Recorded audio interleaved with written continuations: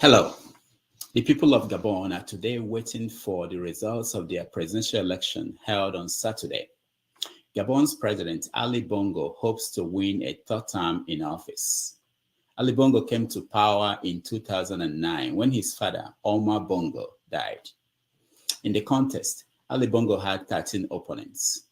After the election, the government imposed a curfew and shut down the internet in the oil-rich country. Opposition leaders are complaining that the election was not free and fair. The main opposition leader, Albert Ondo Osa, pointed out that many polling stations did not have ballot papers bearing his name. Meanwhile, President Emmerson Mnangagwa has been re-elected in Zimbabwe for a second term. The man known as the Crocodile won 52.6% of the votes, while his main challenger, Nelson Chamisa, got 44%. International observers say that the election fell short of the democratic standard. Since 2017, when Mnangagwa took over after a military coup removed Robert Mugabe, Zimbabwe had fallen deeper into poverty. Last month, inflation was 101.3%, and only 25% of Zimbabweans hold formal jobs. In Kenya, the transport minister has sacked the head of Kenya's airport authority due to power outage at Jomo Kenyatta International Airport on Friday. Passengers were stranded at the airport for hours in long lines. The airport had no backup generators. The two backup generators provided for the airport 2 years ago were not yet installed. Tourism is Kenya's top source of foreign currency and accounts for 10% of the country's GDP. It is 4:30 p.m. in Lagos, Nigeria, 6:30 p.m. in Nairobi, Kenya, 5:30 p.m. in Harare, Zimbabwe, 4:30 p.m. in Libreville, Gabon, and 11:30 a.m. in New York City. Wherever in the world you're watching us, welcome to another episode of 90 Minutes Africa. My name is Rudolph Okonkwo. My co-host, Chido Onoma, is on assignment. On our show today, Declan Galvin, a Nairobi-based political analyst and former editor at SaharaReporters, weighs in on the impact of BRICS, the death of Wagner Chief, and Trump's crimes and punishment on Africa. He will also take your questions on the inner workings of the media in Nigeria. Declan, welcome to the show.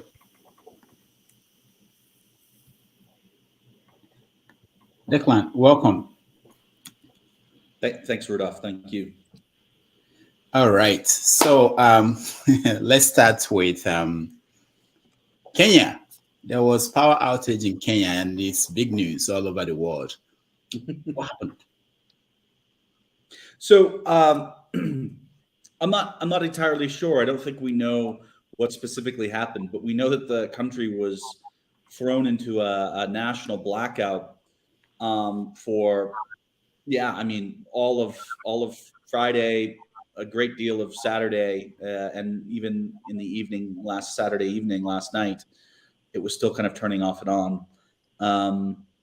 And to the government's credit, in terms of response, they took it all very serious the next morning and started terminating people and redeploying individuals.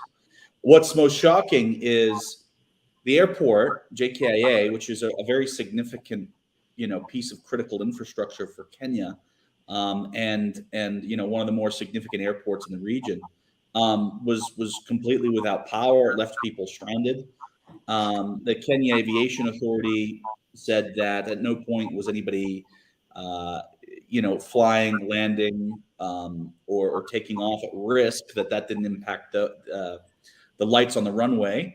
But there's very embarrassing videos of throngs of people using cell phone flashlights to navigate. And it's terrible because Kenya is a serious country. And it's not, it shouldn't be grouped in with the most impoverished. It shouldn't be grouped in with countries which need a lot of additional capacity building and institutional maturity. Kenya is really well put together. And so the fact that they did not have redundancies in place for that airport is shocking. And it makes you wonder how many other lapses there are at the airport. So I was in Kenya in 2017, and I noticed the airports, unlike most African airports, the security is very tight, and your car has to pass through whatever vehicle you're in, pass through security. How, without lights, how did they do that? What did everybody stay out of the airport for hours? What happened? So I don't actually know, but what transpired was everybody got stalled and stuck. Whether people were moving in and out, because I know the barrier that you're talking about.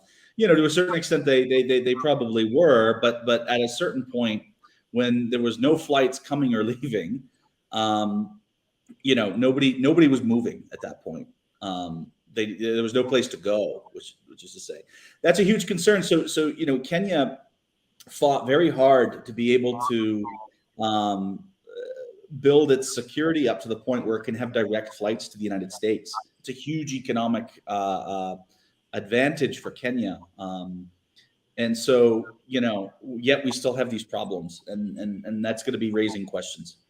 How common is that, power outage in Kenya? When I was there, it wasn't for like 2 weeks. I didn't notice any. It happens occasionally. Certain times of the year is more frequent than others, but it's certainly not like Nigeria, right, where it's a multi-day occurrence. So it's pretty good. It's pretty steady. It's not like South Africa. So if you look at like the big countries, from the size of economies, Kenya's infrastructure is far and above better than those in that peer group. Is there any reaction from William Ruto, the president, so far? Just people around him are all furious and embarrassed, and there's no way that the transportation secretary Merkelman would have swung into action aggressively as he did without the blessing of the president. So definitely Ruto, who's under a lot of pressure, right? As time is going on nationally, a lot of people are wondering whether this government can manage the affairs of the state. And then, so just as all of that's coming to the fore, we have this very embarrassing blackout. So no question, Ruto is livid and wanted decisive action. Now, something else failed. The financial transaction system. What is it called again? I forgot. In Kenya, failed during the period. Is that connected to the power outage? So it would be. And look, so Kenya's been having a lot of suspicious delays in a lot of its financial activity. Some people are wondering whether it's kind of a result of some of the cyber and DDoS attacks that happened against the country a couple of weeks ago, whether the banks and other financial institutions or like M-Pesa are kind of fortifying their security as a fallout. But there's been a lot of other delays. And then we have this big blackout, which of course would have then impacted. So if the power's out, then it's going to impact internet connectivity. It's going to be impacting the use of telecommunications. It's going to slow things down, and that will inevitably have an impact on the ability to conduct financial transactions. Mm-hmm. Okay, let's go to Zimbabwe. There was an election, and the result was announced, and our man, the crocodile, won third term. What is your take on that? Oh, second term. Yeah. So look, no surprise in terms of any of that. It was of course, there was systematic irregularities. There was intimidation of civil society. There were suspicious patterns in terms of the rate at which presidential results were being announced, where MP races weren't necessarily being announced at that same pace. So lots of the typical manipulation that we've come to associate with Zimbabwean elections. Yeah, but now we can say it's not just Zimbabwe. In Gabon, exactly the same thing that plays out across Africa. There will be election. The opposition will say, "Oh, this was rigged." no more complaints like my name was not on the ballot, and so is anything changing across Africa? I think that the pendulum is beginning to swing in more of the negative direction. So I do think that there was a few years, where it looked like we were having succession in regimes. It looked like things were there was more accountable, but I just don't see the incentive structure in place to move the needle in the right direction, for African states. There's just too much that people are willing to excuse or ignore, or bad practices that get incentivized. So I'm becoming a little bit more of a pessimist. All right. Last week there was a meeting in South Africa, the BRICS. They met in South Africa, and they admitted Ethiopia and Egypt. Did you follow the process of what happened? Yeah, the BRICS expansion was a really fascinating development, and they added also Argentina, United Saudi Arab. Arabia, the UAE, and Iran. And I think that one of the so if we just look at Ethiopia and Egypt, no pun intended, I think that the key reason why both of those countries were admitted is distilled down to water. So if you look at the tension between Egypt and Ethiopia, primarily it's focused on the Grand Ethiopian Renaissance Dam, which is basically leveraging and utilizing the Nile in order to kind of promote Ethiopian development and whatnot. And Egypt has historically had been very, very sensitive around how people deal with the Nile, because they see this as their lifeline, and it's essential. So anybody who's going to be damming or impacting the flow of that water, Egypt gets very upset and hostile towards. And it's not just been Ethiopia; it's also been, to a certain extent, Uganda. And so that, I think, is really key. I think that the BRICS wanted Ethiopia for a whole host of reasons, but that they didn't want to risk alienating or making Egypt upset at them. So they had to admit Egypt. Egypt has obviously control over the Suez Canal, which is one of the world's most significant shipping lanes and nodes for cargo movement. And particularly China and Russia want to make sure that they have access and perhaps even sway over the regulation and management of that as much as possible. And so they can't afford to upset Egypt because of that. What about Nigeria? What happened? So I think so then obviously we've seen Shatima come out saying, oh, well, we never applied. And maybe that's true. I find it hard to believe, but maybe it's true. It doesn't matter, because the decision, at least according to my assessment, on which countries to include had more to do with trade-offs than actual, like, people bringing in an enormous amount to the table, right? So Nigeria, I don't know what Nigeria would necessarily bring. There's some things that it could bring to the table, but they already knew that they wanted Ethiopia, and they admitted Egypt to just make sure that they didn't upset too many people. If we look at the inclusion of Saudi Arabia, UAE, and Iran, the one country out of all of them that was recently admitted that can really call this a major victory was Iran. So Iran has, of course, been alienated in the international system, led through U.S. sanctions. And this inclusion is really one of the most significant multilateral institutions that Iran is now part of. And because of a lot of the financial sanctions, which denied Iran's ability to use SWIFT in its banking, that's basically how a lot of international financial transactions gets moderated, is through SWIFT. They could potentially be a really key player in finding an alternative to the SWIFT system, which is what China and Russia both want to do. So including Iran also means that you need to include Saudi Arabia. Otherwise, you're going to be picking sides on the kind of the Gulf state divide. And Saudi Arabia does bring quite a bit to the table in terms of petroleum products, in terms of capital, in terms of having a really kind of interesting foreign policy presence. So all of that really interesting diplomatic stuff that I've just highlighted, where does Nigeria fall into that, right? How is Nigeria actually kind of involved in big state politicking? Why?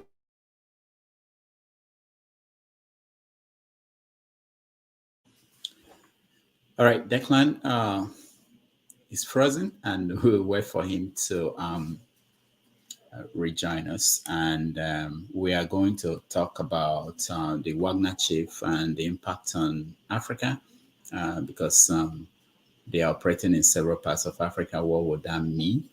And we will also touch on Trump with this what's going through in America. And being that Declan is from Maine originally and now lives in Nairobi, we want to hear his viewpoint. I think we will get to all that, and of course, you have an opportunity to question him, and if you have any concern, even if it's based on his work when he was with SaharaReporters, and we hope that some of our people who were interested in talking to him last time he was here will be able to join us. All right, Declan. Sorry for interrupting. Yeah. So just to highlight, because I'm answering your question, but in a roundabout way. Nigeria, if you look at all of the big stakes at play within why certain members were included, it makes sense that Nigeria would not be included because there's no big stakes for them. There's no massive contribution that they'd provide. And it's clear that BRICS, core members wanted to be highly selective in how they brought people in and not to upset people along the way. Do you think that this will change the geopolitics of Africa, that Nigeria not being there, or that the people who are there, they have any advantage when it comes to African politics? It'll have, of course, some impact, but it won't reshape anything. I think in previous conversations, you've asked the question, does Nigeria need Africa more than Africa needs Nigeria? And my answer is Nigeria needs Africa more, right? The continent will move forward whether Nigeria is along or not. There's only a couple countries in Africa which were admitted. Many more were not. So I don't think on that front there's going to be much of a change. Secondly, South Africa has been a member of BRICS for well over 10 years, and yet it is in probably its worst management, financial, economic, governance state since the end of apartheid. So it's clear that BRICS is no silver bullet and will lift countries out of problems or despair. Yeah, talking about what could change, do you think that if they succeed in providing an alternative to the dollar, that will make an impact? Yeah, it would. However, I think that we're many, many years off. All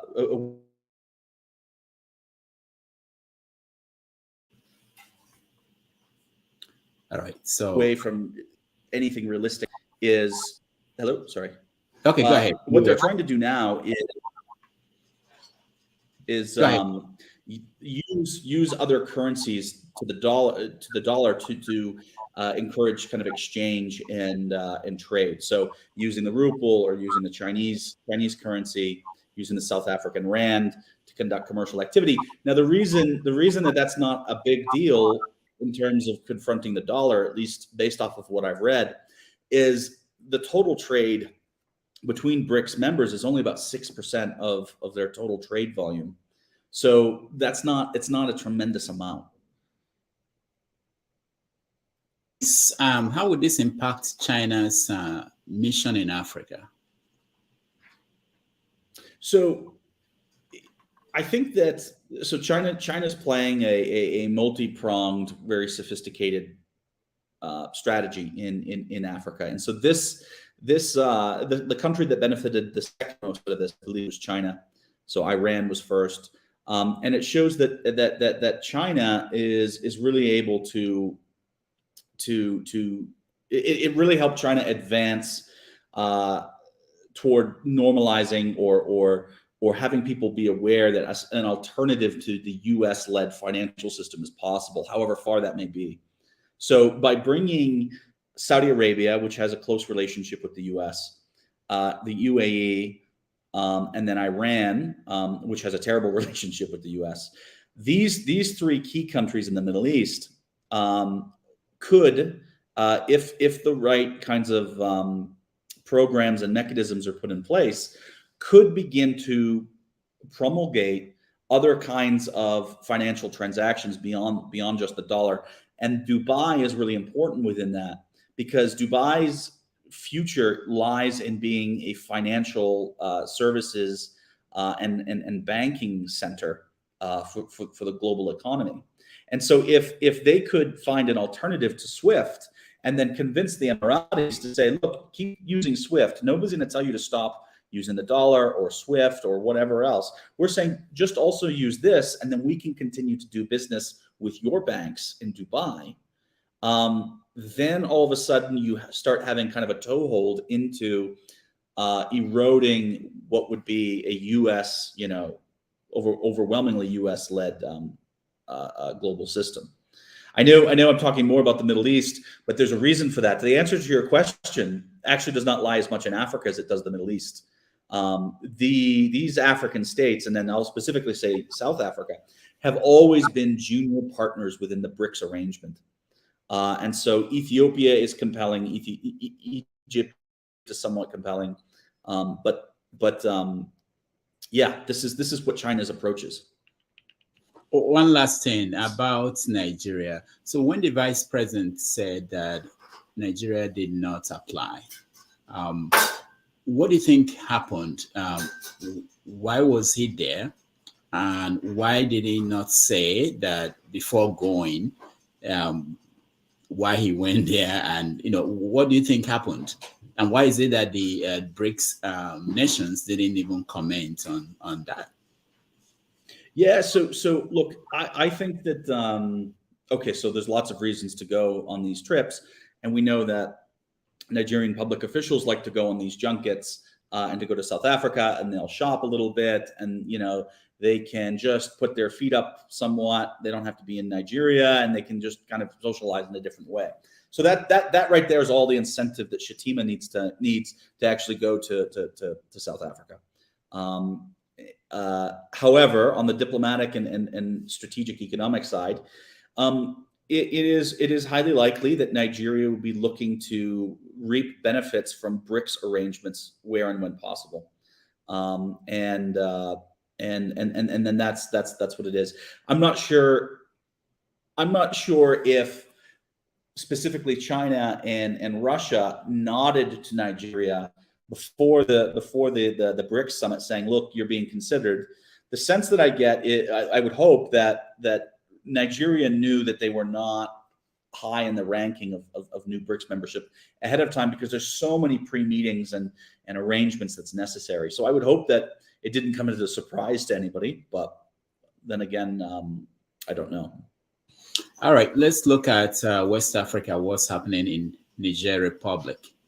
So overnight, we heard that the French ambassador is refusing to leave the country. The coup plotters asked him to leave. We also know that Tinubu, the president of Nigeria, is saying that he's the only one stopping ECOWAS from moving in. What do you think about these two? What do you think? No, okay, so I think that Tinubu and his administration, they're certainly flapping. Nigeria has a whole score of challenges and problems that any administration, whether you think Tinubu is ready or not, but any administration would have tremendous difficulty in managing this.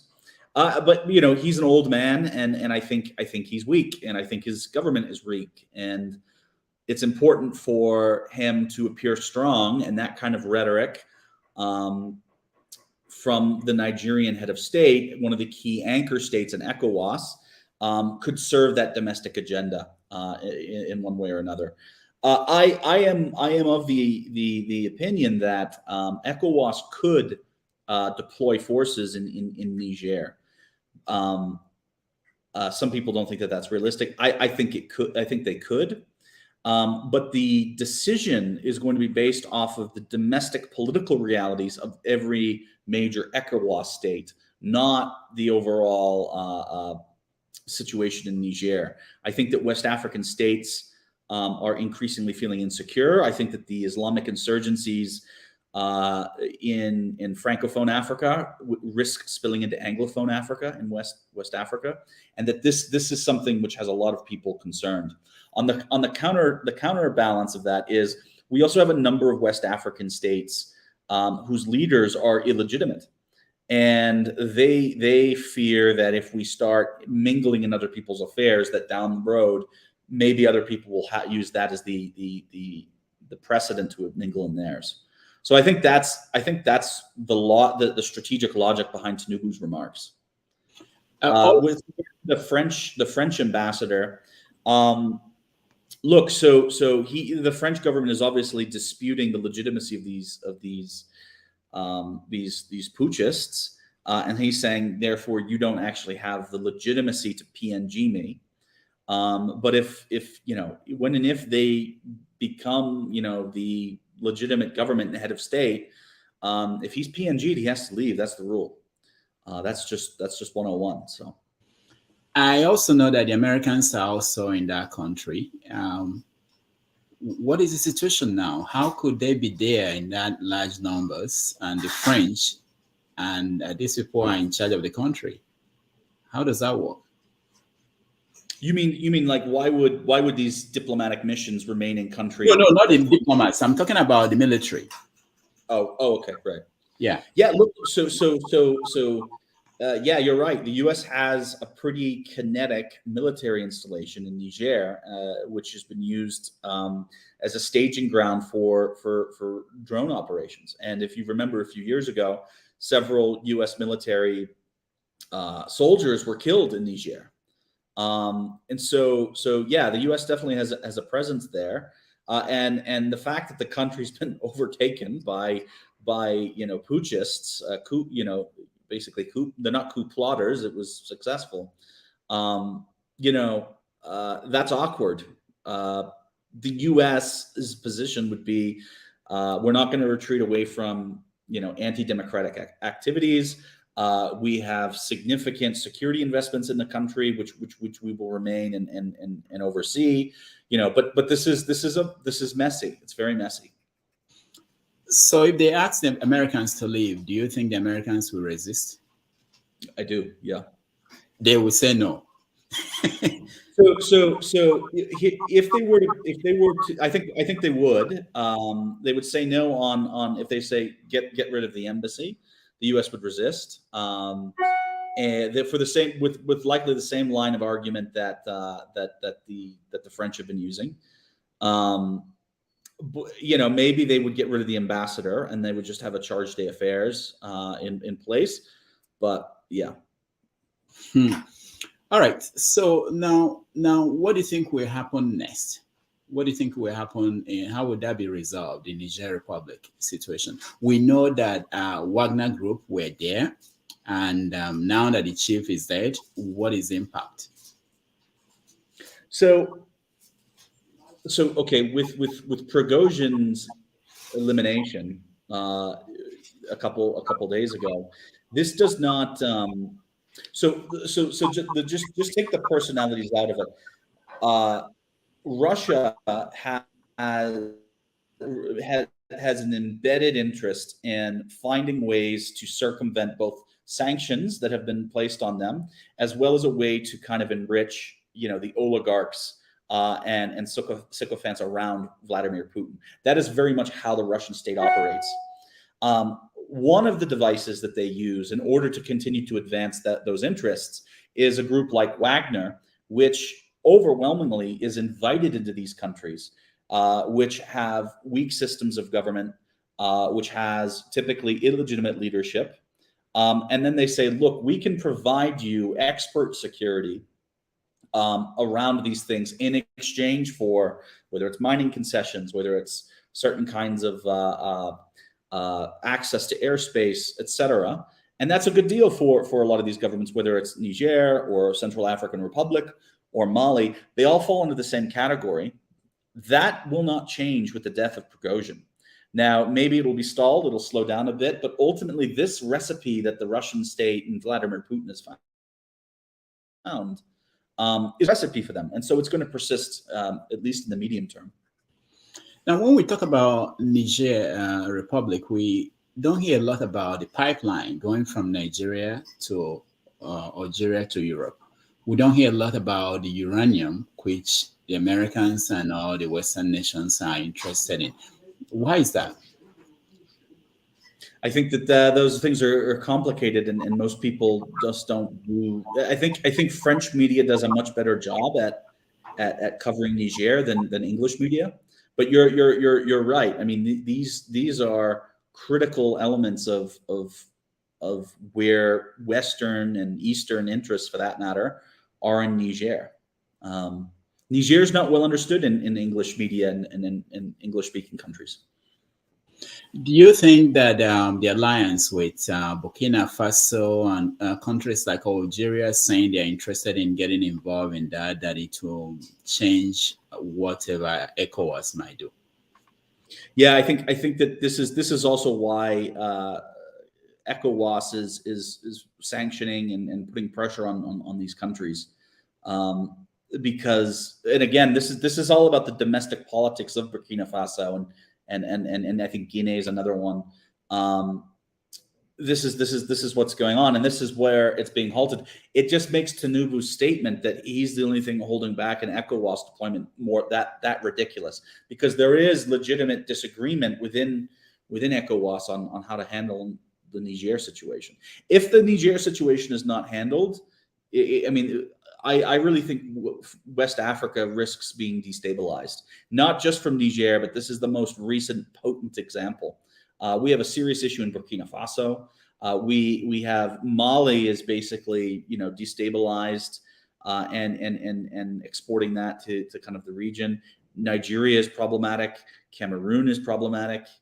Like, the region is not doing too hot from a security standpoint. But do you think that the Nigerian military, they are capable of dealing with the situation if they decide to go into Niger Republic? I think that a Nigerian secondment to ECOWAS under an ECOWAS leadership, which is financed properly with a proper mission mandate, would be more effective than the alternative of a bilateral deployment. A Nigerian bilaterally deploying would be a poor idea. That would probably not work. I don't think that these putschists in Niger, I don't think that I think they have more bark than bite. And I think an ECOWAS deployment would scare them, and they would probably be more willing to negotiate some kind of soft landing. If you remember, I think it was 2016 or 2015 in Gambia, when Gambia had its election, Yahya Jammeh lost to Adama Barrow, and at first he said he was going to step aside, and then he says, "No, I think I'll stay." And ECOWAS was going to deploy, and that was going to come with the assistance of Senegal.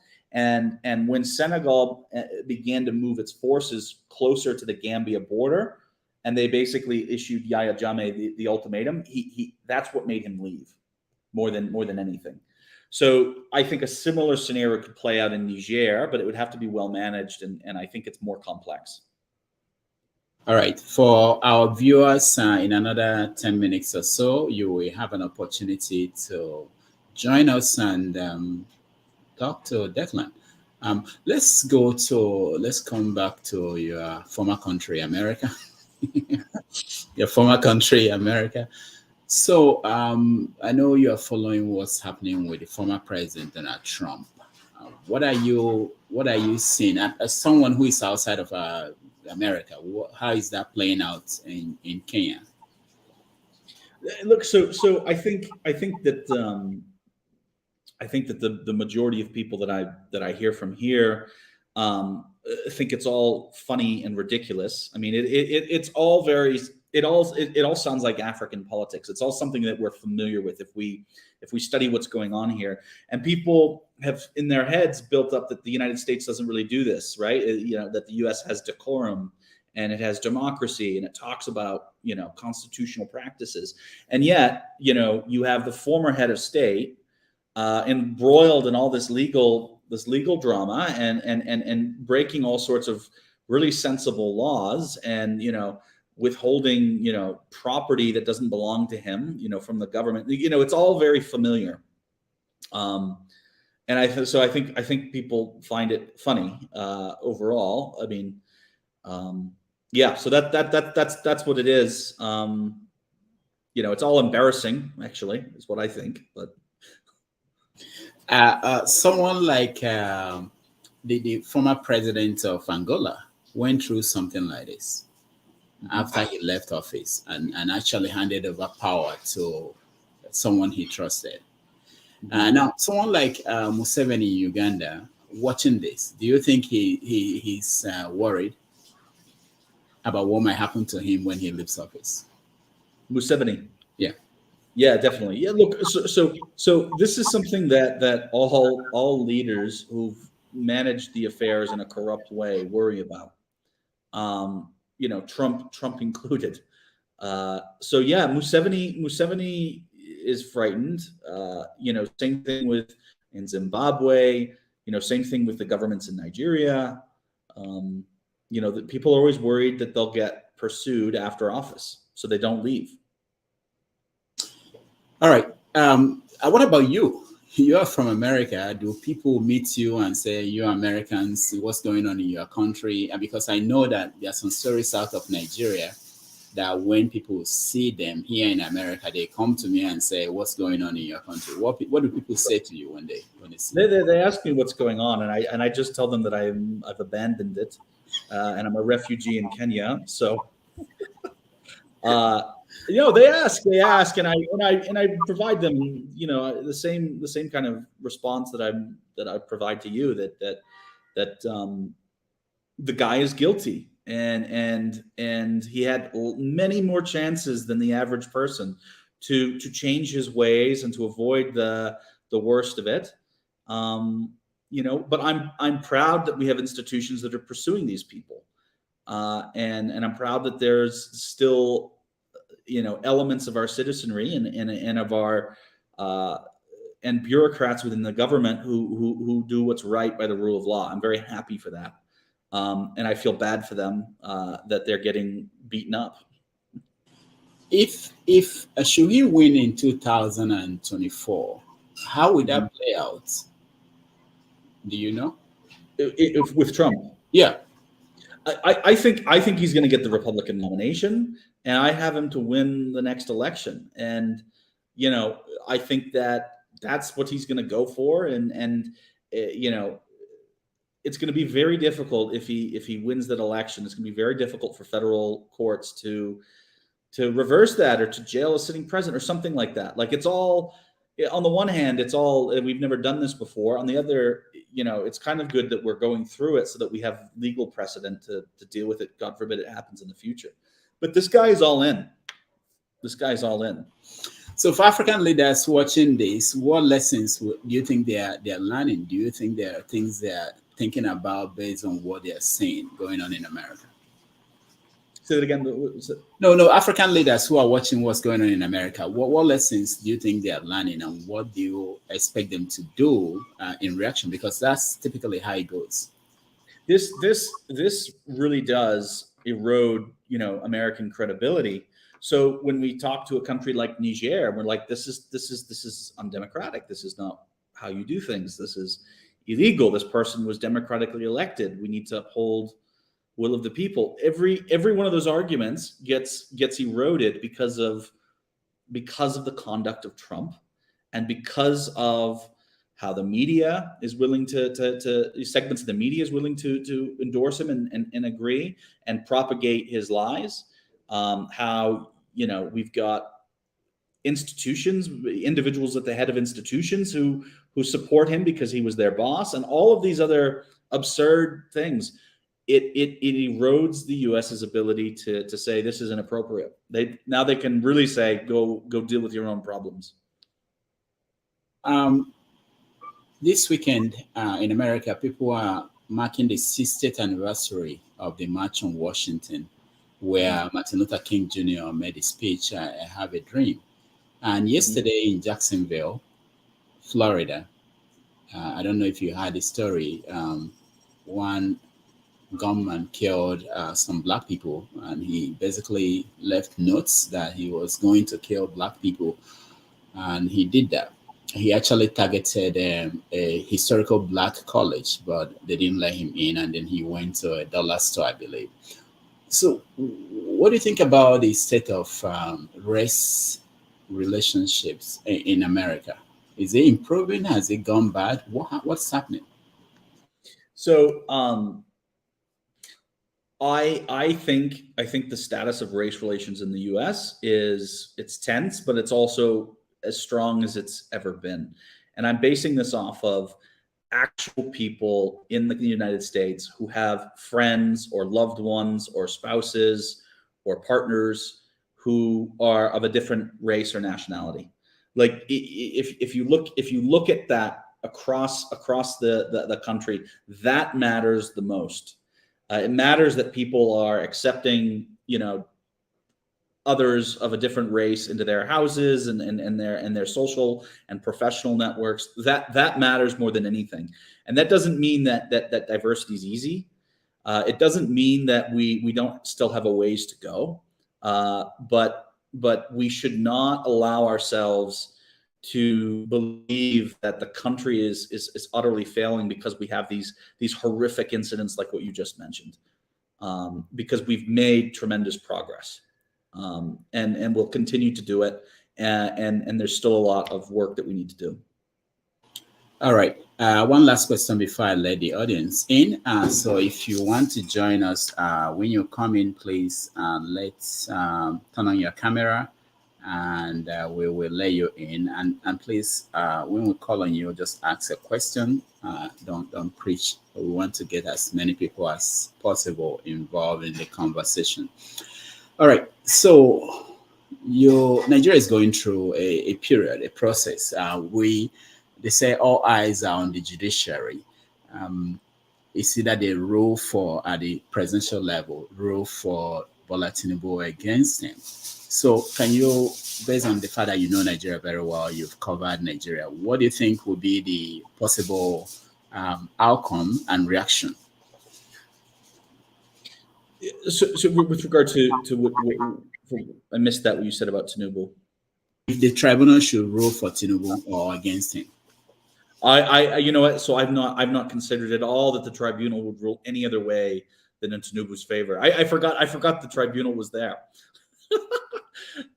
I did. That took me a minute. I apologize. Yes, if it rules against him, they'll be chased. They'll be accused of things. It's not. I haven't considered that. I hope I'm wrong because that would be interesting. But it happened in Kenya. Kenya and Nigeria are not the same country. So all right. I know a lot of people will question you about the media, in Nigeria, and I will leave that to them. But let me ask you: when you look at this period in Nigerian history, how do you rate the media? Of recent? Yes, after you left Sahara, watching. So I think that Premium Times, there are new platforms that are doing a good job. I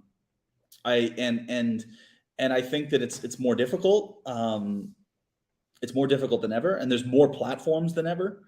And people get a lot of their information and knowledge from WhatsApp, which is never vetted. So I think that's kind of the issue. But there are good sources of information. I still think the cable does a good job. I would like to see more investigative pieces. I don't really see that anymore. All right. let's open up the studio for people who may want to talk to our guest. Our guest is Declan Galvin, who was editor at Sahara. He's a political analyst in Nairobi, Kenya. So when I bring you in, you have an opportunity to talk to him. Welcome in, Cyril Orji. Welcome to the show. Thank you so much, Rudolph, and thank you, Declan. I really enjoyed your analysis. That was great. I have a couple of questions, but I'll just ask one so that maybe if it comes to my turn again, I'll ask it. I was kind of interested in your view that you think that ECOWAS will attack Niger. That really rang a bell off my head. On what basis? It would have been the likely thing because, in my opinion, leaders tend to go to war so that they can detract attention from the challenges they have at home. So that might be a reason why Tinubu could go to war. But I think it is no brainer that the Northerners don't want him to attack their brethren. Can you address that? Thank you. Yeah, look. So I think if the ECOWAS deployment occurs, it's because people will be genuinely concerned that the next coup that happens against them will not be met with resistance. And so this is all about people hedging bets on the future. I don't think Nigeria falls into that. I don't think that Tinubu's worried about a coup. But I think that Nigeria is a big country, and there's many small countries in ECOWAS where that kind of activity is more likely, and we've seen that historically. And just the same way, these countries which say no ECOWAS deployment, most of them rose to power through questionable or illegitimate means. And they're also hedging bets on the future that they don't want intervention, in their country. So I think that's ultimately the question. Just a follow-up.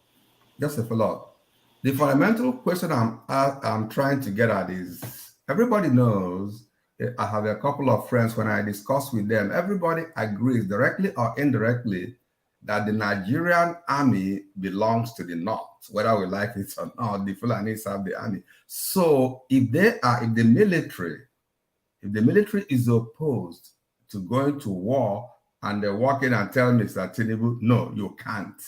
So how can Tinubu go to war if he doesn't have the military behind him? Thank you. Yeah, and I think that ECOWAS will look to build, a force to deploy.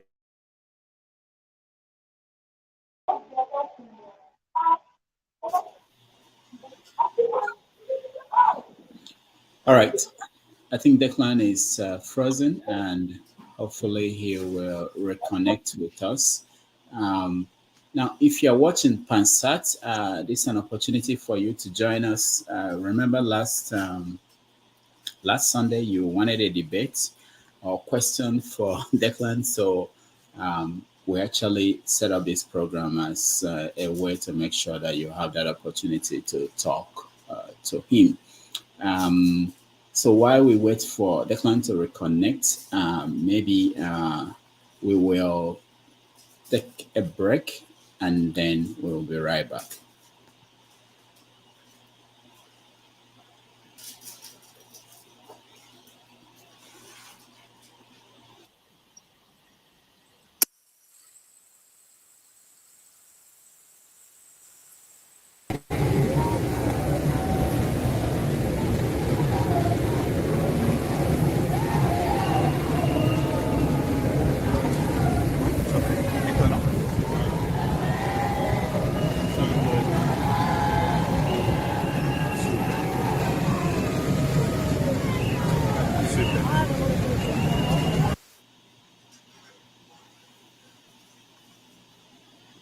All right. Sorry, Rudolph. My internet went down. Yeah, I could see. All right. Welcome back. And then let's go to Tone, you're next.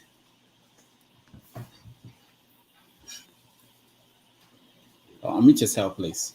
Okay. Hi. Good day. It's afternoon here in London. Right.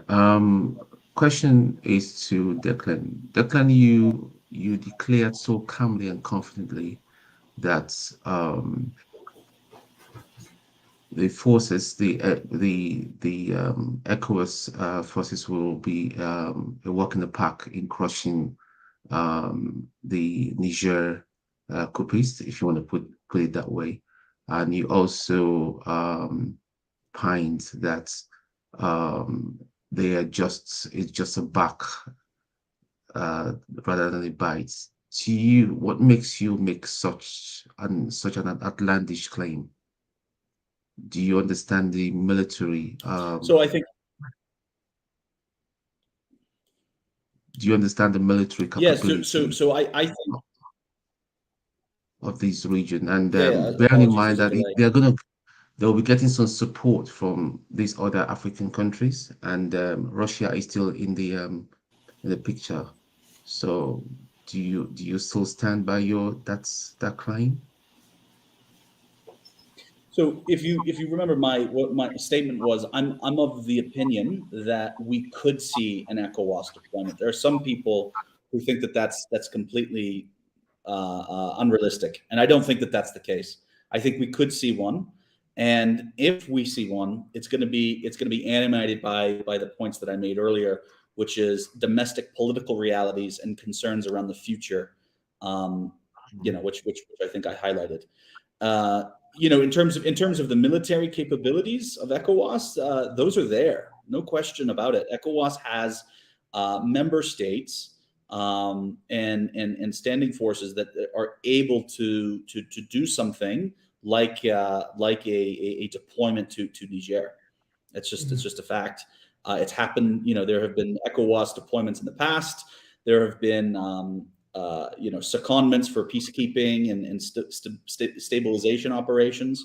So it's not technically it's not difficult. It's kind of been done before, and there's a chain of command, etc.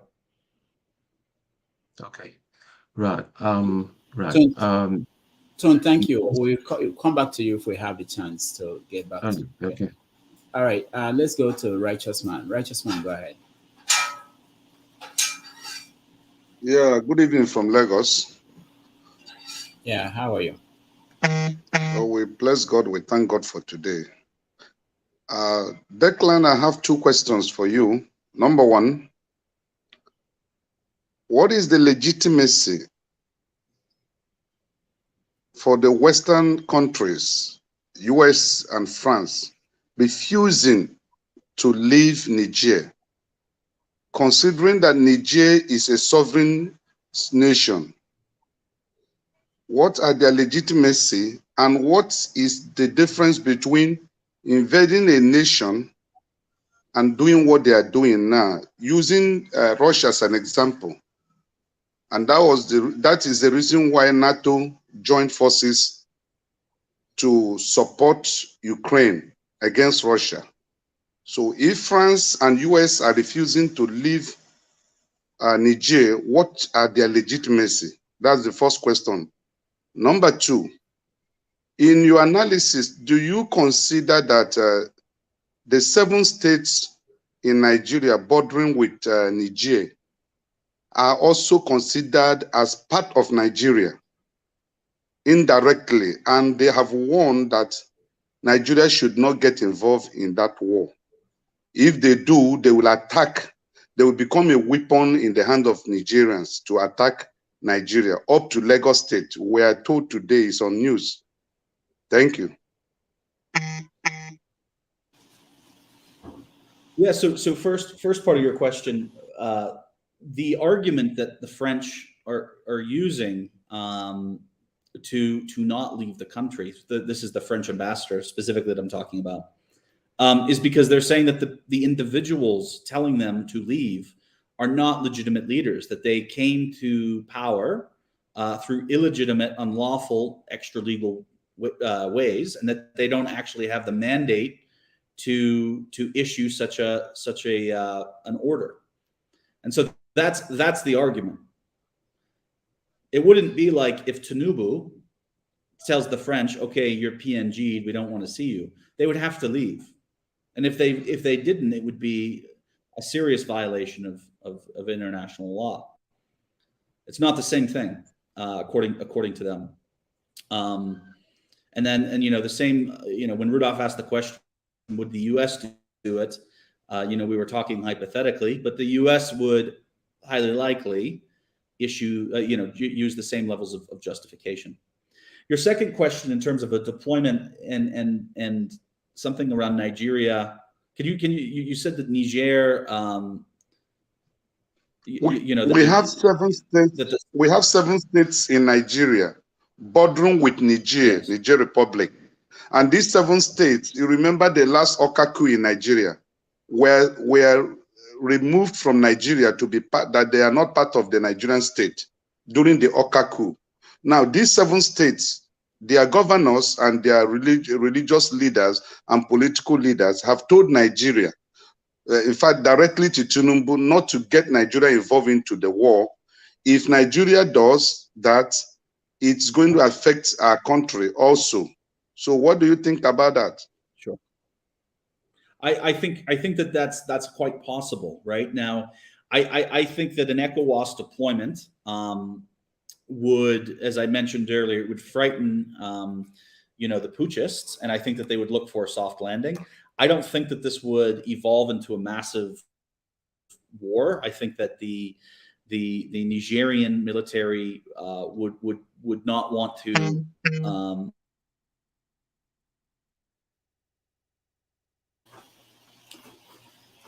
All right. So once again, I think Declan is internet is frozen. Can you hear me? Okay, go ahead. Sorry, it's probably what I mentioned with the power and the issue with electricity. So yeah, so look, that's the answer. I don't think that it would be a rough and tumble war if ECOWAS deployed.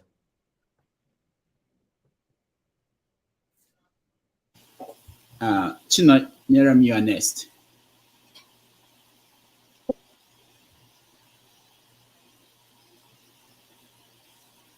We can't hear you, Chino Nyeram.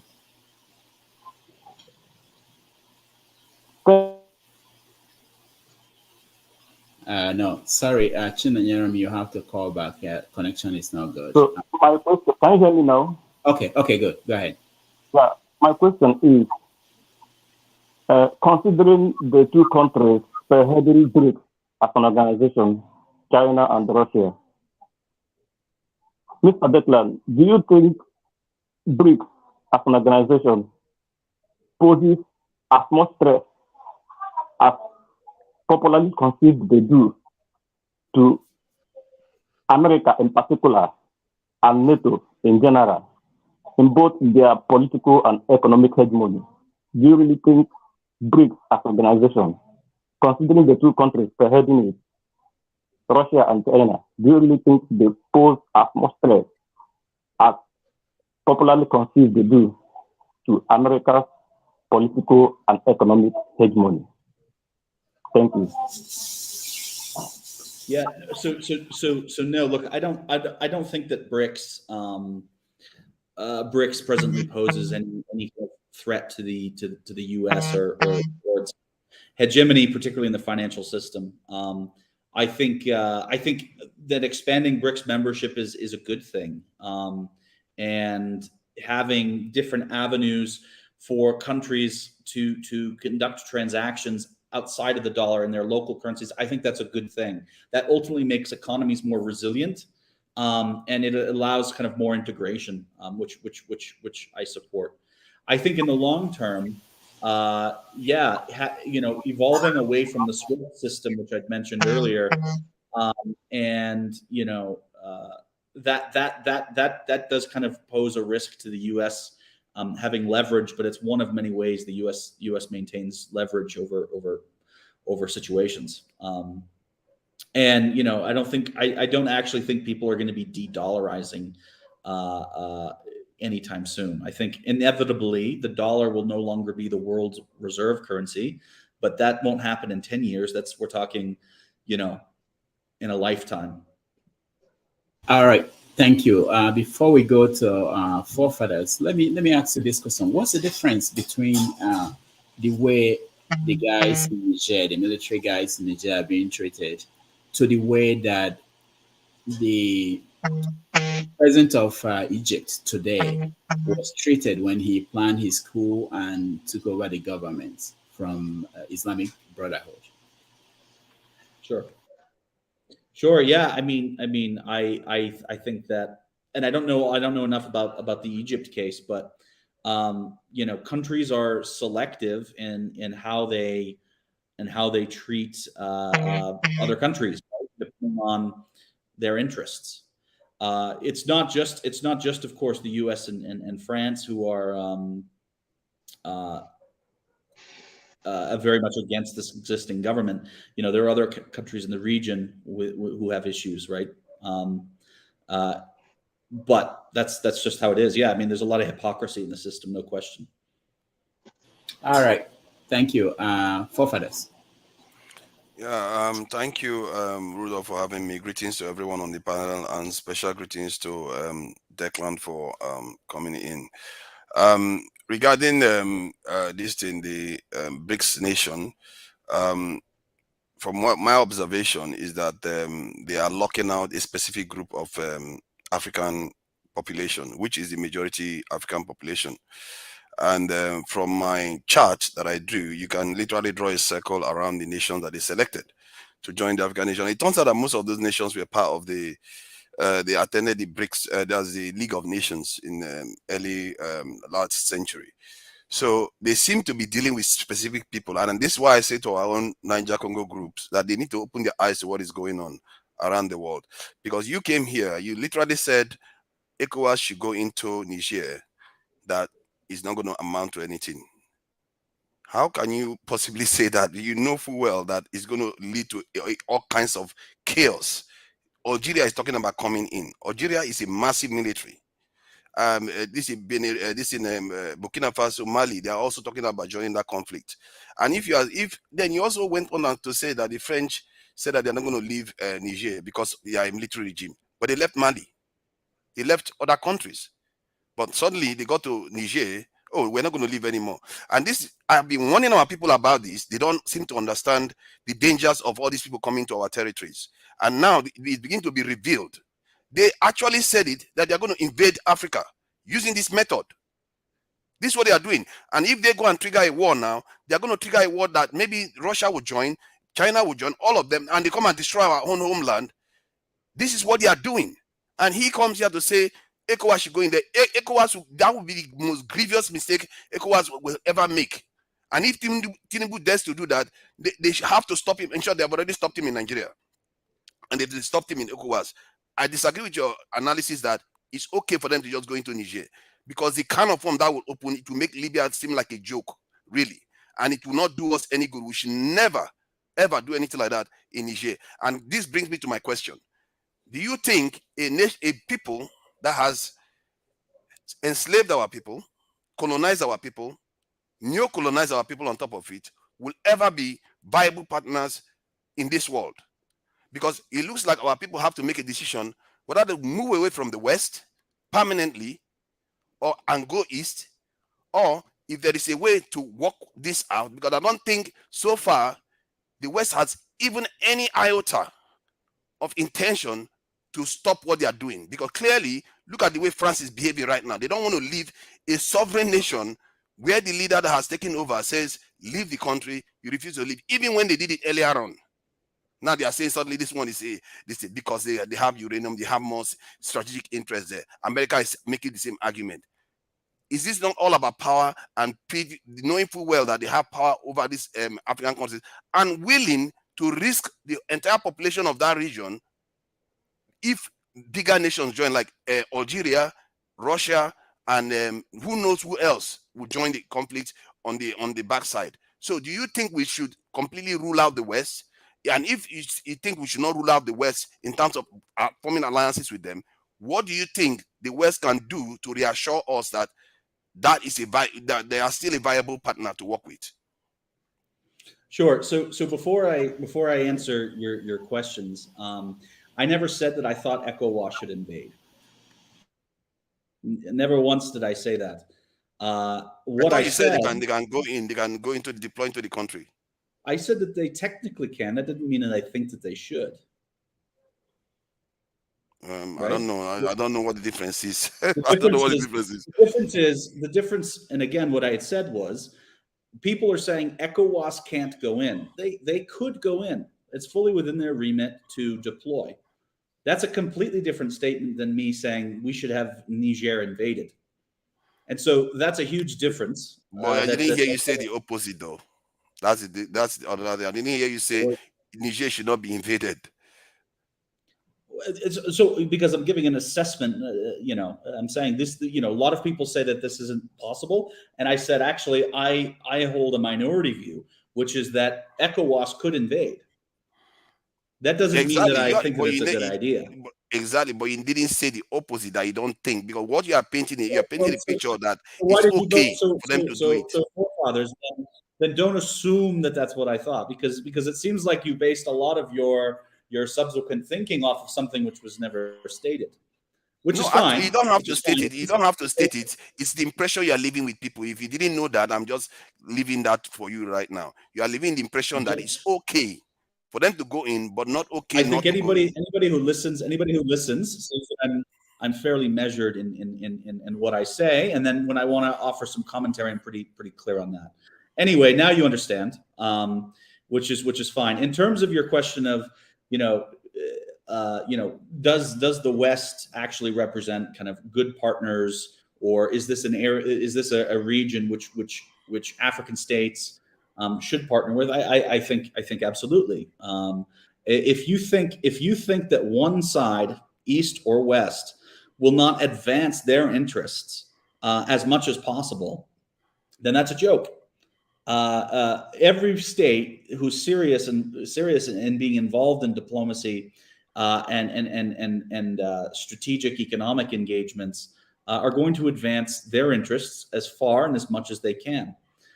If you see that as exploitative, then my suggestion is that we need to really actually make sure that the governments in Africa or anywhere else are in a position where they're actually going to be able to kind of push back and also play some more serious diplomatic games and not allow for this exploitation, because I don't think that that's the way things are going these days. I get what you are saying. However, given we've seen the relationship that Russia has with Iran and Syria and other countries, they've maintained relatively benign relations in terms of not exploiting those nations. And we've seen other relationships that China has had. Compare that with the relationship that Western people have had, including France. It has been very, very exploitative. So if we are to carry on with this relationship, personally, that's my original position. My original position was we should be natural allies. But no, they don't treat us like natural allies. Maybe because of the hang-ups of history. That's why I went back to the question. If a people have been enslaved and colonized, the people that the enslavers and colonizers, will they ever bring themselves down or raise the other sides up to the point whereby they see them as equals in terms of relationship? Is that ever possible? And if that is not possible, or if that is possible, what would it take? You did say that we should do diplomacy, but I'm looking for something concrete. What will it take to show that they actually mean it this time? Because they did do that with Israel. They did that with Israel. You can see that they were able to partner with Israel quite, in a relatively good way. They partnered with Japan, that they nuked twice in a relatively an okay way, and South Korea. If we have to partner with them, are they capable of doing having the same partnership as they have with the other nations that I just mentioned?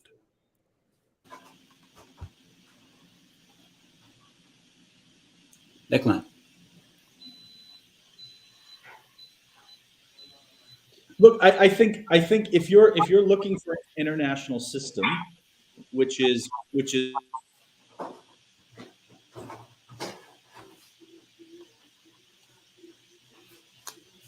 All right. I think he's frozen. Can you guys hear him? No. Okay. I cannot hear him. So we'll wait for him to rejoin us, and and continue the conversation. I also we want to know. I think there's something that I think is actually not talked about a lot, which is this the end of colonization. If this is the final battle for Africa to be truly independent of either the West or the East, and how is that going to happen? So I think that's what, hopefully that's my reading of where forefathers is going to. I don't think that both the East and the West are that they're basically going to be partner without their interests. I don't know which one is better. I don't know if I would say that China and Russia are better than the West, but we've tried the West, and we know the results, and we also know the result of what China and Russia has done with other partners. The West, they are capable of doing it. We've seen it with Japan and other nations like South Korea and Israel. But it's just that with us, maybe because of hangover of history, they just seem to be incapable of doing it.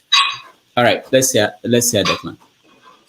Sorry, yeah, I don't know where I dropped off. Look, so I think if we're going to be searching for an international system that's devoid of racism, we're going to be looking for a long time. The reality is there's an enormous amount of racism within the diplomatic sphere, which is it's totally unacceptable, but it's there. It's a reality, and it's not just West versus Africa. It's not just white versus black. I have spoken to African diplomats who have terrible racist things to say about Asians.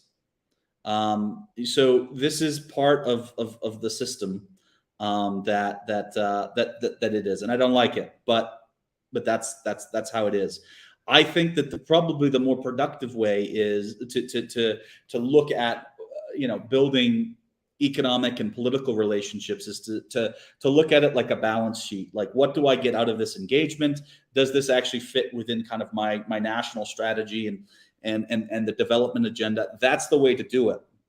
And you don't always have to like your partners. What you have to do is you have to have a balance sheet and a partnership that makes sense to you and that can be sustained. I think the rest was probably going to lead you astray. I agree with you on racism. Racism, I don't care for racism. It doesn't matter whether they are racist or not. The important thing is whether you can partner with people. Like I said, they partnered with China and Japan. They partnered with South Korea. They partnered with Israel just fine. And my issue is I don't think it has anything to do with racism per se.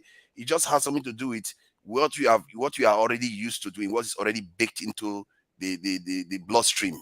When you are used to exploiting the people, how can you suddenly switch from that without any major conflagration to just start partnering with them? And this is the problem that the West they have to answer these questions themselves, because I think this question is for them. And from the point of view of the African people themselves, especially the majority group on this continent, they need to start figuring it out very quickly where they need to go, because what is going on right now is clear case of slow motion invasion that is going on the continent. Because you just said that they are going to refuse to leave Niger. This is not their country. They ask them to leave, they refuse to leave. This is an invasion, basically. And this is why we as a people, I'm not referring to you now, we as Africans, we need to start thinking fast about what we need. If we need to shift our allegiances and alliances to the East, it shouldn't have to be exploitative, because we've seen that happen in a kind of a constructive way before. We could do that, but it needs to happen quickly, because I'm sure you understand that there is a bit of a flux in the multipolar world that we are in right now, and if we don't react now, this is a chance for us to react. And if we don't react now, when the world settles, we are going to be in the worst state, because we haven't gotten ourselves out of the mess we are in. But that said, I take your point that it's not about racism, and you also have to take my point that there is a serious rethinking that has to go on in the West. Because this is one of my greatest frustrations for the last 20 years when I was growing up and seeing what is going on in Africa and what the Europeans are doing. I was like, we are on the West. Why are you not cooperating with us? Why are you being all this mean constantly to us? You can't seem to get yourself out of just exploiting the people. If they don't think about it, they are going to lose the future one way or the other. They will lose the future. That's my own submission on this one. Thank you very much. I will allow other people to go ahead. All right. Thank you, forefathers and Declan. Thank you. Before I go to Odi, let me maybe push it in this direction. Declan, what do you think is going on at Western capitals now? Knowing that whatever is going on in Niger and Burkina Faso and other West African countries, a lot of people are looking at it as this is a continue. The eyes of Africans are opening more than ever before. They are beginning to see that. So this arrangement we had with these former colonial powers is actually not working. That's how people are seeing it. People are not seeing it as somebody overthrew a democratically elected government. How are the Western capitals? How are they viewing this? And they know that the Americans were there, the French were there. These are regular people who may not understand the sophisticated diplomacy that is going on, but they see that it's not right. Something is not right. What is going on there? Look, so okay, I'll try to answer it in two ways. The attitudes in the Western capitals, right? And I'll agree with forefathers, and I've said this in many other forums. The thinking around policy to Africa needs to change. It's antiquated. It's two-dimensional. It's short-sighted. There's way too many issues with it, and that goes double for the United States, which should know better. So the challenge is policy for Africa is always the last in a series of priorities. So for the United States, its first priority is going to be the Middle East, Europe, Asia, Latin America, Africa, in that order. And so we've got very smart individuals who understand policy and understand language and culture and history in Africa, but they are stovepiped in certain parts of the State Department or in DC, and they're not always the ones who are able to shape the agenda out of Washington. And I would say that there's a very similar problem set across all the other kind of Western capitals, and so it has to change. It's highly reactionary. In terms of recognition and understanding that, at least the way that I'm talking is at a higher level, like you pointed out, at kind of the strategic and diplomatic level, the intricacies at which not everybody kind of is following in detail, but they recognize that this configuration and the relationship between their country and the US or the West or the East just doesn't work. I think that that's absolutely true. I think that that the reality is the international system is not nearly as effective as some people with the power believe. And so we've got spaces across Africa and Latin America and the Middle East where it's just this thing is not working, and people feel as though they're left behind or they're alienated. They feel that immigration practices are stacked against them or elitist. They feel that economic systems are insufficient, and some of this is failings of their own government, but it's also the kind of failings and the mishaps of the international system. So I think that there will be a change, and it'll look more multipolar, and that will probably work better for people. All right, thank you. Odi, you're next.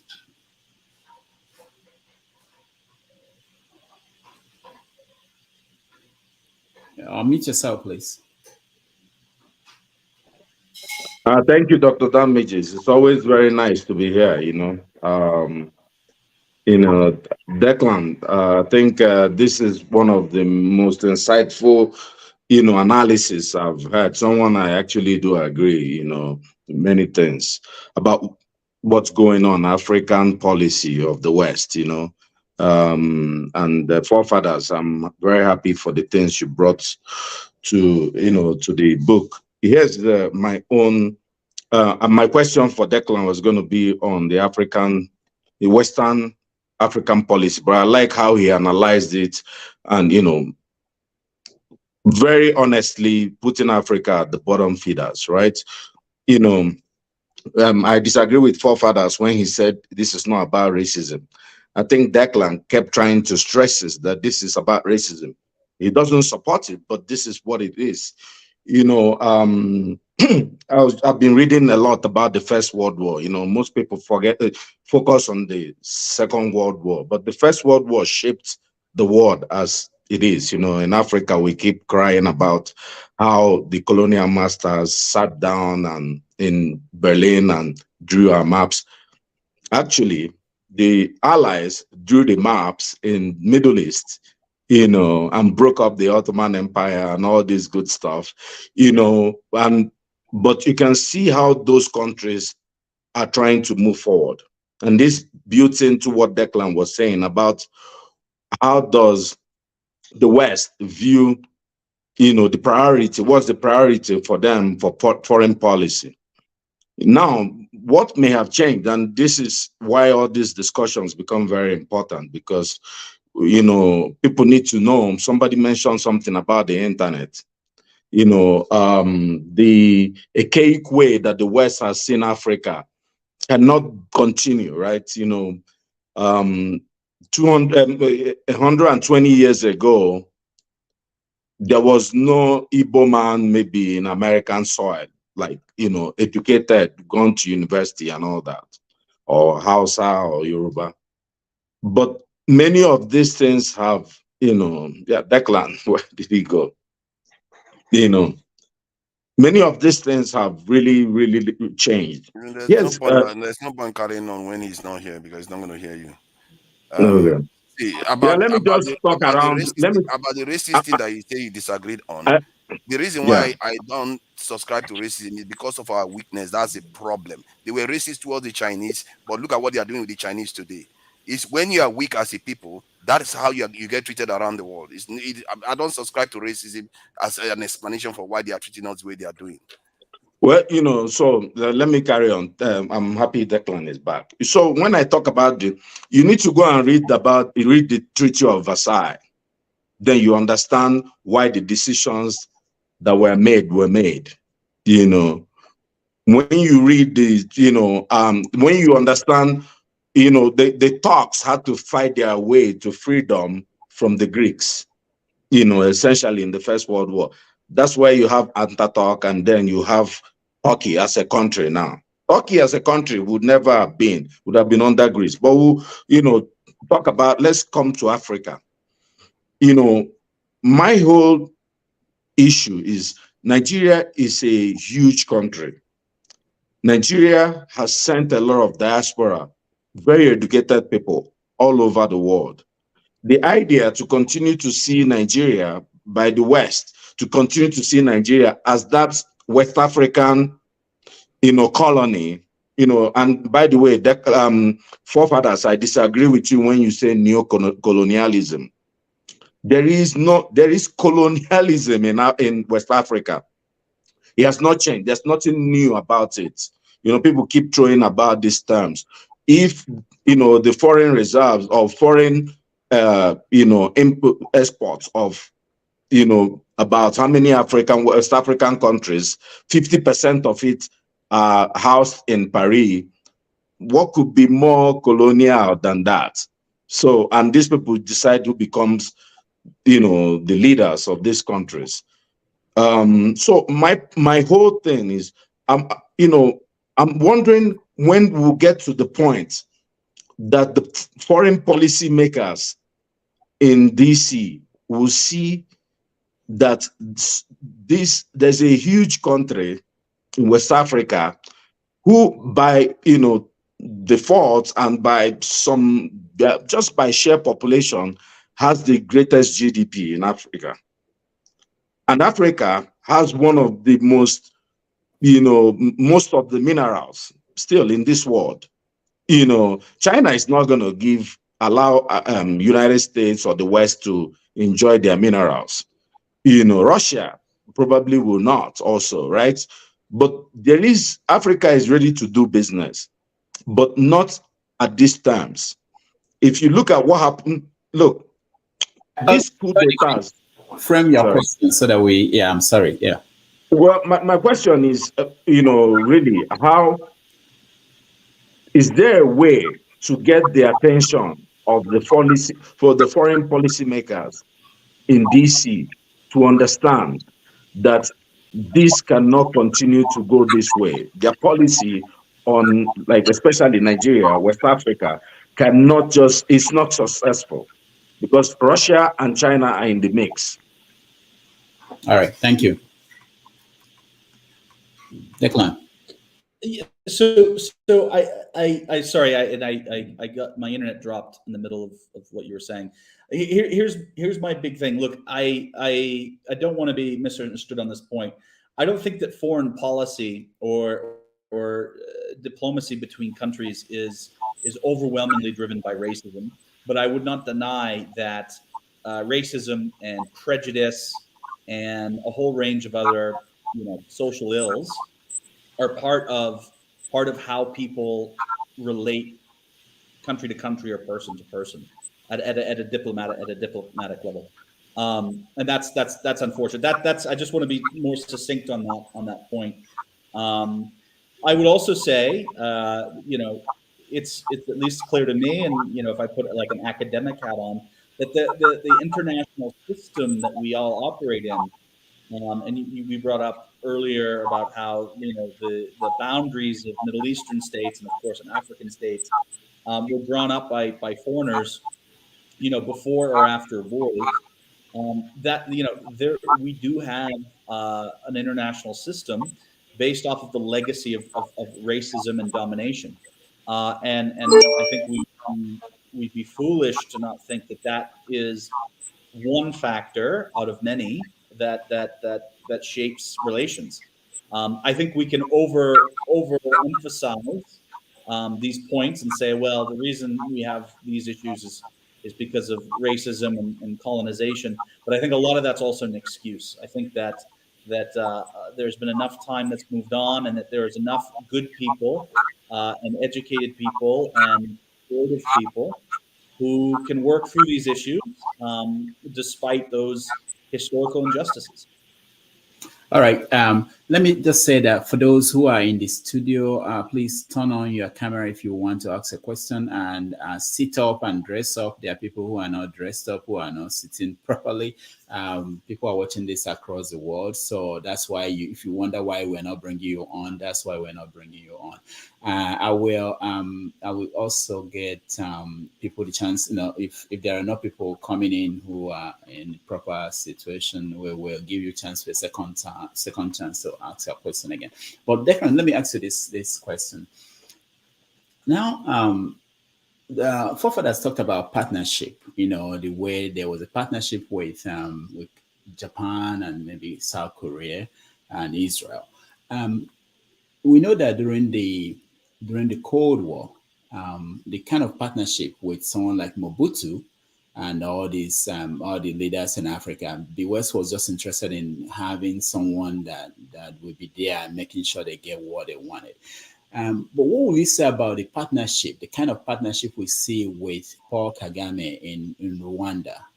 What is it? Is that a kind of model that we could see across Africa with emerging leaders from the West, or is something going to change dramatically as a result of the new awareness that we are seeing? Look, I don't see Paul Kagame as enormously unique as a leader compared to kind of all others on the continent, right? There's definitely specific historical realities in Rwanda. There were relations, the U.S. in particular. Hello, sorry, did I drop? Hello. Yeah, you are back. We can hear you now. Go ahead. Sorry, I'm glad I didn't cuss, because that's what I did last time I dropped. So look, I don't think Rwanda is that unique in terms of how the U.S. treats it. I think that maybe the U.S. Has given Kagame more passes than other countries, but it all feels very similar to me. There's not a lot of variation in terms of some of these leaders. All right, thank you. Sams, welcome to the show. Yeah, even Dr. Damages, even Declan. I have just a brief question. Mr. Declan, are you, as an African expert, are you aware that the former president of Nigeria died 5 years and was still in the office? Are you aware of it? Or it's the same fabrication of lies that we have propagated in the internet through IPOB and the station? What do you have to say about this? That's just what I want to ask, if you are aware of that. All right, thank you, Sam. I didn't hear the question, Rudolph. All I heard was, the question is, if you were aware that Buhari died 5 years ago or so, I think he said. So I'm sure you've had that story. Go ahead. Yeah, I mean, I don't think that that's true. I don't think that's true. He almost died many times, though. I don't think he's actually died yet. And if he was dead, let me ask. So if he did die 5 years ago, why wouldn't they just let his body double retire? Right? Don't you think he would have done a really good job at keeping it somewhat a secret? They could have said, okay, now Buhari's actually dead, and then the body double can go retire some other place. I think they could have at least afforded the body double that. Don't you think? I just asked you because it was in the public, and anybody with common sense and the brain still in fact would see that if you know Buhari before and know Buhari of late. But that is by the way. Let us come to the contemporary news. I have a fast question to you. If Nigeria is of course the leader of ECOWAS, they have 97% of the military capability used in this. If in case they will invade Niger, do you think, because Nigeria is the biggest country in that part of the world, do you think Russia, as a country who has a long years of animosity with the British, and you know that the Brits are taking a lot from Nigeria, most especially, do you think Russia will support any country or any agitational movement in Nigeria to make sure that Nigeria is dismembered? Will it be of Russian interest to do this? Please, may you answer me? Thank you. Would it be in Russian interest to dismantle Nigeria? Is that the question? Yes. No, I don't think so. I don't think that. I think Russia could benefit from some countries kind of falling apart, but its interests in Nigeria, and at least my assessment of what would happen if Nigeria actually collapsed or fell apart, I don't see Russia benefiting too much from that. I don't see anybody benefiting from a collapse of Nigeria.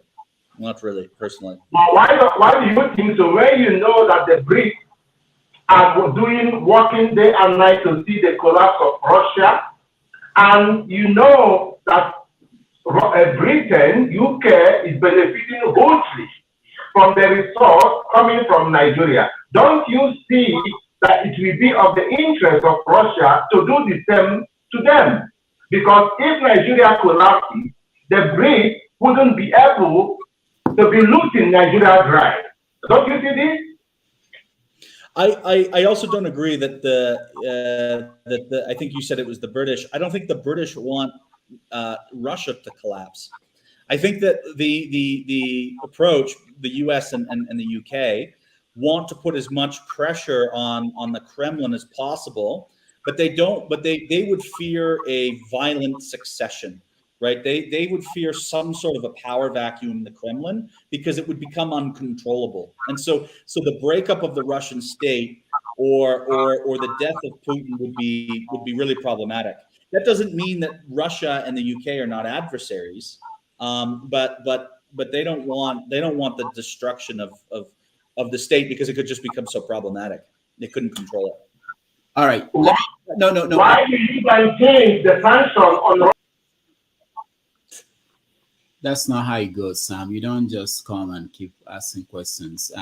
Let me ask you this, Declan, because the question he asked about Buhari being dead.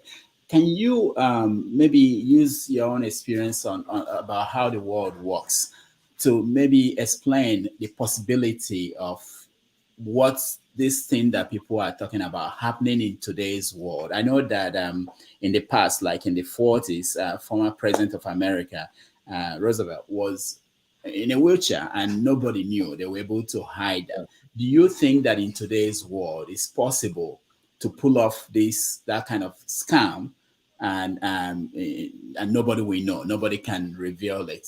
Just explain that from your own perspective, what you think. So look, I think there are variations and degrees in which the death of a president can be hidden, but it's difficult to do for a long period of time. Okay, so FDR, you pointed out, he was very much incapacitated.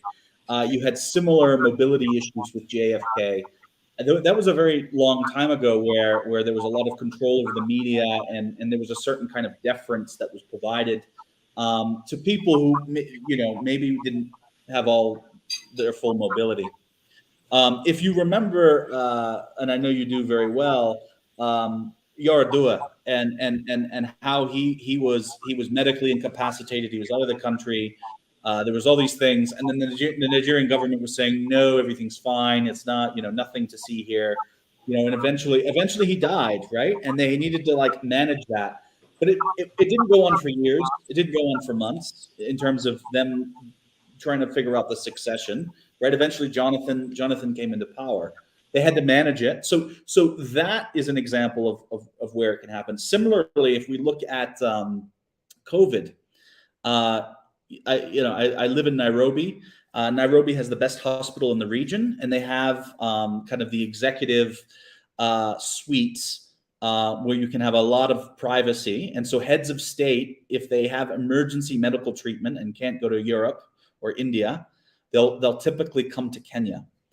And so the executive COVID ward in Nairobi had several heads of state at the same time, including Magufuli from Tanzania and Nkurunziza of Burundi. Nkurunziza reportedly died from COVID in Nairobi. He was then brought back to Burundi, and then they said he had a heart attack. So they concealed facts around it, most likely. It happened, he was out incapacitated outside of his country, but they could not keep the lie, right? Nkurunziza didn't have a body double. They couldn't say, oh, no, it's fine. He's very robust and healthy. They couldn't do that. They couldn't do that with Magufuli, and I don't think we can do that with Buhari. All right. Thank you. Odi, I'll go ahead. Yeah, sorry, I just have my last question, then I will exit so other people can have space to ask more questions. Hey, Declan, I'd like to ask you, do you see the possibility of more coups, in Africa, given where we are in recent election in Zimbabwe, Gabon? Nigeria is still in flux, depending on what the judiciary says, because, there's a lot of, Africa has so many young people, and people are really agitating, seeing military option as a revolutionary kind of option. But let me have your take on this. I do. I think coups are back in vogue. And I think we're going to have them in both Anglophone and Francophone Africa. So it's a concern I have moving forward. All right, thank you, Prince Akwachi. Welcome to the show. Yeah, good morning, Rudolph, and good morning, Declan. Pretty much, I think I will kind of pretty much the question I have is so much associated with that OD. However, I just want to say this. I'm somebody that never believe in blame games. Rather, I would say, is there a way that the West can help Africa in the sense that when you look at things that is happening with BRICS right now, it's gonna be devastating that most African countries will want to align with BRICS, whereby we know what China and what Russia is all about. You know, it, I want to see some, the G7 coming up, and kind of like, if it means appealing to Africans, make them see the sense why they shouldn't go that way. That would be much better. So that would be my question for now. Yeah, I think that it's clear, and I'll give crypto. I'll bring up cryptocurrency again as an. I'll include that as an example. I think that it's clear that people globally are looking for alternatives to the current system that they operate in. Some people will have, more frustrated and hateful views of the system than others. But whether it's investing in crypto, whether it's thinking that maybe there's some opportunities through BRICS, maybe there's other avenues for commerce and trade. It's clear that the world broadly is searching for alternatives, and that the existing system is insufficient, or at least it's being perceived as insufficient. I think that that's true. And that's why at the beginning my remarks is BRICS is on balance a good thing. I don't necessarily think that China's agenda is good. I don't think Russia's agenda is good, but it is good to have multilateral institutions that bring countries together and find ways to make trade easier. I think that that's good, and the U.S.'s position on that is good. I don't think that DC is freaking out about BRICS. I also, we've seen that, 20 odd countries, applied to BRICS, and, only a few were admitted. I'm not sure how many of those countries actually know what they would get out of BRICS, right? Like, I'm not sure if they know what the currency, the currency revenue agreement. I don't know if they know what the new development bank is. I don't know what they think their obligations are in terms of contribution to the new development bank. Of course, it's much smaller than the World Bank, but whatever, it's there. So I'm not sure if these countries who said I want to be part of it, if they thought that they could get access to some of this these cash injections or these development projects, or if they were actually really ready to try to build a more robust partnership. So, I think there's still a lot of progress. All right, thank you, Declan. Let me go to Righteous Man because you're in Nigeria. Then I'll go to Mr. James. Go ahead, Righteous Man. You are muted. Can you unmute yourself, please? Yeah, Declan, thank you for your analysis and being a journalist. Don't you think that this generation that Africa have produced now are much aware that the Europeans and the US bloc plundered Africa for 400 years. And after these 400 years, we have nothing to show. They succeeded in enforcing their languages on us. They partitioned us. They made us look like the lesser human beings on earth. Don't you think that having gone to school, this generation of Africans now haven't gone to school and have seen civilization, are no longer ready to welcome the Western world? For example, somebody like me, that is nothing you are going to preach to me or tell me that British will help Nigerians, that I will agree with you, because they are our problem right here. In the sense that whatever that is wrong in Nigeria, they support it indirectly because of their private or personal or governmental benefits that the British will get out of it. Americans' interest in Africa is based on what they are going to receive, not that they love Africans. Can you explain to me why, as a member of Commonwealth, I need a visa to travel to London when Nigeria is a colony or was former colony of Britain? But I need to get a visa to get to Britain, while it is easier for an American to get a British visa and fly in and fly out there. So back home here in Nigeria, I want to tell you the popular opinion. I'm not talking about Nigerians that are living in the Western world. Back here home, Nigerians believe that the Chinese, who never plundered us, who never enslaved us for 400 years, who never demarcated our lands, who never took the fairer part of our nation, and the Russians will do better than the Western world. Let me give you an example. I asked you a first question. What is the difference between the Russia invasion of Ukraine and America and France resisting to say they must remain in Niger?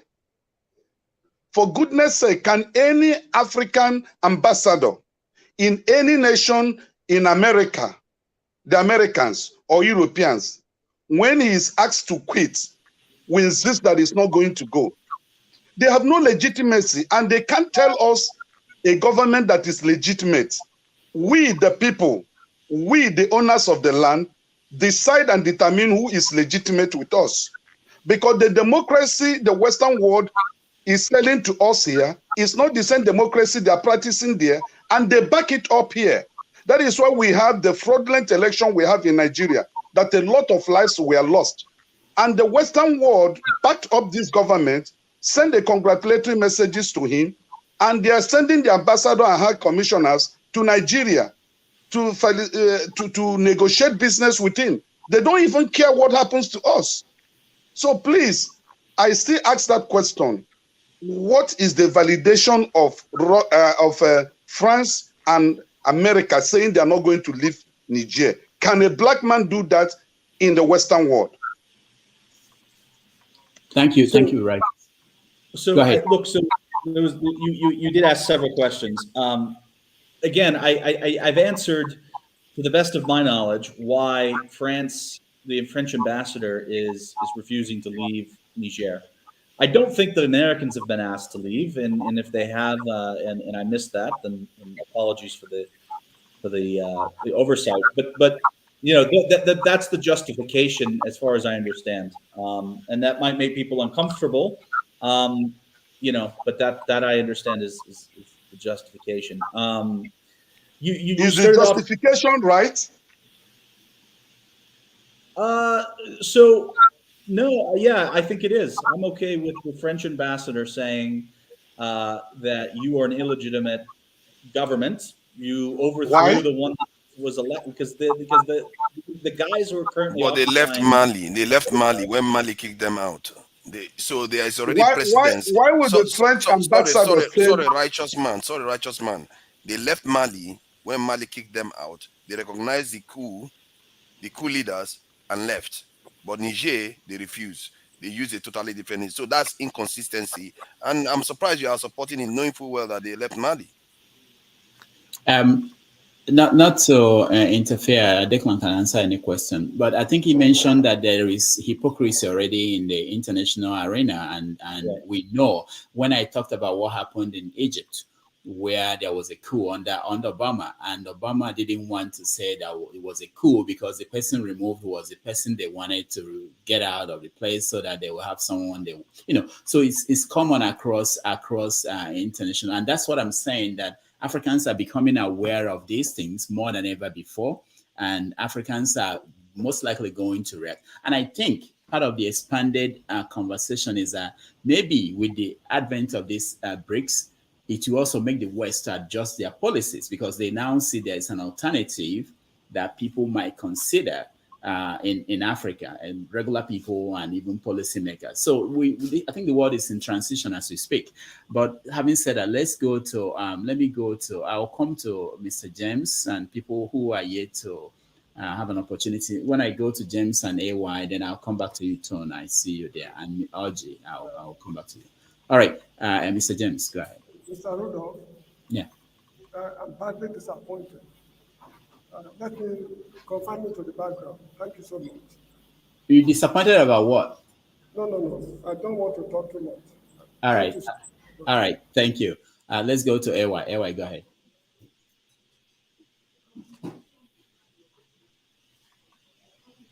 Yeah, definitely.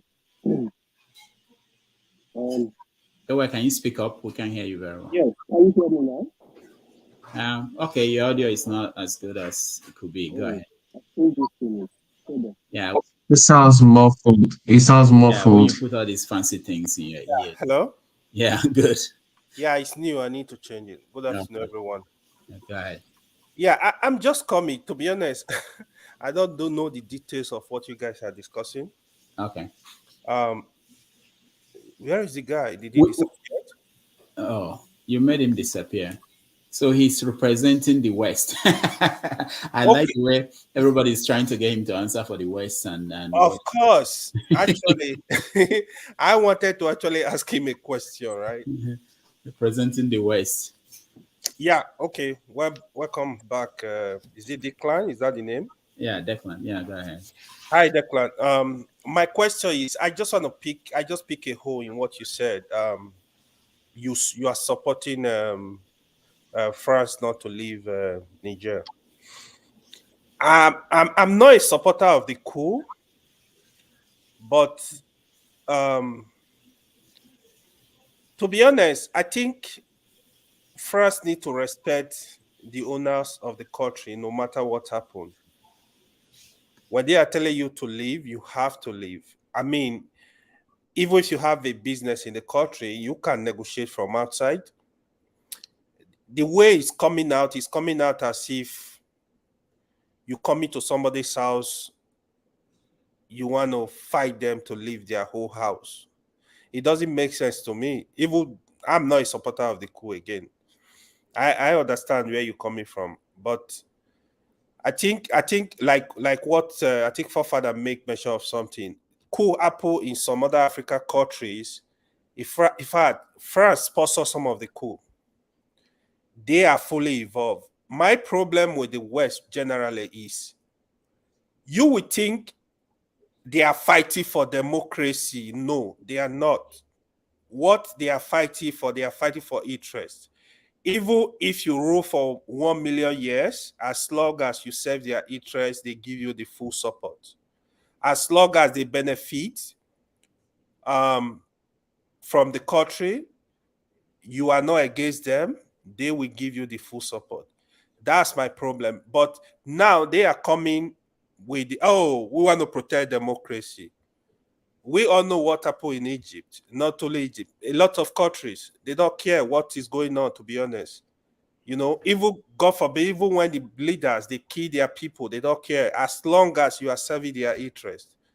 That's what I just have problem with. It is a really double standard. Like, if you want to protect democracy across the world, let people see you protecting democracy across board.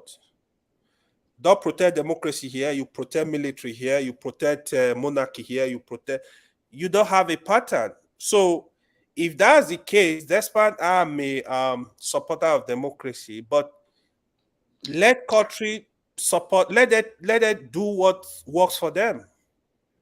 If the country come, if Nigeria come and say, listen, we want to change our system, this is what we think will work for us.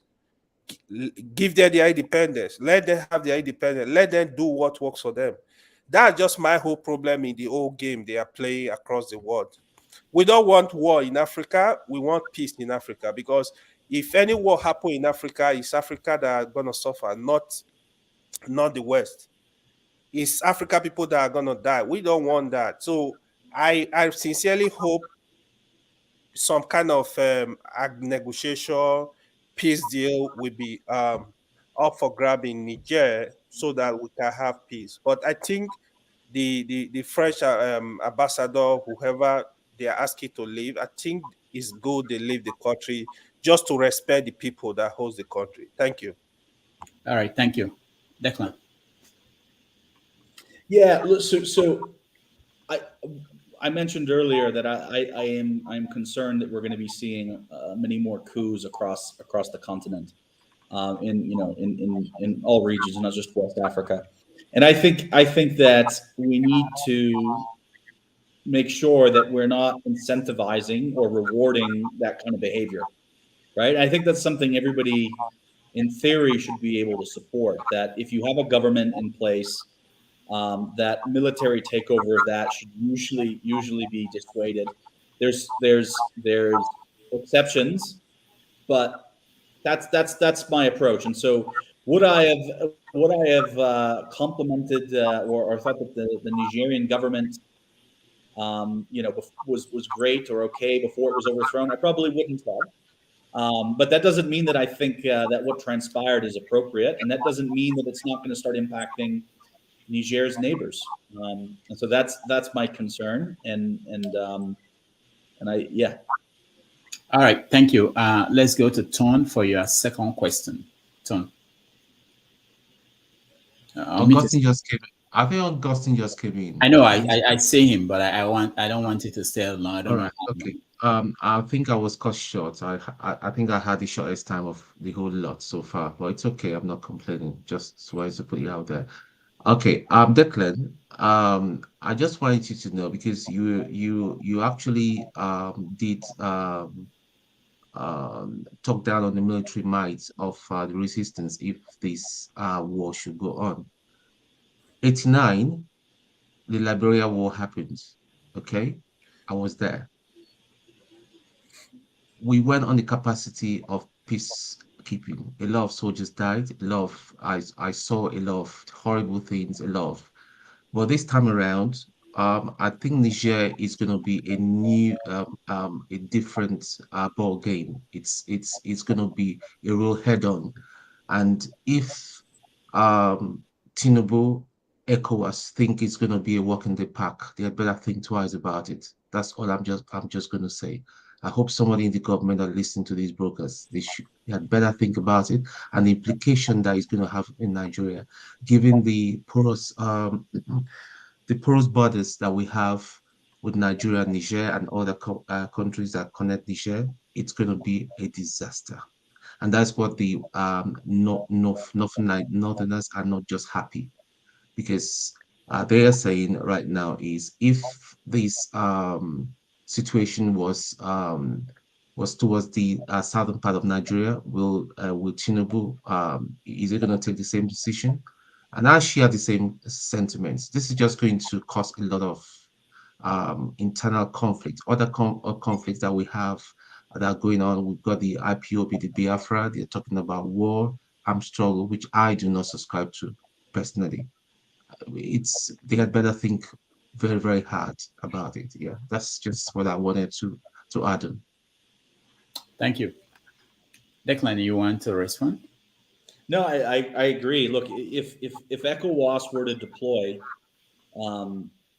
it would, everybody would need to be aware of the risks and the benefits of that kind of action. And you're right. I mean, Liberia, it was messy. It was not good. And the decision was that to allow the situation in Liberia to persist was worse than a deployment. A huge difference between Liberia then and Niger now is Liberia was an active conflict, right? You had militias and insurgencies. You had egregious and ongoing human rights abuses and some of the worst violence that we've seen in a generation. And whereas in Niger, you don't really have that. You don't have warring parties. You don't have people being defaced. You have an illegitimate government, and a political and constitutional crisis. And maybe that is not justification enough for an invasion. But I don't actually think that any of that will go into the thinking if there's an invasion. Like I said, I think that the decision will be determined by ECOWAS member state domestic political realities. I think that will be what makes the decision to go or not. All right. Thank you. Thank you. Austin, you're next. Nice to see you again, Declan. I just wanted to ask a question.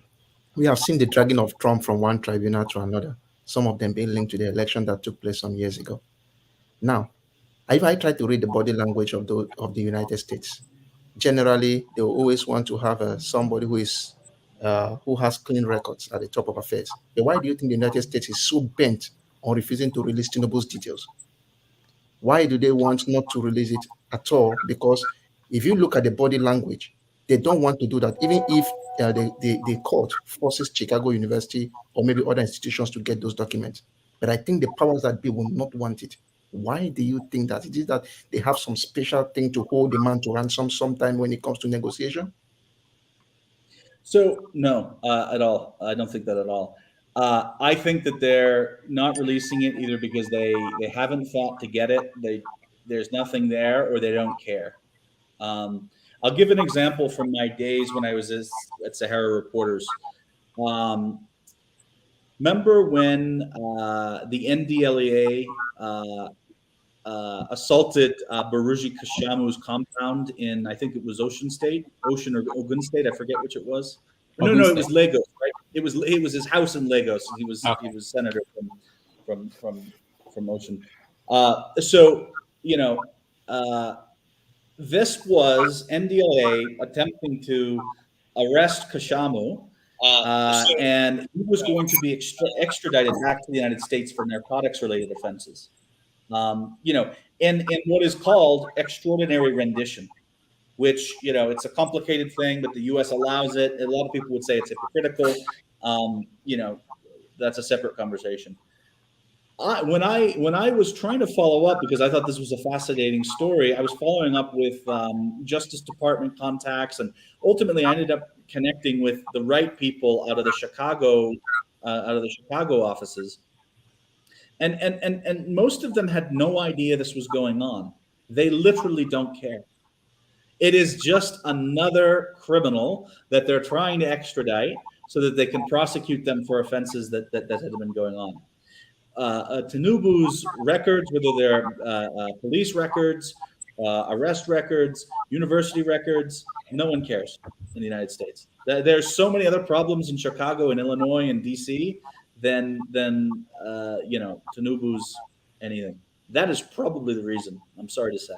So if I must add to this a little bit, a case where it's not your problem, but I know that sometimes if you go to a school and say, please, can I get my certificate for this and this, you'll be given some listening ear.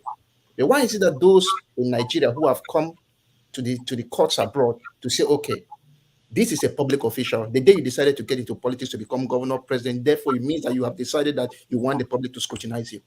So why is it that now that we are going to the courts, at least can we have this? There is still some politics going on to make sure that it is being prevented from coming out. Because in a situation where you saying, after all, if you come to disturb me that get something for me, I'll be the one to go and find it around and give it to you. But a situation where public, generally in the United States, the institutions we know that they should be responsible enough in such a way that somebody asks for something from you. Even my students ask things from me. I present their examination scripts. So why is it that this is now becoming too difficult to handle? Do we know for a fact, Rudolph, maybe has a journalist or a reporter gone to University of Chicago to try to get his records? Has anybody documented that, or because that would be a fun, I think that's fun. That's interesting. And I don't know what would come out of that. What I'm telling you because you're asking the question, is the US, what is the US involved in? The US doesn't care. The US doesn't care about that at all. Sorry, I'm going to disagree with that. I don't think the US doesn't care. A fly on the wall in the meeting, right, with State Department and the Department of Justice and a senior person at the Africa desk, and somebody says we need, we're going to table this discussion on Tinubu's college records. I would love to see how quickly that person gets chased out of the room for tabling such a silly request. Nobody cares. All right. So let me go to Orji before I go to Dan and Chim. Cyril, Orji, any second question? Okay, thank you. I wanted to my first question is really not a question, is a comment. Because I've sat here listening to people blaming the West as if Africans, we are just whatever the West tells us to do. Why can't we do some introspection?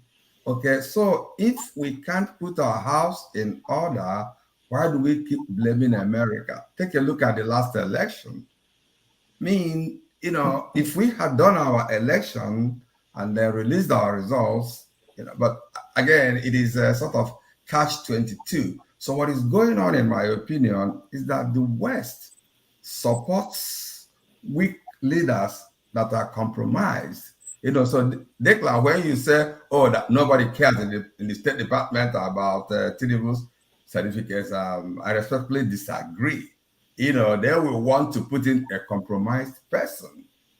So, and that's why they are pushing him to go to war. So that's it. So, it's a comment that we should do some introspection, take care of ourselves before we start blaming the West. But at the same time, I understand that the West wouldn't, let us, because if they let us, we will elect good leaders. Once we want to elect good leaders, they will not allow us. So let me use that to sort of segue into the question. What do you think about the current, judiciary process in Nigeria? And I will tell you what I think, and then you can tell me yours.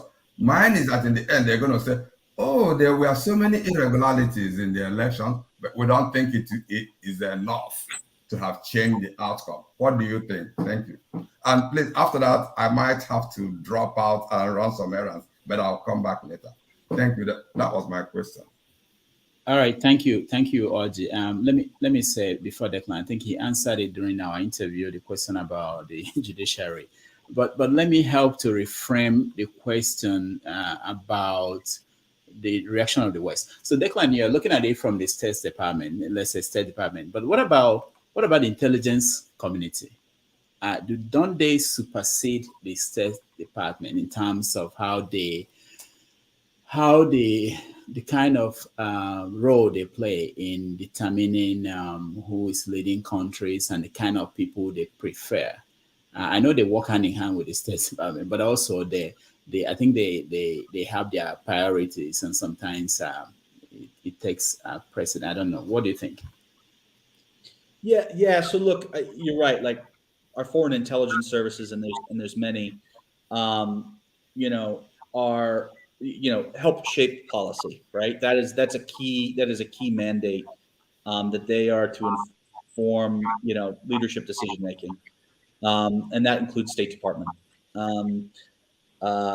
and also because U.S. policy to Africa is just not a priority for DC as high as it should be. Unfortunately, one of the results of that is defense and security concerns end up being a leading kind of component to how the U.S. frames and thinks about Africa, and that's one of the reasons we have kind of the range of problems that we've had, and why people feel the U.S. is trigger happy when it comes to the continent. When it comes to, to kind of land on the Tinubu question, and having weak leaders and the U.S. dangling some kind of thing over Tinubu, there are so many other things that if the U.S. wanted to hold over Tinubu, that would be far more effective than his college certificates. And remember, these college degrees are very easy to forge. So there's so much there that could be used. This crisis of certificates, it's not something. It's an interesting feature in politics in Africa. We don't see this kind of discourse in Europe. When I was in Asia or Latin America, we haven't heard that, but I see a lot of this talk in Kenya. And I know all about the certificate stuff. We had the same thing with Buhari. We had the same thing with Shaware, where there's all these allegations that they don't have the right kinds of certificates and papers be able to sit for office. But from the U.S. perspective, there's so much better stuff that if they wanted to dangle over Tinubu, they could. I have a question. I have a follow-up question. No, hold on, AY. Let's get to Dan and Chim, and then we can come to you. Dan, go ahead. Yeah, good evening, darling. I was enjoying what you're saying, and I want to say greetings to every other persons in the platform. Well, for me, listening to your analysis about African issues and French people not wanting to leave Niger, I think I have the same view as you, because I always make the argument that African problem has nothing to do with the West, and so many people are against it. Many brothers don't like it when you come with that view, because as I always say to myself, we are grown up, we're educated, we have our own say, we have also the raw materials, whatever they think the West wants from Africa. But the people in front of us, the people who work for us, they should be blamed more than the West, because they are representing us, but the deals they are giving to the West doesn't reflect we, the Africans. They do it probably to have the money in their own private pockets. So sometimes, I saw that you made your own analysis. There are so many people who say they disagree with you, but I really support your own point, because sometimes we have to take our own blames, not just blaming the West of everything that happens in Africa. This is what the point I want to make. I don't have a question. Thank you. All right, thank you, Dan. Chim, Yones.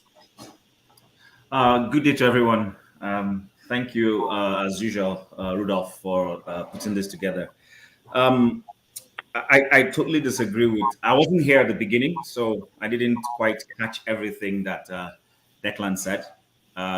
But I disagree respectfully with the concept of the West has no dog in the fight. They have a dog in the fight.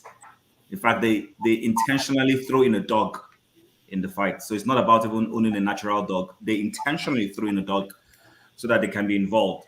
I mean, if we're grown up, whether it is the Caribbeans or Africans or any nation, so why can't Cuba? Why was it an abomination for Cuba to have Russian missiles sitting in his country?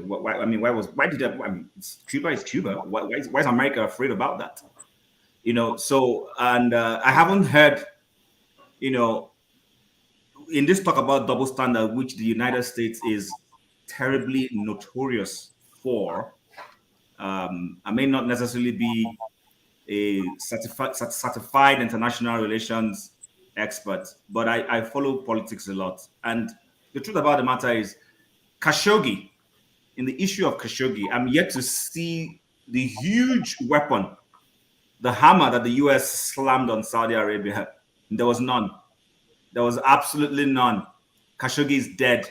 He's gone. And the US and Saudi Arabia are in their perfect romance back again. No one even talks about it anymore. So it's a convenience of interest. Listen, I have no problem if the American policy is national interest, override whatever you guys do, we don't care. But once it touches our national interest, we'll step in. I will accept that. But to be in the denial, to tell me that they don't have a dog in that fight, they choose to have dogs in the fights of nations.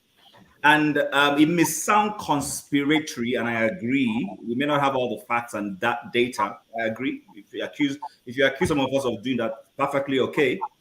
But to tell me that the United States, and in particular France right now, is not pulling strings.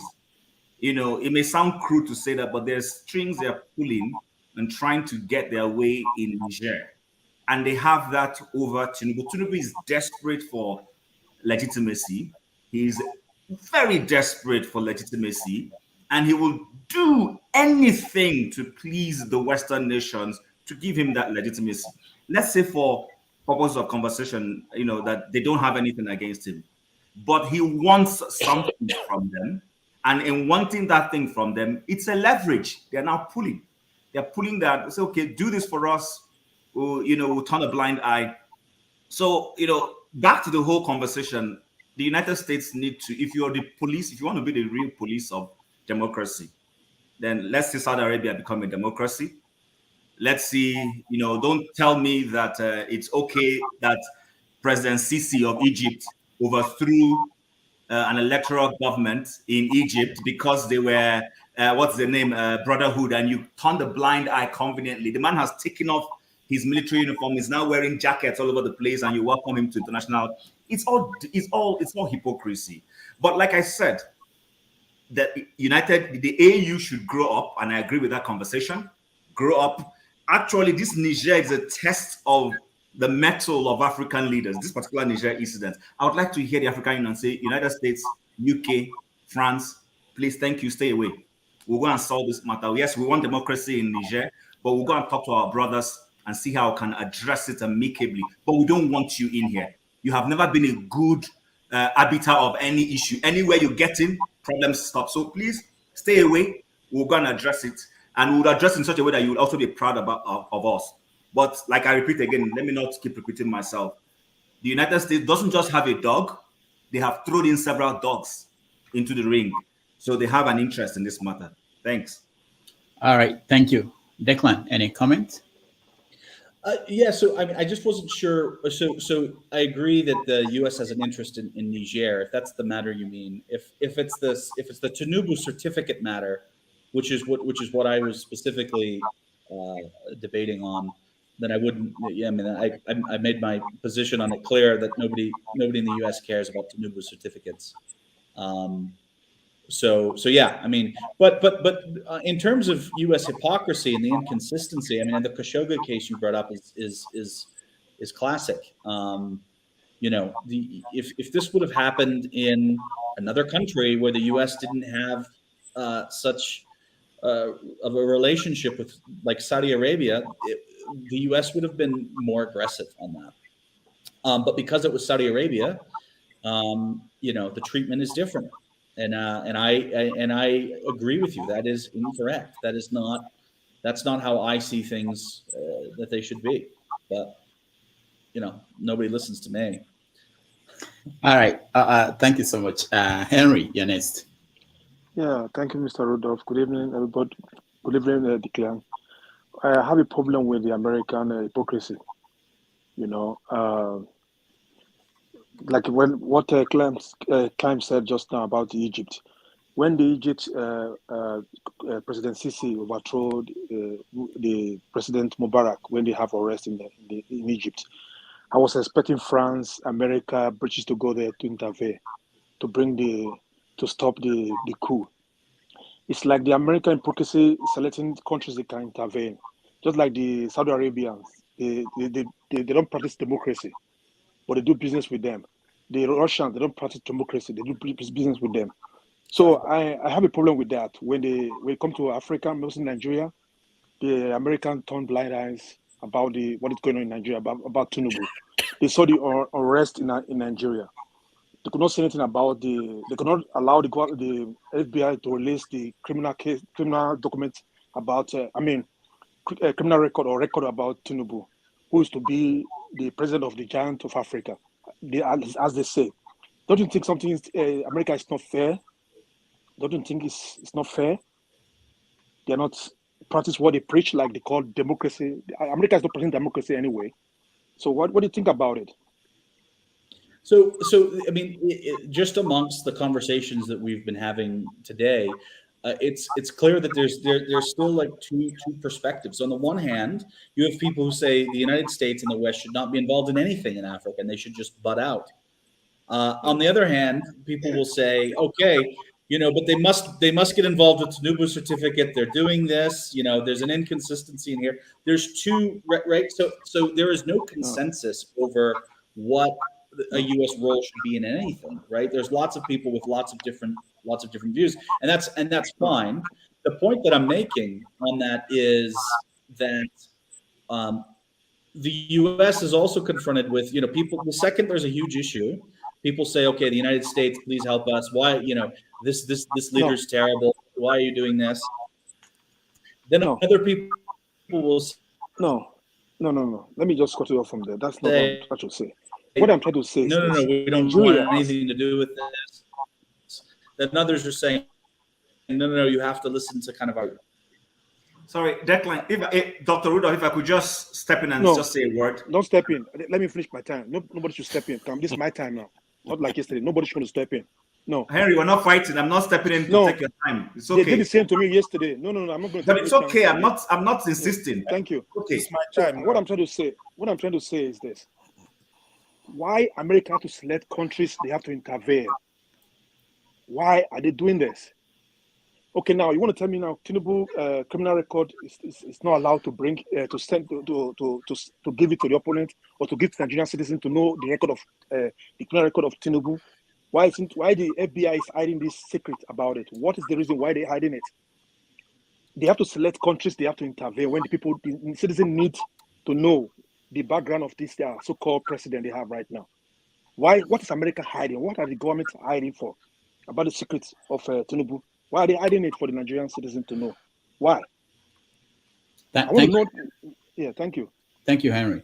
So, Declan, I think maybe a way to look at this is: are there historical examples where America will release information on potential candidates or people who are running for president in other countries? And I don't know if they do something like that, they do it publicly, and so maybe you can take it from that angle. I'm sure there have been, Rudolph, and I can't think of it off of hand, right? Because my expertise is not Europe, for example. I understand what Henry's saying, and I've heard these allegations before about Tinubu's drug arrests in Chicago, his records.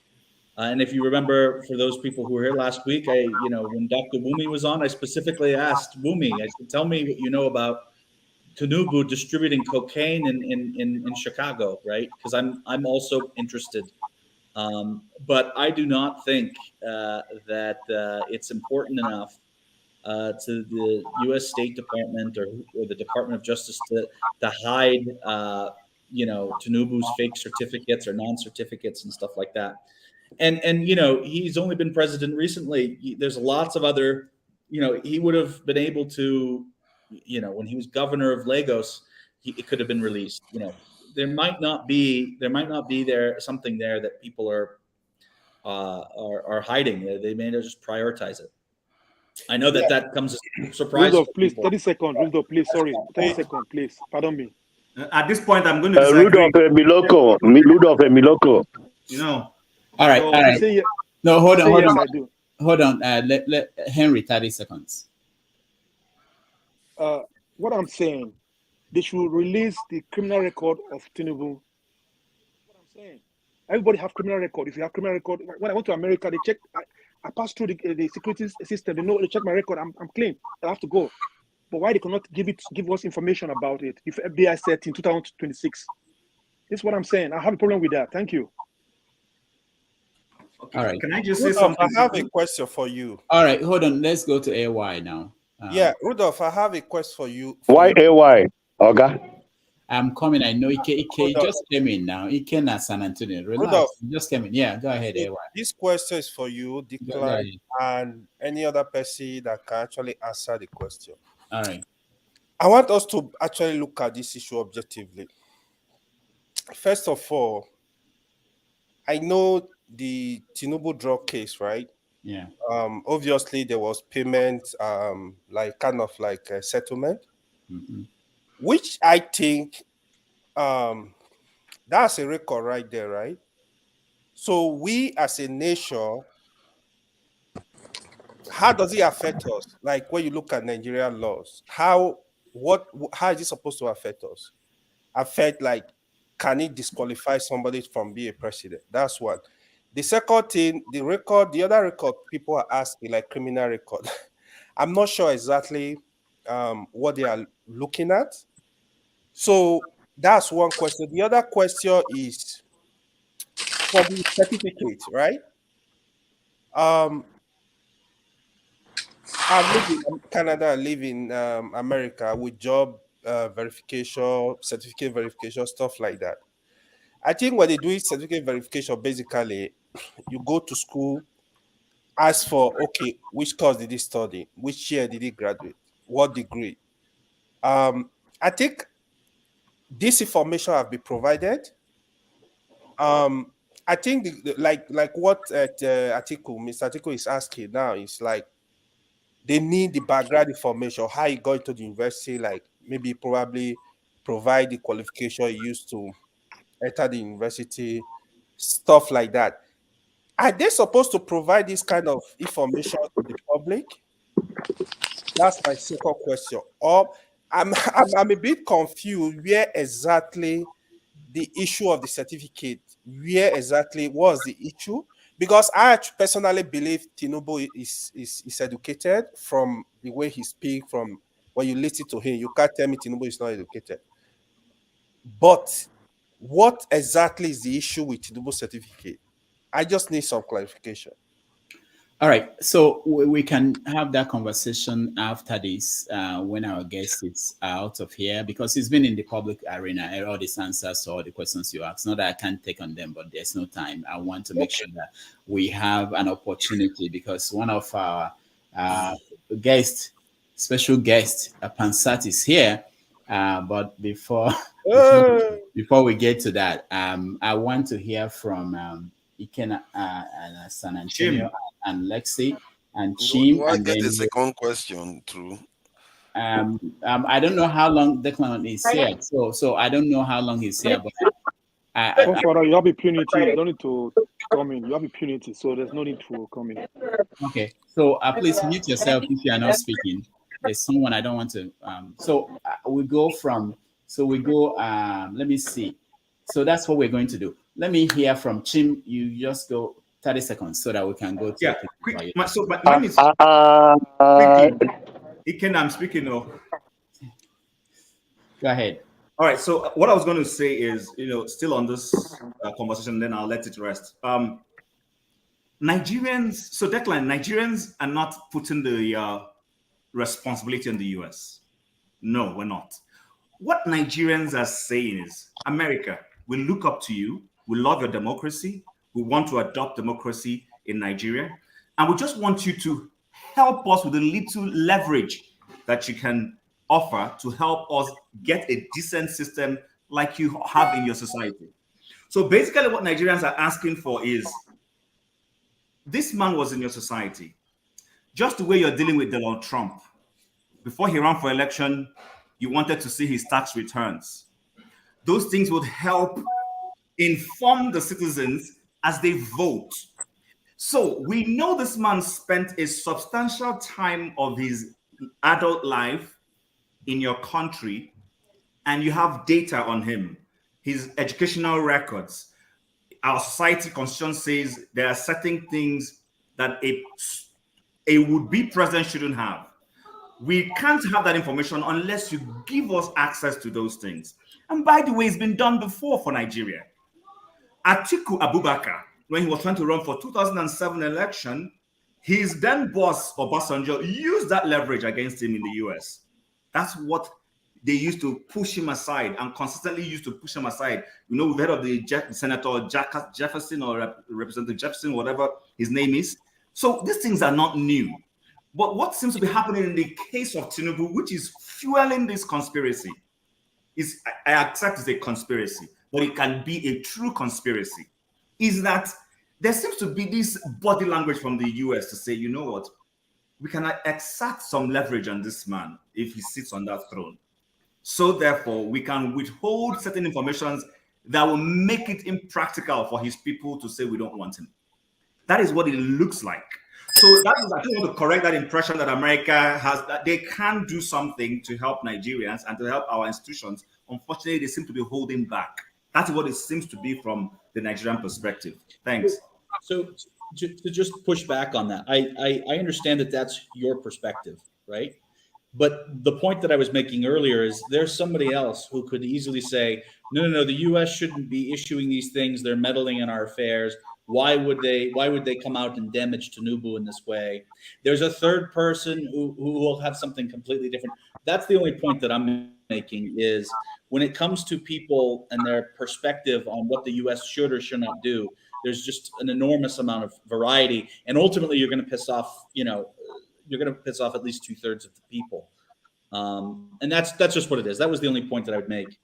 All right. I would like to say something about that, by the way. Oh my God! Outside. Oh my God! Not now, Pansat. We are going to Ike now, San Antonio. So thank you, Dr. Jacqueline Damages. Thank you, everybody in the seat. I think all of us are saying the right things. But for your information, when you apply for a job in America, you sign for them the privacy policy. Give them, when you sign the privacy policy, give them an opportunity to go and check those things. If you don't sign that privacy policy, they cannot check those things. So the leverage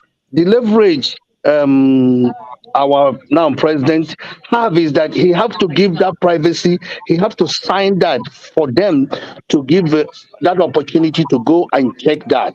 And that is what he decided not to do. So because when you talk about in America, why are they not giving us opportunity? Man, that is privacy case. That is 100% privacy issue. Because for you to get access to my transcript, to see my transcript, you cannot get it in any college unless I give you the right to go in and get that transcript. During clearance, during security, during job interview, even the jobs, they don't even look at your transcript. Certain jobs don't even look at your transcript. What they look at, did you graduated in this college? If you graduated, when did you graduate? To make sure that what you said is correct. But remember, America is looking for the interests of their people. They are not looking for interests of Nigeria. Nigeria is the one who's supposed to look for their own interests. And why does Nigeria need to look for their own interests? Number one, we know that Tinubu forfeited $460,000. We know that. That is in public domain. We know that. But where Nigeria have to play a role, does that affect him not to be president of Nigeria? That is Nigeria. That does not have anything to do with America. Exactly. But if America have anything on Tinubu, it's a leverage for them to get what they want for the interest of their people, not for the interest of Nigeria. But one thing America have too is rule of law. They can go inside the rule of Nigerian, like Atiku is doing now, can go in and sue to get that information. But at the end of the day, let the court decide on that. Then, Dylan, what you're saying is correct, but I believe America is looking for their own interests. It's up to Nigeria to say, no, we can't do this or we can do this. America cannot come to Nigeria court system and determine what the court system will do. It's up to Nigerian system, because America is not the people that rig the election in 25th of February. It's Nigeria that rig the election. It's Nigerian people that put Tinubu over there.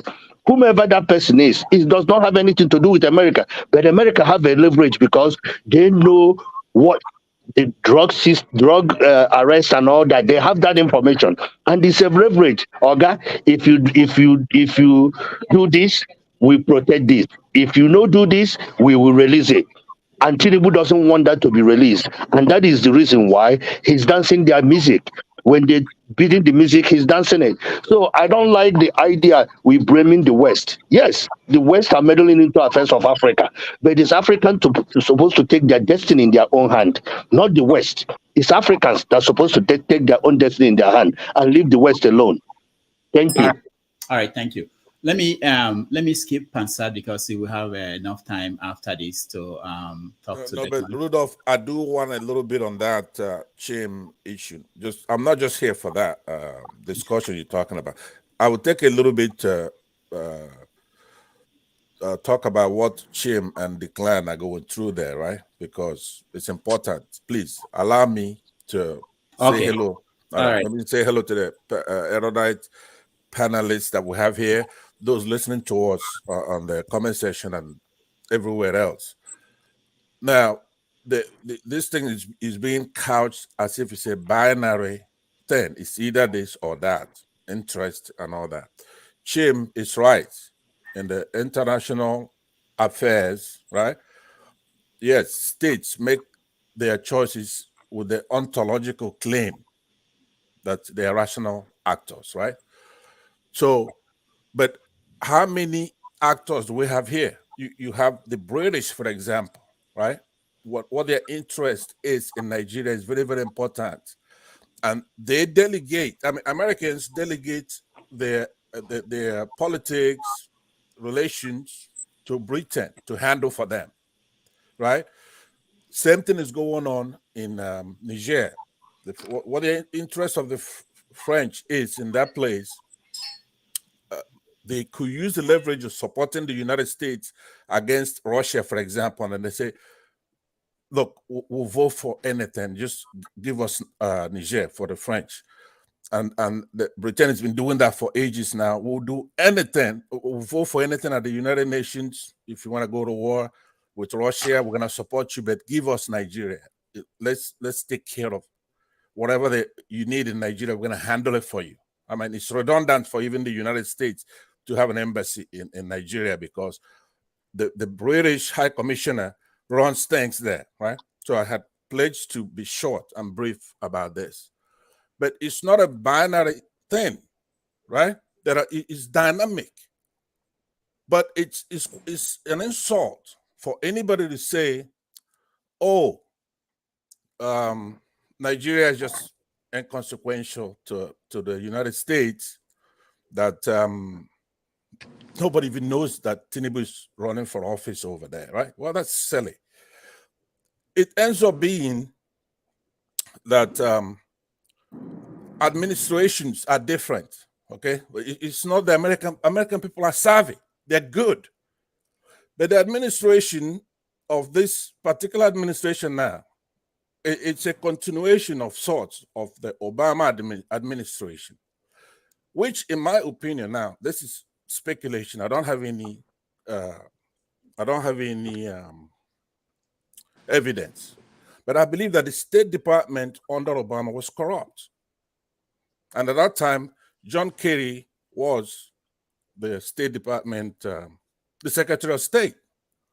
And since then, they managed to help take us from the fire and put us from the frying pan and put us in the fire, because you had a young, albeit naive Jonathan from a minority group in Nigeria, by serendipity became president of Nigeria, right? But he's running against a thug, a known military coup plotter, mass murderer, Islamic fundamentalist Buhari. So now you use your head right now. I know that we're talking about rational outlooks here, right? Who do you think the United States supported in that contest? And you couldn't support Buhari without being wrong, corrupt, stupid, and otherwise. So, I mean, are we dummies here?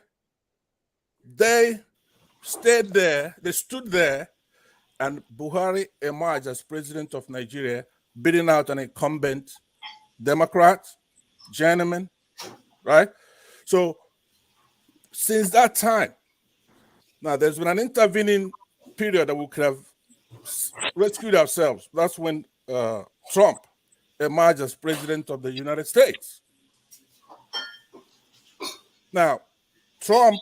Pansa, can you summarize, because you don't go into history? We know what happened and the process. Is there any question for Declan or any comments so that we can go? I want to hear from Lexi. Okay. So, Declan, in a couple of minutes, I'm going to ask you a question, and it's a friendly fire. I don't have any beef with you. It's not like you don't know, but you don't know everything. Let me first of all ask you: do you know everything, Declan?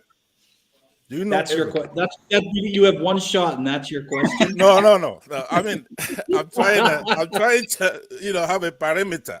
of your claim. We don't got all day. Ask your question like everybody don't ask. Ask your question, please. Time is going. Pansat, if you can hold on, okay. Let me go to Alexei. That's what I wanted to do initially, so that I'll give you.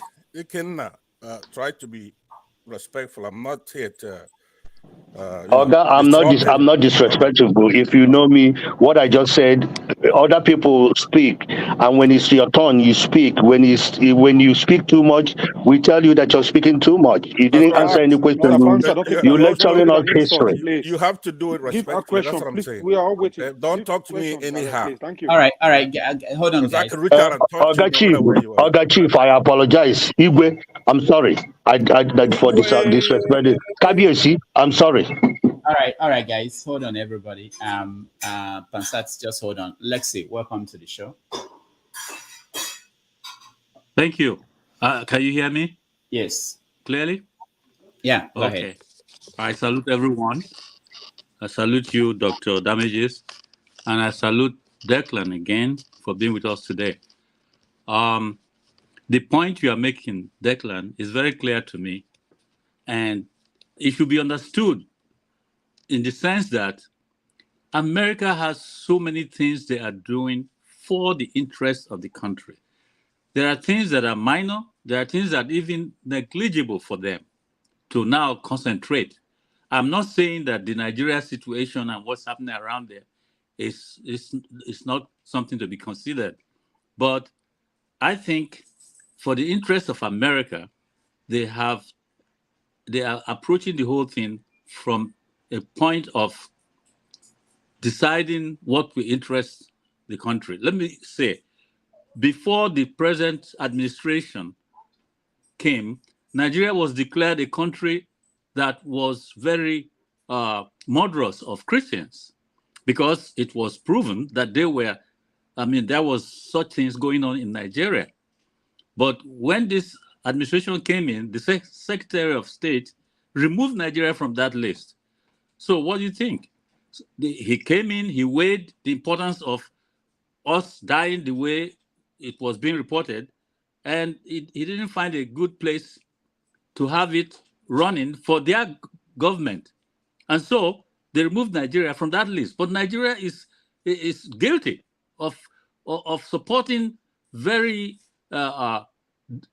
wicked activity going on in the country, where people are being killed, and particularly churches being burnt and pastors being shot and all that. Yet they removed Nigeria from the list. And that's because they want to have their interests taken care of. Now, if we know that, that same principle can apply any other time to any other thing they're doing. Saudi Arabia is another example. During 9/11, it was seen that Saudi Arabia could be accused of having neglected things and, of course, connected, maybe not directly, but with 9/11. What happened? They still continue with Saudi Arabia as if they have done nothing. So if we understand the game in that way, we will say less about blaming America, because they are doing what they are doing for their interest. Democracy, yes, but it doesn't matter to them if another country is burning themselves up, not doing democracy. So when we know that, then we should not allow that situation to consume us. And so whoever is leading the country, the leaders should know this kind of thing, and then know how to handle situations like has just arisen now. Nigerians, where we have this problem now, they have confessed that they voted for Tinubu. Did you all hear it or not? Why should people from another country come into Nigeria to vote for any candidate? You all heard it from them. Nobody has said a word. And they are threatening Tinubu that if you try to fight us, our brothers in the northern part of Nigeria will join with us, and that will be our pushback. Again, that's another thing to note, that situations are the way they are based upon different reasonings of the people. So we have a situation in our hand where Nigeria that was dead is being now revived by those who are standing strong to revive it. Now, this war, if it comes, I'll be surprised. Don't be surprised, but I look forward to something that's totally different that nobody has mentioned here. The way Boko Haram came into play, these guys in the north joining Niger, in the end, what will be left of the strength of Nigeria in preserving itself? It will be a question to answer. So I have no question for Declan, but he's doing well, letting us see the thing the way they are, even when it's not to our own interest or for our own good. America will preserve America, and we have to preserve our people. I want Nigeria to sit down peacefully and decide how to continue, if there is a room for that continuation, or how we will exist as states that are cooperating among ourselves. You keep doing the same thing over and over, you keep getting the same results. We don't know how to do elections. When we do it, we crook the whole thing into something else. We don't get the right person that the people are voting for. Who doubts that Tinubu did not win this election? Who will doubt that? But now we have condoned what has been done, and we are even now trying to tolerate what the judiciary is going to do about it. So we are not serious. And let's stop blaming other people who are preserving the good thing they have. Our own is bad. Let us do something about it. All right. United States Let's see. of West Africa with Biafra, North as Arewa, and Oduduwa. We can all work together and begin to exist like 3 countries. And finally, Dr. Davids, please, let me make this point. You see, India was Bangladesh, Pakistan, and the current India. Those 3 countries, when they split apart, India became nuclear, Pakistan became nuclear, and now India has gone to the moon. We are still running around this whole thing that will never work, trying to say we are preserving Nigeria. Look at that particular example. Those countries are doing well for themselves to the point that they can today. Let us come together and decide what to do about Nigeria. Nigeria is dead. All this is just to revive it. It will never come up. It will never work. It's not working. That's where I stand. All right. Thank you. Lexi. I will allow forefathers to give. Yes, he's the one that will come in, I know.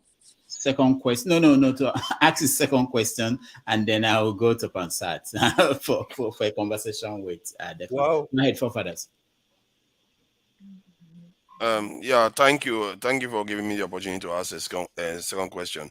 I just wanted to address some of the points I've heard Declan make regarding some of the points that have been raised. Regarding why you don't hear a lot about Europeans seeking criminal record from the US about their candidates or politicians, because they don't care. And they defend their own interests, and most of them, their countries don't even use criminal record to judge their politicians, like the US doesn't. Trump can be convicted tomorrow and he still becomes president, but somehow African countries subscribe that foreign countries can determine who their president is based on criminal record. That is on us. This is one of the things that seems to be coming through from some of the speakers, saying that we should take care of our own interests. And regarding this in the reasons why Europeans see this. Sorry, I'm just okay. What would you consider a good sign that the West has changed their ways in terms of changing their relationship with Africa? What would be the sign that we should be looking out for if they are going to change their ways? And if not, are we not justified to shift our alliances to other areas or power blocks in the world? Thank you. Declan. So okay, the second question is much easier. Yeah, look, any country anywhere in the world has the right to build any relationship that they want with any other country, right? I think that's obvious. And so there's not a question of justification or not. If Nigeria wants to deepen its relationship with Russia or China or Myanmar, it doesn't. There's nothing that needs justification for them. The first part, so this is. I know we talk about Africa, in a casual stroke.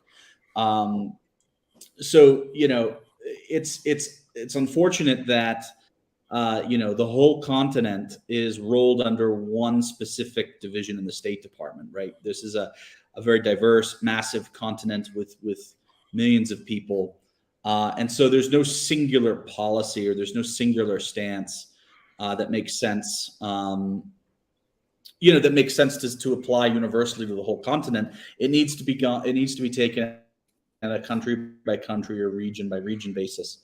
For me, the indicators that I would look for the U.S. to actually improve, to show that it's serious about its diplomatic engagements. First, we need to invest in deeper prioritization of a lot of the issues that we're talking about and a lot of the issues that the U.S. embassies across the continent have in terms of policymaking discourse in D.C. So that there just needs to be a better appropriation of resources in D.C. that shows that this is a priority, to raise awareness, because the truth is policymakers in Washington just don't know what's going on. Those people who are responsible for Africa know about Niger, but the majority of people don't, and that's an enormous obstacle. There needs to be more free trade agreements, and there needs to be more emphasis on the Africa Continental Free Trade Agreement, and supporting those initiatives. I think that there needs to be an improvement in terms of managing the impact of increased interest rates and how that begins to impact central banks in Africa. That's an issue that is really technical, but one that doesn't receive enough attention. So if they start doing those things and invest, more in telecommunications deals, then I'll actually think that we're taking the continent serious. Sorry, let me sorry for insisting. Just two things. If they invest in telecommunication, it doesn't mean that they cannot take all that back. My concern is that if they don't invest in defense and strategic technological exchange, all they are giving to us is trinkets. And secondly, the Black population in America, how is it that they have not shifted America's policy towards Africa to be somewhat from being totally pan-European to be somewhat slightly pan-African, given that they make up at least 13 to 15% of the population of the country? What was the last part? The last part. Say that again. In terms of making it more. Yeah, the Black population in America, because America technically is just a pan-European country. Let's not make the mistake about that. That's what America stands for. And how is it that a major population in that country has not managed to nudge it to being somewhat pan-African in any way? Because the majority of Black people do not really recognize or claim a political or social affinity with the continent. They know that there's an incredible history of slavery and exploitation, and obviously they're aware of that. It would be ridiculous to assume otherwise. But they don't consider themselves African. And we've had other conversations, and I know that we're at the end of the show now, so it's hard to talk through. But one of you don't know what you're talking about. It's not you can't tell. No, that's wrong. He can't say Black Americans don't consider themselves Africans. That is bullshit. He doesn't know. He has no way of knowing anything like that. Can you listen to me, Pansat? He said some of them, some or majority, something like that. Even with that qualification, it's still wrong. Pansat, the first thing to know is Black is not monolithic, right?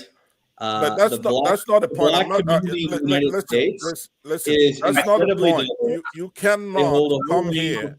All right. So this is what we're going to do. We're going to take a break. Our guest has been here for 3 hours without a break. We're going to take a break, 2 minutes, and then Pansat and Declan will take. I hope, Declan, you're just for a few minutes. I could do a few minutes because you asked. Okay. All right, please. Just a few minutes. So let's take a break, and then when we come back, it will happen. All right. Hey, no, what's wrong with this? Somebody asking for where you do your course and you are sure you did your course there. I agree with you. But a lot of what we hear, because you didn't hear this direct from Tinubu, because you know lawyers are very funny. Sometimes lawyers will say, you must not say this. I mean, you know what is happening to Donald Trump right now? Donald Trump that guy is walking himself to jail. And he's coming down to say that, oh, well, it was my lawyer who said it. It was your lawyer who said it. It was your lawyer who said that you should march people to the Capitol and stage a coup. People who stage coup in Nigeria, they never live to tell the story. That's what I tell them. They never live to tell the story. They are summarily tried within a short time and sent to jail or made to face the firing squad. That is the way it works. But it's only in America where somebody put a gun to your head and you say, all right, well, you are quoting the First Amendment right. What is First Amendment right? What is it? I don't understand. So I don't know why he's denying Atiku the chance to go there, because the news media, they tell a lot of lies, things that are not true. I knew this man went to Chicago State University. I knew that. I won't lie to you. Dr. Wumi, if you were aware of Tinubu when he was at University of Chicago. Yes. Can you elaborate on us the accusations whether he was actually distributing drugs and was a drug dealer in Chicago in those days? What do you know about this? Okay, thank you, sir. I heard about it, that he was distributing drugs. And I know a lot of people who distributed drugs. Who was the girlfriend of but let's be more specific. So look, we've all heard that Tinubu was a big drug tycoon. We have all heard that. What kind of specifics? I mean, when you say you heard that from people, were your friends the ones who were buying from him? Did he tell them that he was selling? Like what can you tell us as a distinguished man around that area at the time when Tinubu was there? What can you tell us that he was really up to? Well, what I tell you, I don't know whether, in fact, the first time I saw drug, I thought it was in Lubon.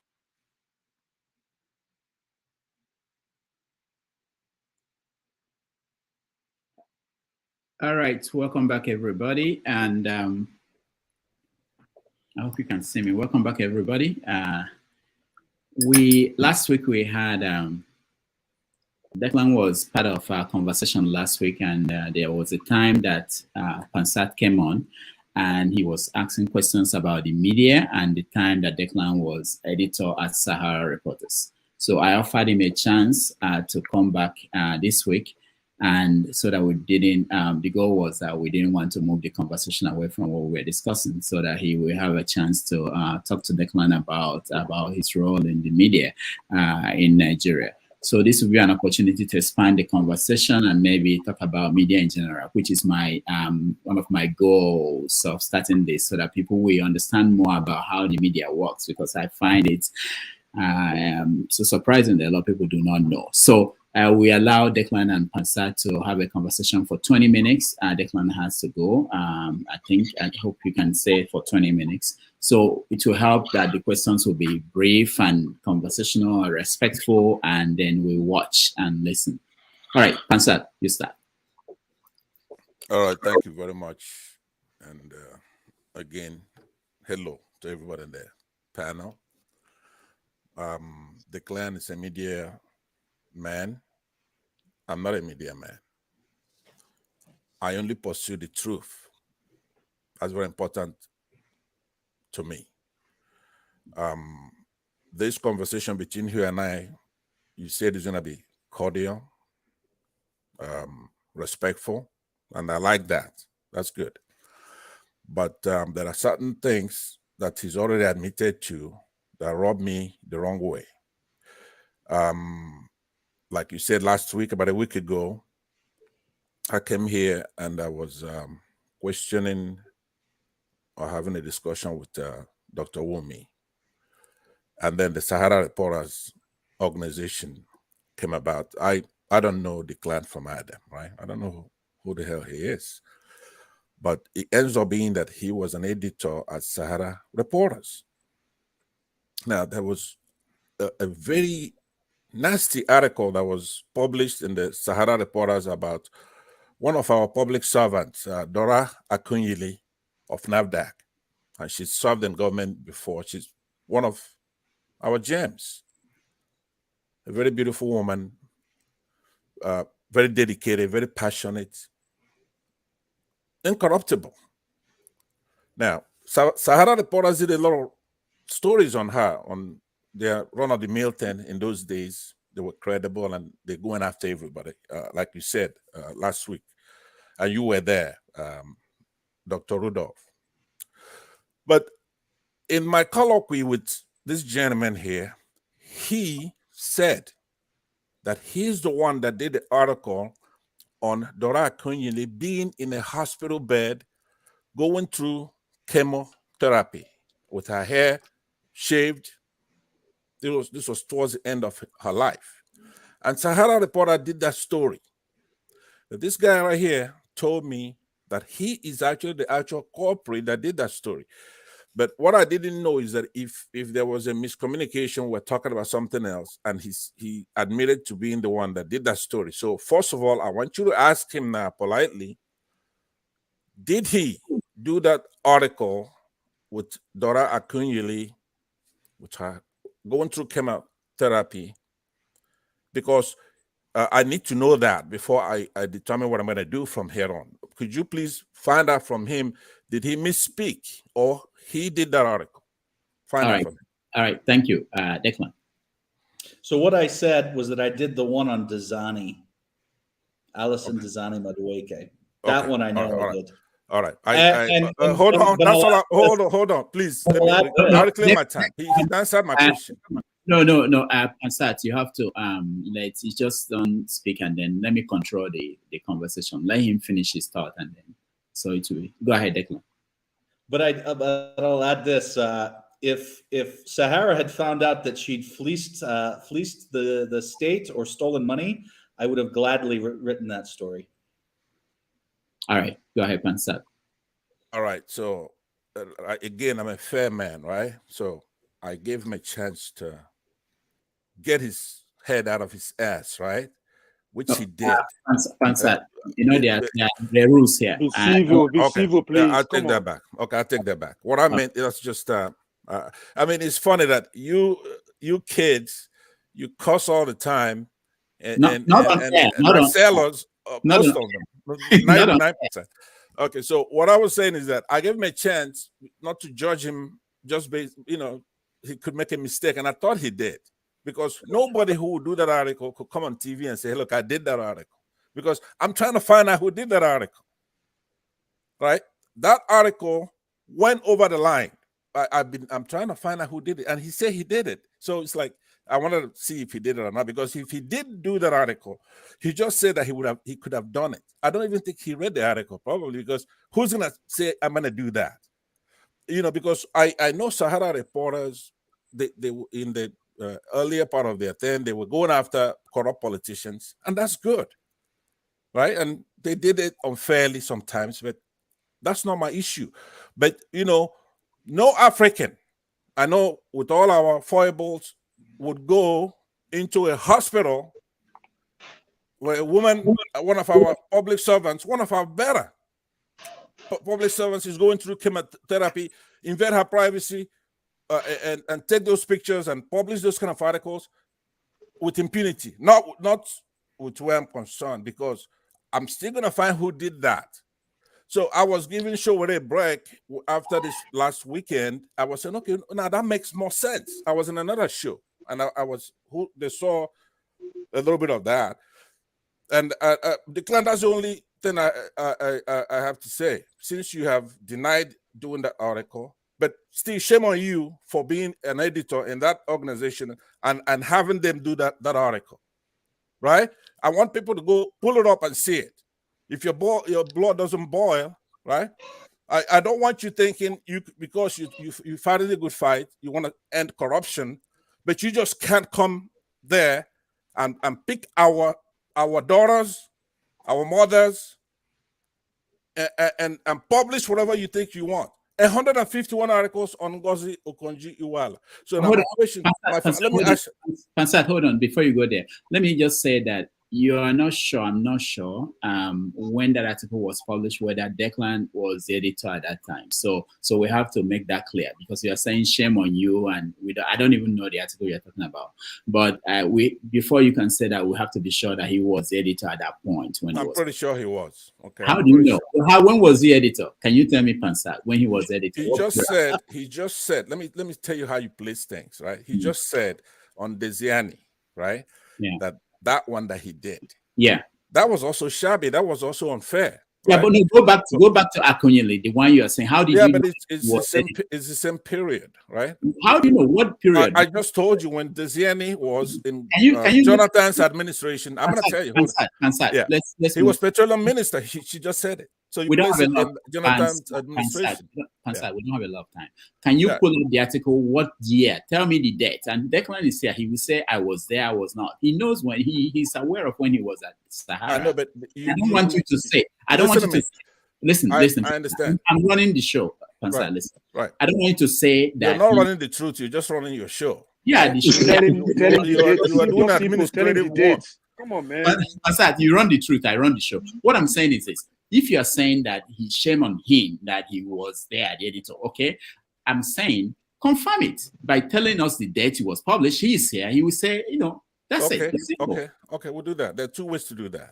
Okay. First of all, like I said, I'm a fair man. Let me give him a chance to deny it. Declan, are you aware of the article I'm talking about or not on Dr. Akunyele? No, so I do not recall this particular one. You don't recall, all right? No, there was a lot of stories. Like I said, if you were to bring it up, if you have the dates and things like that, maybe I could recall it. Okay, we'll do that. Let me also see then. Were you the editor from 2000, anytime around 2011, the beginning of Jonathan's second term, I believe? In essence, he inherited, he was vice president, and Yar'Adua died, right? And then he ran against Buhari in 2011, right? You understand? That would have ended in 2015 when he what are the dates lost. Asking? So were you there in 2011? No. Were you there in 2012? No. Were you there in 2013? No. Were you there in 2014? Yes. All right. So you should have, or you do know about the article. Do you understand? Do you understand what I mean? Not. Now, you may not have had a direct input in publishing, and maybe you went on an editor then, but you should have been aware of that article, and then you should have quit. You shouldn't have worked there. Either way, shame on you, and shame on you, Rudolph, also for being there. And they published an article on Dora Akunyele, and you didn't get upset about it because she's a woman, she's a public servant, and she's an Igbo woman. And Sahara reporters were relentless in devastating our people. I made that accusation when I was here. Now let's talk about that. It's a lesser issue, right? Rudolph, are we allowed to interject in this or not? Not yet. So Rudolph, can we come in fast? Yeah, because Doctor, I don't understand. It doesn't seem to be serving the audience. I mean, this is totally a private thing. No, it's not. It's not private. Let's because I've had because Dora Akunyele has relatives who may be on this platform. I don't think they will approve of this right now. Who has relatives? What are you talking about? Dora Akunyele herself may have relatives who are on this also. Yeah, but Rudolph. I don't think they have written any complaint. That's another problem that we have in our They country. are against that report. The only relationship or people who should be concerned about the truth, it has to be either familial or tribal, right? For me, as a good person, right? As a Nigerian, as an Igbo man, I'm gonna have an organization publish articles of a public servant. There's no statute of limitations on that. Okay? So, Rudolph, you cannot do it with impunity. Is what I'm saying. You're not going to be a friend of mine if you go there disrespecting Ngozi Okonjo-Iweala and there's a parent. Any woman you mention, Ngozi Okonjo is a public office. Is working in a public office. They have right to publish anything about them. So don't forget about that. Let me control this. Let me control it. I don't want to remove everybody other than Pansat and Declan, but if people are interjecting, I want to let's get this out, and this is simple to handle. So can I speak? No, not yet. So let's listen to Pansat. And so Pansat, you haven't said the date of the article. That's okay. We now know from what you are saying it was when Declan was there. So maybe Declan, you may have to tell because I want. We don't actually know that yet, Rudolph. Okay. Because I joined December 2014. Okay, all right. Okay. So I have no idea what happened in June. Okay, Pansat, let me just hold on that. What I want Declan to explain is the process of publishing articles, because sometimes people don't understand this. I had Pansat now said, "Oh, Rudolph, you are there at Sahara, and shame on you." I don't care about defending myself. That's not why I'm not interested in that. I don't care. But the point is this: what you don't know, you don't really understand. So for instance, I didn't even know any article was published. I was there. I wasn't working in the news division. So I was at the TV angle, but you don't know all these things. But you can say whatever you like. We don't care. But I want to give people opportunity to understand the process, because it's not just about Sahara, it's about Premium Times, People's Gazette. Sometimes people don't know and they make statements, like somebody is picking on somebody. I gave an example last week. I think I said it on air when someone wrote me and said, "You are Sahara. We have this story, this big story about this politician. I want Sahara to publish it." I said, "Okay." And this is what I do. I will forward it to the editor, whoever is the editor at that time. I'll say, "Declan, this is a story, follow it up," or whoever the person is. I went to this guy, said, "Okay, send it to me. I'll give you the email of the editor, talk to them." And then the guy said to me, "How much am I going to be paid?" And I said, we don't pay. And this is a guy that has been complaining to me, "Oh, they're attacking Igbo people at Sahara.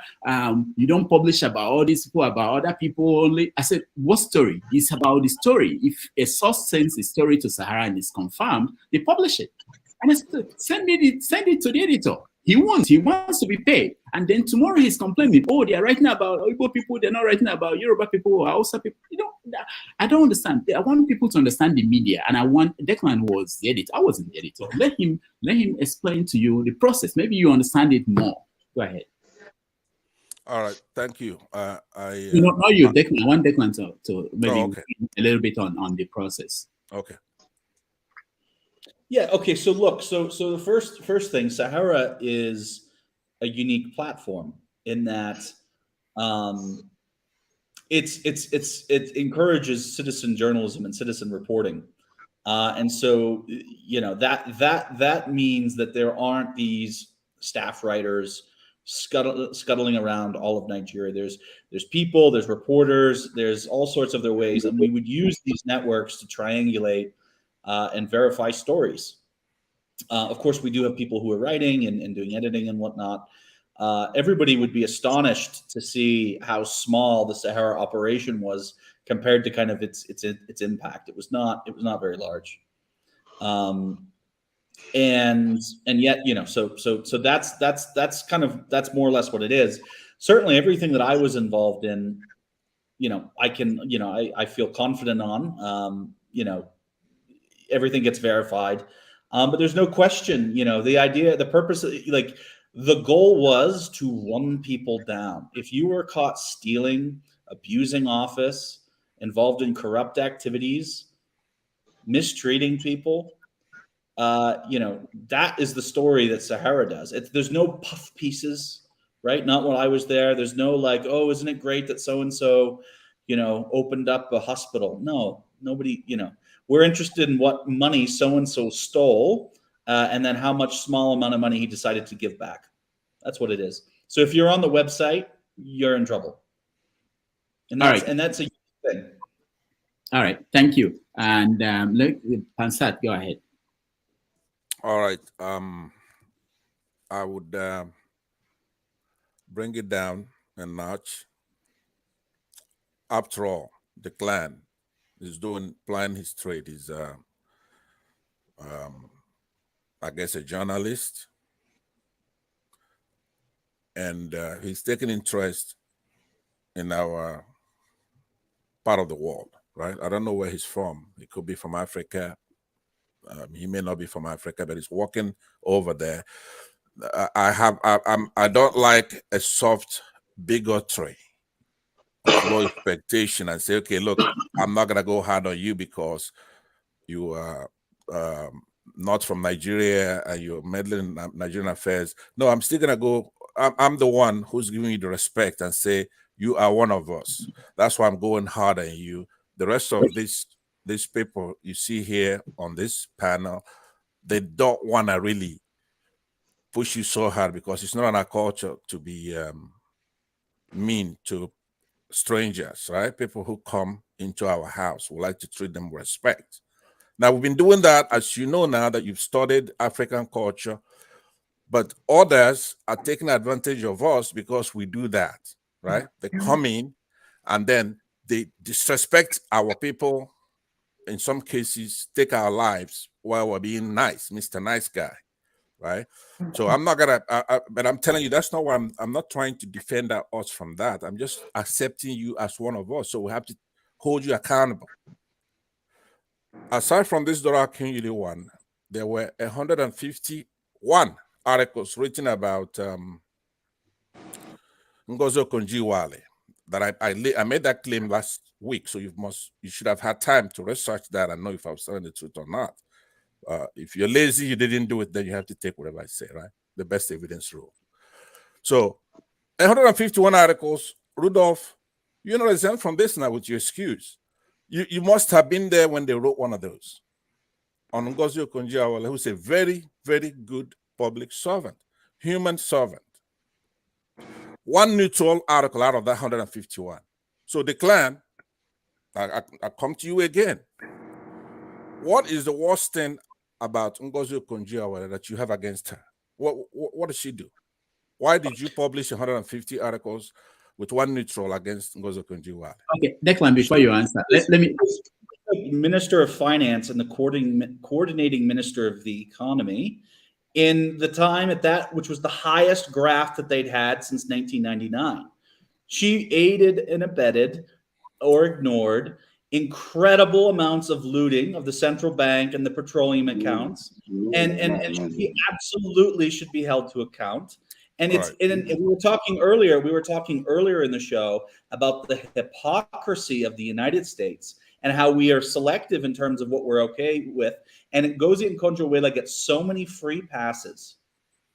All right. So, by the way, hold on. I don't know if you could hear Rudolph very well. It looks like Rudolph wanted you to hold off. He wanted to say something before you answer. So I don't know if you're just answered your question. That's why she gets 150 articles. And hold on, but Okay.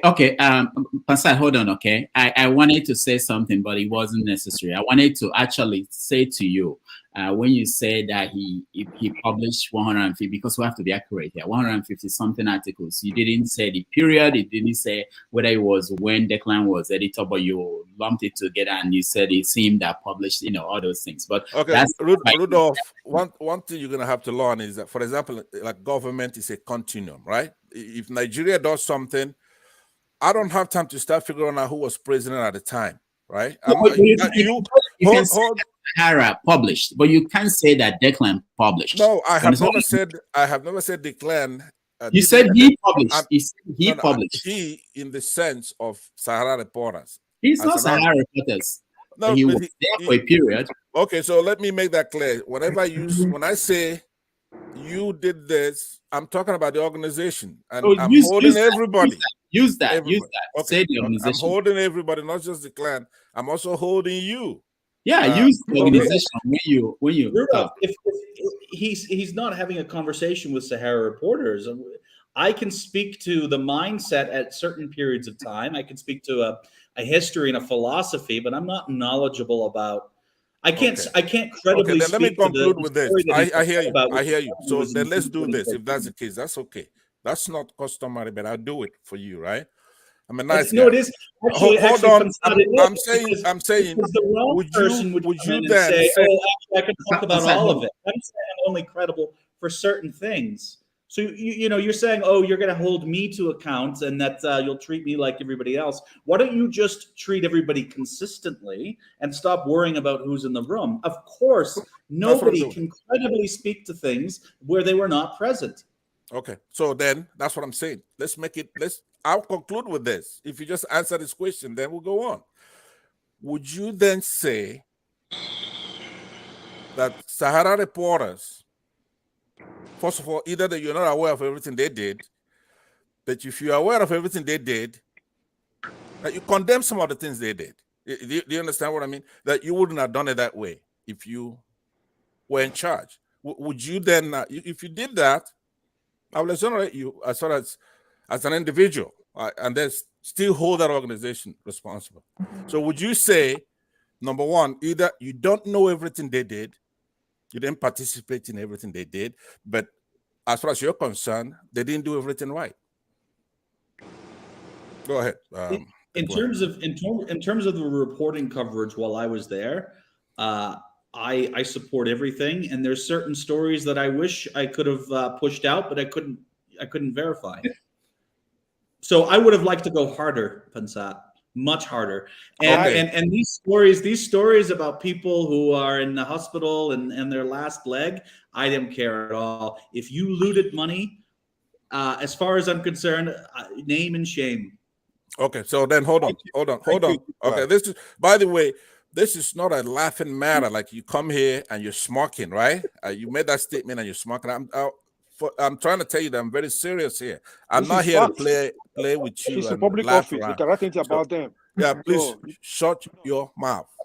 So shut what up I'm too. Declan, here's my point. Declan, don't allow anybody to bully you.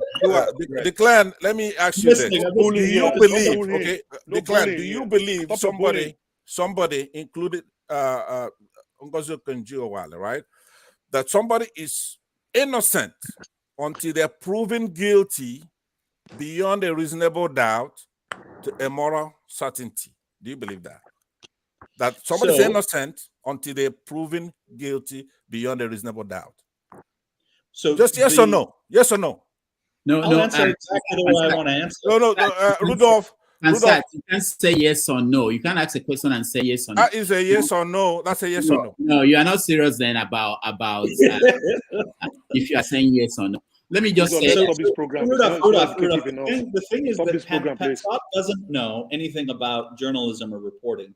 So if he did know these things, then he would actually understand that the threshold of evidence for journalism is not the same as the threshold of a criminal court. So innocent until proven guilty under the court of law.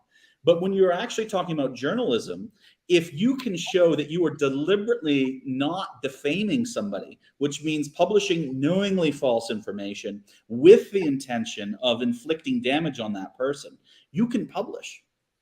And so, okay, no, hold on that.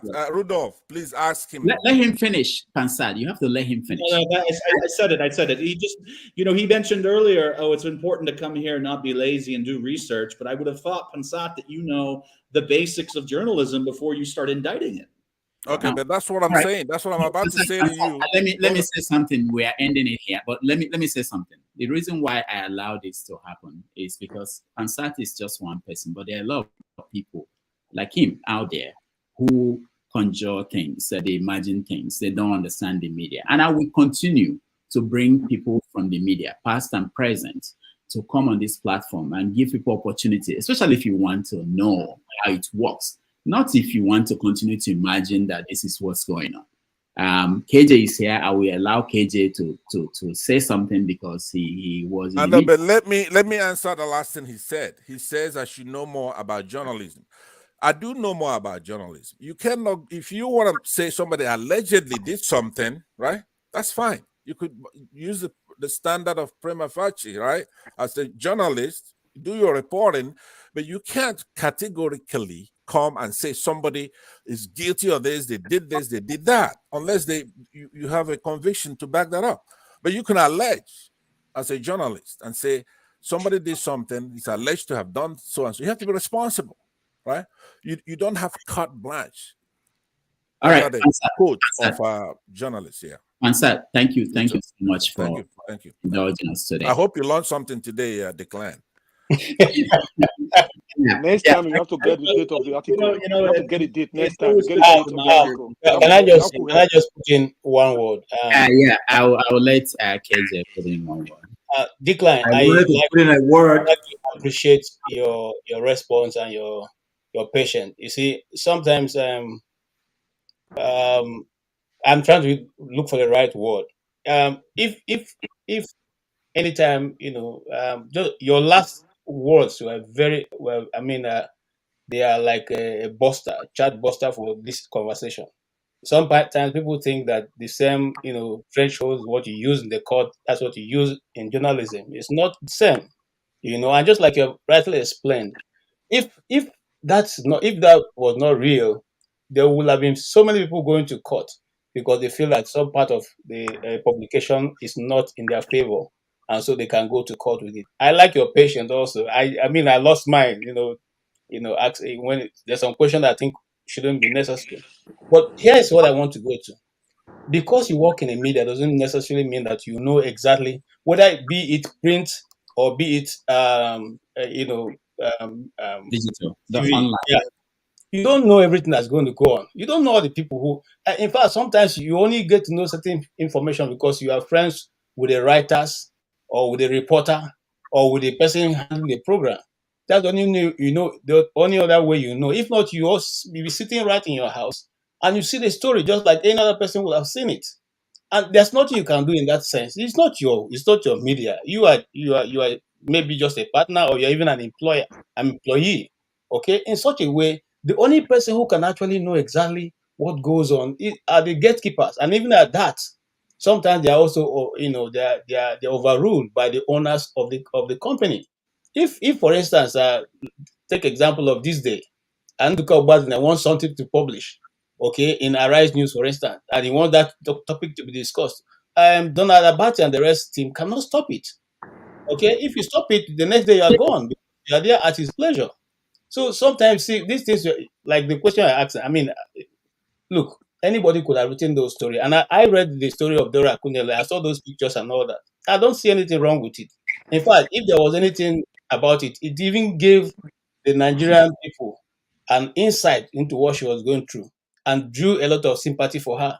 And that's how many people get to follow her to the end of her life, and then, just like Declan said, Ukonji Wala, I had an opportunity of having one or two interviews with her. And the first time I went to her office, the door was as open as, Lagos Highway.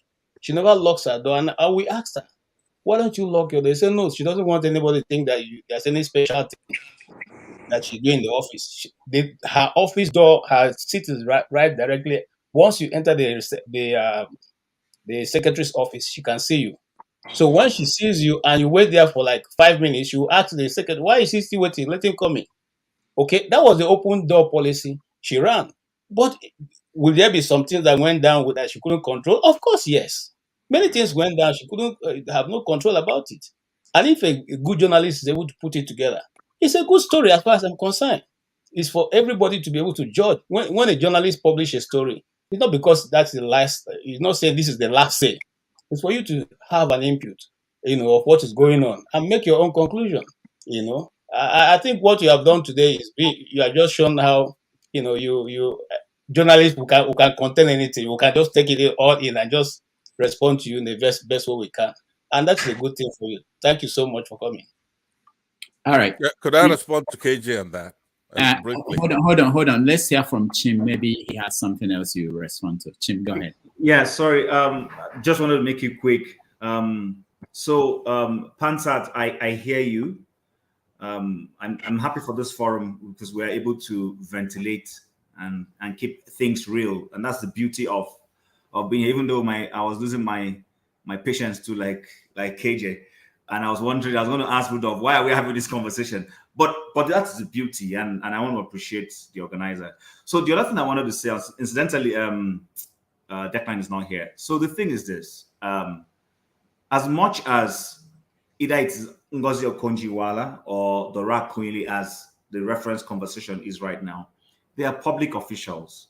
The moment either elective or appointive you accept, you no longer have control of the narrative. The narrative is no longer under your control. The only way you can spin the narrative is in your good works. Now, I'm not saying it is right, if that be the case, that people should write seditious or things that are not right about public officials. No, I'm not suggesting that. However, it's not going to be nice for us to take offense if a public officer of our preference is written about in a manner we think not to be right. And then when someone is not within our loving and something about them is written, then we say it's okay, it's not us. So, because that's what it will come across, Pansat, people listening, they will think maybe Akunyili being your auntie. That's why you're angry that something was written about her or something. But I do understand you to an extent that, yes, you want people to be written fairly about. But she was a public official. Right. I agree with you, when it comes to health issues, it can be very touchy. But the truth about the matter is Declan was a media person. He's a reporter. He needs to make the news. And that was the news. And he put it out there.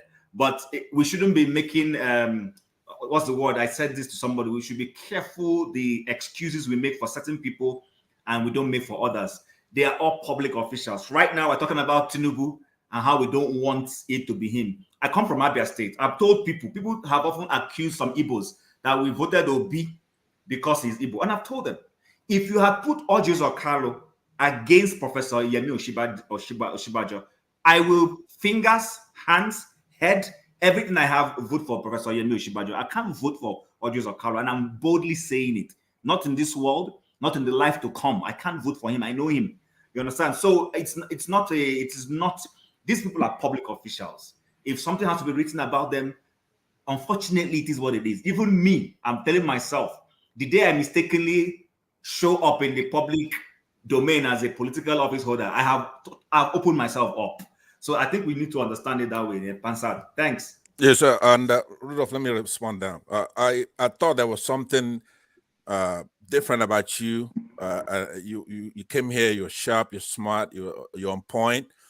I didn't know you're from God's own state, that the only state in the Bible, and that's Abia State. And kudos to you for that. But let me say to you that just because somebody is looking in to find the truth, I'm not advocating for Ngozi Okonjo-Iweala or Dora Akunyili because I have a familiar relationship with them, with my auntie, my sister, or whatever. Maybe she could actually be my daughter. I don't know how she is exactly. I'm an old man, right? So KJ can lose his temper. You said you could also, you were holding yourself. If you go and lose your temper against me, you try to either commit suicide, right? Because physically, I could whoop KJ with my left leg, right? And I'm strapped too. So what are you losing your? What are you losing your? You're losing your temper because I'm trying to find out the truth about somebody publishing something about some of our. Not my temper. I wasn't losing my temper. I said I was getting impatient. Okay, no. Okay, I got you. Yeah. So look, I love journalists. They're the fourth estate here in the United States. They help build this country, right? There's nothing wrong with journalism, but if you're gonna set up an organization and then you're going after people either because misogyny or tribal, because I found that a lot of that in that organization was it to say they didn't do a lot of good work. They did, and it's periodic. When they started, and then obviously when you get power, they were very popular, but then they started going after our people in the Southeast. They started going after Jonathan against an evil military thug, a dictator that committed a coup d'etat before, right? So you have to have judgment. Just because you're a journalist, you're not immune from criticism. There's this idea that, like KJ, you could see a little bit on him, but he still has more sense than most that are here complaining against me.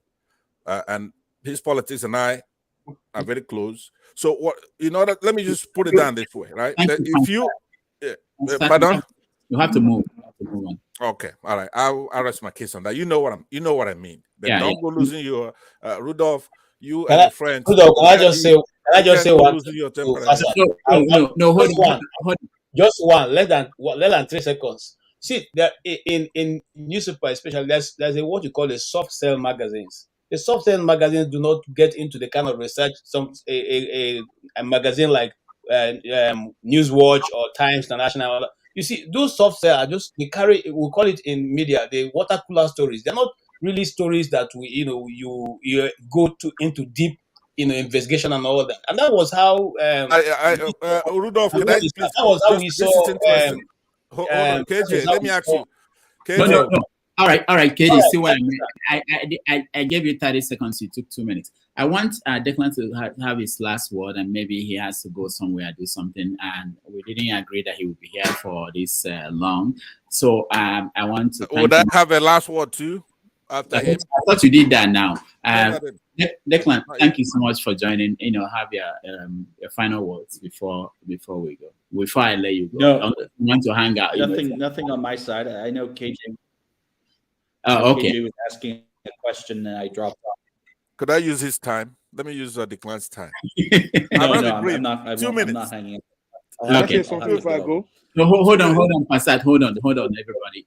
I think there's a delay. Declan was saying something. He didn't finish. He said you're not hanging here. So let me just thank you for being here today. And at any time, if there's anything going on across Africa, I know you are an analyst and you understand most of those things. We'll call on you. Hopefully, you'll join us again. Thank you. Thank you, Declan. Good job. Thank you, Declan. I hope to see you next time and we talk about something else. But before you go, what I wanted to say is this, right? It's a judgment call that I'm talking about. Like in this election, right? There's an election here where Showore, who is your main principal, right? You have an election between Peter Obi, a Democrat, a man of integrity, purpose, has served as governor, has been there, right? And then you have a drug heroin accused person who forfeited $400,000. I'm talking about 1990s dollars, right? And then he's geriatric. He's no good, right? It's right there. But Showore is treating these two as something he could not. He doesn't know which way to go. He cannot choose. So Pastor, hold on. This is the problem. I thought it was discussed here. You don't understand the media. The job of the media is not to choose sides. That's not what we do. That's why I bring people from the government. You know how many government officials have called to come on this show? You know how many times I've called them to say, come here, come and talk to our people. You don't pick. I'm not interested in picking somebody because this person is good or bad. We are covering the story. Anybody who is from any side of the story, we bring them. We talk about them. That's all. I don't know where you think I have to decide that this is the right because this person. Can I respond to you? Let me respond to you because when the first day I came to your show, right? If you recall, will you mute this other guys while we're talking? So Rudolph, what you just said there, it really irritates me because you made the same statement. If you recall, the first time I came here, okay. So I said that you have a room to play with when you're talking about good versus bad. Okay, you could do what you could choose anywhere between those range, right? Or when you're talking about right, wrong, right, good, evil, Fine. But when it comes to true or false, you cannot say, look, I'm a journalist, so I'm going to say something false. I'm going to choose false over the truth. You don't have any room right there. So when you're going to make a judgment call, right, that factor is very important. Listen, Pastor, the news does not make judgment call. That's not what we do in the news. If I'm writing an opinion article, I write an opinion, my own opinion, based on what I think is right. But in the newspaper, when you pick up the news, this is what happened. You decide, not the writer, not the news. They don't decide for you. All right, Osi, go ahead. Yes. So I was going to ask you because OC is the publisher of Ikenga Online. Some of you may not know. So OC is also involved in the media. So OC, I'm biased person, right? So Ikenga Online is the only online paper that is covering the Southeast. So Pansat, you may listen to OC. Go ahead. Yeah, thank you so much. It's been an interesting conversation.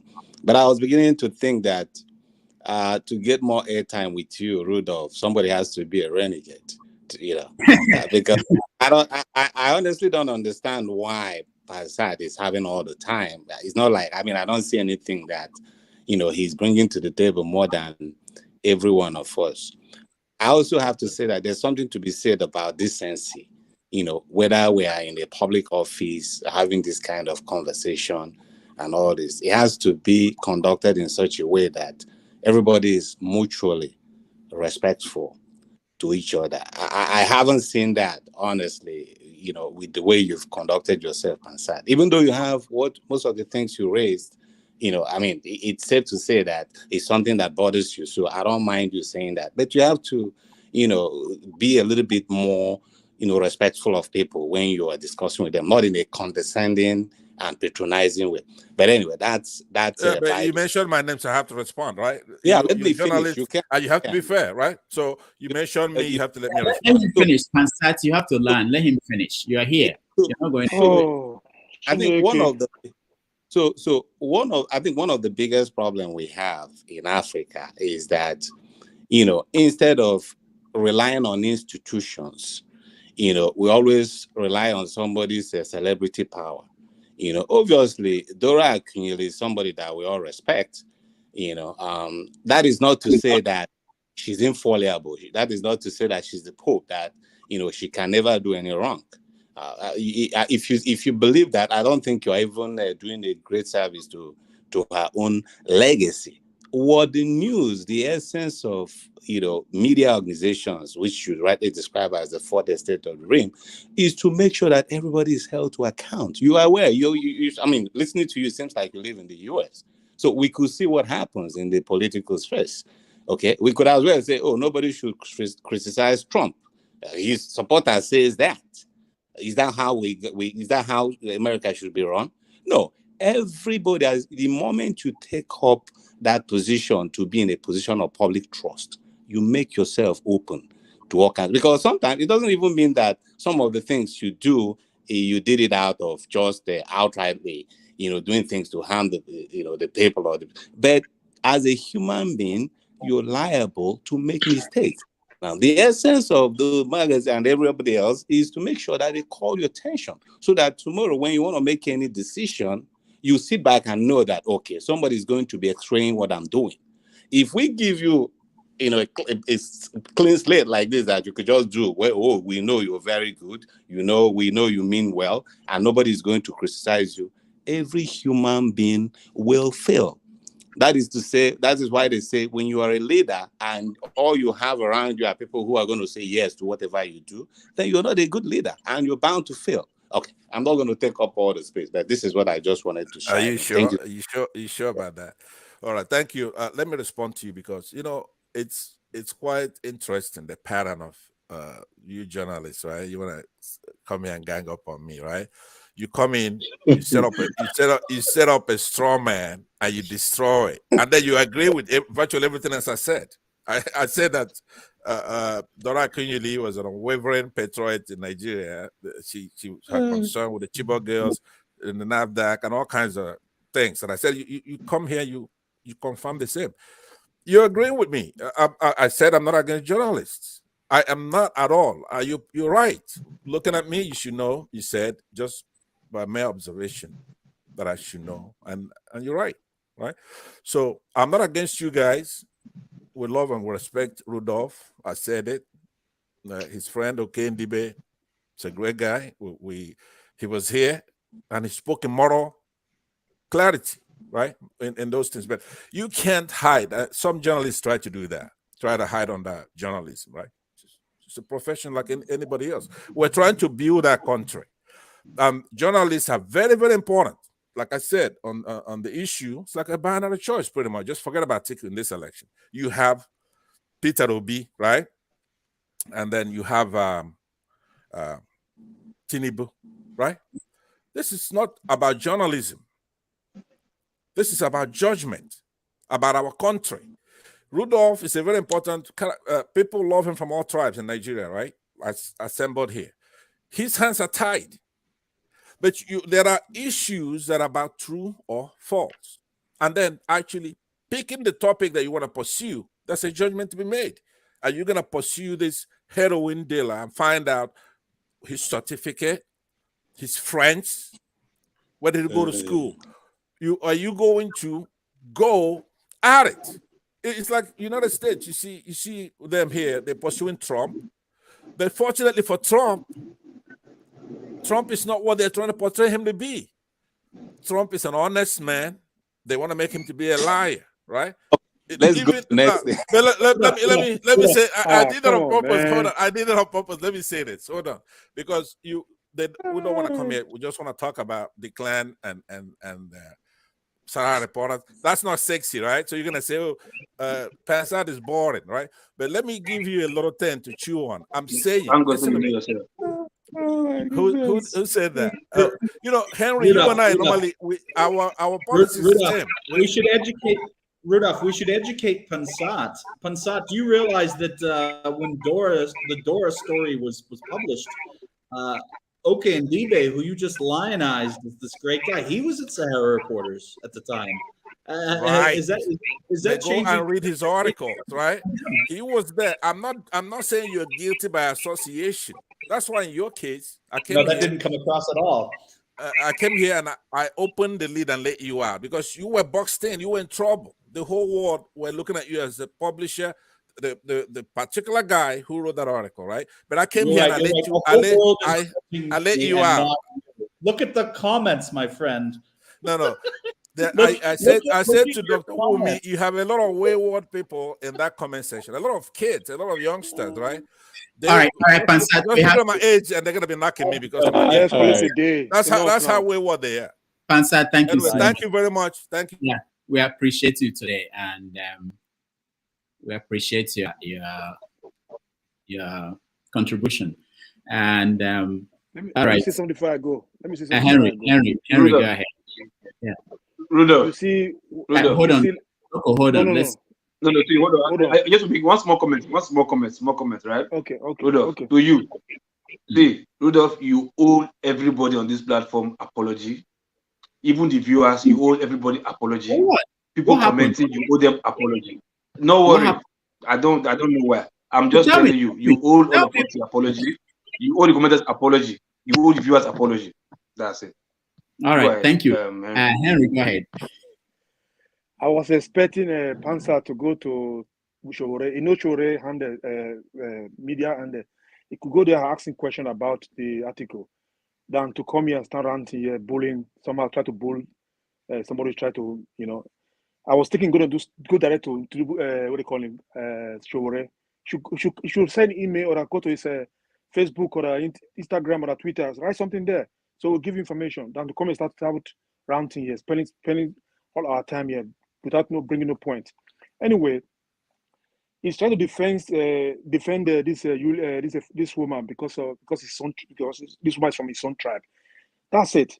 What I'm saying, as long as you're a public officer, you're not a public. You're not secret no more. You're public. They can publish anything about you. It doesn't mean you have to be Igbo, Yoruba, Hausa, or whatever. They publish a lot of things about Buhari too. That Buhari was in the bed they published something about Buhari was in. They're going to publish something about Buhari died in Saudi Arabia. There are a lot of things is He's published from there. Sudan. Now he's from Sudan. Yeah, all this kind of. So why you don't say something about that? You just here, come here, start ranting. You should go to Shore, ask Shore about it. All right. I mean, thank you, Rudolph. Henry. I give a blame to you too for allowing him to bull on your guest. It's not working like that. Sometimes you have to shut him off. All right. Yeah, sometimes you have to shut him off. Thank you. Thank you so much. Rudolph, I understand that you try to Rudolph, I understand that you try to be fair, to give everybody opportunity, but that guy was disrespectful for people that come in this platform, and that shouldn't happen for any reason. He's saying somebody to shut their mouth up. I remember when I said something, take your time when it's your time. If your time ends, take it. He said that I disrespect. I said, oh, I'm sorry, even though you chief in your tribe, but here is a platform where everybody have opportunity to speak their mind, but you're supposed to shut it down. The way she disrespected people should supposed to be shut down. And I concur with the person that says you need to apologize for everybody because that guy was rude and disrespectful.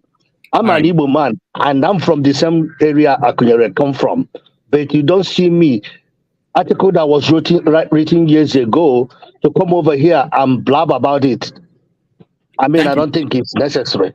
Thank you, San Antonio. Let me, I will apologize, but let me show this. Coming on Sunday on this show is Dr. Perry Bremer. Next Sunday is a good example of how we take conversations to everywhere. And he will talk about will religion survive the advent of AI? And is ChatGPT afraid of the Quran?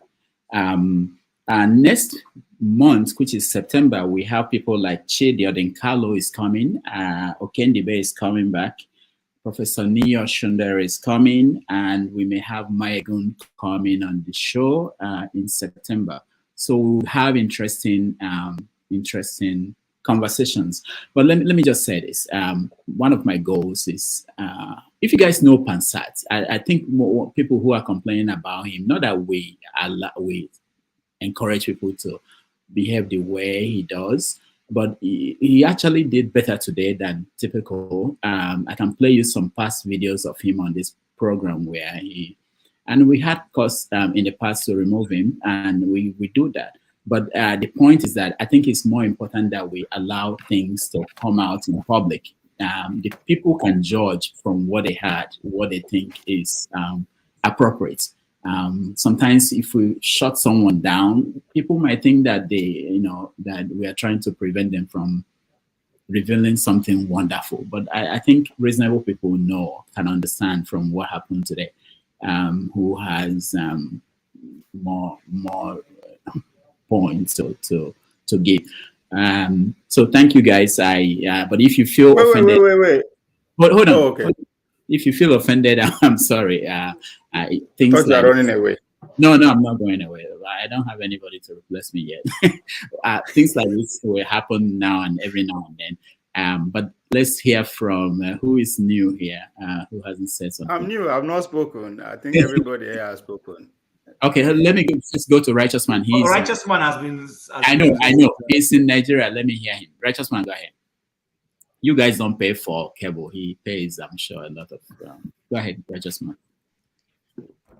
Yeah, Dr. Rudolph, I think we that are back home here, we deserve your apology.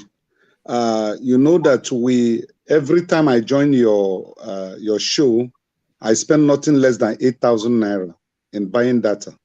Wow. Any day. Yesterday I spent 8,000. Today again I bought a data of 8,000 just to be part of this show. But in most cases, you just relegate me to the background. I don't even know what is going on. So it's not actually being fair. Anyway, I think the appearance of that very man, Passad, it's not as if he's bad, but I think as the anchor man, you should manage the time so that it will not resort to unnecessary argument and disrespectful from any commentator or anyone that is contributing. Just try as much as possible to manage the time. It is the time you will use to cut off some of these excesses. But if you don't do that, I know human being what we are. We'll go to any length to, prove who we are when it is not necessary. Actually, there was a statement he made, which I concurred. Most of the problem we're having down here comes from the journalists. They don't give accurate report of issues. And for example, the Diziani issue of having a gold, is a diamond, breastwear. Yeah. If I tell you, I'm from Imo State. Those of us, the area we do business and it's a multi-tribal ground.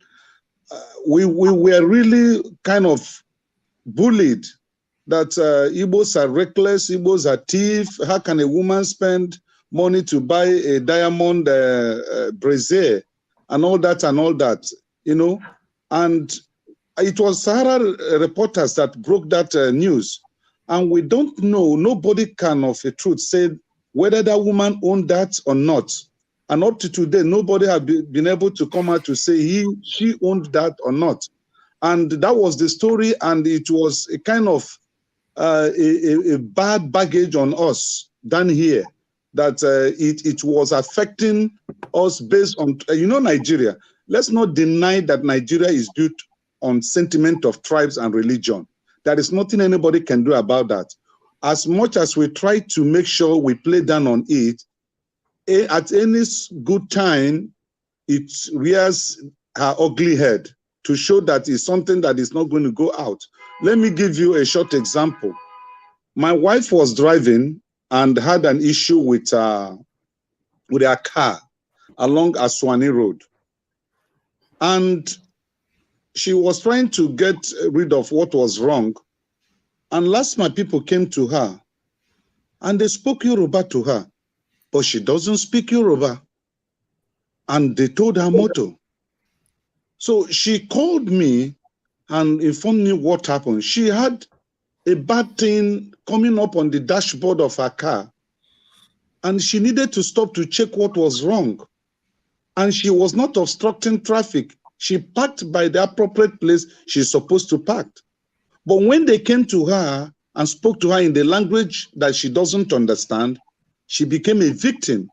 They told her vehicle, when she called me, I came into the place and I was asking the officers that got the car towed, can you tell me what sin or what crime she committed, that she had a broken down vehicle and she needed to put it right? And then you towed the vehicle and charging about 120,000. I have to call my lawyer and inform my lawyer. So my lawyer came there and we dragged that issue. Now, if she had responded in Yoruba language, I'm telling you, they will even assist her to get that motor done and let her go. So the issue of Nigeria, tribalism and religious sentiment cannot be ruled out. So when journalists are reporting issues, please, at least if it's not going to be 100%, let it be at least 70% that people can look around it and say, yes, this is correct. So that's just my contribution. Thank you. All right. Thank you, Righteous Man. We appreciate you and the fact that you rejoin us from Nigeria. I have a little comment. KJ, drop your hand. KJ, No. Sorry, I just want to tell Mr. Righteous Man that we actually spoke on that Brazil thing on this program. And I said that is one thing I hold the EFCC chairman, now gone in detention, right about. He came and he said of the truth. We asked him, he said of the truth. He has looked through their shop, their warehouse and all the places where they keep things. There is nothing like gold brazier. There's nothing like gold pants. There's nothing like gold wristwatches. All those, those things they published about Desiani Alison Madeke was not true. That's what Bawo said. That she has not been able to see any one of those evidence. None, not one. Okay, but again, you see the press didn't carry that. Of course, when I say the press, the television and all the rest didn't carry that follow-up, except when that interview was granted and it made those assertions. So I think the press tries to be, we try to balance it out. One thing you want to talk, you don't talk 1 Yeah, million try things. to balance it out. Sorry, I'm true, sir. Thank you, sir. You're a journalist and politician. What's the difference? Yeah, hold on. Okay, hold on. Let me say, of course, the press is not perfect. and the press will reflect the society where they come from. But the important thing is this: it didn't come up in the conversation we had now. If something wrong was published about you, you have the right to challenge it, and people sue the press. Okay, so it's not like the press that once they publish something, there's something you can do about it. So if there are cases like that, and it does happen, and every day, so there's still something someone can do. Okay, go ahead.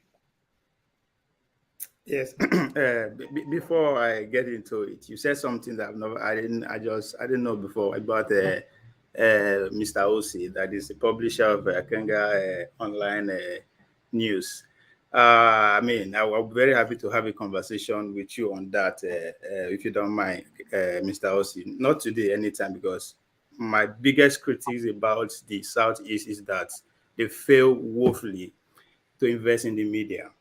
I mean, this is 2023, right? So you taking that part is something that I really want to have a conversation with you about.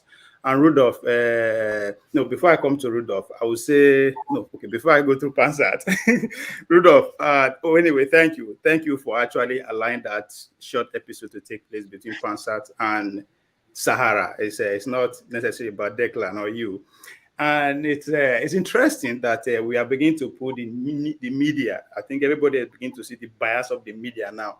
We talked about it yesterday, if you remember, and you are trying to make case about that. And I respect your opinion, Rudolph. I mean, you put over almost 2 decades in journalism. That's something that you can't just buy. You can be able to buy in the market. Almost?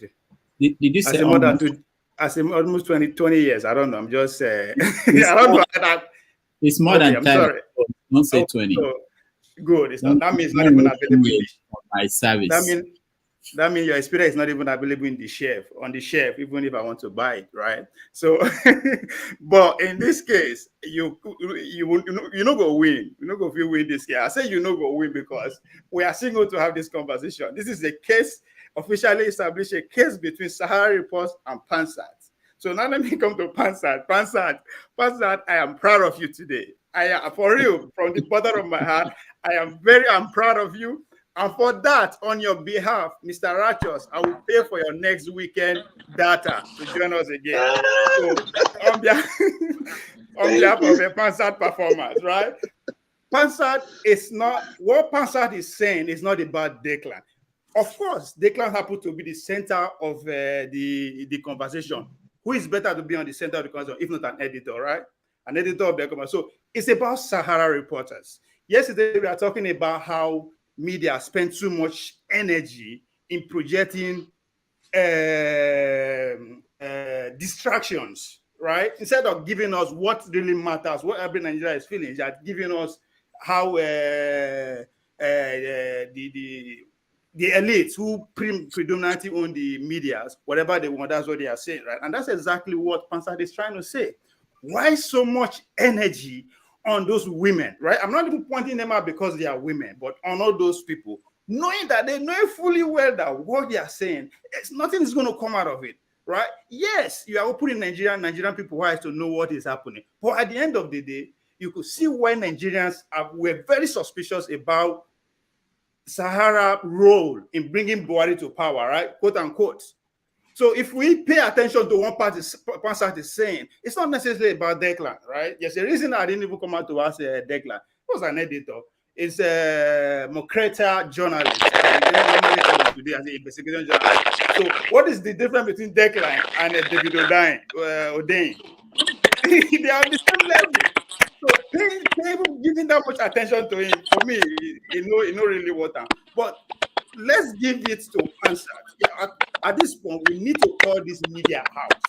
As I said, it's not necessarily about Rudolph now, who works in the Sahara Report for many years, as Pansat wants to point it out. But it's about SaharaReporters, right? But I mean, again, I'm not downplaying their impact in the society. We need them, but they are not above calling out. They are not above criticism, right? Where is SaharaReporters now that since after all those people are gone? Our Nigeria are not better all of a sudden. So I totally understand where Pansat is coming from. And again, if Declan is an editor, he should be able to account for everything that he signed for or signed to in the past. And again, for him to actually accept to work in SaharaReporters, that means he accepts the ideology, including everything they've done in the past before he got into SaharaReporters. So the idea of asking him when he joined SaharaReporters does not count. You accept to work there, that means you accept everything that they've done, good or bad. Thank you, Ovie. Thank you, Ovie. Let me say a few things. One is, I'm happy Ovie is in the media space now. You have all the politics, so I hope you will now make the corrections that other media they are not making. The other thing I wanted to say is that nobody noticed something that happened here a few minutes ago. The fact that people in the media can actually take it, quote unquote, take it, unlike some people in the public space. And that's how it is. That's how it should be. You know, if you're in a public space, you are a personality, you are in politics, you should be able to, people should challenge you. Nobody's saying, the media has never said don't challenge us. In fact, it's one of my goals here, and I say it again and again, to bring as many people as possible in the media to come here and give you guys, anybody, opportunity to talk to them. And hopefully people will learn one or two things every time that happens. Osi, you know, you said Pansat, I gave him a lot of time. This was it was the reason why we had Declan today, because we wanted him to have an opportunity to talk to Pansat. And we've talked about you coming on the show. I don't know when you are available. Anytime you're available, that option is still there. We can have you as a guest and you talk about what you do at Kenga Online and your book that is coming out. I just wanted to mention that. All right. Go ahead. Righteous man, give your number to Rudolph. I will get that from him. Righteous man, you can write on the private chat so Ovie can see. Go ahead. Yeah, go ahead. Yeah, but Righteous man, though, remember all of us still pay for our own data, though, when we come over here. So I understand that Nigeria is unique, but we all pay for data too. Mute themselves. There's noise coming from somewhere. Yeah, I think it's from Osi. Osi, I think it's Line. Rudolph. Yeah. So you were supposed to actually apologize to us. Oh, I thought Hold on. You can monetize it. Just send me $10,000. I will leave you. Don't worry. Just kidding. The point I want to say, right? Honestly, I'm a bit disappointed. Pansat coming here to discuss Dora Akunyili. In my own honest opinion, he is actually demeaning Dora Akunyili. Dora Akunyili, she is the best we got since she came into the public space from NAFDAC. She is one of the best. She's not a regional leader. Nigeria love Dora Akunyili. May her soul rest in peace. You should not come here and pretend that she loved Dora Akunyili more than other parts of the country. Nigerians love Dora. I can say this. So Dora, she did her best. She's human. You know, she did her best, to be honest. But the way she was just, my own concern was the way he was attacking the other guy. I don't think if he sees Sowore, he will talk to Sowore this way. They will have a serious fight. Sowore will reply, it's fire for fire. So I think he was just attacking the wrong person today. Even when people try to, I mean, why will you just come and be attacking somebody like that? Because he public. And the truth is, in all he said, he never really pointed out something like, oh, this was your offense. Bring out the article. What is not correct? You know, that's what I was expecting, but he didn't do any of that. But to me, I think next time, I don't think you should give him the such time and he will start be bullying everybody here. No, thank you. Thank you so much, AY. Who is next? Chim, you wanted to say something or you did? No. Okay. KJ, you want to say something? I'm rounding it up. In rounding up, I think Rudolph, I appreciate your patience and because it takes a lot of self-control to bring someone who virtually not allow other people speak, and you still be able to let them go on. I'm not sure with my Bible mind and church going spirit, I would have been able to handle all that. It's okay. And you see, the thing is, the more we understand how the media works, the better. You see, Rudolph is the one running this show now. He cannot stop me for what I want to say.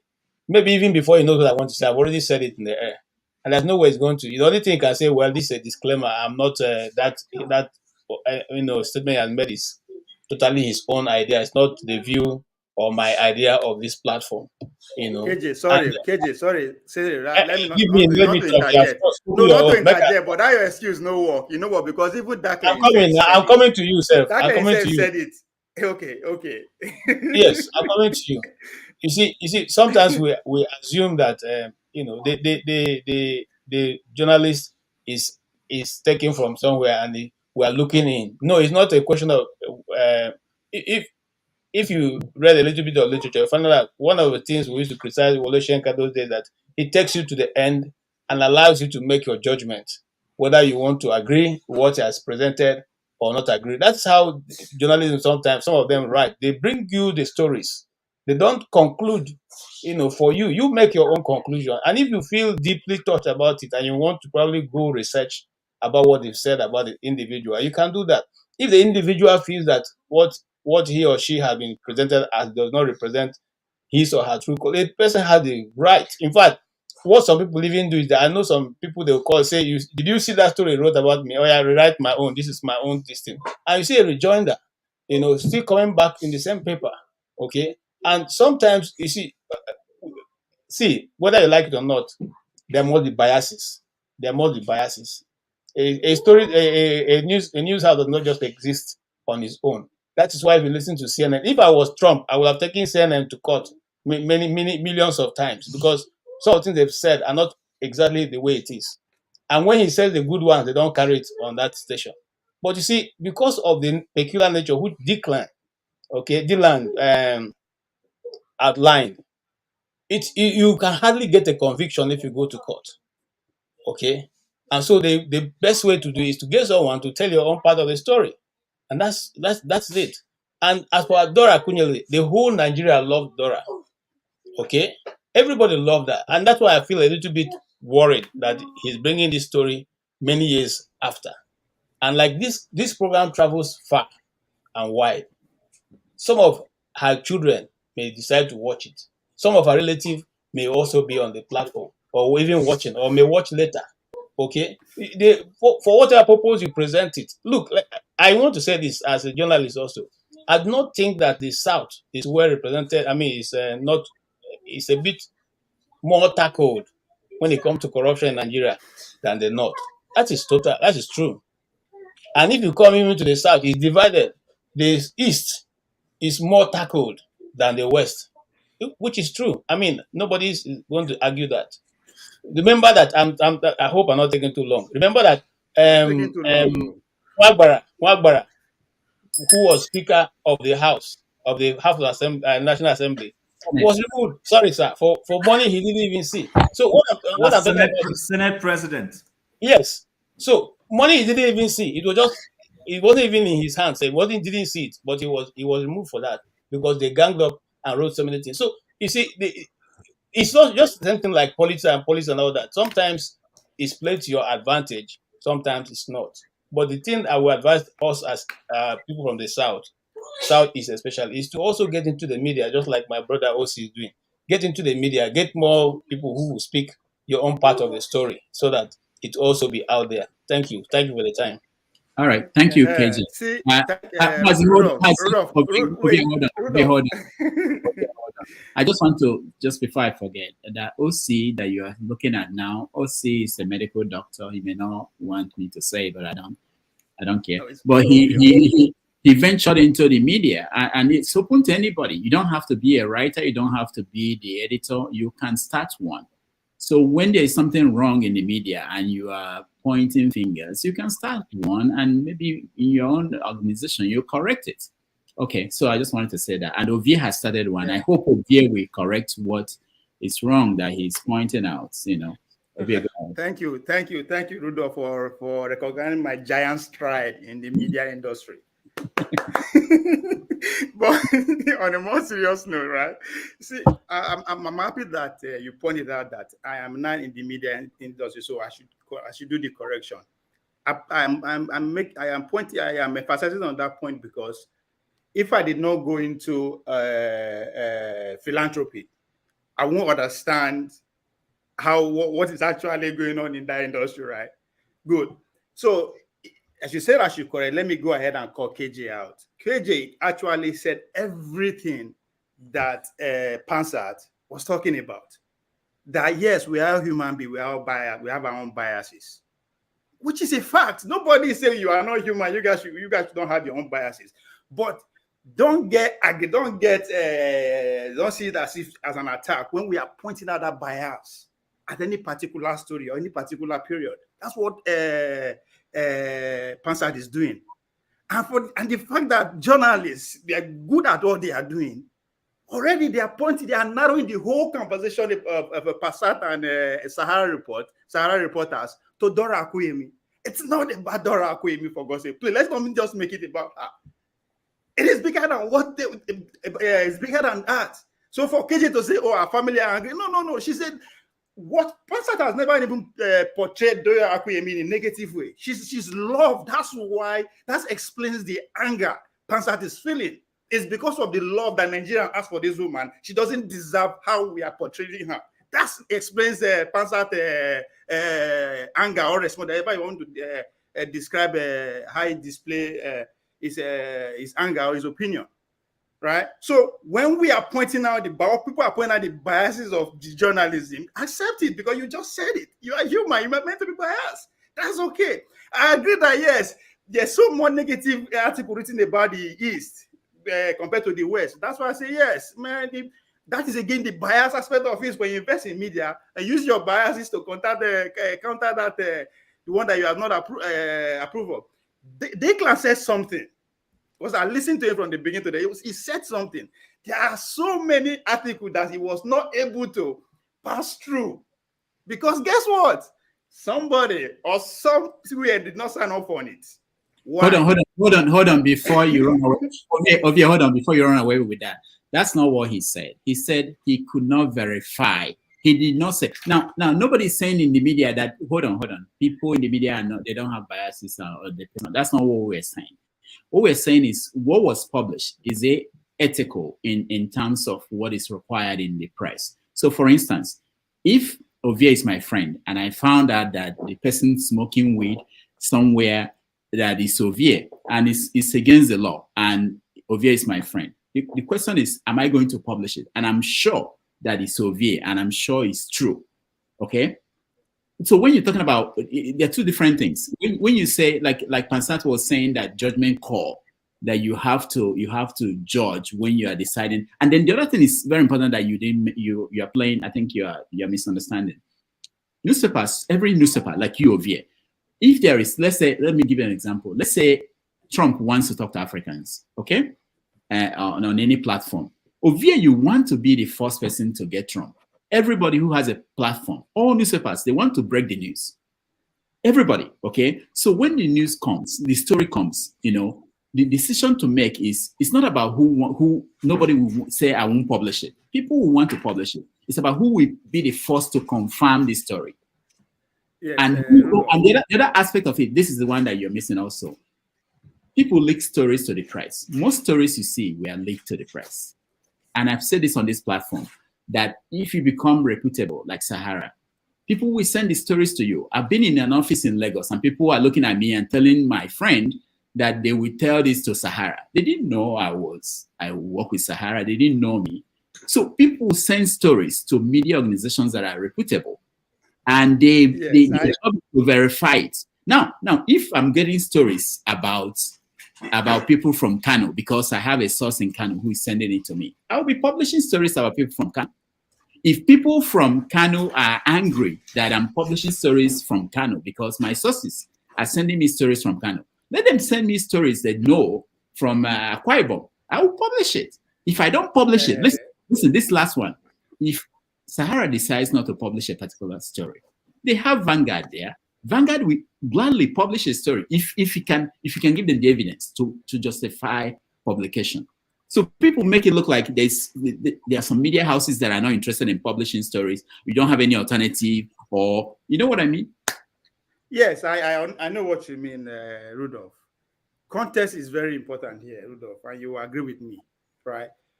Pansat again is not saying write or don't write about this person. Why did you write about this person? He's talking about the context of what is written about that woman or about the particular person he's pointing out.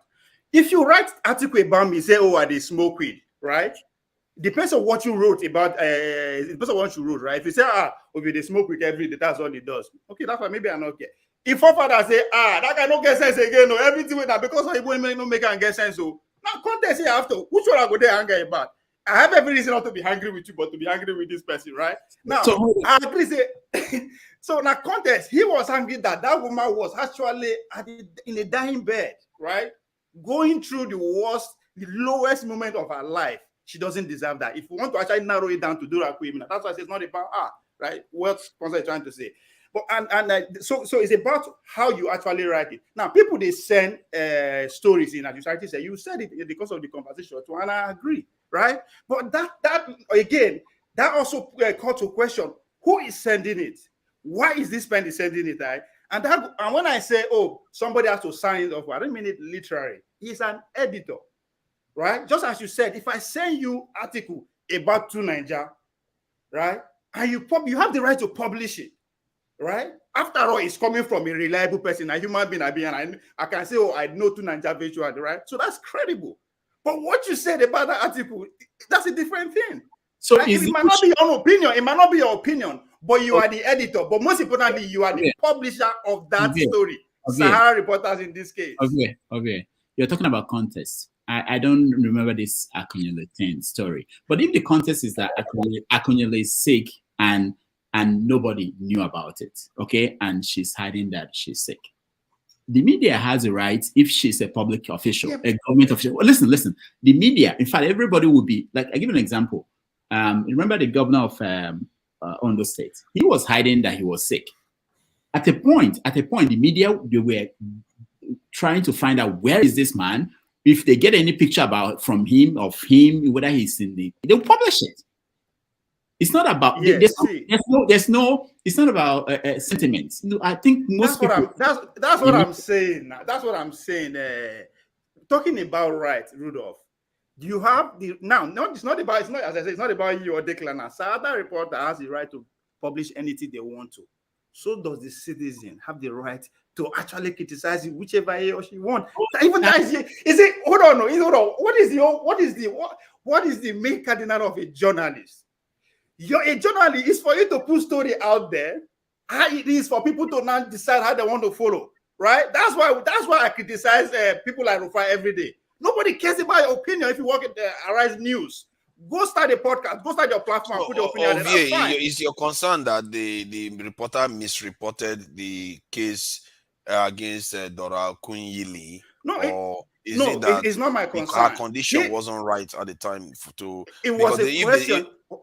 No, I think what I'm supporting Pansa here is that he has the right to actually via his concern however he wants it, right?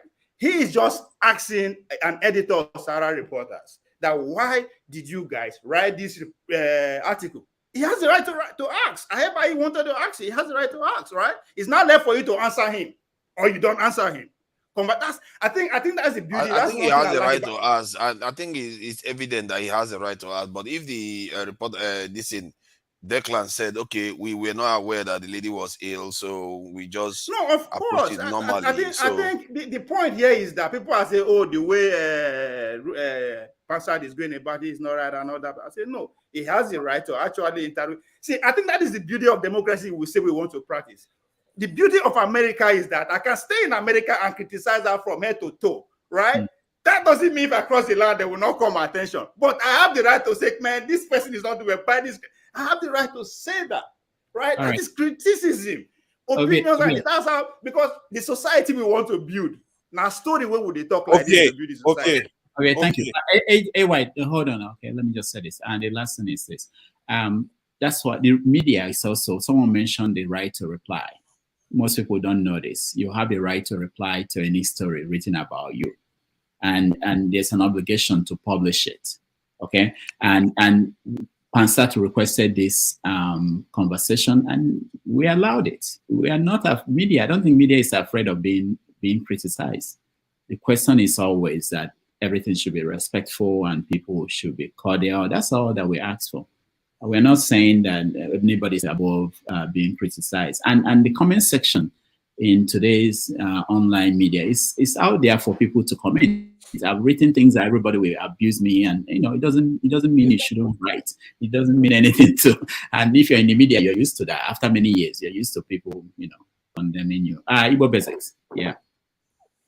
That's the final say. I'll hand it over to forefathers. I have to go. Igbo Basics, go ahead. Unmute yourself. You're muted. Muted, Igbo Basics. Can you hear me now? All right. Yes. All right. Because I'm on the road, that's why I just wanted to chip in very quickly. First of all, Rudolph, I wanted to congratulate you for a job well done on this particular episode. And I also wanted to thumbs up to Pansat and KJ and Declan, the professional way that you have handled these things today. Let me just add that if I was in the shoes of Pansat did a very good job in bringing out and airing his views. If I was in the shoes of Pansat, before I come out to the public space of today, I will have the articles, the days that the articles were, the page number of where the articles were. I'll have those kind of specifics. So that when I'm talking about, I'll be saying, in the year 2017, you wrote an article about dollar, it appeared in so page 2, page 3. That's the details that I would give if I was doing that job. Having said that, I just wanted to say congratulations for a job well done on this particular issue. And for me, last time I asked a question, as Igbo Basics publications, we started way back in 1995. That was almost 10 years before SaharaReporters came on board. Sometimes people wonder, why do we continue and we have not folded? Consistency is what it is. And for the job that this platform is doing today, it will outlive those of us who participate there. That's our prayers, that it will outlive us.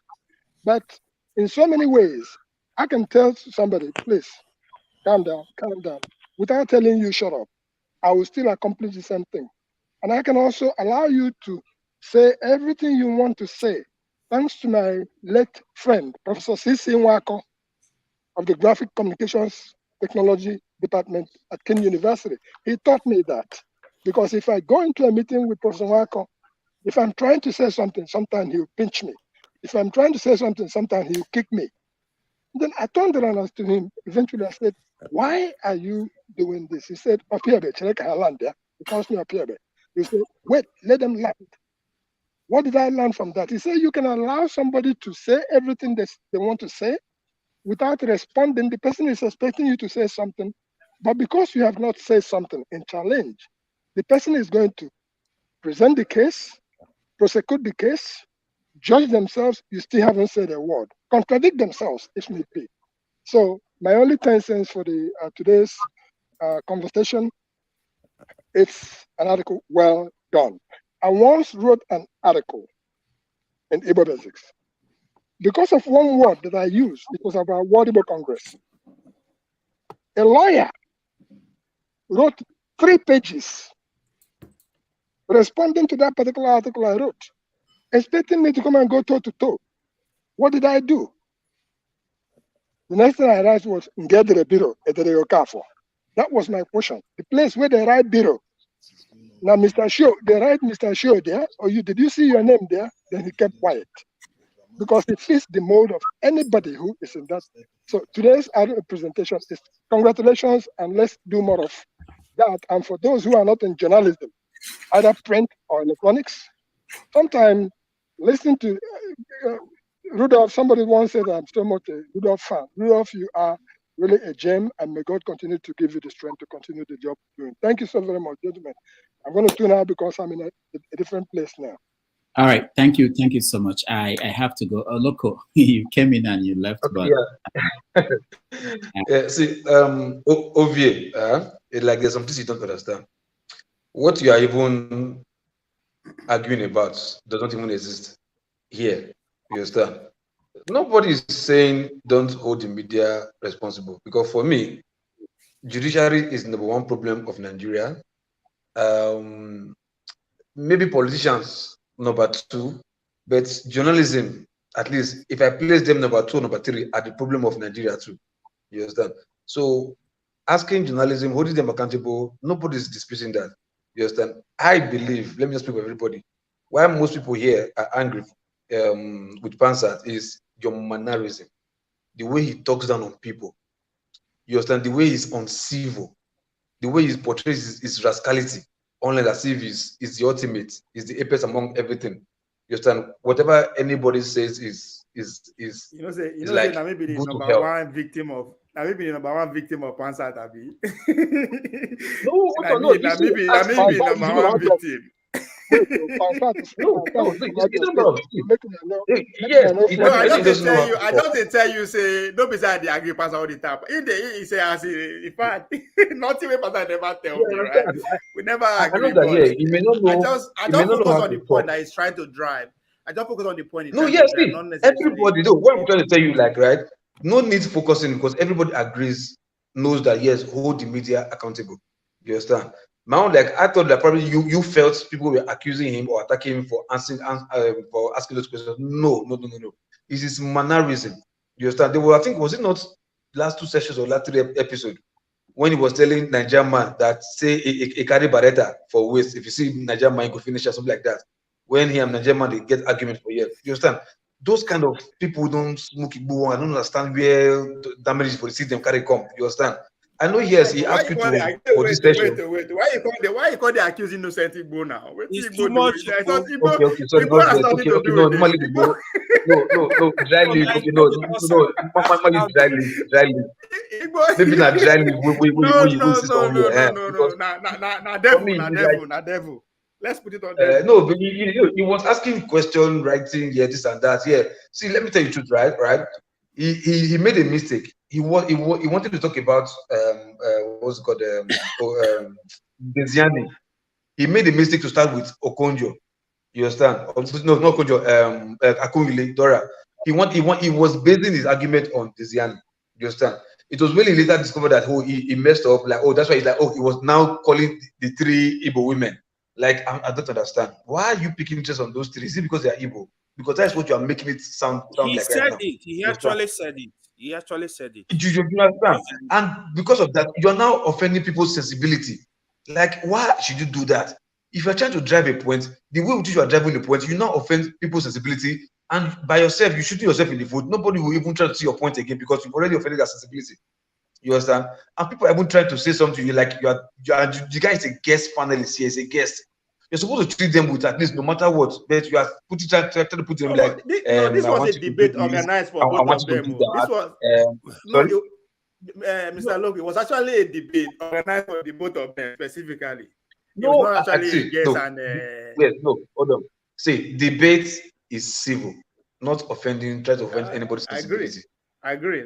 Do you understand? So, like, see, that was the reason I came in, because on a very good day, there's no question I want to ask Declan about Nigeria matter or BRICS or whatever. Nigeria know that problem; they can solve it. You understand? So I don't get quiet. It was because of Pansat I came into like, man, come on, man, enough is enough now. How? As in, I could not hold it. Yeah, I couldn't hold it. I had to come and like come. That's why I said, Rudolph, I didn't make anything about Pansat. I only told Rudolph apologize to everybody. Case closed. That was my own. Just to let him know. That was my own intention of coming here. So coming back again was like to let you know that not because we don't agree what Pansat is saying, but his mannerism and his uncivilness and his rascality, that was just the whole issue of this stuff.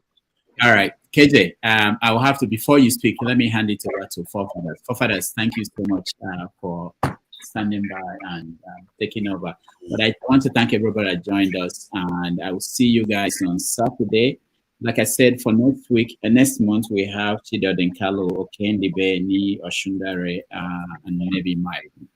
See you guys. Thank you. That's explosive. Thank you. KJ, it's your turn, eh? Yes, except you want to change it. The INEC now. I want to change it. KJ, journalist. Typical for us. Hold now. We finished with Declan, and everybody is talking about. Declan talked about so many other things that they're asking questions about. Now it's about Pansat and his insult to Declan that we are all chatting about. Insult to everybody. Yeah, KJ, he was insulting. KJ is a journalist, politician, so it's in between. So, what did you make, KJ? What did you make of the main discussion with Declan regarding some of the questions they asked him, especially with the BRICS? He was actually saying that it was okay for the French to see the this is the current regime in Niger as illegitimate, so the French should not leave. That's one of the. I totally. First and foremost, as a person, he has distinguished himself. And I will also want to commend SaharaReporters, because they came in and they were able to shoot their way to national light with very short time, and that was because of the sensational stories they reported and the way they wrote it, and so a lot of people who are looking for the truth or looking for what to use to hammer other people go to SaharaReporters to get those information. As for what he said concerning, I agree with most of some of what he said, especially the fact that he tried to say, without being afraid of whatever Passad would think, that he approved those stories and he was struggling to even publish more. Yes. Because if we are able to do that, our society will stand up straight. I know that as someone who practices in that area, some people hide, and which is what Rudolph has said. Some people hide information concerning their own people; they don't want to release it. Okay, and so sometimes you don't get enough to actually put out to the press. While others come forward with information, even when not asked, they want to give. And so that's why it's a little bit lopsided. So are we talking about press issues versus foreign troops in another country? No, I'm coming to that. Another country refusing to leave. No, I'm coming to that now. I'm going to that. Okay. You see, the mere fact that the authority of Niger Republic have said you are a personnel non grata is enough for you to leave that community. There's no two way about it. It doesn't matter whether you're the one feeding them. They've said, take your foreign aids and go away. It is their try. It is you're not even supposed to be the one to determine whether the government is legitimate or not. Is it in your right? Do we do that in Europe? Do we go to Germany and say to Angela Merkel when she was there that you're a woman, why should you be the leader of Germany? Okay. Do we come and question the woman who was all their policies have been running? Have we ever gone there to say what people are doing is not correct, so we will not obey it? And for you now to come to a person's country and say you are illegitimate because you took over power are they not the one who have been installing all the puppet governments in Africa? Have they stopped are they not the ones? So if we have learned from them, if we have mastered the art of installing puppet leaders, and the puppet leaders who have installed are people we like, what is wrong with that? And he had the goal to actually come here to say he agrees with the French that they should not listen. If it was some people, they will run him out of this. If it was like on an African American panel, they will run him out of the panel immediately. It's like Tunanja. Sorry, I think what he's trying to do. He's trying to say. I think he's trying to say, look, French wants to survive. You understand? So thank you very much. If with them, also they will agrees with them. Super chats. No, hold on, man. Forefathers. Okay, let's break it down. When I wanted to speak, I was the first speaker. Hold on, guys. When I wanted to speak, Local, wait. Come, Can you wait, please? forefather, do your job. When I wanted to speak, I was given I'm only trying. 4 minutes. I only spoke for They will 4 settle. minutes. Because of the respect I have for Dr. Damages, I kept quiet. I was shut up. But whereas forefathers went on for about 20 to 25 minutes, which I'm not complaining. It's not my platform. Yeah. I was trying to land the point, which nobody touched on, because he was so arrogant with the things he was speaking. Well, I'm very happy that forefathers had to hold him up and stick him on the wall to tell him, hey, you don't do that. You don't. Are you trying to come and support the people that say they're not going to leave? You know, was he was so arrogant, saying that the military that was going to put together by ECOWAS is going to run over these guys and that's it. He doesn't even know nothing about military. You know, I was trying to explain some certain things that, listen, this is the Nigerian army that we have today is different from the Nigerian army we have back then. And across the region, I know that they have said they're going to support these guys. If you discount that, it's going to be a disaster, not just for Nigeria, for across the region. And forefathers also highlighted that point. Sorry, Loco. Continue. Okay, but what I was trying to say, right? When he said they wouldn't leave, right? It's like it's not saying that it's their right to be there and they have the right to be there or they are staying there is correct. For me, I think his trend is just making the emphasis on survivor. Like, hey, if you were them, will you leave? Like when you know you're being there is your survivor. You understand? That I think he was trying to, because on a very good day, they're not born aware now. When you come on this platform, they tell it to our face, say no, they have the right to be there. When everybody know here that they don't have the right to be there.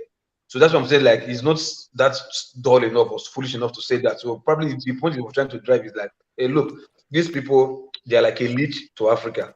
So if they're removed from Africa, they won't survive. So probably like, if it were you, will you leave? When you know you're being there is your survival is based on staying there. You understand? Probably that's where I think. Can I contribute? Who is that? Wait Please? now. I think Ovie wants to say something. After So Ovie, then you go. let him go. Let him go. When he go, I go after. What kind of chaotic people is it? You want to talk, they say you should go. They say the other one should go. Let him go now. You must complain. Excuse me now. Let me speak. It's okay. When Chim wants to say, he said, let me talk. Then I say talk. Then he say, go. He don't mean he must complain. Let him talk. We are just switching spaces. I respect that saying Naeda and exactly. Let him speak. Is he local? Okay, thank you. Yeah. Go ahead, Chim. Yeah, so Loco, I will admit, like I said earlier on, when I just caught a glimpse of what he was saying, and then I quickly took him on a bit on some of the things he said.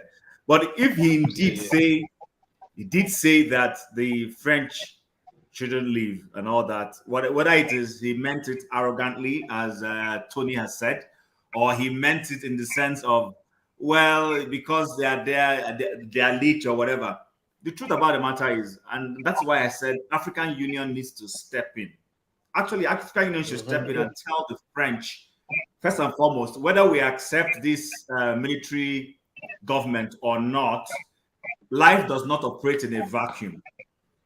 Exactly. You leave first. Leave first and foremost. You leave the place. Then we can come back and start diplomatically dealing with issues and all that. Now, but the truth about the matter is, and I keep saying it, you see, this is a very important time for us as Africans and for African governments and statesmen and leaders. The sort of decision we take right now is going to inform how most of the Western governments and world will deal with us going forward. If the French are allowed to insist on what they want to happen in Niger, then that's going to become the template. So, of course, whether it is they need to be careful. All this one, a lot of them are doing, and that's why I believe our so-called president is pandering towards the Western people. He needs to say, okay, you know what? We want to solve this, and these are our brothers. Guys, leave the scene. Let's deal with them. If the guys come and they say, listen, because clearly, majority of Nigerians do not want the ousted president back. They don't. You can't force them in the name of democracy. They don't want the man for many reasons. They feel he has misled them. He has misrun the society. And I'm particularly, pained that I see Western world. We're not saying people should just wake up and take over government. I'm not in support of, banana approach to life. Just remove who you like. No. But the truth is, the popular view in that country is that Bazoum should go. So let Bazoum go. What I would expect if I was in a position to negotiate with these guys is say, okay, Bazoum is gone, but we will extract from you, all of you who are in the government, and that none of you is going to run for election when the time for election comes. Get that from them so that it will not be people removing kaki for Agbada. Make sure none of them run. Then they run and you do election, and they let totally new people come in, win the election, whoever wins, and then democracy starts back. But for the French to say, Agidi, we're not going to come up for this place. Whether they are in, this is not your country. It's not your country. The people don't want you. Get out of the place. And you see what really got to me was that I would respect, say, if he says, okay, because it's not a democracy, it's a military regime, so maybe the French government has the right to say they don't respect it. But the French government left Mali when Mali asked them to get out. They left. They packed up their thing and left Mali. They respected the military regime. There is nothing in Mali for them. Exactly. No. I was trying them. to catch him. I was trying to highlight to him how he is coming across as being a little bit shady, because the French government left Mali when Mali asked them to. So they recognize the military regime there, but on this one they don't want to recognize the military regime, and you are here supporting it. That is very, very inconsistent and unfair kind of approach, because on his own part, the very idea that they don't want to leave is bad enough. Then him coming here to someone and say, okay, the French government is right to reject it. It's like, what? They left Mali. Every other government that takes over their country, when they ask the embassies to leave, they leave. But this is just to add one thing, for if you permit me, sorry, please. Go ahead. You remember Uganda? When the Ugandan parliament and government signed their no LGBTQ thing, and then the American government was unhappy and kept threatening them. Did you see the disrespect that the U.S. government showed the people of Uganda? They went to their embassy, knowing fully well that Uganda can't come and do anything to that embassy, and mounted LGBTQ flags. So that's why I'm saying, you see, I don't think the Ugandan embassy in New York will do similar kind of thing in in Washington or New York, whatever the embassy is. So that's why I'm saying that the African Union needs to stand their ground and say, this issue that is happening in Africa, in Niger, or even in Mali, we want an African solution to it. We will get democracy back, but we don't want you guys to be telling us it has to be exactly the way you want it. It can't necessarily be exactly the way you want it. Tim, can I interrupt you? Can I interrupt you for a minute? We're not driving. No, don't interrupt. No. Hey, hold on. Let me put you backstage. You're actually turning the steering there. Look at this guy. He wants to interrupt you while he's driving. What's wrong with you? Go ahead. Yes, no, I think most of African leaders, right? They are being funded by this. I think Ovie wants to say something local. Go ahead. I think at times we get carried away. I don't know why. Either because the guy now Igbo or because now American. Now we get carried away. What do you guys expect? Not just by the virtue of in American, by the virtue of his profession, he's an ambassador of the United States. So they expect they make it content say, oh, Americans don't have the right. What do you guys? What are you guys thinking? That is being patriotic. What do you expect him to say? Nothing short of that. His presence here is to defend America's interests. You will do the same thing. I will do the same thing. I'm sure there are a lot of white people that actually call their government. Man, I just tell you by the virtue of his profession. I know they talk say it's an investigative journalist. This guy is from Maine. Including journalists. I can present them here. Everybody is not going to be. I'm just telling you an average American how he will behave, and that's exactly what is happening. He's not doing anything wrong. I expect him to be here to support the interests of his country. What is the interest of America? Yeah, It's but we have the right to 150 million. disagree with him now.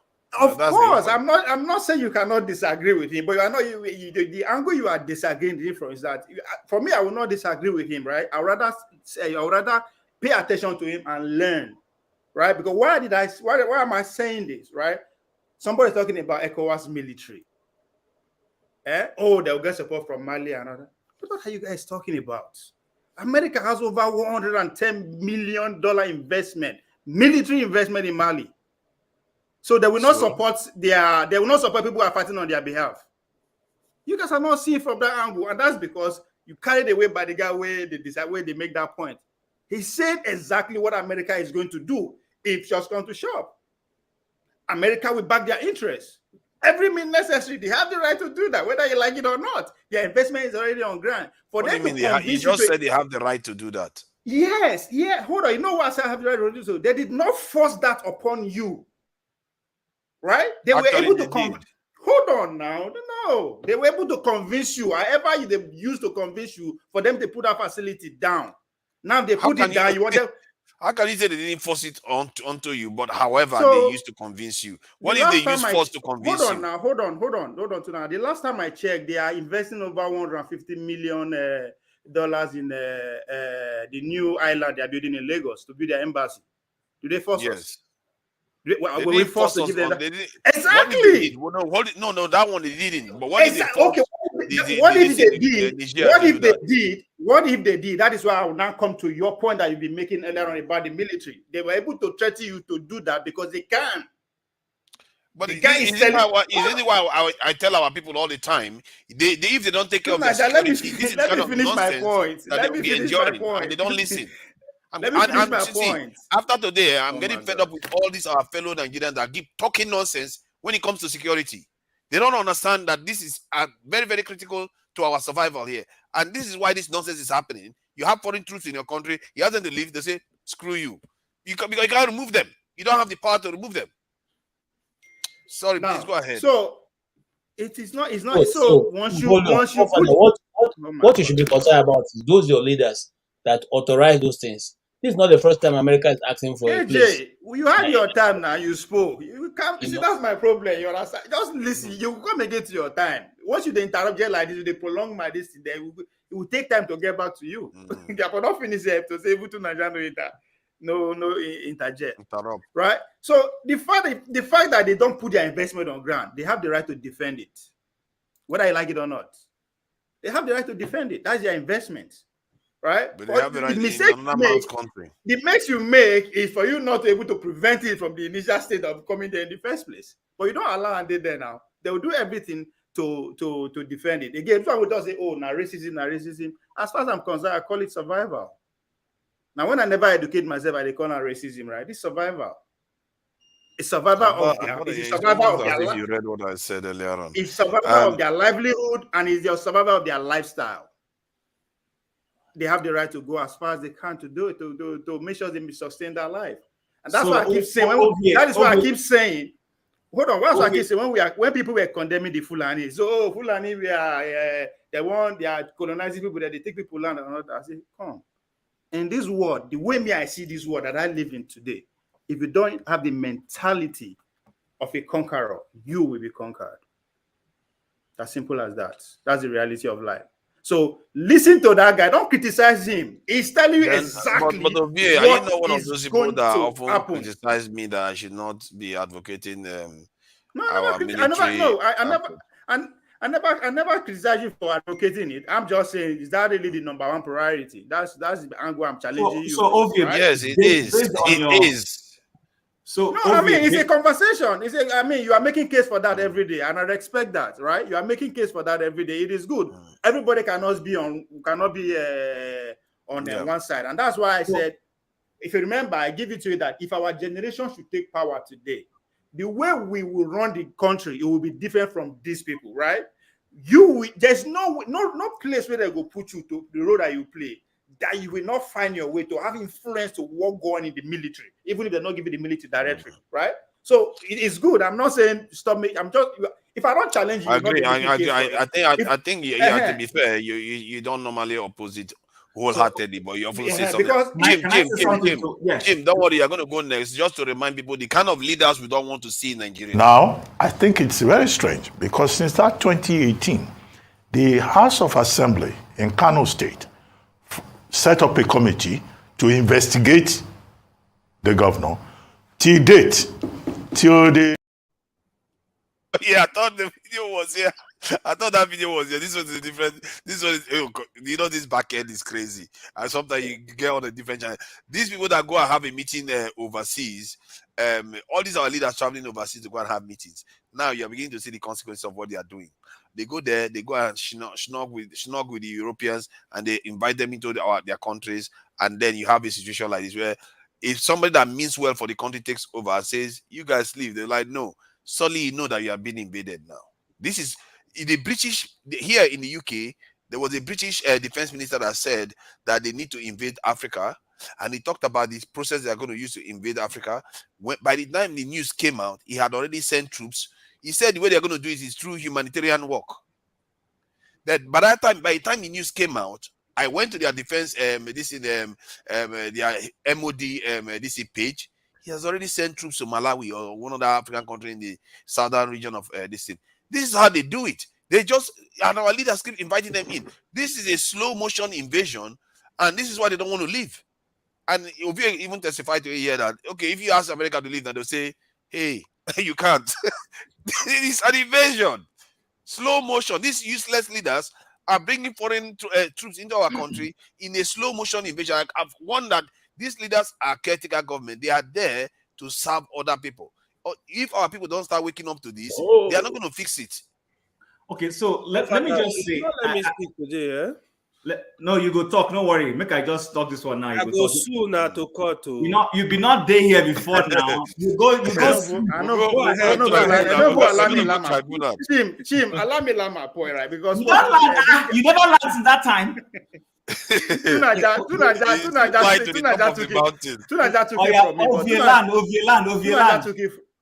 took it from me. Not the way they happen now. We be saying that today they plan them. Yeah. No be today they plan. There is a book by one man, Harford Mackenzie. There's a book he wrote about the map of the world. They call it the World Island. Just like what Tunaja was trying to on another platform anyway. But how the world is going to look like, the man don't jot that down since 1909. the World Island, they called it. So what did they happen now? They not be saying now, they not just come out today. Matter of fact, if you hear anything about CIA, about the military industrial complex of America, if you hear anything about them, the thing don't happen like 10 years ago. What did they happen now? What did go happen 10 years? You know, go ever hear and forget all these leakages where they hear. What did they happen now? It don't happen. They don't set them on motion already. So there's nothing we can do. So that's why pay attention when their agents they talk, right? He's telling you how they will do it, right? If you not force them, it's not ECOWAS force that is going to do it. It's not Bola Tinubu troop, right? They go the remote sprint from Pentagon from everywhere. And they go take find out. I mean, example is right there in Russia and Ukraine. And so Ukraine take powerful reach where they go keep Russia on their toes for almost a year. No. So something the engine room. That's They're my not invisible though. They will try. If you have a responsible. If you say they are not invisible, that means you are ready, you are prepared. As according to you, we need to get one. Even Taliban has managed to make them screaming out of. No. That's business run. That's business run. Business runs. No, this one is not business runs. We are not invading America. Now this is business. The longer they fight it. No, you are invading their facility. That is the only and number one drone facility in the world. No. See, if America, you're attacking America in America, that's a totally different situation. You know, Afghanistan. No, forefathers, all the drone operation where they don't carry out so far was carried out from Nigeria. Exactly. all the drone operation. All exactly. In the whole That's world. why it needs to be stopped. That place is very important. Let them go and put it in Germany. Germany is just okay. Can I talk now?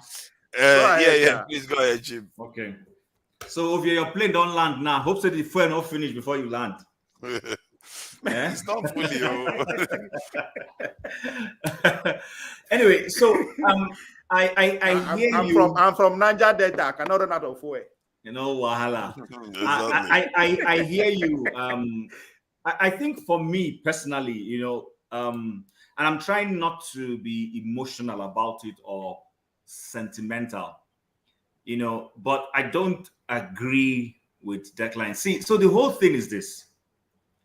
Can Niger, if Niger needs something, a parcel of land to accomplish an objective, will the United States government willfully give Niger space to do that in the US? The answer, I'm not going to wait for anybody to answer. The answer is no.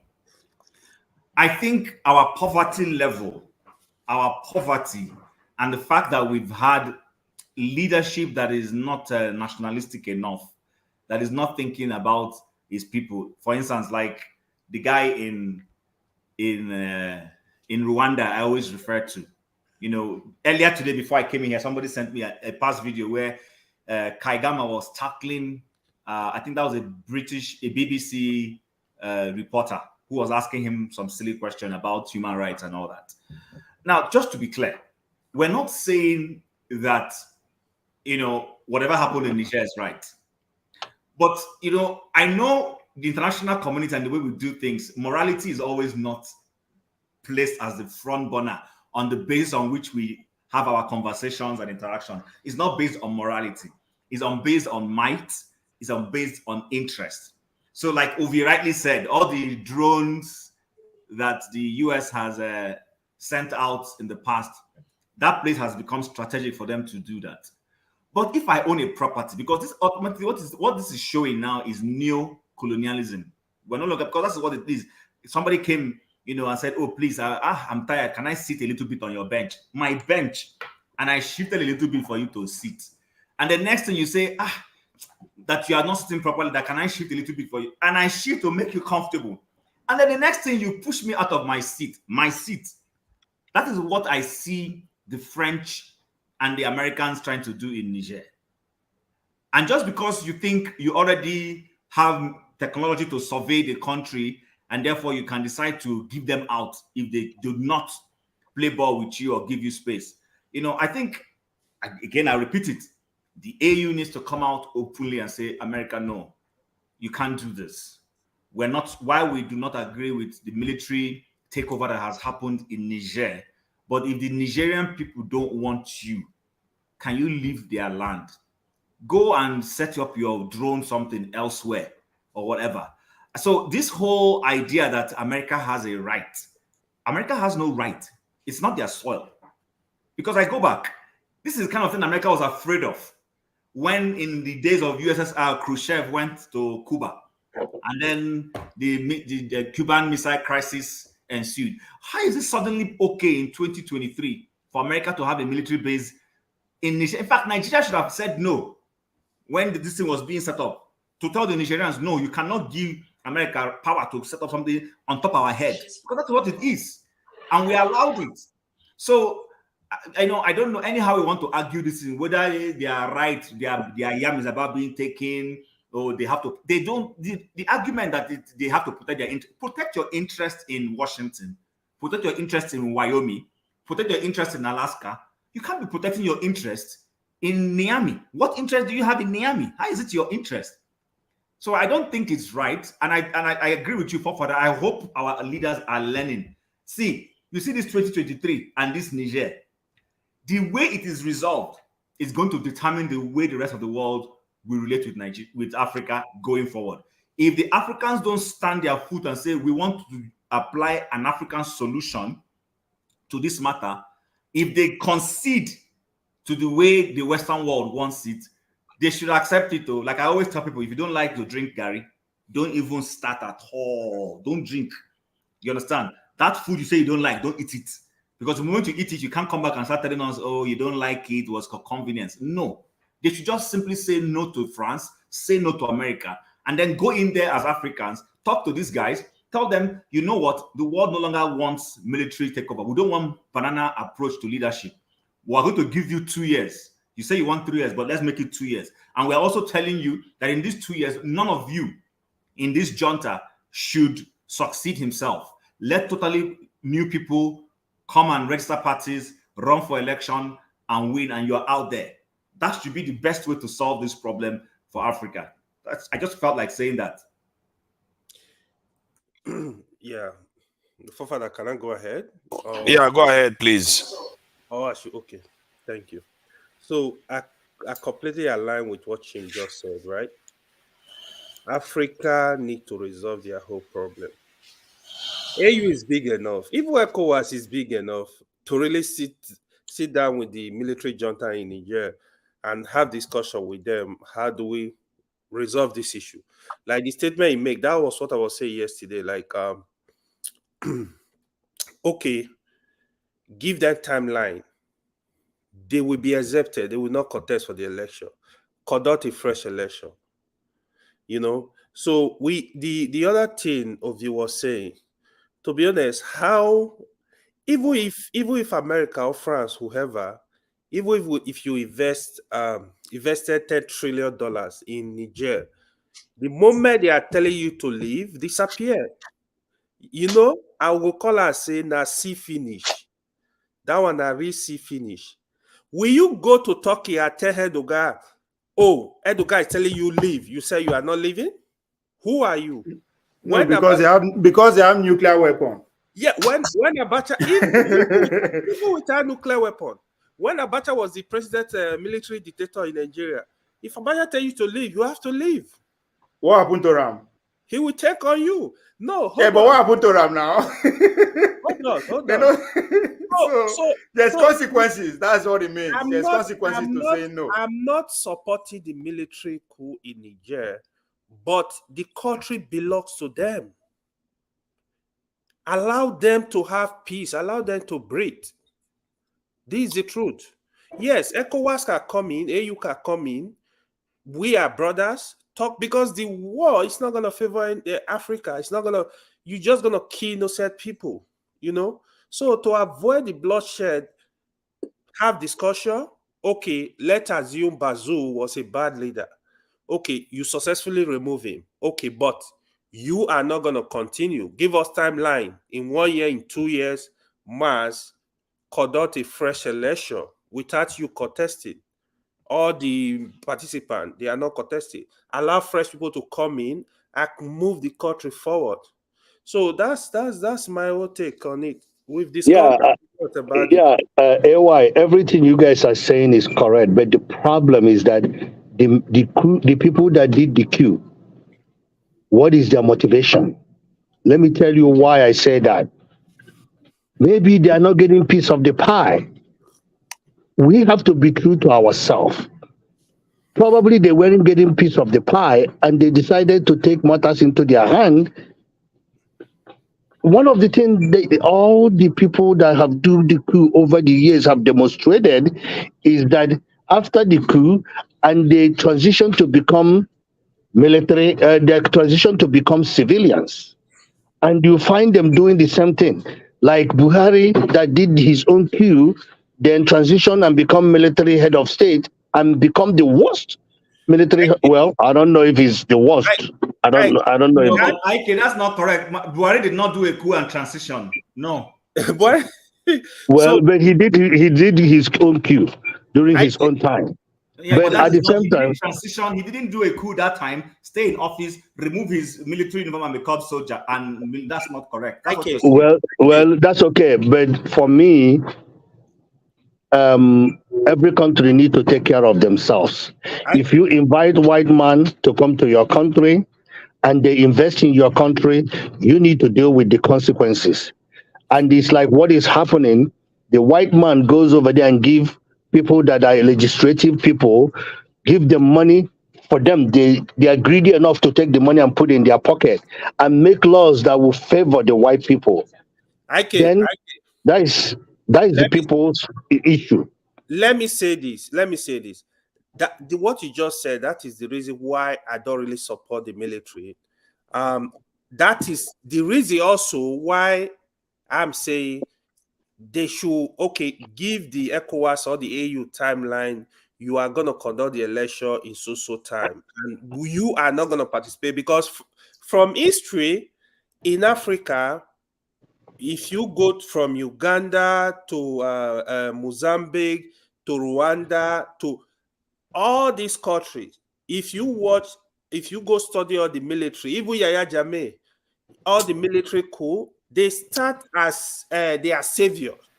They come, oh, we are gonna make everybody, you know, but there is greed. They just want to get what belongs The democracy that we are seeing in Africa, it doesn't matter what part of Africa, it's not actually democracy, because somebody like this coup we are talking about in Niger, there was no bloodshed. That nobody died. Nobody died.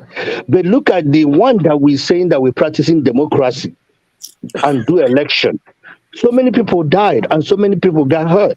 So those ECOWAS people that are making the rule saying, oh, go back to democracy, they are just protecting their own interests. They don't have interest of the people in their heart because they're afraid.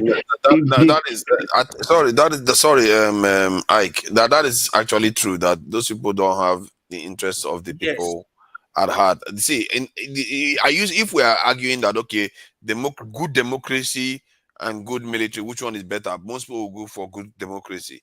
But so far, we don't have good democracy. But what if we have good military?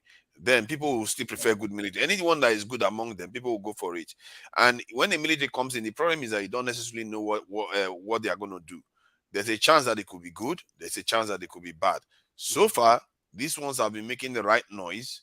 But I'm not too convinced about the ones in Mali, Burkina Faso, and Guinea yet. They've done a lot of good things, removed French from their national, official language, and all those. They've done a lot of good things, but I still am waiting to see them actually take complete charge of their country and not rely on the Russians to fight insurgency. KJ, please go ahead. In your hand, you must be tired by now. Please go ahead. Okay. What I just wanted to say is that you see, one of those who do not really bother myself whether it is civilian, civilian dictator or military dictator, because they are all dictators. The last time we are dealing with Buhari says something and it becomes law. For instance, he was being interviewed and he said, you mean a man who stole this much should be allowed to walk in the street? No, he's guilty and he has to be locked away. That's what happened to that individual. He was kept in prison even without the court ruling that. So this is what you see. It's not no different from a military rule. However, as it is now, some of us have said something very pertinent. You go to the Western world, you allow them to come and build a station in your country, and then you turn around and say they should not be there. It doesn't work that way. It doesn't work that way. If you collect their money, obviously they will defend the interests because you collected their money, and there must have been an agreement that will be in this place for so and so years. Now, the issue that we're talking about, I see some of us, inferring that they should be given time. Who has given other people time in Africa? Why should they come to Niger now if you want to give them time, 2-3 years? What's the basis for it? Did the people in Niger tell people that they don't want the people who have taken over? Why is that we're now so concerned about making sure that Niger now must comply with what the international community says? Why? Why? Why? Our neighboring state here, our neighboring country, Nigeria, the election was not concluded. Did Nigeria come to say no? People must hold another election immediately. Tinubu cannot be there. No. Did the ones who took over in the Mali? Wait, did they send soldiers? They voted in Nigeria. Okay, now the Mali people who have no much interest in Western world interests, who has gone there to complain? Nobody. See, let's look at this thing holistically. Okay, these guys who Buhari helped to install. In fact, Buhari single-handedly financed that guy's election. He and that former governor of that state, they were together working to get that guy involved, even though the people didn't want to vote for him. He was made sure he was there. Donated our vehicles, donated money and all that. But at the end of it, Tinubu wants to impress the world. Okay? And so you are making declaration that even America will have thought twice before saying that. With all their might, they will have thought twice before making such a move. You will invade. Is it easy to invade? Are there not people's children are going to send there? And the people are coming to invade their home, will they just sit down and be waiting for you to come and invade them? You think you are America and Noriega of this thing. It won't happen that way. Okay? And you see, I keep saying this, you don't threaten the soldier man. You when you're threatening, you're just making him laugh because that's what he's trained to. He has waited all his life to either fight or die or fight or survive. So of what use is it you are threatening him? We're making his day, man. He goes home, eat very well and drink and get ready for you. So, and that is what these guys have done. And you see, it's not even going to be that easy because Algeria is supporting them. And 3 other countries in Africa is supporting. How are you going to fight it? And that guy was saying, they should go in. It's like, what kind of rubbish the kind of hell is going to open up in West Africa? It's not going to end anytime soon. Look, I'm telling you, go mark my word. If we make that mistake, you see the 5 northern states, they will never be the same again. I'm telling you. They will impeach Tinubu and kick him out. If they cannot do that, they will give him back with rosy treatment. In Nigeria, did you ever get some people gather you to fight you? You see, if there are 5 or 3, you are not looking for all of them to fight them. You are looking for one person. That one person you are holding down. If the rest don't leave you, this person is dying with you here. Have you seen? Did any of you fight that kind of fight when you are growing up? That's what's going to happen here. To even help you, KJ, during the Gulf War, you saw what Iraq was doing. They started. They told the Americans, if you hit us, we hit Israel. And people were like, what has Israel got to do in this matter? Simple. It is between you. Every time they said they will hit Israel, America had to go and beg Israel, even if they hit you, don't respond, because we know how they want to turn this whole thing around into an Arab war, and then once you hit back, all the Arab nations that are supporting us against them will suddenly turn around and all that. So I get you, and unfortunately, we don't have a strategic man sitting in Aso Rock. The man is only there. Let people can say what they like. It's not about hating him as a person. I've told people here, in his days as governorship, I voted for him, but I started learning better who he is. The guy is just trying to grab and create an empire for himself. He does not know what he is doing. See, it may sound conspiratory, and I agree, but it is going to be difficult for anybody to tell me that the French and the Americans don't have one on Tinubu that they are pulling. They are pulling something on him, which is why he's dancing and trying to please them at all costs. So why people are...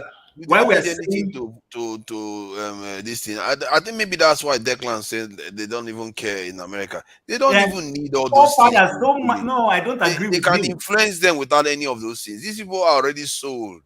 There are some people on this panel that come here that they already have sold. they talk as if they already have sold already. But forefather, that's where Declan is wrong. You see, when Declan tells us that who cares about Tinubu, what does he mean by that? America cares about Nigeria. Listen, do you know why this place is so strategic to them? This place called Nigeria is so strategic to them. That's why consistently they are trying to make us be at peace. Why do you want us to be at peace? Are you serious? Oh yes. You know what strategic allies look like in US? You know what they look like? Japan, South Korea, like India is transforming into now. Germany. Everything America is doing is for their own interest. Every step America make is their own interest. Of course. People say, somebody was saying, why the India have changed their country. In the last 10 years, they changed their country. America go over there and invest.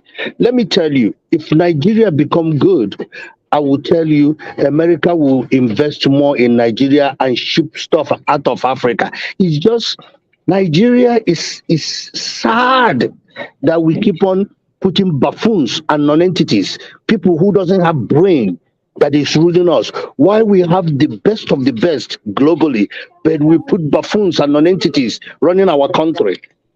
And look at 80-something years old man who doesn't have anything in the brain is running the country. Could you imagine this? Why we have able hands, intelligent people, but I still say Americans are not the one that put him, is whomever that decided to put him over there. It's Nigerians. If it's Mahmoud, it's the people. Now, I ask the question. The people that carry the ballot. The people that carry ballot run, are they buying fuel separate?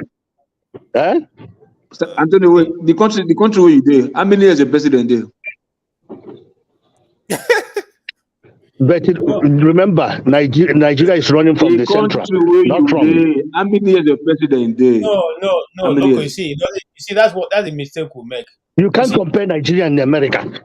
The way that this country runs Nigeria is running from the central.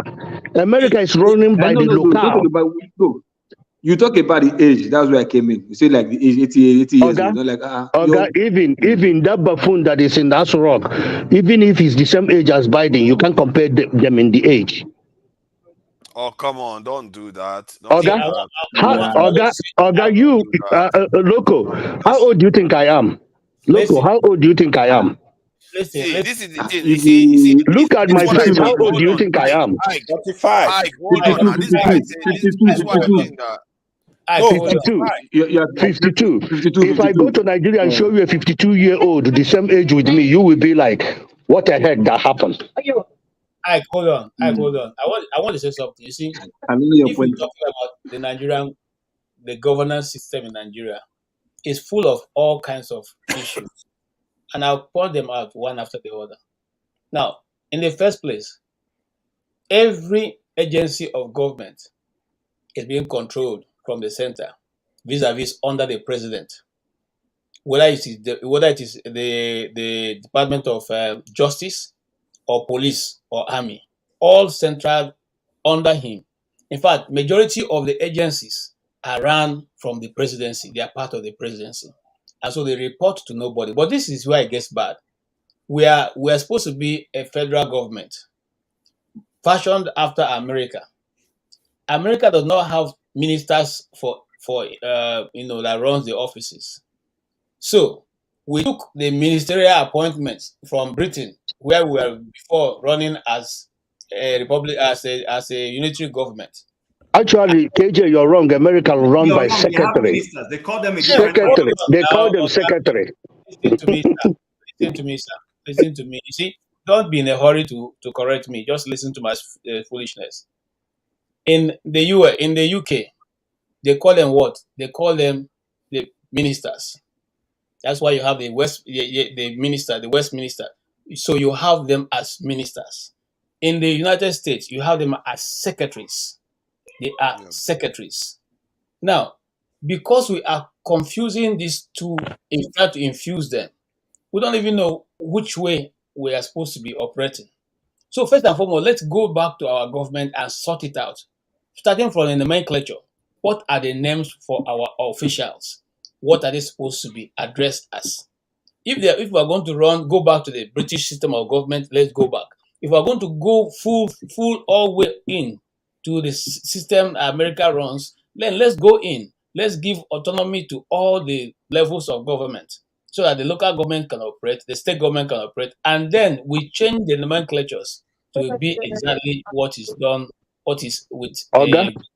Do you think 47 people call themselves minister supposed to? Do you think 47 or 45? He put 45 people naming ministers. Do you think a country that is as big as Nigeria need all those people?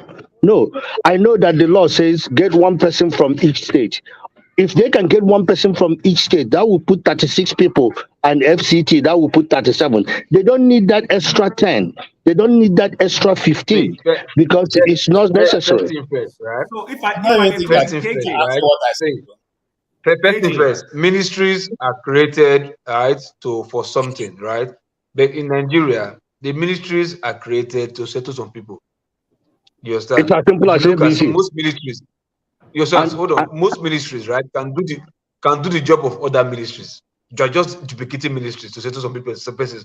Now, because you've now duplicated them, you now bring a new law to say, okay, federal character, okay, let's bring one minister from each state. You understand? And like, I don't understand, why do you need minister from every state? I think somebody was even telling me, like, American, they have 15 ministries, 15. As big as they didn't even have up to that. Probably that is 15 Secretary of State. Somebody did research and told me it's 15. Okay, but regardless, now you said you are bringing ministry. You first of all ask, okay, what is the purpose of this ministry first before you create something? But you just be like, oh, Ministry of Enjoyment, Ministry of Interior, Ministry of External, Ministry of. Why can't Ministry of External and Ministry of Interior do the same thing? What is Interior that is so big that External cannot accommodate? You understand? So, like, because of those kind of ministries, it's the way to. Sorry, I just wanted to say something before I forget, if you don't mind. KJ, it's not about the nomenclature, whether they're called ministers or secretaries. It's neither here nor there. Honestly, it doesn't matter. Exactly. It's what their duties is their duties. Point. And then secondly, why it looks okay. I had this conversation with somebody earlier. Exactly this conversation, and the argument was whether somebody was qualified. Now, our constitution in Nigeria empowers the president to appoint ministers from 36 states to be able to execute his executive duties. And the same constitution enables him to create additional ones if he deems it necessary. So it is that constitution that is a problem. I haven't read the American Constitution to know whether the Constitution empowers the president to create more than 15 or to stay within 15. I don't know. But the problem we have for me is not the nomenclature, like I've said. Problem I have is that our leaders are so focused on the political part of things, like Loco rightly said, settlement, rather than saying, this is my agenda. This is what I want to accomplish. And therefore, in accomplishing this, I need to have this X amount of ministers. For instance, this era, we do not need more than, even that 36, we don't. The economy is bad. It's too much. We need only half of them. And each of them, did you see Wike talking about the Lexus they gave him? That is not 300 million naira. Did you see that video? And that buffoon have to take that buffoon, a tyrant. I call him a tyrant. Have to take people and go and show the Lexus. People in America pay monthly payment, almost $2,000 monthly payment to have, and him, they give him the high level of it, and he's saying that he doesn't have bulletproof. What about the registration number? Wait now. What about the registration number? Hold on now. Minister 001. Because they are busy saying that the car has bulletproof. He's trying to tell you that it's not bulletproof and you're having issues. It's not bulletproof. Ike, I think sometimes you're just criticizing Nigeria just for the sake of it now. That is not true. It's a country. Oga, I love Niger. I love Niger past you. I love Niger past you, Oga. Yeah, you do. But that's why I say that some of us are already compromised without even knowing it. Because some of this we are doing, we are just bad-mouthing the country. Me, I don't like some of the things Wike does too. I don't like so many things. Tinubu is a horrible governor on this in commander-in-chief. The way he has been running the country so far. Whether it's 50 or 60 department, these ministers he has, the question is he doing it for the right reason? Is he governing the country well? I have not seen any proof of that. That is my biggest problem. All this stuff we are talking, it doesn't matter whether it's military or we don't even have luxury of type of have you ever seen me do party politics? I don't care about party politics. I don't care about anything really. All I care about is our survival. And that is the only thing we should really care about, because right now the luxury of all the others is just a distraction right now. And I think we don't even know that. We don't even know that, because if you look at the way other people got out of the mess they are in, they were suffering like crazy, and they were still focused. We are not even close to their suffering level. They were giving rations of food. I think Nigerians are talking about petrol price that just increased. In China, they were giving rations of food. Millions were dying from starvation, and they were still marching forward because they had a mission in mind. And we don't even come close to having that kind of determination. No wonder Declan can come here and say, oh, they should march into Niger because our people don't have the resolve. It's okay. Nobody cares about Tinubu. And maybe nobody truly cares about Tinubu because they know we are easy. I've seen it on, it's online, actually. It's not even hidden. In the African website, if you go and read one of the documents they wrote about Africa, they said with very little men and very little resources, they get outsized returns. So it tells you that they don't regard us as anything. Like we are so easy to manipulate. And the reason why that is because we are not in the head space. Our mind, we are not even close to where we need to be. We don't know, we are not prepared for the hardship it's going to take to get out of this mess. If you think this what we are facing now is anything, we have not seen anything. This one that France is saying they are not going to get out of that country, America is not going to go anywhere, that is nothing. We are going to meet serious problems sooner or later. The only problem there is this. I think that was what Declan said. Nobody cares about Tinubu, right? Like, nobody cares about Tinubu. I think it's correct. They only care about our resources. Everything. Tinubu says there's no bulletproof in his car. Wike said there's no bulletproof in his car, and he's trying to explain to people, and they're criticizing for that too. Father, let me say something. Doesn't make sense. Father, let me say something. You see, Ike, and Chim, the truth is, I understand the point where you guys are coming from, probably to save costs. To me, the reason why I'm just looking, the problem we have with the government is, any government that is coming, is they don't, if they have a plan and discuss with Nigeria, trust me, Nigeria will listen. For example, I used to have this thinking, if I'm in charge, for example, if I want to achieve, Nigeria is not America. We have a lot of work to do, right? If a government that is really serious, you want to have, say, for example, I need 3 ministers of work in Nigeria because of the work you want to do. You want to make sure we are not getting results. This is just the problem. Me, I don't, if you like, let's have other ministers, but are you doing the work? That's even my own question. Get it done. Even if you have to, if you want to have 10 ministers in each state, good, don't worry. But are you gonna, what do you want to achieve? Do you have a plan? It's just more like you build a new building.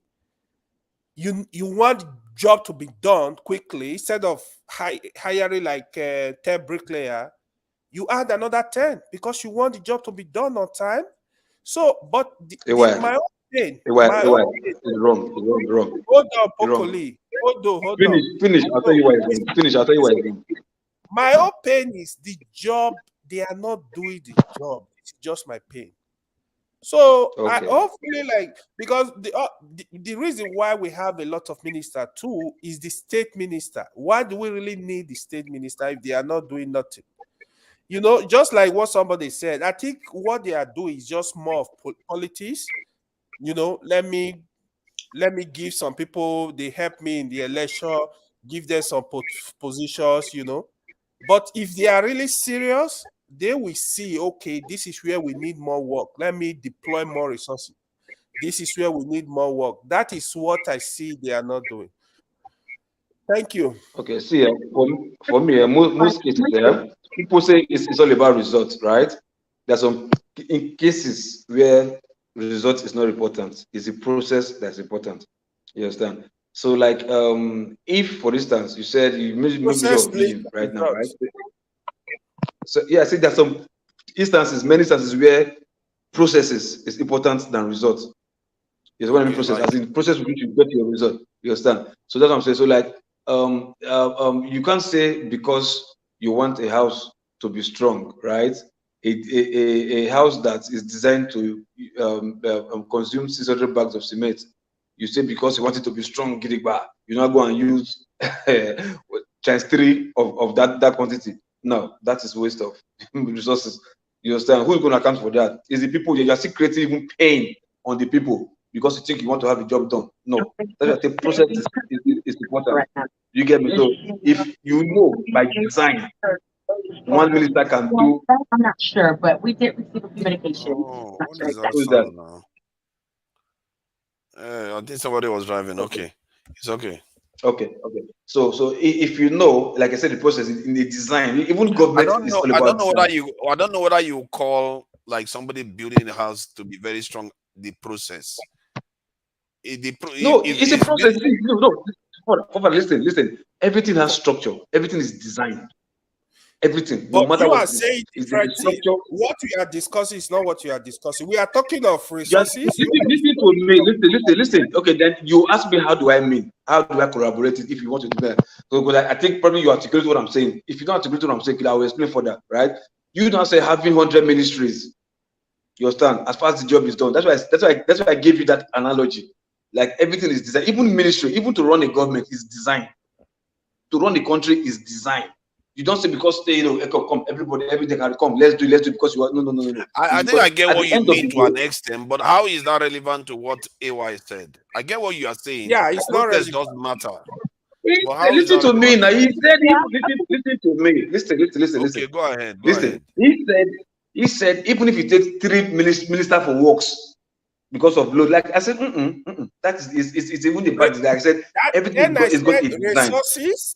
Human resources. Then you now said, like, hold on. You now said, like, even 100 ministries, like, even you have created 100 ministries. You understand? So what I was objecting about for is like you saying 3 ministers of work, 100 ministries. That's why I said no. In a country, right? Everything are done in design. You don't say because you are fast, you want to get something quick done, like you will not skip the process. You understand? Because at the end, that's why I came with analogy of building. Like you can't say because you want the house to be fast and this and that, you now bring some whatever, you understand? Because you might end up having conflict. You understand?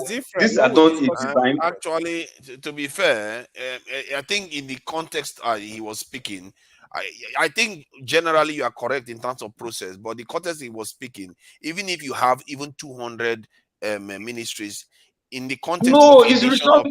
Hold on, now, wait. Those 200 ministers, now they want to work, not the resources. Hold on now. Hold on. Let me finish my hold point. on first.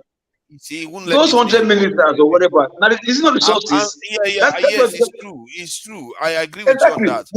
I was just talking about. I was just talking about creating ministries for to settle somebody.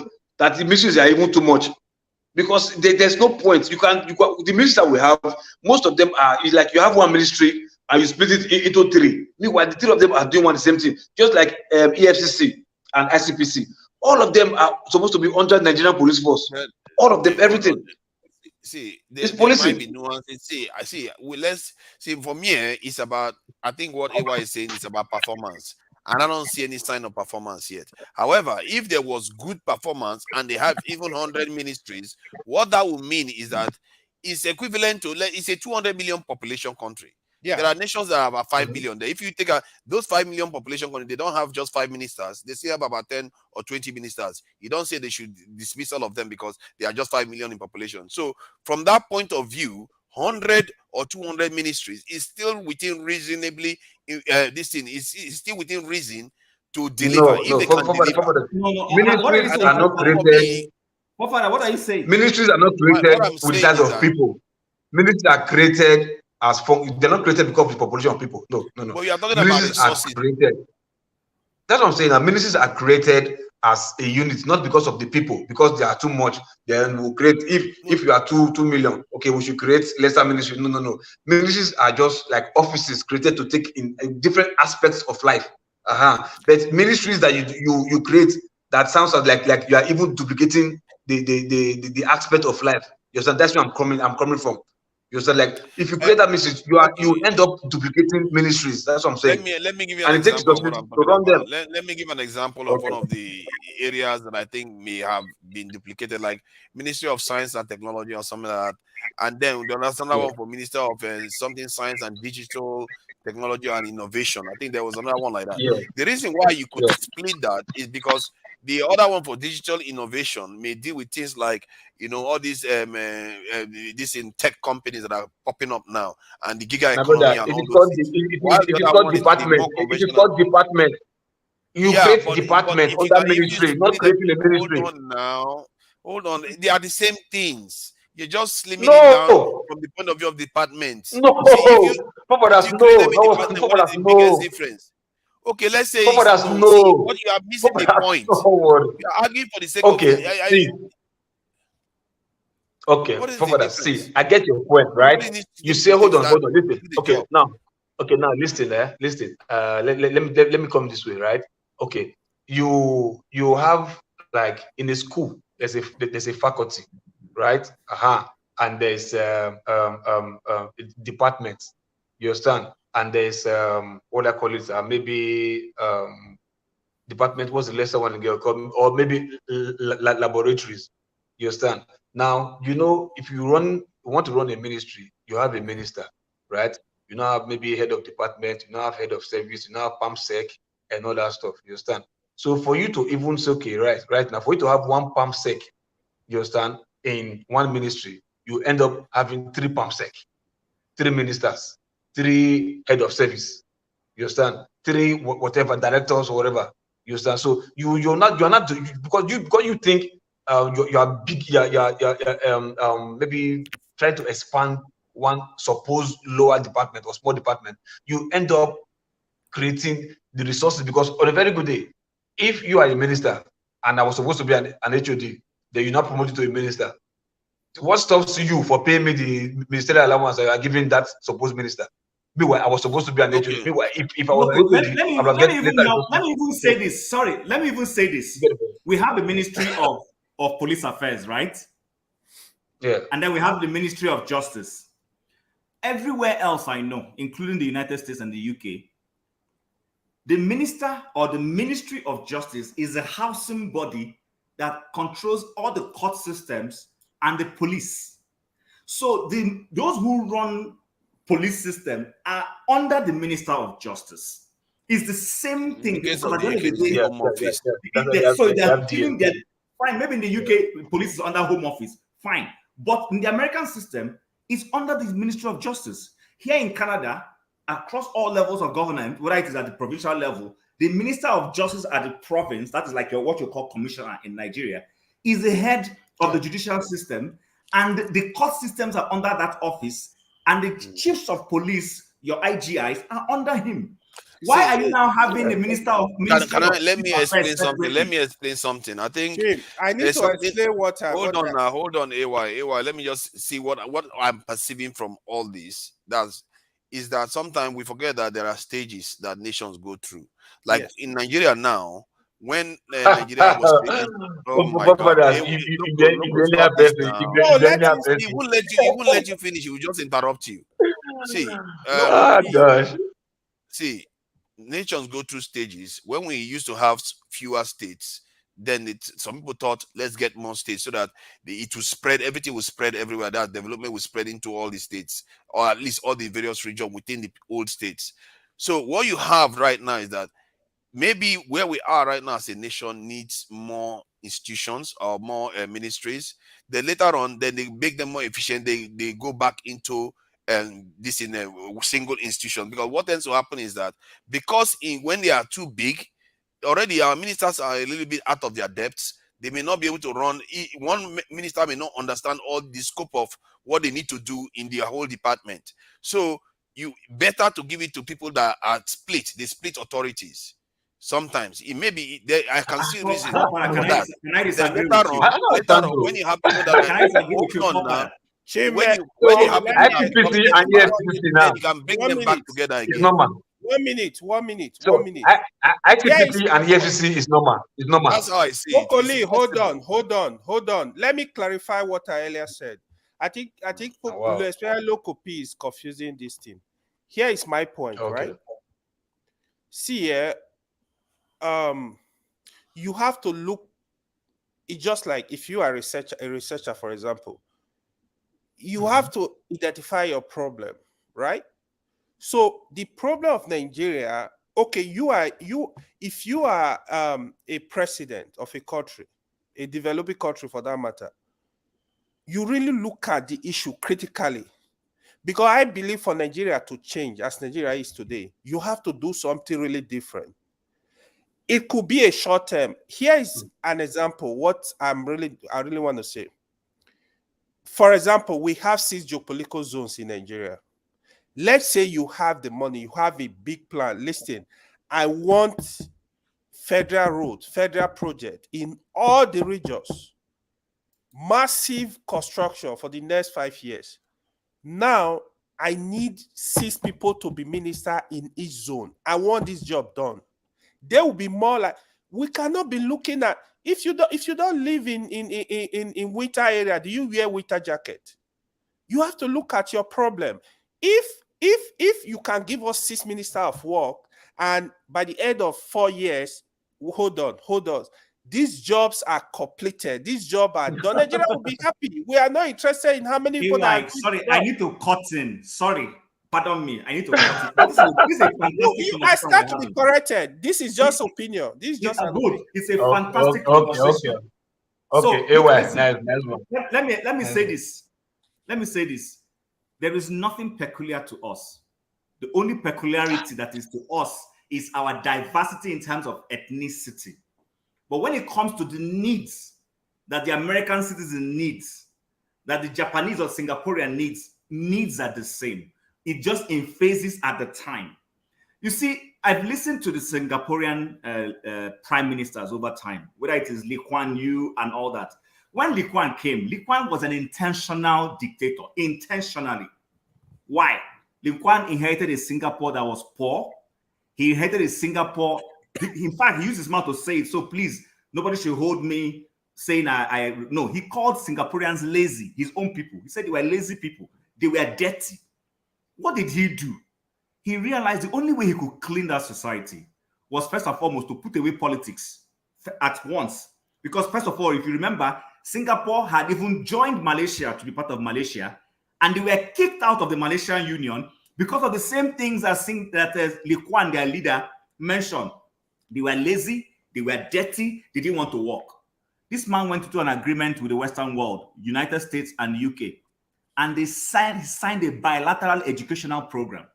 They send Singaporeans in quota system to those countries, and the agreement was as soon as any Singaporean was finishing his thesis, finishing his program, he should be on the next flight back home.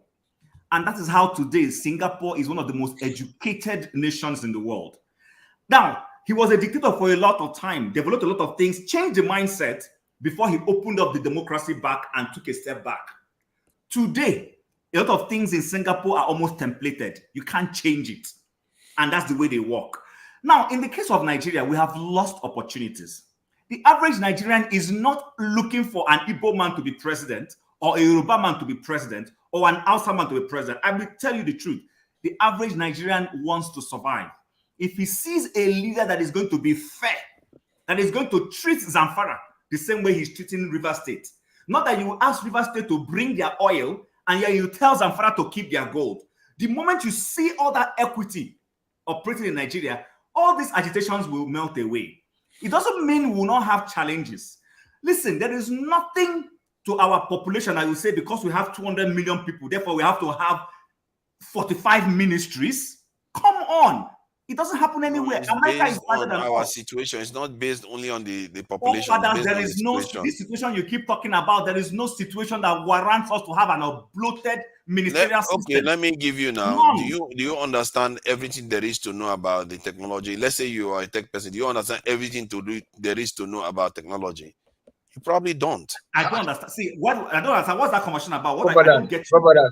No, the reason why I say that is because if you don't understand everything there is to know about tech, and they go and make you a minister of science and technology alone, you will not be able to deal with the other problems of tech too. Okay. So hold on, tell me now, like what now? Like what? It shows up. Like when you are dealing with minister of science and technology. What now? I'm trying to give you an example. Let's say you are trying to do this research at universities, and you want to sponsor research, or you want to build this in industries in Nigeria that actually industrialize the country. That is technology. But when it comes to digital economy, like cryptocurrency, this in payment systems, what they call it, app, this in app, like that is involved in the giga economy. You may not understand anything to do with that because it's relatively new. So you need somebody that is specialized in that to maximize the outcome from that area of So, technology. hold on. So this is what I mean. To create a department under the ministry. But you know how, hold on. But you know how Nigeria works. The guy that's in charge of that ministry will suffocate that this thing because he doesn't understand it. That's what I'm telling you. Loco, you know this really well. If you put that department inside another ministry, chances are that the person that is in charge of that ministry that doesn't understand it will suffocate it. Now, see, like ministry, ministry for works. Let me put that way, right? Yeah.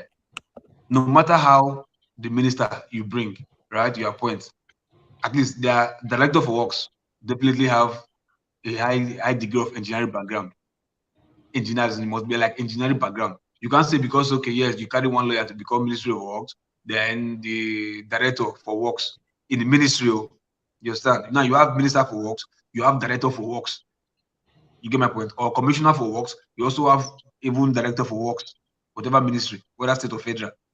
No matter that director, right? He is the one that has the technical know-how of, as he is the round peg a round hole or square peg a square hole.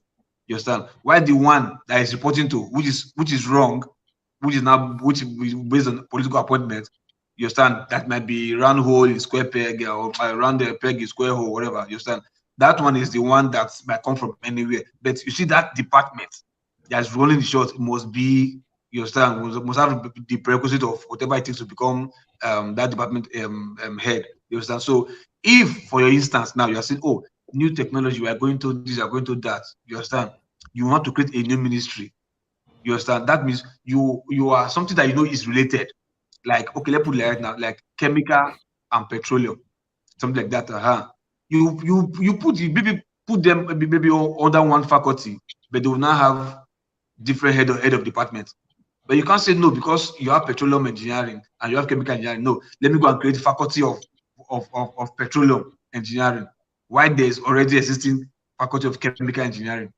Local, to even help you, the Ministry of Defense, the Ministry of the Defense already. Sorry, let me ask you now. Hold on.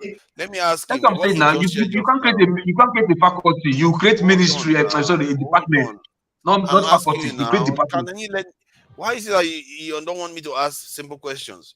Okay. That's what you said, that you create a department. What if you don't decide to create a department and create a ministry? What is the big difference? There is a big difference. Because, okay, what is it? Okay, a ministry, right? There's on nanogram. You know, there's every ministry, every whatever office has company or whatever has on nanogram, right? So once you create, what's it called? I don't know. What, this ononogram English, I don't know what it means. Organogram. Organizational gram. Yeah. That's in from office with briefcase, whatever, briefcase, different briefcase office, whatever. The organization has that too. That's a department has that too. The department that's what I'm saying now. Has everything that you are describing. My point. Okay, listen. Okay, now because of that, right? You still have what's it called? Head of department or PAMSEC. You understand? You in that one ministry, you not create another ministry. Now you're not replicating another ministry because of once maybe small new something that you just discover. You understand? Meanwhile, if you put them together, because creating a ministry, it takes a lot. It takes a lot to create a ministry. You have different things like so. Like I said, what does it take? Does it take any special document? Tell me what it takes. I don't understand why you are making a big fuss out of it. Forefather, let me give you an example to help.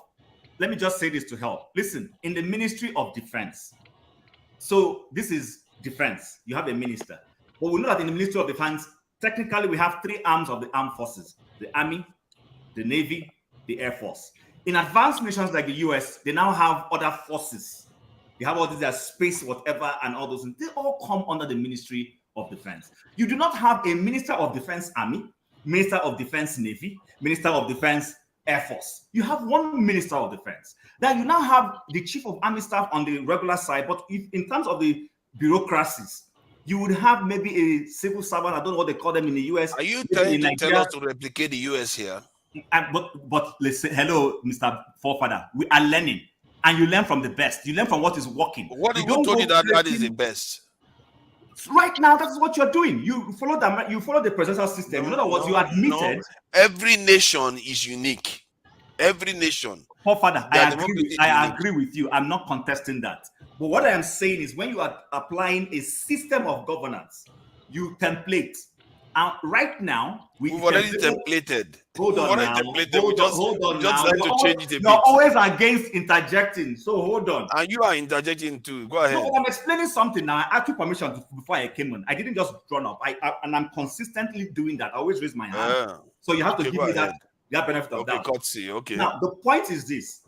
We originally templated the prime ministerial system of governance, which is cheaper. Why? Because it's the same man that goes to the parliament that whoever becomes the leader of party and the prime minister will go and pick from there to make his ministers. You don't go and find new ministers outside. But in the Nigerian system, which is templated right now after the American presidential system, we have senators who are lawmakers separately, and then the president now appoints ministers separately altogether. The argument I am making, and I hear Loco making, is that, like you would hear, we are trying to create an over-bloated system, something that is too big and too expensive, especially right now when money is a problem for the country. What you would expect a thinking president to do is to say, even if it was contingent and right for him to have 48 ministers, he will say to himself, right now, I'm telling my people to tighten their belt. And the only way to show them good faith that they will tighten that belt is to cut down on the number of political appointees I am making, cut down on special assistants, cut down on the number of ministries, and see how you can use those same ministers to accomplish the same goal. It's possible. People do it elsewhere. But in our own case, like everybody knows, unless somebody who wants to pretend, our leaders are only interested in doing what? In greasing the palms of people and making them settlement. Let me put it that way. You settle your friends, you give an appointment, you create new ministries. And I'm saying that is wrong. See, I get where you're coming from. So hold on, AY. Let's do to and fro with him a bit. Then you can go with him again. See, I get where you're coming from. You are looking at it from the point of view that the Nigerian government are corrupt, and most of all this is just to grease the arms of their ministers or whoever phantom ministers that they create. For me, this is more of a thought experiment, whether it's a good thing, good or bad thing, to have a large cabinet or a small cabinet. There's no real reason why having a larger cabinet necessarily means a bad thing. It depends on what you do with it. You see what I mean? Because you can have a small cabinet, you perform terribly, and you can have a large cabinet and you perform terribly. They both are terrible. In the end, it's about whether they are actually going to govern well. If they govern well, it doesn't matter whether it's big or small. And this is the thing that I said earlier on. The idea that we just look at politics like this thing is just a luxury that we can't even afford. You are worrying too much about the details, because if you, let's say you remove, or in short, 90% of the ministers there today, how much do you think it's going to save you? It's not going to be anything compared to what we need, compared to what we really need to do in that country. So all this stuff, for me, it's not, we are distracting ourselves. What the work that needs to be done. I disagree with you, but respectfully. Nigeria's GDP is depressed by eating about 10% at least. That's equivalent to 50 billion US dollar, not naira, dollars. So what money are you saving from? I don't think if you take all the money from all these ministers. Can I show you? Can I tell you how the money will be saved? Can I tell you how the money will be saved? If you take all the money from all the ministers they are getting paid, it's not going to be up to $1 billion. That's not true. Can I tell you how the money will be saved? Jim, hold on. You mean for the ministers? How much are they earning? Yes. Can I tell you? Let me just give you. Look, Tony and AY, please condone me for just a second, and then I'll yield the floor, please. First and foremost, when you elect the president, he appoints special assistants. Those special assistants, by culture, will appoint their own assistants. When you appoint ministers, they will appoint their own assistants, who will now go back and appoint their own assistants, and you are making the system bloated. What you do, I listened to I think it was a Tanzanian president or somebody in Africa who has done that. He cut down the number of state appointees. That's what we're saying. Reduce the number, because technically, the president can't be everywhere. But the truth is that when he makes those appointments, even in the US, pardon me, I keep going there, it's the same thing. When you appoint a minister, a secretary, he's going to appoint his own special assistant. He will have a communication person. He will have this. He will have that. He will have that. And all of these people are paid by the state. Once they appoint like giving letter, the state is the one paying their salaries. So the same happens at department levels too. So I don't know. No, but departments are civil servants. These ones are different. Civil servants. Okay, now you're saying departments are civil servants, but yeah, that's the bureaucracy. Actually, many of them are still political appointees because the ministers go on to decide who stays and who goes. They are also political appointees to many of them. The heads of departments. They are political appointees to the extent that because they now take political decisions, but they are civil servants. You can't lay them off.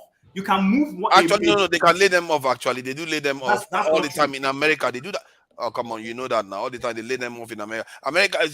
Trump purged the civil service in America and put his own people in there. Okay, but now we're talking about Nigeria, and I'm telling you that the bureaucracy in Nigeria are civil servants. So you can't sack bureaucrats anyhow in Nigeria. The person will go to court. There's a system where how he was employed, so you can't just push him out anyhow. You can transfer him to a different ministry, but you can't push him out. My argument is, I guess it's not so dissimilar. If you can move him to some remote location, it's the same as sacking the person. But the point I'm making is that the money you think you are saving is not very significant. I get what you are saying. It's better to have a small government, make the people feel like you are feeling their pain with them. I get that. That is a valid argument. But my own argument is just based on a restricted area. No, so don't make it like now. If you ask me about Tinubu, I would say you should have a smaller government. My own area of this argument with you is that just because it's a bigger government doesn't necessarily mean it's a bad thing. That's my own this thing. Because not all things is just a distraction for us to start thinking that just because it's big, it's a bad thing. So Chim, I understand your point. Good points, forefather. Good point. What forefather just said, that is what you need to pay attention to. So the thing is, I don't know if there is any mathematician here. You have a problem. Try to solve it. Oh, Todd is here. It's a struggle. Oh, sorry. I want so to say you have a problem. You are looking at how do I solve this problem? Mm-hmm. What result do I want to achieve? How do I solve it? I understand your point. You are looking at it from the point of this is the system. You can't just change it. No, you can't touch a system. I'll give you an example. There is one thing President Mohamed Buhari did that I gave him credit for. So he created an infrastructural fund. Most of the capital projects around the country, the money was approved directly from the presidency, straight, no bureaucracy. He cut out everything, which was good. If you actually have a president that actually have a good thinking, I want this stuff to be done. This is the only way we can achieve it. Let it go. On the issue of ministry, what I'm saying, I'm not like say the president should do this. Even you don't have to create more ministries. You can call them deputy ministers, whatever you want to call them, but we need the result. When you want to achieve the result, how do you achieve it? If you want to choose deputy ministers, deputy ministers of Southeast, deputy minister of Southwest, deputy minister, you want this job to be done. It's just like minister, it's just like PM, project managers. If I give you 100 projects and I give you 20 projects, efficiency obviously is going to come. You have better efficiency with 20 projects. This is the truth. If it depends, it's just that. It's just look at what Choma said there. He said they will still pocket the money they are saving. Yeah, exactly. Are you worried about saving? That's the other point. The corruption we have in this ministry, they are not from the salary, from the allowances. They are from the corruption itself, like inflated contracts, all the stealing, even when you approve contract, they are not done. You collect the money, put in your pocket, and move on. This is the major problem. It's not paying salary. How much? Okay, wait. If I ask you, how much do you know the salary of a minister? It's not up to 2 million naira a month. What is wrong with that? If I go and work in Saudi in a month, I will earn over $20,000. Mr. AY, that is a private sector thing. This is public taxpayers' Why do money. you think private sector? This type of thinking is the kind of thinking that I find what do you mean by this kind of thinking? Why do you think private sector get the best, but the public sector should get the crappy one? To be fair to the Niger government, Delta Military. paying a minister 2 million naira is not too much. Listen, we have NDDC, right? Wait now, we have NDDC, Abi. We also have Niger Delta Ministry, Abi. Then we can't get Ministry for Works, Abi. Now, can you please tell me, Nigeria is a bad country? We're not trying at all. Right? Now, tell me the function. Tell me the function of. Wait now. Tell me the function. The function of those three ministries. Why we have it? Tell me. Loco P, you get it the message wrong. NDDC. Hold on. Niger Delta Ministry. Hold on. Okay. You get it the message completely wrong. Now, if you come in as a president that is ready to work, okay. You have this kind of three ministry already. You have NDDC. Get rid of the one that is not active. You don't need. Get rid of it if you have the power. That is what I'm saying. Look for how am I going to solve the problem? Okay, you ask questions as a president. You want to work. Why do we have NDDC? Why do we have Niger Delta Ministry? Why do we have Minister of Work? What are they doing? The one we don't need, look for a way. If you have to go to the Senate, get rid of the ministry, get rid of it. And if you really, because you don't want to waste money, right? That is what I'm saying. What I'm saying is, can I stop? Wait. Hold on, let me finish. What I'm saying. I've been chilling all this while. I'm going to lose my You've been chilling with the big boys. No, I've been chilling. You guys are just going. Let Tony talk, please. Let Tony talk. Hold on, just 30 seconds. What I'm saying in summary, if you have to eliminate. If you have to add. As long as you have a clear plan, you want to get the job done. This is my point. Period. Thank you. Okay. Oh, sorry. Before I start explaining, you just contradicted yourself. You're saying that when some a president that comes in that sees a way of saving money, but whereas prior to this time, you were going against Chim's no. Chim understand better. No, you don't get. How does he understand better? I don't understand you. I don't understand you. I'm actually throwing you under the bus right now. I don't understand. Let me answer the question, Tone. Let me answer the question. Okay. That is the last statement I made now, right? I'm not saying create 1 million ministry. I'm not here is my point. I come in, we have 40 ministry. And I know the job I want to do. We don't need 40 ministry. I get rid of 10. I use what I need. If I come in, we have 40 ministry, but I need 60 ministry to get the job done. I will create more. That's my point. Okay. So my focus is the job. Get the job done. Okay. Do you get right. it now? Yeah. Okay. Right. What I do is part of finance. And for me, every fraction of a penny makes a lot of sense when it's scaled up. Say, if somebody tells me that there is I'm just trying to find the best way to give an example so that you guys will understand. Okay, let's say I want to buy a particular instrument.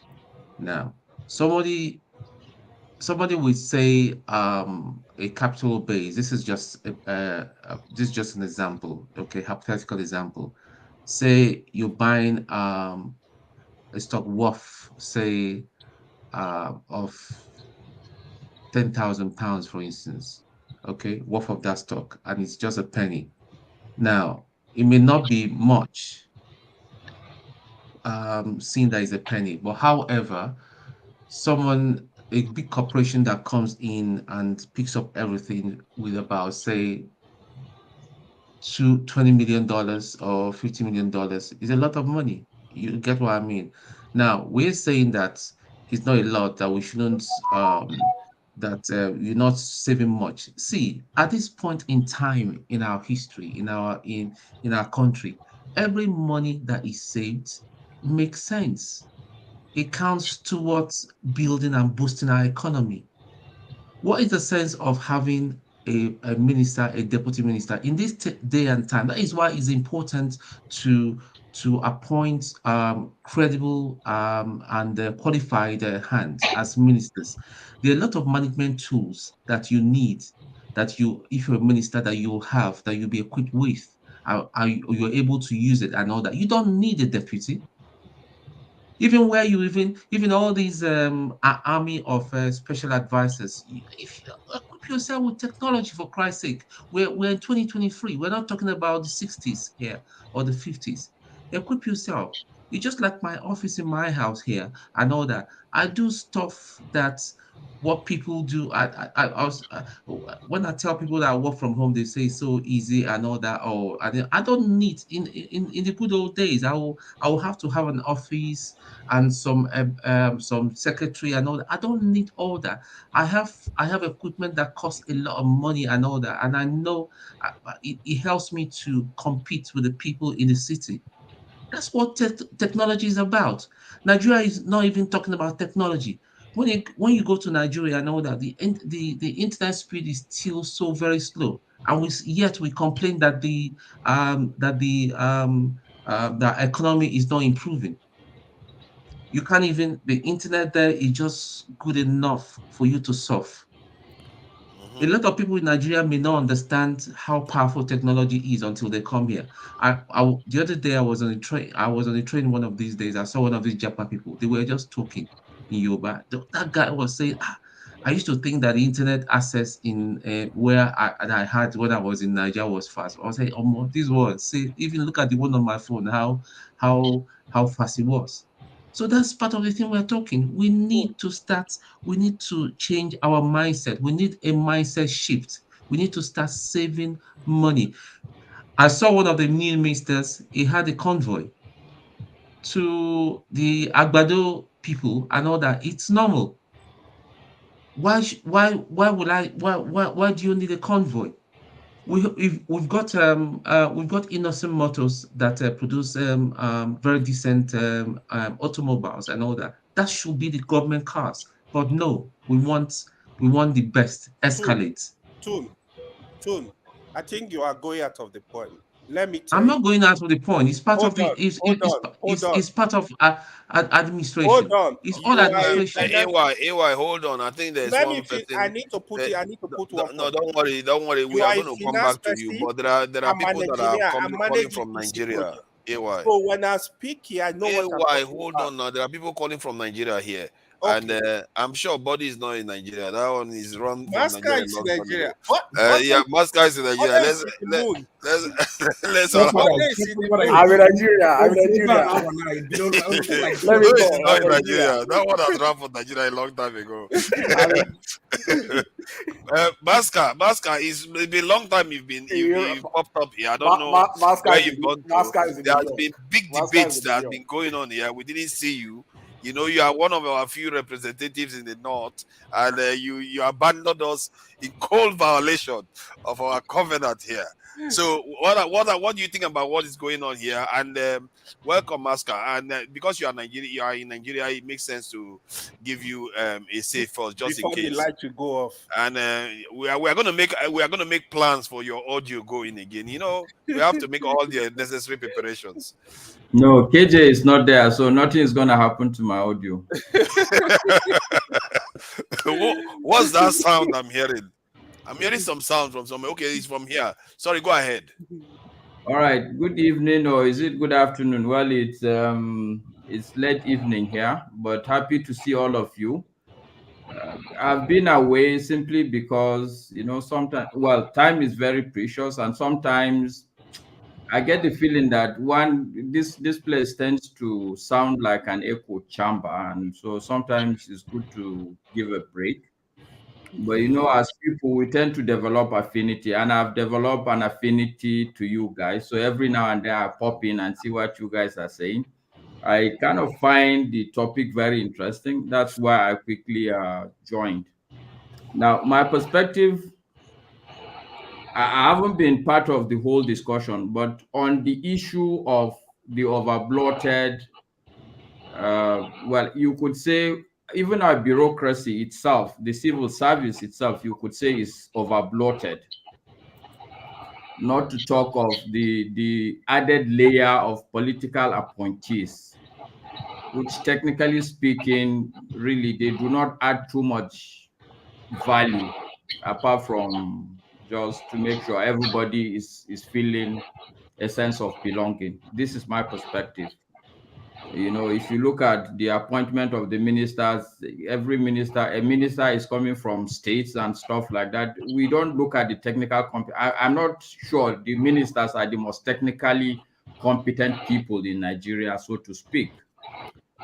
So having said that, the bureaucracy itself is over-bloated, the additional layer of political appointees, in my opinion, also is over-bloated. But I think the real issue, the real point that Nigerians should really be bothered about, sincerely speaking, it's not even, yes, it's a problem. But when you start looking at that, then you are looking what I call the shadow of the real masquerade. The real challenge in Nigeria is not the number of people who claim to be working in ministries or who are purporting themselves to be senators or ministers. The real challenge is that are they working for even the money they are collecting to start with, for instance? When they come to the office in the morning till evening, what is it? What is the content of the work they do? What is the basic objective of the work they do? What is the end product of the work they do? So before you even start saying he's actually collecting too much money, you ask yourself, is he even doing the work itself to start with? In my opinion, the real challenge we should be looking at is not even the salaries. It's not even the money they steal.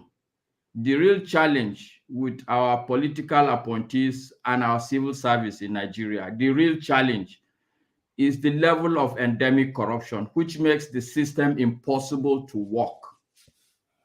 The real cost of corruption, even in Nigeria, is not the money they steal. It's because the policies that we put in place will not work. For instance, let me give you a very basic example. You say, okay, everybody must wear a seatbelt. Let's take as simple example as that.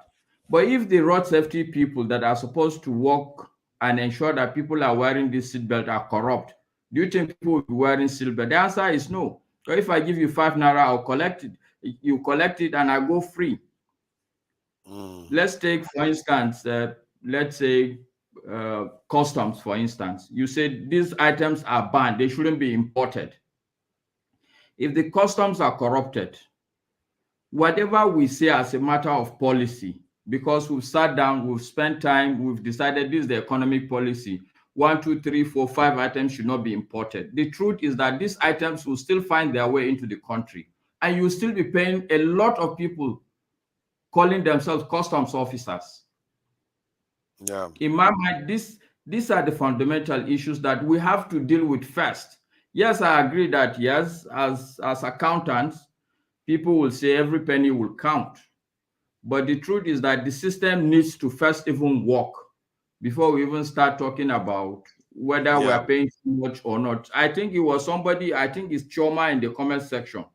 The truth is that even if they save this money, they will still come back and chop it. So work done, as one of my bosses used to say, work done will be zero. Exactly. And more money for the few people. There will be a lot of commotion and motion, but there's no movement. So I think we as Nigerians, really, the most important, sorry, forefathers, let me submit, and I think this is just, I'm going to wrap up. Your My audio point has been solid today, you know. Maybe there's something to that KJ they thing. said KJ is not around, so once he comes in, we'll see There's what something to happens. it. I'm beginning to be convinced now. Go ahead. No, I know what I'm saying. I mean, when I make statements, I have some sort of clarity around it. But anyway, to sum up, I think we all Nigerians really need to start worrying about the fact that our systems are so corrupt that nothing will work. We say the election has been rigged. What we are saying is that the election process is corrupt. So election, even in Nigeria, will not work. Judiciary, if it's corrupt, judiciary will not work. Policing, if it's corrupt, policing will not work. Statistics, if it's corrupt in Nigeria, statistics, you won't have the numbers, the correct, accurate numbers to work with. So I think that is where we really need to begin to focus our effort, the level of endemic corruption. Because even if people save the money, if there's only 10 ministers and they are very corrupt, nothing at the end of the day will be out there as a productive output. Thank you very much, and good night, everybody. Thank you. Before you go, I think what you said about corruption is very interesting, because you didn't just mention corruption, which a lot of people tend to do, but you also went on to describe some of the policy implications, or the fact that some policies cannot be enacted because of the corrupt practices, like seatbelt and all those things. Those things are very, very, it gives life to the negative aspects of what corruption actually means. Because no matter what the minister does, it won't work when there is endemic corruption like that. But don't you think that, okay, some people will pay bribe, the ones that don't want to wear seatbelt. But if the government is strong enough and push a strong policy, 80% will follow the rules and they will not need to pay bribe. Then the 20% that don't want to follow the rules will pay bribe. But I guess maybe I'm already rethinking what I just said just now, because Nigeria, once they start taking bribe, they don't care whether you obey the rules or not. They will still try to force you to take bribe for you to bribe them anyway. So that if you don't bribe them, they will not let you get out of there, even if you're following the rules. That's the problem with Nigeria sometimes. You know, see, forefathers, you know the level of endemic corruption in Nigeria. The police we are talking about will give about, and it is a known fact, for you to be, what do you use? What's the word when they hire you? For you to be... Apply? Well, for you to... Yeah? Recruitment. Recruit? For you to be recruited into the police, it's a big racket. You have to pay about 700, between 600 and 800K. Now, if I pay money to enter the police force, sincerely speaking, what are you talking about? If I had to pay to be recruited, this is the level of the endemic corruption, and I don't know how good you are with Excel. It's like that in the military too. You have to pay to get recruited. Sometimes. Everywhere, even ministry. Yeah, so I'm saying that I don't know how. Go ahead. So in Excel, there's when you do some calculations, it will tell you cyclical error. It means because you're trying to reference a cell in a formula, and so it's correct. I mean, the assumption that the government, when you say, oh, if the government, okay, how is the government? Who is the government? How does the government come into place? And who are the people that, how do they get into? It's the system. Once the system is corrupt, you are not going to get these assumptions that you are making. The people who will be in government, most likely they may have paid something to even be in government. Even the elections. So it's a cyclical problem until we deal with that endemic corruption where the system is not working at all. I give people an example. We tend to worry about the money being spent, how much the SUVs people see on the street. It's not the issue. Honestly, I used to work. It's not. I never thought that. The company I used to work at, the company I used to work for, I mean, I think I was about 29 or something. From 29 years old, they were buying me SUVs. Everywhere I go, every country, that's the standard. It's not the big deal. If you will deliver the goods, if you will deliver the value you are being paid for, the car, how much is, honestly, how much is an SUV? It's really not a big deal. But the challenge is that you but Masca, that's you are comparing private workplace with private service with public service. So we're talking about let me public ask service. you, I don't want to join issues with people today, but let me ask you, in America, yes, in America, for instance, who is the highest paid? I don't know how much they pay private people there, but I am convinced that if you pay your civil servants well and they work well, there shouldn't be an issue. Yeah, I agree with you. I agree with you that it should be well paid. The argument is not how much we pay. But what I'm saying is that let's not compare private service with public service. You understand? Okay, all right. This is an argument that I can have on another day. It's like comparing apple and oranges. I don't agree with you, but it's not an argument I will pursue today. I've agreed with most of what you said. I'm just talking about that aspect, comparing public service with private service. You understand? The perks of private service are always more. Sometimes most times they can be more rewarding than public service. My personal opinion, and I'm convinced that we should pay our civil servants very well. I agree with you. Yes. The only challenge and the point I'm making tonight is that number one, the productivity is not there. We don't see the result, and the system is so endemic. I agree with you in that regard. But you know, like you said, the process, we also lost an opportunity to start getting it right by holding a free and fair election. If the president of the country is freely elected without any rigging or corruption, perhaps he will be bold enough to make the kind of changes we want, knowing that he has the people backing behind him. You understand? But where a system is rigged all the time, and the people in the system know that this guy is for them, then there won't be change. So that is where I wanted to submit on forefathers' point that what is important for all of us as Nigerians is to sit down, think, and collaborate with each other. How do we break this vicious cycle?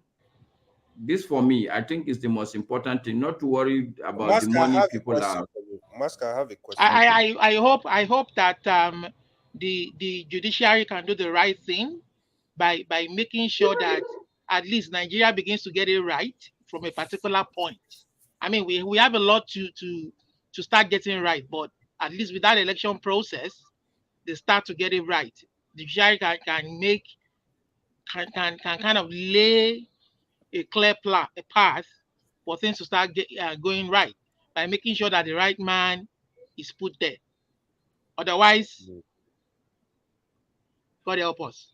Well, again, I don't agree with you on that, but I think it will be an argument for my opinion also is that even if they put the right person today, Olimide, he's only going to work for 4 years. And in 4 years, there's no, even if you are coming from the heavens, I don't think you'll be able to change this. Master, I think how you do this. Master, do you know the premise of democracy is that for the leader to be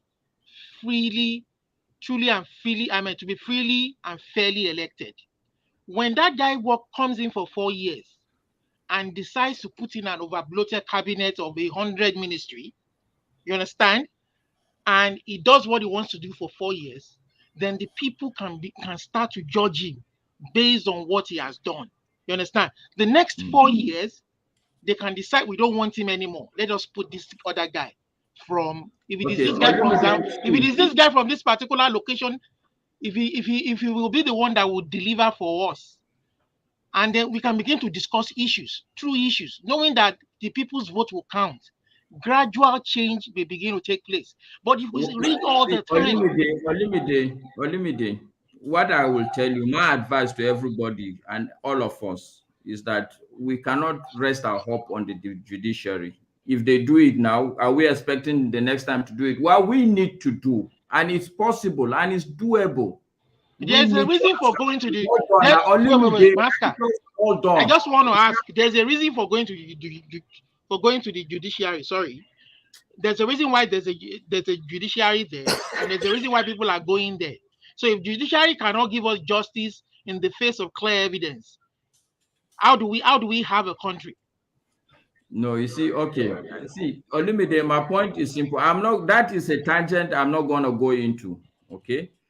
My point and advice to all of us is that it is possible that if we dedicate ourselves, elections may not be very free and fair, but we could have credible elections. I go back to what forefathers said at some point. If on election day, all of us decide to be policemen and to be regulators of our polling booths, I am so sure that the But that is why we are in court today now. Because okay, we all decided to be policemen. I said I'm not going to go into an election tangent with anybody Mr. tonight. My point is Master, I hail you. Nigeria will truly change. Nigeria, I hail you. One Nigeria. Why you wanted to say let something? the guy get on with it. Yeah. One Nigeria. Yeah, Basca, I wanted to say something. You make very good points, right? So sometimes when they discuss corruption in Nigeria, I try to just stay away. The reason is that sometimes when I hear people speak, it seems they don't know the depth of corruption in Nigeria. To be honest, even before I left Nigeria, let me say after I left Nigeria, I discovered that corruption was like norm. The little bribery we do, we don't even know. Trust me, if you are seeing that country now, they don't know what they are doing is corruption.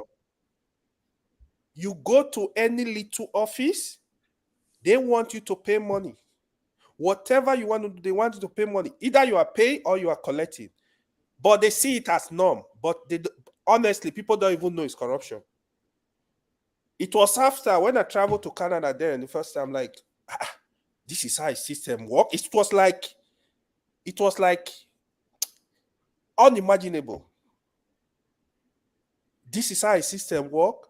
So that is why when people are saying, oh, this person will change everything overnight, we do this, I say, no, we need a system. I want to get to that point where we have a system that can checkmate everything, everybody. We should stop putting, oh, it's not corrupt, let him come to power. This was, I don't even believe in all those stuff. So my question to you is, today, I know it's getting worse from the past 20 years. How do you think this corruption can be eliminated completely? Bodhi, you will also answer that question. you are all right. I will start by saying that I think the day we realize the true impact, the true harm corruption does to the society, that's the day things will begin to change. Today, like you said, people see corruption as nothing, as normal.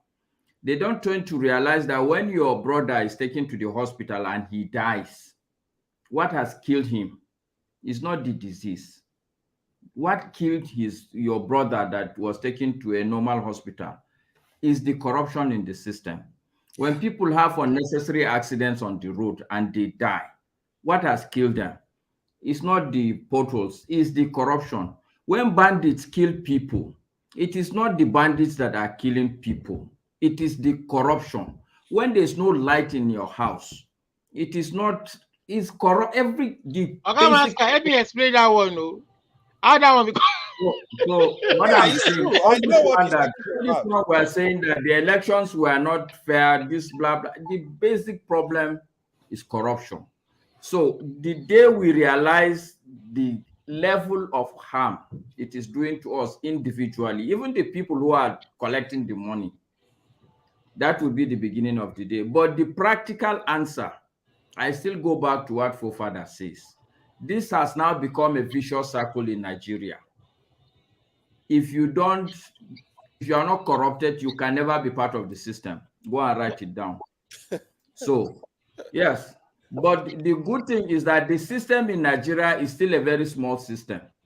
Every aspect you look, take for instance, what you need to look is ask yourself how many people have voted in the last election in terms of percentage.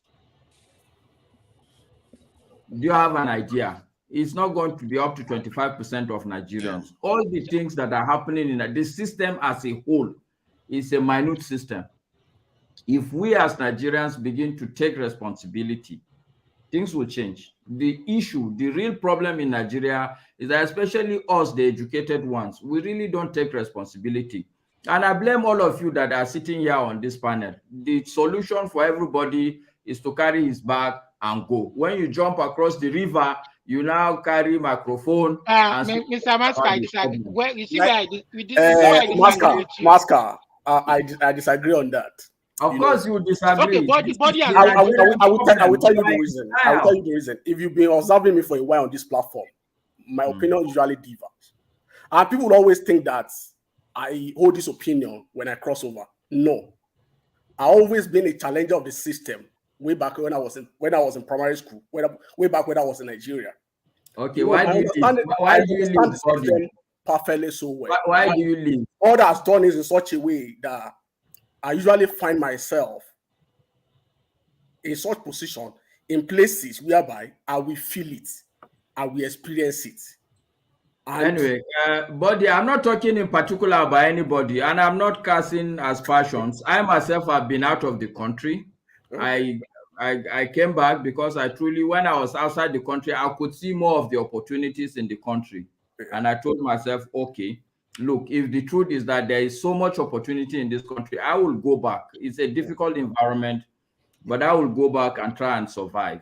Okay, so I'm not claiming that I'm here in Nigeria because I want to die for Nigeria. I'm not saying that, but I'm saying that this is the pattern of irresponsibility. We don't take responsibilities, including myself. Election day, we all put on AC and put on movie and watch. After elections, we start complaining. Okay. If there is any riot, well, I call it a riot. If there's any peaceful protest, the educated people will never come out. We want a better nation, but we will never want to do the things that are required. I think I said it before about if you want a solution to this, that you need the ones that want to do the right thing. Can I finish, Lumide? I just want to quickly. I was talking before you started talking. I was talking before you started talking.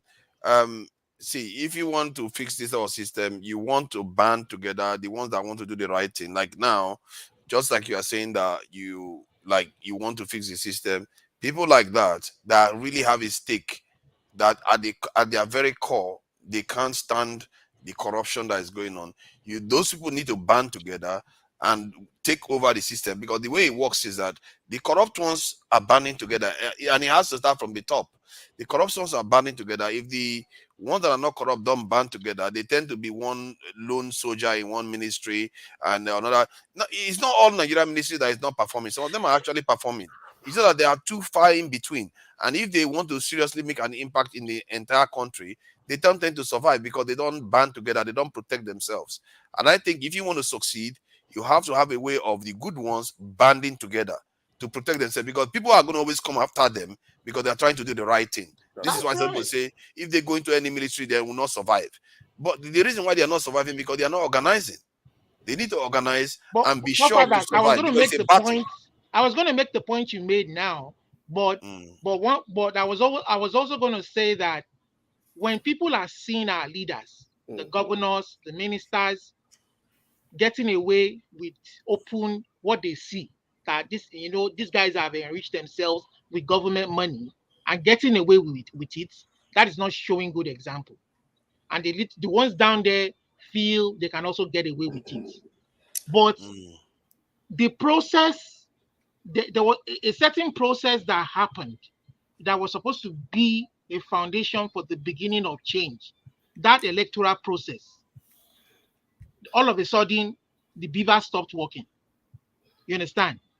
So that is where the leaders have to show good example. They're not showing good example. That is where the judiciary. See, we have an arm of government. I've been waiting for a while. We have different arms of government. You spoke earlier now.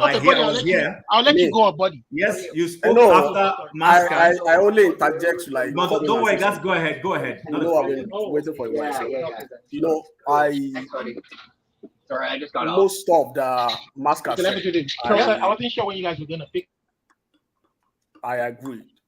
So we have to change our perspective about corruption like I said in the past on this forum, that like in the case of our crime, we tribalize crime, we give it another name, we don't call it what it is. The same thing with corruption. We only see corruption in Nigeria as a naira and kobo until we start seeing it for what it is, giving it the names that is called. You have a pothole on the road. I remember in year 2000, the University of Ife student, they were traveling, the fellowship student. They died on Lagos on Ife Ibadan Road due to pothole. And they were coming from, I think, from a Christian convention thereabout. And then people were saying, oh, that's the act of God. And I said, no, it's not an act of God. It's our government, it's ourselves that we killed them because of bad roads. By the time we started defining corruption by its level of severity, how it impacted us. So I think people will realize. I remember way back when we were in primary school, in one of the course or one of the subjects that we take in primary school, what they call creative study. If you remember, if you school in the past, maybe in the 90s, 80s, that's what they call creative study. That they will ask you, they will give you a kind of a homework, whether to make a clay, to make a mat, to make a broom. You have to come up with something. Yeah. And then you have to draw stuff. And they will basically grade you on that. It's got to a point that they change it. Sorry to butt in. Forefathers, I beg my apology. I have a very critical meeting in the morning and I'll be present. I need to sleep early. So please, I would have loved to be part of the conversation, but please, good night, everybody. Good night. Thank you for coming in. I think we appreciate your time here, you know. So anytime, please come in. Your voice is often needed here. Yep. It's got to a point that they've changed it. They ask you that, oh, don't bring handcrafts, don't bring anything, just bring money. Yeah. They started collecting 5 naira from those people. You know, at what level is that? At the local level, at a very primitive level. I remember at the point in Nigeria whereby they will tell you that, oh, before you can get a job, you have to know somebody. It's graduated from that to, oh, you have to pay for a job. We're now at the point that either you know somebody, you don't even have money to pay, there's no that job anymore. We find ourselves on our knees. I think what I observed in Nigeria is that things got worse towards the end of Buhari's term in office. No, there was a time. Corruption has been so endemic. Let me see. I'm telling you, when my visits to Nigeria, what I saw physically. See, I'm telling you, I have even evidence of. Let me make my point now. Let me make my point. Let me ask you a question now. Hold on. It's my turn, boss. No, I'm just making a point. I cannot interject anymore. Okay. So the point I'm trying to make is that when I've seen cases whereby things have happened in Nigeria and they try to bribe, they couldn't bribe. This is real life in Nigeria. There is an institution in Nigeria that we know takes bribe all the time. But in this instance, like, no, they refuse to take bribe. Like what the guy told me, I didn't know whether to be proud or to be angry because it was me, it was affected. Because they refused to take bribe this time. So it tells you that it's not, and you can tell in some institutions, they will tell you that, oh my God, my Oga, they are worried. And you go and call a retired person that is like the highest, that is ascended to the highest rank. He will tell you, follow the rules. So they don't want that. So it's not as straightforward as we make it sound like, oh, everything is just free for all. It's not that straightforward. I've seen highly ranked people say, you know what, go and follow the rule. They are not going to help you. They will help you. But forefathers, so we're trying to talk about something that has been entrenched. And by this, I'm not just talking about corruption. So you are either entrenching corruption or entrenching meritocracy, transparency, integrity. You know, I listened to Mascas. Unfortunately, he has left. I wanted to hear him out, sound him out very well before I respond. I don't like jumping on people. I like to listen to them. And I've read comments. You see, the truth about us is, when I was talking about cutting costs, people think, oh, this person is cheapskate. What do you mean by cheapskate? Do you know where I live? Do you know what I own? You know, I just laugh Don't at worry people about that. Don't worry about that. No, but see, I'm not worried. But I'm Jim. don't interject. Don't worry. Tony. You interjected. I gave you 2 minutes of my time. Okay, Remember? go ahead. Even you are even using my time. I remember. Sorry on that body. Sorry. I remember the day, because I say I work from home and all that. I remember the day I went with a colleague of mine, went to pick up his car, and I liked the car in the showroom, just because we're wearing flip flops, and I like my shorts because my legs are very, very nice looking and all that. It was a summer day. I said, "Do you have this in this color? Do you have this in this color?" He said, "Yeah." And I pulled out my my card, and it was like I saw the face on the face of the salesman. He said, "Do you really want to pay for it?" I said, "Yeah, why not? Deposit half of it, and I'll send the rest later." That was it. The car is outside and all that. See, listen, there's a rich, there is super rich. That's what people don't understand. So what you consider as good money, I can't work for anybody. I am saying this with all humility, with what I know right now.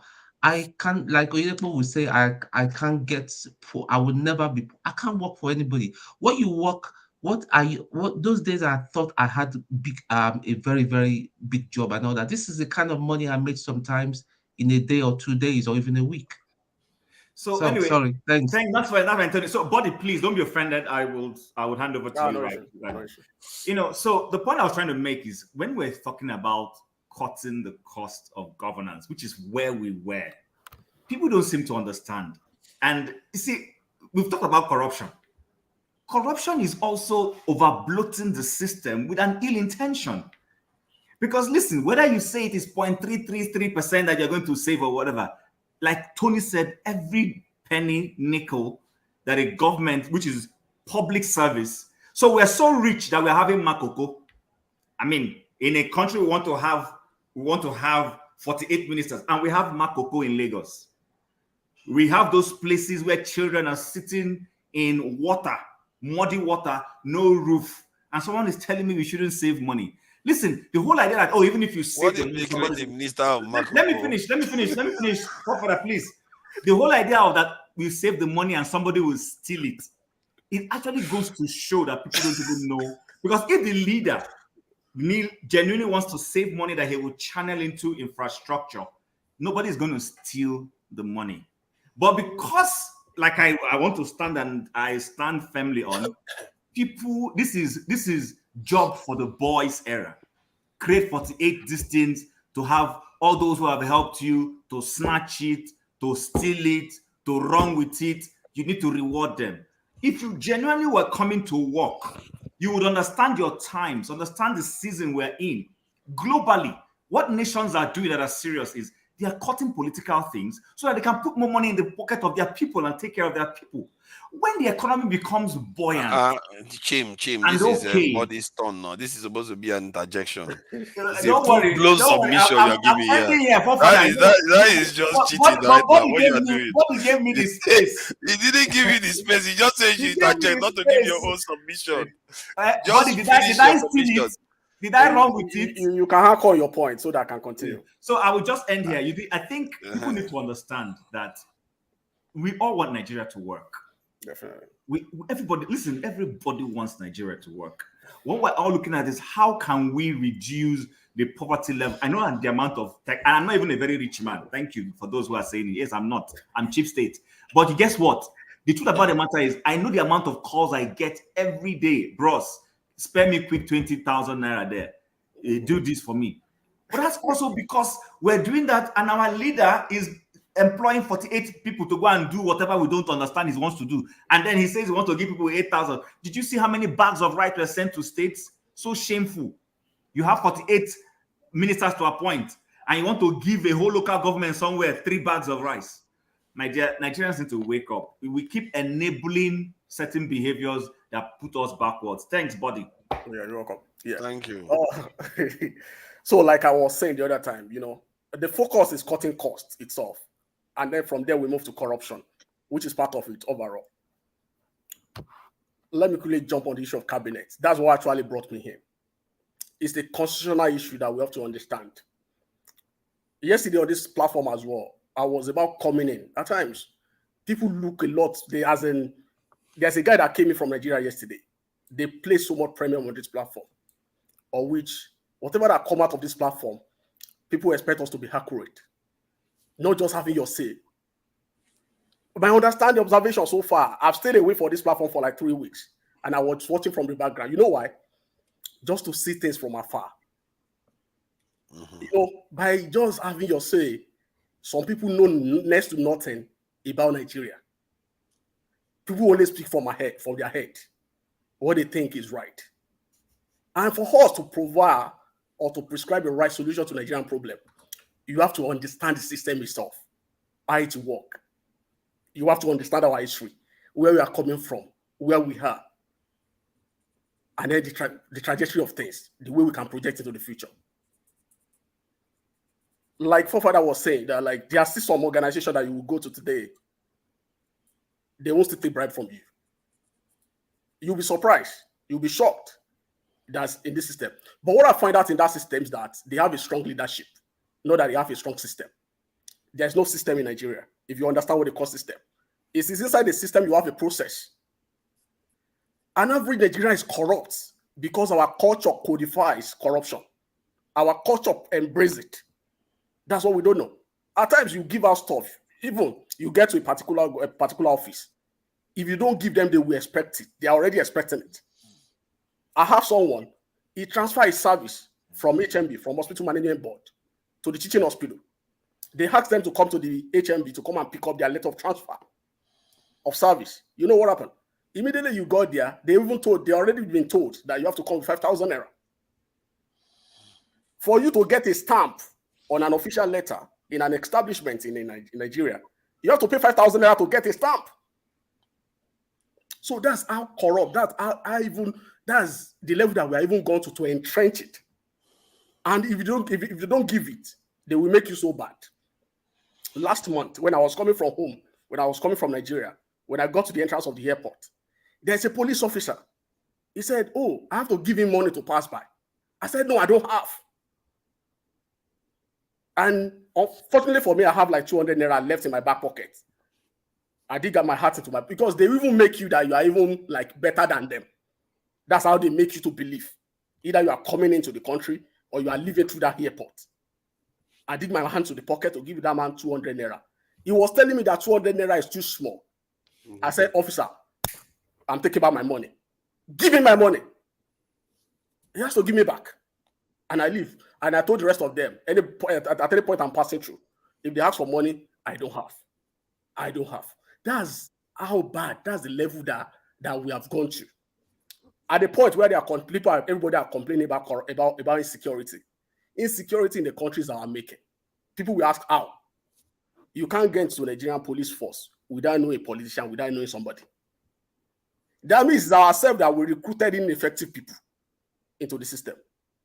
Back in the days, we want to ask those people in the federal civil service in Nigeria today, to submit their credentials. The only few of them has 2-1 or 1-1. Go to UK, they put the best of them in the civil service. If you want your system and your process to be seamless, you have to put your best in the civil service. But in Nigeria, the reverse is the case. Majority of people in the civil service, I remember when in 2011, 2012, the federal recruitment service that was done, when they released the results, go and look through, check it, you can Google it. The results were put on the internet. The majority of people, if you look at that, you go and check it. Statistically, 65% of them were top class. And you want your system to be the best. But do you believe that holding a free and fair election process is part of it?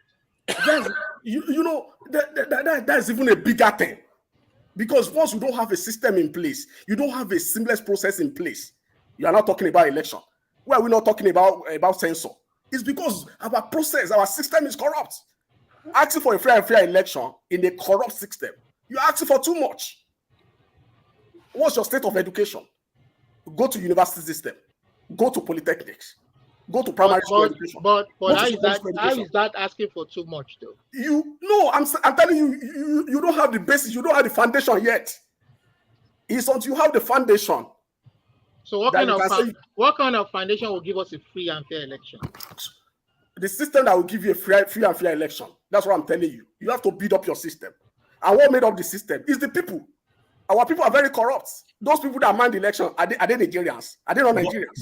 Body, just to answer Olumide shortly. Olumide, how do you expect people who are in love and entrenched with the corrupt system to hear a person who says, I want to come and change it, to come and change it? You think they will allow the person to come and change it?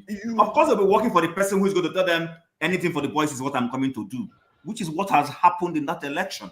Because I think that the corrupt practices in Nigeria is as a kind of reinforcement of the corrupt rich at the top, or corrupt political class at the top, that is actually empowered from outside the country.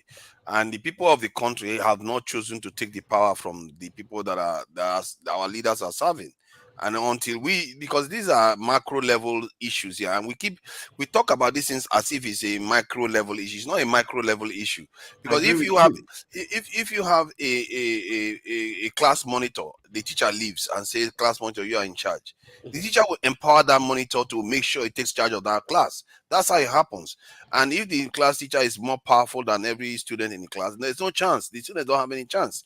And that's what is going on. If we don't deal with the fact that our leaders are serving foreigners and they are enabling these corrupt practices to carry on, because corruption is, they even have a movie where they said corruption is why we win.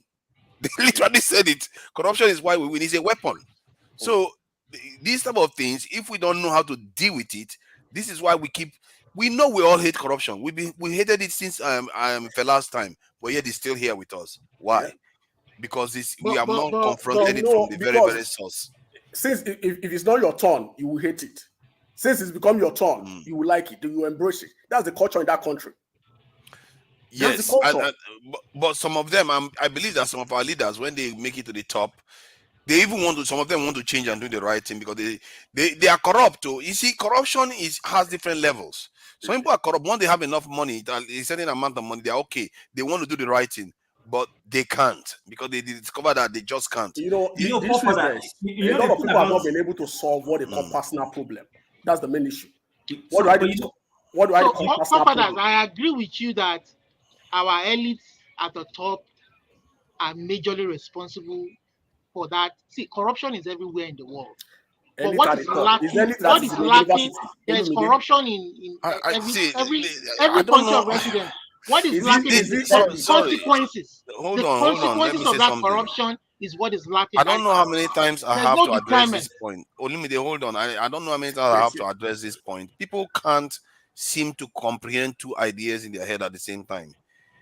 How is it that you cannot say foreigners are doing something and also hold your own people accountable? Both of them can be true at the same time. Your head, blessed in Chukuka, your head is not going to blow up if you contain both information at the same time. Just because you are in a house, you are in charge of your house, doesn't mean an arsonist cannot try to burn the house down. Yeah. So you can describe the arsonist. Let me help you, forefathers. Like Alumide just said something about that corruption is everywhere, and that's the truth. There is no nation that is immune from corruption. What is lacking in our own system, which some of those other people have, is the rule of law. See, I have seen people beat traffic lights. And the consequences. Oh, yeah. I'm even telling you, somebody who knows, the person knows they're going to be made to pay. But maybe as far as what he's heading for is more important to him. People do this. Just this past week, the Deputy Prime Minister of Canada, who doubles as the Minister of Finance, was given a ticket on the road for overspeeding. On 100 kilometers road, she was doing 140. And she was caught. Police stopped her. Can you stop? Can I even stop the PA of the local government chairman in Nigeria? You remember case of Rufai Oseni of Channel TV? Exactly. You see, hold on. I need to see. Hold on. I think sorry, Chim. Hold on. See, these are serious issues here. See, Tracy Jacobin, stop it. You have to be. If you are not, maybe you should. Because this thing that you keep doing and making excuse for foreigners all the time, it's like some of these people. I don't know whether because you have foreign friends, it means that you don't hold them accountable. Did you know that I just found out? Hold on. Did you know that I just found out that The French people, Copy. they never. Hold on, let me make my point now. Hold on, I don't like this because I'm getting tired of our people doing this thing over and over and over again. They keep making excuses like these people are just born to be slaves or what? No, and those are the people we are fighting for, or you are supposed to be fighting for. It's like, why do you keep making excuses for foreigners? What is your problem with foreigners? They don't understand. They don't understand what you're talking about. Jesus Christ, what kind of brainwashing is this that you can't understand? It's not because I hate them. Oh. See, let me tell you something. If I belong to that foreign group, I'll be more proud today because clearly I don't want to be hearing from people like you. I don't want to be hearing this kind of nonsense from people that excuse other people from taking advantage of them. If somebody's taking advantage of your people and somebody's calling them out and you are here saying, oh, because I want to live kumbaya, I want to live by Martin Luther King's principles. Yeah, that is all good. But if somebody's taking advantage of you, you need to stop it. And that's what I'm calling out. Are you trying to tell me that we should leave the French to start keep exploiting Africa? We should leave all these foreigners to keep exploiting us constantly and so that we keep living in this overhead? If you want to solve this problem, you need to nip it at the bud. Don't pretend as if foreigners don't have interest in keeping us where we are right now. Yeah. I don't understand it. It's common sense. You know what? You see what is going on here is that one way or the other, these foreign people, they have to push us to that position where we have to react because our collective intelligence has not risen up to the level where we can tackle this problem. We are going to keep suffering. And mark my words, this suffering is going to continue until maybe the French or the Americans, stupidly enough, go and trigger a war in Niger, and it wakes us up to the dangers that we are facing. Then maybe our people will realize that, okay, maybe there are an international dimension to this problem. How do you think we got colonized in the first place? You think our forefathers just went to market and found out that the people came to this thing? We had collaborators inside. We had collaborators, saboteurs. They went and had a Berlin conference. When they were having that Berlin conference, none of our leaders were there. None of us were there. And that's why you keep hearing me say that. I mean, before this 2023 and all this election thing, I'm just tired of that point. What is this apologies for foreigners about? They don't know. This is going to be badmouth their own country. They will be excusing foreigners. They will be badmouthing their own country like crazy. What I usually say to those set of people is that they should pick up the map of Africa. They should look at it. If you look at Senegal, look at where Burkina Faso is. Burkina Faso is in the middle of Senegal. How would they come about that? If that's not fraud. Sorry, you mean Gambia? Gambia, you mean? Oh, Gambia. Sorry, Gambia. In between Senegal. How they come about that? And look at Africa generally. You are dividing people the way they like. You are exploiting them, and these people don't understand because it's beyond their scope. It's beyond their knowledge. And maybe we can give it to them. Maybe what they are saying for is that, like, oh, we should hold our leaders accountable. They have to understand it too. That once our leaders are corrupt, they are more susceptible to outsiders to corrupt them. Yeah. They have to understand that. And once you have inferiority complex, like many of them are showing here, once you have inferiority complex towards foreigners, what makes you think these kind of people, they end up in office, they will sell their people overnight? The issue we have in Niger Delta concerning our oil is because of some corruptible leaders selling us out, betraying their country.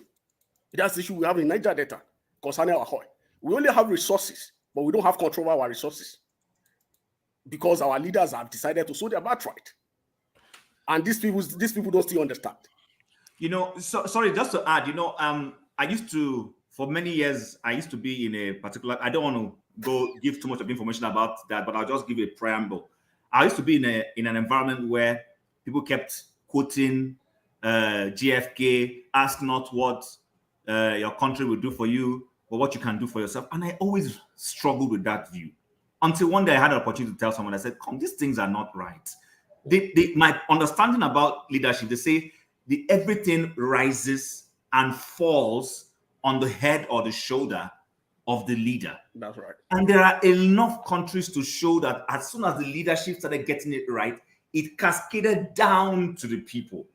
See, listen, the guy who gives bribe on the road, I don't even have a problem with the guy who gives bribe. Sometimes people have no choice. They are at gunpoint. And they just tell themselves, you know what? Let me get out of this environment, take and let the person go. But you see what? The moment the leadership starts doing the right thing, and the people know that, this leader is going to do the right thing, and then it becomes an entrenched process in the system. You understand? Then you will see the citizen who will have the confidence to start asking for their rights and not giving a bribe before they get what is their due. Listen, before I left Nigeria, I had a driver's license I needed to get. I had applied, my driver's license was expiring, so I needed to renew it. I went to the licensing office. I refused to give any bribe. I filled out the form, did everything, and I went there like 3-4 days until eventually it was my time, my opportunity to do the biometrics. I did everything. They gave me a slip. Every day I will go there. Where is my driver's license? It's not ready. It was ready. They were playing games with me until I got tired and I just said, you know what? Since I'm leaving the country already, to hell. When I left, the person started sending me WhatsApp message asking me, your driver's license is ready. I ignored him till today. I just ignored him and moved on with my life. Oh, how did I get my driver's license here? I read the book, went and wrote the computer test, passed it, registered and went and wrote this thing, got my this thing. The day I got my driver's license, it was posted to my house. No long story. Nobody asked me for anything. I don't even know where the office where they do it is. But when I see people, so I feel bad for the guy at the lower rung. Sometimes our ordinary people, they have no choice. They are between the Red Sea and the devil. You understand? Somebody is there's a skit somebody did. I think it was one of these former musicians. I don't know his name. I'll remember. The police people stopped a medical doctor on the road. It's just a skit. It's a skit. It's a comical skit just to teach us a lesson. And the doctor was saying, I have an emergency. They told him, come here. They took his phone from him. They disturbed him. He said, I have an emergency. They just kept him there. Then the Oga of the police, his phone rang. It was his wife. Don't call me, I'm at work. His wife told him, our son is in problem. He dashed out and told they left that guy there. He dashed to the hospital. Before he got there, his son was dead. Guess who? He was screaming, where is the doctor? And guess who enters into the room? It is the same man he kept on the road trying to collect bribe from. That was a doctor that was telling him, I am running for an emergency. It ended up being that it was his son that doctor was going to save. That is the cost of corruption. That is the cost that people are not seeing. Let me quickly say something. Let me just address this in chat again. Oh God, what am I going to do? Forget about that chat. No, because sometimes these points are quite pertinent. It's the same guy. It's the same. I'm not. I hope it's a guy. Because it could be a lady. Blessing is here. So see, this question goes to the core of some of our problems. They were interviewing Dr. Arikana yesterday on, I think, Channels News. She said at the core of our problem is the mind. The mind of our people, they still haven't woken up to it. This person can't seem to understand the idea that you can criticize your a foreign this interference in your system, and you can still be responsible for your country. Because we are ultimately responsible. When we talk about foreigners, I think I'm beginning to worry that some of all these people, they are being put up to say some of all these things. Because you see it regularly. They say, stop blaming foreigners. It's like regular. Stop blaming foreigners. They will just say it all the time. When in reality, you are describing a problem that our people need to overcome. Our people need to overcome. Not the foreigners need to overcome. Our people need to overcome it. Why? How is that blaming foreigners? I'm one of those people that sit here and say black men are the most ineffective men on the planet as we speak right now, because they have not defended their people at all. How many countries do you see that you ask foreign troops to leave? The foreign troops say, I'm not going. Do you think Japan will ask America to leave? America will be like, I'm not going. That was another World War situation you're facing there. But no, it's only us that this happens to. So don't tell me about us, not holding our people accountable. It's always about us. It's always about your mind. Instead of worrying about what I'm saying about Europeans, you should be thinking about how are we going to get them off our back so that our economy can flourish, so that our people can flourish. Maybe you are overseas, so that you too can go home to Nigeria to go and enjoy your country. That is all I'm talking about. This idea that we cannot criticize foreigners, no, you have to criticize what they are doing to you. I don't hate them. Why should I hate them? They are doing better than us. They are defending their children. They are defending their women. They are defending their territory. They are defending their little inheritance that God gave them. I don't hate them. I'm just saying we should be just as good as they are, if not better. I hope that clears it for you. I'll see you guys some other time. Thank you very much. Take care. All right. Thank you. Thank you. Thank you for coming in, Chim. You know, it's a very big issue. You know, these people are just being myopic. You know, or they have a limited scope. Or at least they can start by making sure that they give justice. They can start with this electionary process. They have to make sure that the winner, the judiciary, has to do the right thing. Let me address you on that. They have a duty to start putting the country on the right footing. The election process has always been a subject of litigation over years. We have to get it right. This time around, there's no messing around. Every time we've always been, you know. Let's forget what has happened. We put so much. There's evidence. There's beaver. There's technology. We put so much to the judges, whereby in the process, you know, we are giving them a bad job to do. In the past processes, they should have less intervention. This electionary process was based on the Electoral Reform Act. The past processes, it was biro and paper. This one, there's technology. It must count. You know, either way, I don't know what you call justice. You know, maybe there's a particular expectation you are having. I'm saying that based on the evidence presented, evidence presented, they have to do the right thing.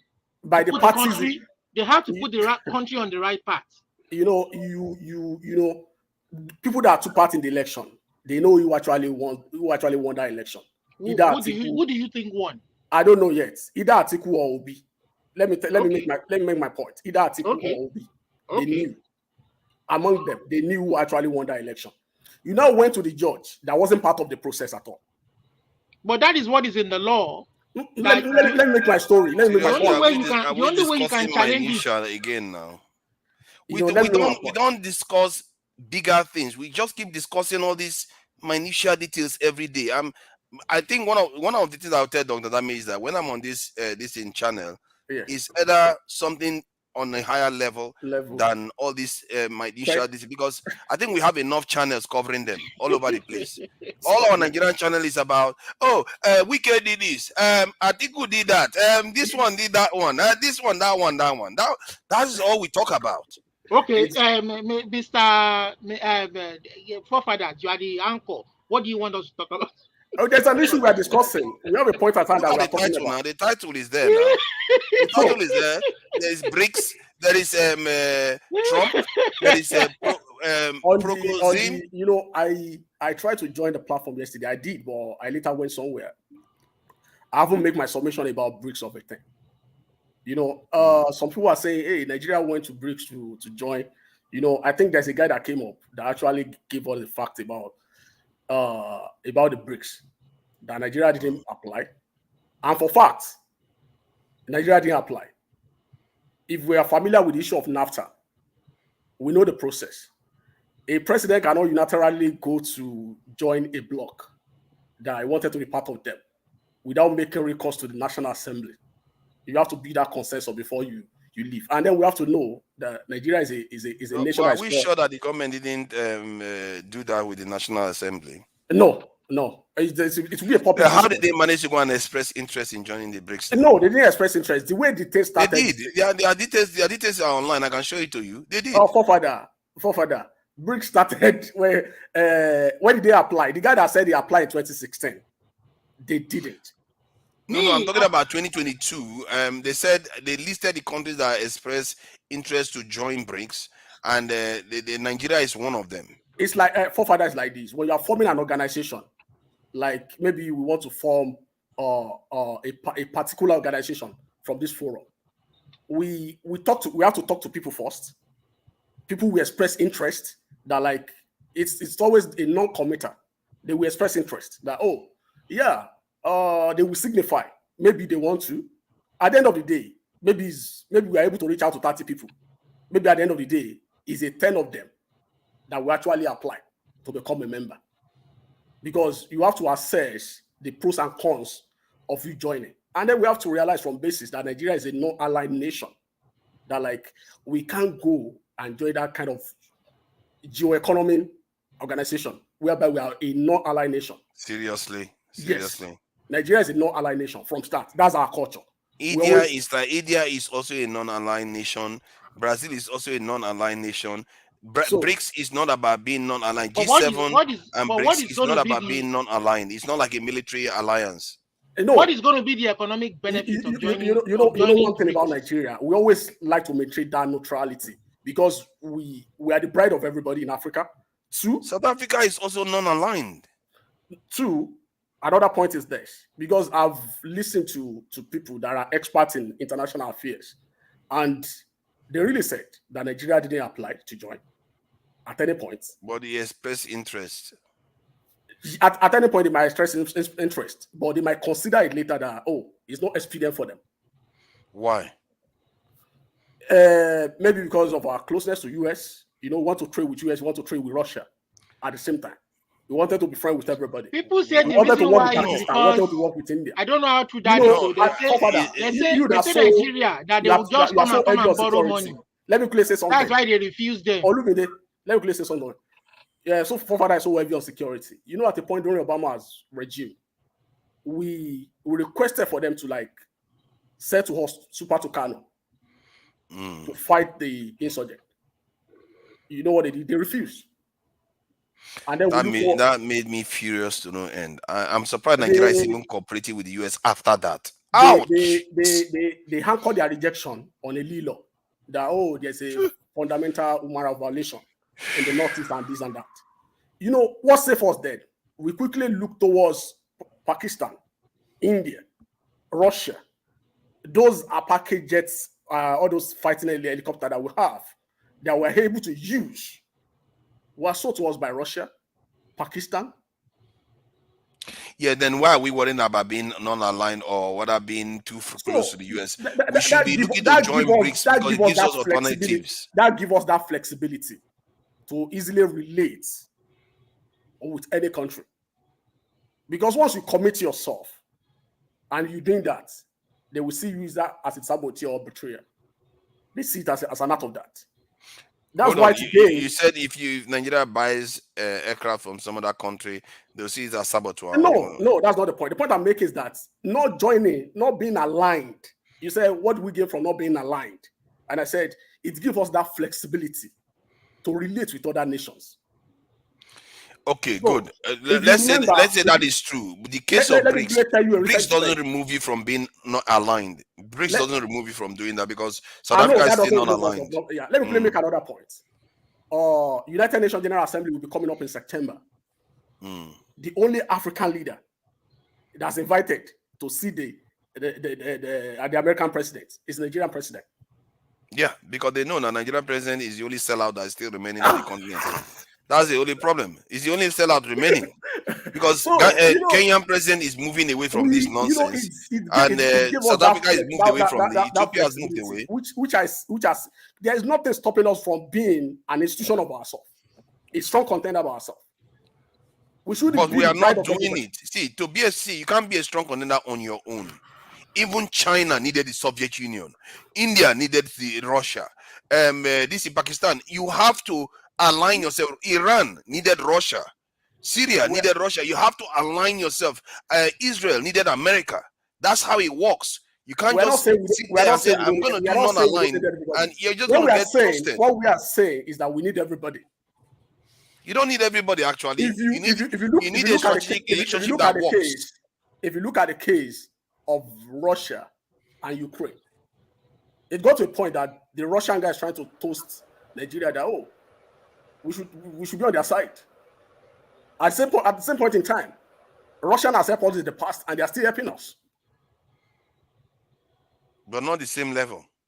Not the same level. But the point is this. That's why I cited the case of US. Well, the US, at the point where the US is not coming through for us, we quickly look at Russia. We quickly look at Pakistan. And they came through. And at the end of the day, they what only Obama came didn't do through for at the us. last minute. See, What hold Obama on. didn't do for us. Hold on, you have to understand this. I think what you are missing is that every single time, it's almost like they wrote it in our constitution that our Nigerian government have to go to our UK or the US first for whatever they ask for. Then, if they reject them, then they have the option of going somewhere else. It seems to be the principle. When they should be looking for I can't overstate this point. When they should be looking for real alliances that empowers their people. Perhaps this kind of strengthens the facts and the rumor mill that when the British left Nigerian soil and purportedly they gave us our independence, they never truly left. They handed political power to the North. And then they're stringing things. Wait, let me finish. That they are stringing things from the outside. And that is why they are a strong ally. Yeah, because Tinubu is a northerner. Sorry? Because Tinubu but Tinubu is not really independent. Olumide, let me help you. Let's see. He's not a northerner, but he has northern allies. Why can he not prosecute? Why can Tinubu not stop the killing in Benue? Why can he not stop the killing in Jos? Tribalistic talk again. Yeah. I'm not entertaining it. Listen. When Dr. Damage is coming, you can come and have that conversation. Let me finish. I'm not interested in the time. Ayo. Hold on. If you want to talk tribalism, go when Dr. Damage is coming, you can go and talk to him about tribalism. I'm fed up of it. Are you happy with the people of Benue dying? Forefather. Dying daily without accountability. Let me even say something about the BRICS again. Even the idea of BRICS. You are looking for power. You are not strengthening your country internally. You want to go and be world power. You want Nigeria to be world power when you have not. You don't want to start with tribalism. You don't talk to everybody. Forefather, even Uncle BRICS. Uncle BRICS. Forefather, yesterday I'm tired of tribalism. Since what they said, I should let people speak. I'm tired of tribalism. The talk never ends. Almost all platforms is this table. Fulani this, Hausa this, Igbo this, that. Come on, it's not getting us anywhere. India just landed on the moon, and we are still talking tribalism. You want me to do every day, but keep quiet. Indians are landing on the moon. We are here talking about tribalism constantly. This is why I say our men. I've never seen any group of men this way before. Father. I said yesterday, even when I was sick, I was laughing seriously. The tribalism thing, they give me headache. You saw me yesterday that came in. Yesterday now. Yesterday was yesterday. I every day. Buy my people for the bush. Paul was laughing seriously. I'm like, what is this? Honestly, was crazy yesterday. It gave me headache. Once I see me yesterday, I have to leave. Once I see people tribalism. That one Nigeria slogan, alive. Olumide, some days I'm going to be putting signs. I'm going to be putting signs on the title that says, when you see a T there, no tribalism that day. Talk about something else. On the day where tribalism is on the show, you can talk tribalism. Because I'm tired. Some people can say one thing without ending up in the southeast or in the Fulani area. Which problem? You guys, you are just trying to twist the narrative. Even the subject matter that you discuss, either you even talk about the Nigeria. They keep bringing us down. They don't want us to know anything about the geopolitics of the nation. They keep dragging us into this tribalistic discussion constantly. Even they don't want to discuss that. They don't even know what they're talking about. It doesn't matter. That's what bothers me. They don't even talk about it in a kind of constructive way. They just put you in there. But the one that surprises me, right? Go back to Zamfara. But the one that surprises me, sometimes I will not speak. The person will come and say, Ewa, where are you from? Where are you from? Tell me. I'm like, what is this? Let's go back into the tribal talk, because that's where we really want to talk about. We need to know about your tribe. Honestly, Nigeria is scary. Sometimes when I see people with this tribal, I'm like, what is this? Some people just believe it's only their place that is good. Every other person is bad. No, you would have never been out of their conclave. Nigeria. Every part of Nigeria is good, to be honest. Hey, why? Let me ask you. Let me ask you a question. How many of you hold on now? How many of you have seen that movie they call Watchmen? None of you have seen it. Which one? Oh my God, Watchmen. When was it? Seriously? Seriously? No, oh my God. See, the Watchmen, the concept was that at the end, this guy that was, gifted with all kinds of powers, they thought he attacked the world. He was like the enemy of the world, and he forced the whole world to unite to fight him. But when he came back, then they found out. Then the guy that found out the information that he wasn't the person that attacked the world inadvertently. So, he's but the person wants to go and reveal the truth. The person wants to go and reveal the truth that he didn't attack the world. He told the person, "No, don't do it, because if you go and tell the people the truth, they will go back to fighting themselves." He destroyed that person instead of the person going to tell the truth. So you see that sometimes unity, sometimes he preferred unity of the people than exonerating his name. Yeah. You see what I mean? And it took having a common enemy for the world to come together. And maybe that's something Nigerians need to learn from, because until something hits us hard, we are not going to wake up to what the world represents. Whenever they want to say something, they will say, "Oh, they stop history in school." Majority of them never read history in school, even when they're in secondary school. As a science student, you know history is not part of your course in secondary school. It's only their students that take. But why did they stop history though? They did. At what point? The military did. No military. It was history was in school up to 2003. So why did they remove it from the curriculum then? At a point, there is what we call there's this adjustment to the curriculum. Even as a science student, they are not taking Greek anymore. They are not taking geography anymore. There's this adjustment they carry out. I've forgotten the name. Well, I want to ask you again. The killings going on in the south, where which the killing? Which part of the south? Hey God, you've gone back to Fulani herdsmen again. I thought I said we need to see Fulani herdsmen free people of Yewa went to Benin, even in Benin, those states where AY is from, they kill people on the farms. But why are you indulging him? This is not going to end though. Take your time. Why don't you want to talk about this? Go and study. You keep talking about Fulani herdsmen constantly. It never ends. Take your time. Because there's no justice. These people died in vain. There's no justice. Yeah, we have Oduduwa. Where Biafra joined now, I'm not sure. Nigeria lost how many this is soldiers the other day? 22 soldiers, if I'm not mistaken. In Niger. So we lost 22 soldiers. I think until Nigeria, I keep saying it, if Nigerians don't wake up to their responsibility. Is that in the west? Is that in the south? Okay, Ogun, your state. The insecurity is insecurity. Lagos Ibadan Expressway. People were kidnapped for ransom.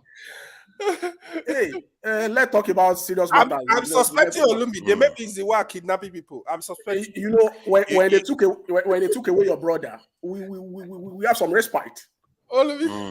So do you know that one of the news I found out today was that the French, all this while where they said they were how many lives that guy saved? Okay, see, Olumide, if you don't want to talk about anything higher, please let us that want to talk about this. So you want Nigeria to be world power when they have not even defeated the Boko Haram in their backyard? Maybe if we stop talking about tribalism constantly, our consciousness is going to change. He's taking us back. See, Olumide, let it go. I'm not for that. Not for today, not today. Okay, today is Sunday. Maybe we should be doing it Saturday, then on Sunday we move on to something different. We are going to work tomorrow.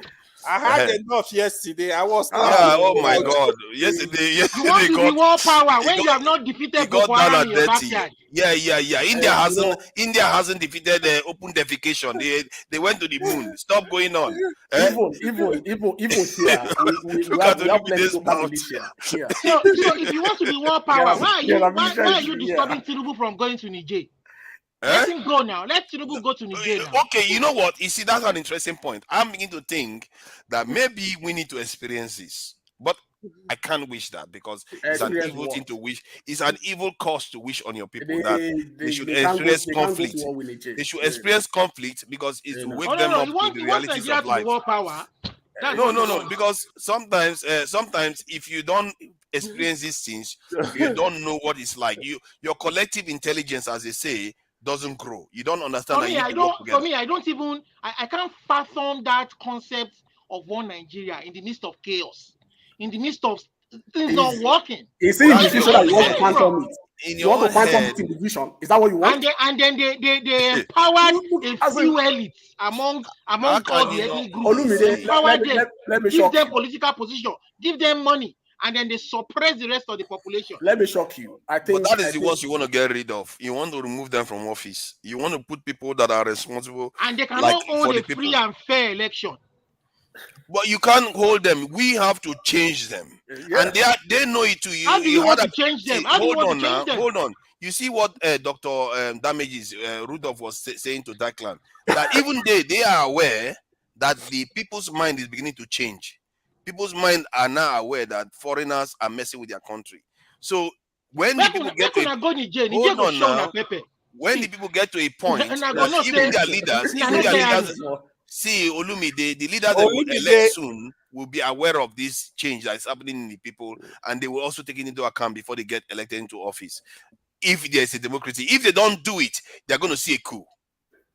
There was this official that went to Niger Republic that is representing ECOWAS. He was in Niger Republic. You know what he said? Hold on. The moment you mention, let him go. Let him go. He's coming back. This guy, he just like to interrupt people constantly. He would keep bringing us back to this thing. He will not let us go to this system.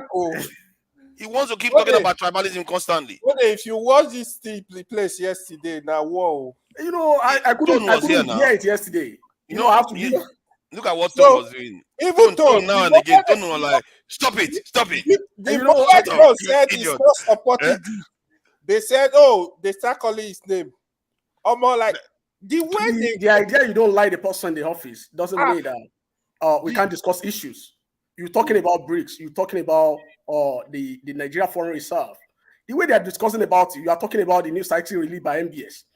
You guys, you don't know what you're talking about. You don't read it. You've never taken your time to read about this thing. And people come on platform, they talk from their head. I think they are saying I should continue with what I was saying about the French, because there was something I discovered about the French just today.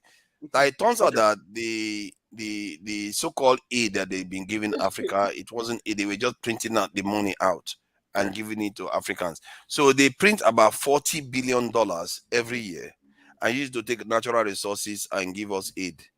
All this while, they've never spent $1 of their own penny on Africa. All this while.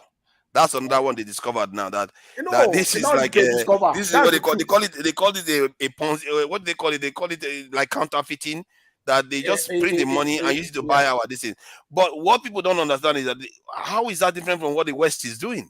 The other day when I was saying that from 2000 during the COVID-19 this thing till date, they've given themselves more than $30 trillion worth of loans. They just printed it from thin air. We didn't get a share. They gave it to themselves. That is just the same thing as the French is doing. But we don't see it because we don't understand. Finance is a diabolical thing. I'm telling you what they use finance to do. So Janaba is back. You see, Olumide is talking in the background, just in case anybody doesn't know. He's still talking, no. Don't worry. Olumide, you know you can stop talking even in the background. I'm telling you, all of them will start disappearing. Me and let them go. You are talking in the background. Who will take care of them for us? Olumide, this is how you're gonna run your Duduwa Republic.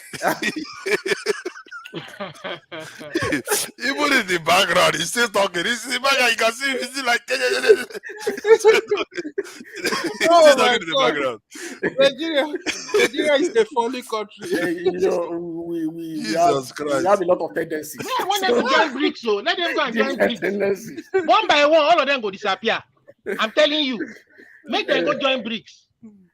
Welcome, Janaba. Welcome, Janaba. We are not doing tribalism today. We are talking about geopolitics today, about what is happening with the French, the Trumps, the Prigozhin, and the BRICS. You know, higher level stuff, macro, geopolitics. I'm not doing tribalism today, but the chief tribalist is here. So what? I'll tell you, you will let it go. But it's all right. Everybody entitled to their own opinion. This is the way we're gonna live the Dudua and the Biafra and Iowa. Even before he won't allow you to talk at all. Just calm down a bit.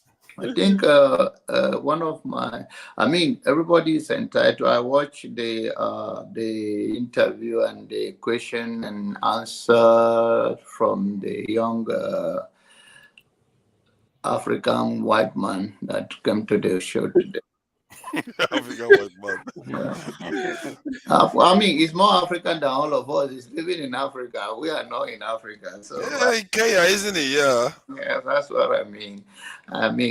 Whatever keep him there is on the ground. I think one of my own thing is that he's a very smart guy because he answered those things and he was honest about most of his answer. Because they are expecting, there's what is called interest.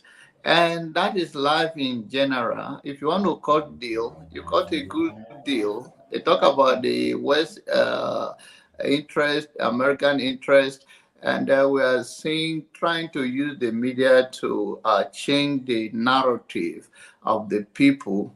Are we going to be better off than before? And if you are to cut a deal, whether you see China trying to cut a deal or Russia, it's all about interest and how those people that are going on behalf of the nation, did they really understand what they're going to negotiate for? Because as far as this world concerned, everybody needs an ally. That is the truth. You cannot do it. Solid ally. So and it's just about having the intellectual people who also have the interest. You can be very intelligent, but if you have the interest of the nation you are negotiating with, or you go with your self-interest, and just that is all about life. You're not going to come and say, oh, why Russia, why America interfering in our election, why I understand it, so why the French do not leave? And he answered, we say, still, it's about the interest and also they weigh the options about what is the consequences if they stay back. If you want to fight somebody, all fighters are selective. You weigh the person you want to fight with. Sometimes you give up because you know that the consequences will be devastating to you. Then you pull back. So I think the reason why they're in Niger and they refuse to pull out while other nations have pulled out is because they think they still have a ground there. But maybe as the thing prolongs and the people continue to make their case, I think they will eventually leave. If not, they'll come to a certain compromise, because you cannot say they don't also have infrastructure over there that they are protecting. So it's all about the game of how do you negotiate? How do you, that is part of diplomacy. How do you use the people to say, okay, we bargain for this, we change it. This is not going to change overnight. Africans have been in their, been the focus, and the new generation of, we see the best, we have the best resources in the world. We are still a raging country, the continent. So it's all about having the good people who have the interests of the continent, have the interests of the country. And I think that is the negotiation we're going to be having onward. You're not going to say that the BRICS issue, this and that. What will be the 10 years from now? How did the dollar in the market will be the popularity? Is there anything? And I think they also are aware 20 years from now, what is going to change in our currency? Look at the cryptocurrency. And the world is changing rapidly. And I hope Africans take advantage, because we still have opportunity to turn things around. Life is what the world rotates. What goes around comes around. But when we think, you cannot say they are not going to interfere, but sometimes is that when you have the people that come to the table say, okay, we all need each other, but then what are you going to give up for this? What are we going to do for this? That, for instance, a lot of telemarketing, a lot of IT business, India cut a good deal with America. They also work from home. If you call from here, most of the time you speak to Indian people in their house, and it's about giving that opportunity. And with the digital world now, Africa and Nigeria can cut that deal. We have smart boys in that town. We call them Yahoo, call them whatever you're going to call them. They are very smart. If they give them the opportunity to be in the global square, they will be very competitive to work from home. And this is why we are talking about the infrastructure like power, the common electricity we are not having. If we have all of those things, we'll be able to compete. That's all I see for now. I think I hear what you're saying. So sorry, buddy. Let me just add to what he said, because there's a lot in there. In terms of negotiation, what I didn't like what Declan was doing was that sometimes he would say something and he pretend he obviously is doing it for some people, and people should not make a mistake. Declan is here basically for the American government. Don't make a mistake, because the way he talks about things, he says, "Oh, the dollar will still remain, dominant for a whole lifetime." No, it's not. Even the U.S. senator, is saying that the U.S. sanction is going to be meaningless in 5 years' time. That is because there's going to be alternatives now, and there is also the idea that one thing I think I should have said to him was that when he said, when I asked him about how would we know that the West have changed their strategy in terms of partnering with us on the continent, how would we know that? He talked about interest rates change and telecommunication. What I should have told him was that you have to give us ballistic missile technology, nuclear technology. You have to share those technologies. That's when I would know you are serious. And I really wish we should be thinking about those sort of things, because if they don't share those sort of things with you, know that they are just giving you trinkets. They will take it back whenever they get the advantage again. That's what they are going to do. Because Israel didn't sit there and say, "Oh, we are allies. I'm not going to go nuclear." Israel, the moment they get the chance, pew, they went nuclear. They were not looking behind. They didn't waste time at all. China, pew, nuclear. Godfather, like Niger, where the Americans have built their drone station. See, that's the problem. Do you know that the ruling the people in the government must have been settled for that to happen, and that will not be for the advantage of the nation of Niger as it were. It will just be an individual thing for each of them to allow that sort of project to be cited on their soil. And look at what is happening now. They don't want to leave, and they are saying that they are illegitimate. They don't have any right to ask them to leave. So that's the problem with Africa. Invasion is happening. They can leave. The same thing happened. They can leave. Remember, they are refusing to leave. That's the problem. They were asked to leave. No. I liked it. That came to my mind. I liked they were asked because to leave, and then they have to move their. That's when they move their assets. They left Burkina Faso and Mali, but they are refusing to leave Mali. This in Niger, that's the problem. One of the reasons I'm saying where they're not leaving, they got there in the first instance since the fall of Libya. They are using that to monitor Sahel, because that region is a threat to US. If that place is left open and it's not monitored, that's why they stay in Niger.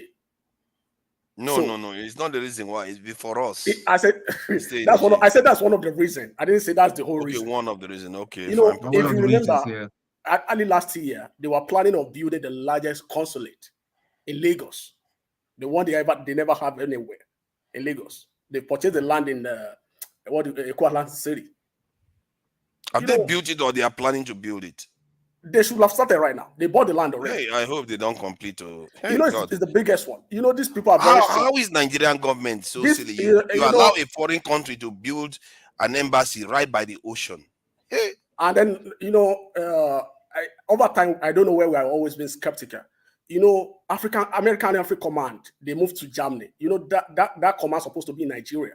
If you remember during Yaradua, whereby they are planning on having African Command in Nigeria. The whole Nigerian pushed against it, and they have to move it to Germany. Because around that time, I was planning on joining. When was this, buddy? During Yar'Adwa's regime. You can go. I think I heard about it. You know, yeah. so but America has already got a very large base in Germany anyway. I know that's why the Africom was moved there. Africa Command is supposed to be in Nigeria then. Okay. There was a lot of protest against it during Yar'Adwa's regime. So that's why they moved it to Germany. So that's why at the point in time, America has a program where they call MAVNI, Military Accession to National Fighter Interest. If you remember that program, whereby they recruit people that can speak Igbo, Hausa, other African countries, Swahili, and the likes. Once you are recruits like that, they move you to Germany. I didn't mean that center is located in Nigeria. They'll be moving most of our guys down there because Africa is strategic to them. Very, very important. That's why it's very difficult for them to leave Sahel, to leave Niger. See, why are we worried on whether it's going to be difficult for them? Let's worry about how it's going to be difficult for us. Have this plan. It's bad enough that they are there. They need to leave. Let me even shock you about BRICS. This idea of BRICS was even like coined up, bring up by most of these by research associates in an American company, Goldman Sachs. And the first meeting of BRICS was held in New York. No. Go and fact check me. Buddy, wait. Let me explain. Wait. The idea, the concept of BRIC, it was BRIC. There was no S there. There's no S there. BRIC. Yeah. By Morgan Stanley. Yeah. Where's it working? Where was it working? It started from the US. Yeah, you're correct. Yeah, I just wanted to. Yeah, you're correct. You're totally correct. But so that's what I'm saying. The political BRICS that we know today, the political organization, because I consider it a socio-political organization that we know as it is, I think it's spearheaded by Russia. And, you know, with Putin, you can't really tell what is going on in his mind. You can be staring at him. He's a very deep man. I mean, look at the way he dealt with this guy. We already know that will happen. That's not magic. Yeah. So we don't even know. What I want to say is this. You know one thing about America, they are not folding their hands to. They have a lot of researchers. I said it yesterday. They are planning to. They are looking out into things. The scholar that came up with the idea is not from that country. You realize that? We've not heard from Nigeria, whoever has the blueprint. Whoever has the blueprint on the design, holds the concept. You realize that. So that's all stuff that I want us to be cognizant of as well. Forefathers was saying that even all these people that we may not even understand, we may not even expect, maybe spying for the US or even on the UK. Even me that I'm talking, I might be a spy, but I'm a spy though. But so over time, you see, China that we talk about has not left off in front of US. You know why? Most of the design, most of the stuff that you see from China, they don't own the design. America owns the patent. It's all about reverse engineering, really. I mean, if you can do grab reverse something, engineering. See, this is another thing I think Nigeria need to get good at doing reverse engineering. The chip today is a very big issue, whereby China is struggling with. They are telling them now to go to Netherlands and get their stuff. Buddy. Yeah, let's let Nigeria. Hold on now. Let's let Nigeria go better. Say something. My father was saying something yesterday, which I agree. I would let's let Nigeria go better. Say something. We have to build. We have to. You see, body's not listening at all. Are you not hearing? Buddy, yes, I agree with you on that. But Nigeria go better. It's been a while I've seen you on the platform. Are you in Nigeria? Oh, yeah, it looks tired though. Not sure which one I should answer first. Yeah, it's been a while, but I think I do listening, but maybe not as much as I used to do during the election. And also, maybe because of some other personal commitments, so I've not been had the opportunity to part of this. But in terms of, am I in Nigeria? No, I'm not in Nigeria. I'm in California, in the US. Nigeria go better. So and that's our prayer. So I think it's better we have positive. We need to be positive about it, but it looks like a Titanic ship, and it's like a rotten apple. Yesterday, it's all wreck here. Hi, somebody called Nigeria go better start with rotten apple. It's all right. Let me finish my thoughts, because we need to be sincere with ourselves. If you want something to be better, to be good, you need to understand the current state of that particular thing before you can actually, because if you're lying to yourself, if you're having headache and you're telling people, and you're saying, oh, I'm fine, you're going to die, right? So it's best to understand, to acknowledge that, oh, I have headache. What could be the cause? How do I solve this problem so that you become a healthy person again? So that's the way I see the situation of the country as well. Is Nigeria doing very well now? No. Is it looking that it's going to be a very good country tomorrow? The parameters are not that positive. But is it beyond redemption? No. If we have good leaders, things are going to turn around. There's no rocket science. Even Nigerians' expectations are not that much. I tell you this, when this administration got there, people don't like, it's not like a very popular administration. For me personally, I'm not like a big fan of the top 3 candidates in the last election because I don't believe in any one of them. But if you look at Nigerians' expectation, when this guy got there, pegged 2-3 weeks, gra. If you look at the social media impression, change a little bit. So it means that Nigerians are not expecting much. If this guy is doing well, most people will say, oh, we never thought he's going to be a better president, but he's doing well now. And if you look at all the coups that is happening, like on the Nigerian shoulder, like all those 7 countries that they're having issues. Though before now, I always tell people that France is still colonizing quite a lot of countries in Africa. I think about 12 or 14 of them, 14, right? 14 of Yeah. them. It's still really colonizing them. But if you look at it, the problem is this. If those people that are actually like saying they are fighting France in those assets, I don't think they are fighting France. They are just opportunists. If you look at them very well, the one in Mali had been there for quite a while now. World revolutionary move or whatever as the guy made. And it's just like coups in Nigeria those days. Go and listen to all those coups. There's a particular word that is always recurring in Nigerian coups those days. Corruption.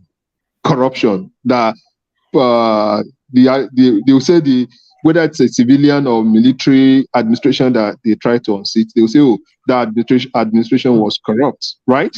But So there's a difference, though. There's a difference that the Nigerian coups never brought in Russian mercenaries to pick out the Europeans. No 2 events, it's 100% identical. It's pattern that you need to look at. What I'm saying is, when military people are taking over, they play on people's sentiment. That's what I'm saying. In Nigeria, because you say an administration is corrupt, I'm not praying for it now. It's not a good thing for people that have witnessed military administration. I've witnessed a couple of them, starting from Buhari as a young guy, as a child, growing up then.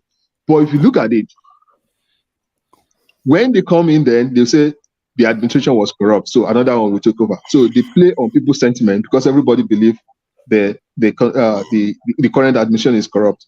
If in Nigeria today, I think Nigeria is also a little bit divided, whether military should take over, right? If they take over today in Nigeria and they say, oh, because the administration is corrupt, because of blah, blah, blah, they will win it. They'll be able to play on our sentiment, on our hatred for the administration or the way things are going on in Nigeria, right? The same thing is what is happening in Mali, Niger, Somalia, wherever. France needs to take its leg off the neck of those countries, right? But these military people that are taking over, if you sit behind and look at it very well, I don't think that's what they're doing. They're just playing on people's sentiment. If you look at it, for example, this same one that took over in Niger, I think, if I'm correct, there's some news around that the president was about to fire the guy or is about to retire, maybe the week. Right. And you came back. Or it's a disinformation that's coming out to discredit them. That's what I'm saying, like some news around. It could be disinformation, it could be anything. How do you know? But if you look at the coup also, the coup also took like more than 24 hours or to 48 hours before they could actually plan the way they want to do it, like for all the military people to agree that do we really want to do this, how we want to do that, and all of that. So I wish they are taking over to actually like rebuild the country, to actually make good use of the resources that the country has. I wish that's what they're trying to do. But however, the way I'm looking at it, it doesn't look like it. But do you think the democracy we have now in Africa that we can go forward with the kind of democracy that we practice in Africa? Not only in Africa, except they say something about the democracy. Yeah. It's actually a pill that is actually forced down the throat of everybody. I think it's a. Let me finish my thought so that, because I know this is online, so that people understand what I'm trying to say. Okay. Especially presidential system of governance. I say this all the time. I think you hardly find it anywhere in the world where they use presidential system of governance to rebuild a country, to change the course of the country. Except the country that has developed, that just need autopilot. And second thing is, this presidential system of governance is very, very expensive. If you as an individual today now, you want to govern Nigeria, the cost, you are not bribing anybody, you are not doing anything. The cost, the money, the stress that it's going to take you to campaign around Nigeria is going to be billions of naira. Go and ask people like Adewale and Showore and the likes how much it cost them in terms of time and everything. But if you are doing parliamentary, if you want to do democracy and you are doing parliamentary system of governance, just imagine, it might be very easy for Obi to win Southeast, right? And somebody that wants to represent that artist, maybe in form of parliamentary or wherever. The cost of campaigning, convincing people will be cheap. Now it's going to be like, okay, the system converts up as a parliamentary system of government. Okay, somebody from each state now comes up, they vote again, they decide. And the party and the power will be equally shared. And it won't be like somebody's just there for years. But the way you have it in Nigeria today now, it's very cumbersome. Even if you're a good leader, if you're there, if the Senate doesn't want you or the parliamentary doesn't want you to do well, there are a lot of ways they can get you. Exactly. It's somehow cumbersome. And it's a system that doesn't have anything promising.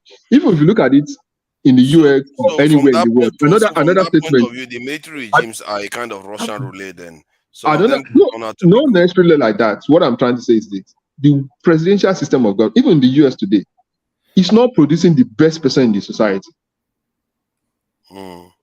If you look at what is going on in Democrats, look at what is going on in Republicans, it's not a system that will produce the best person in the society. No. The same thing In with your view, what do you think what will be the you solution? know, the democracy is the issue.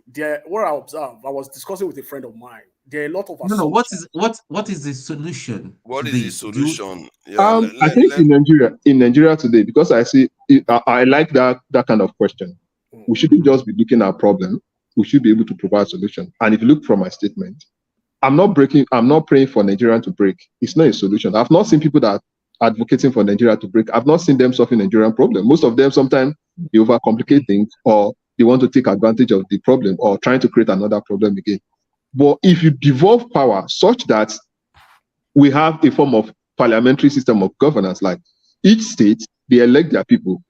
Maybe the governor or whatever name we call it again, whether prime minister or whatever from each state.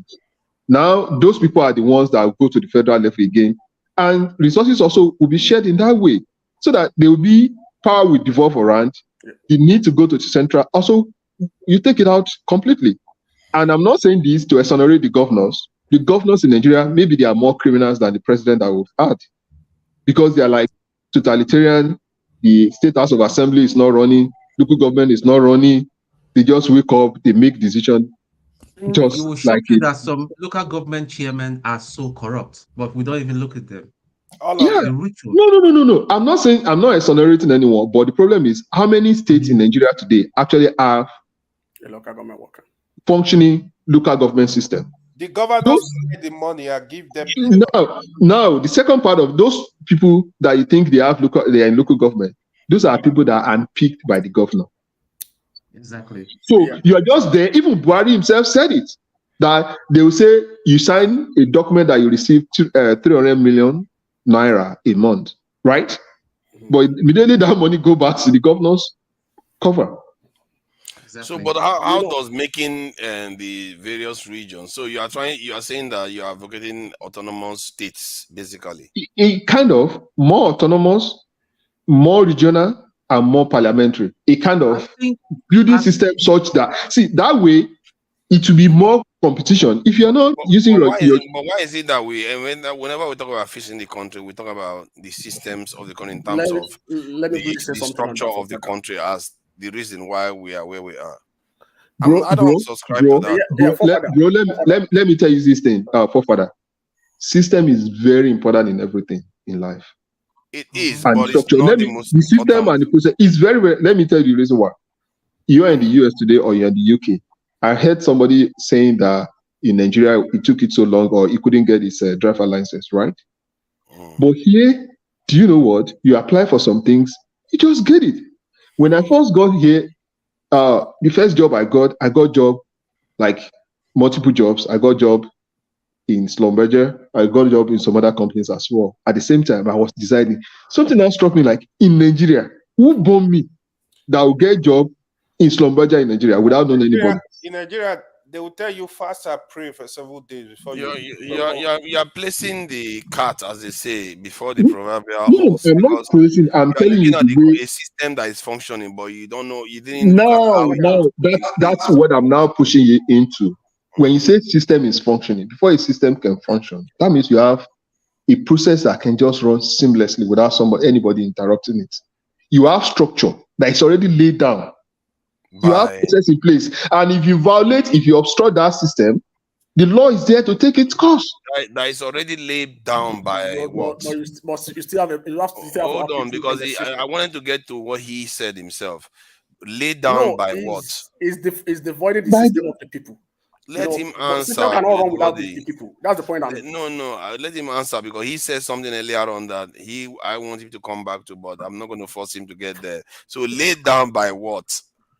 Laid down by governance that has a structure, that has a consequence if you don't do the right thing.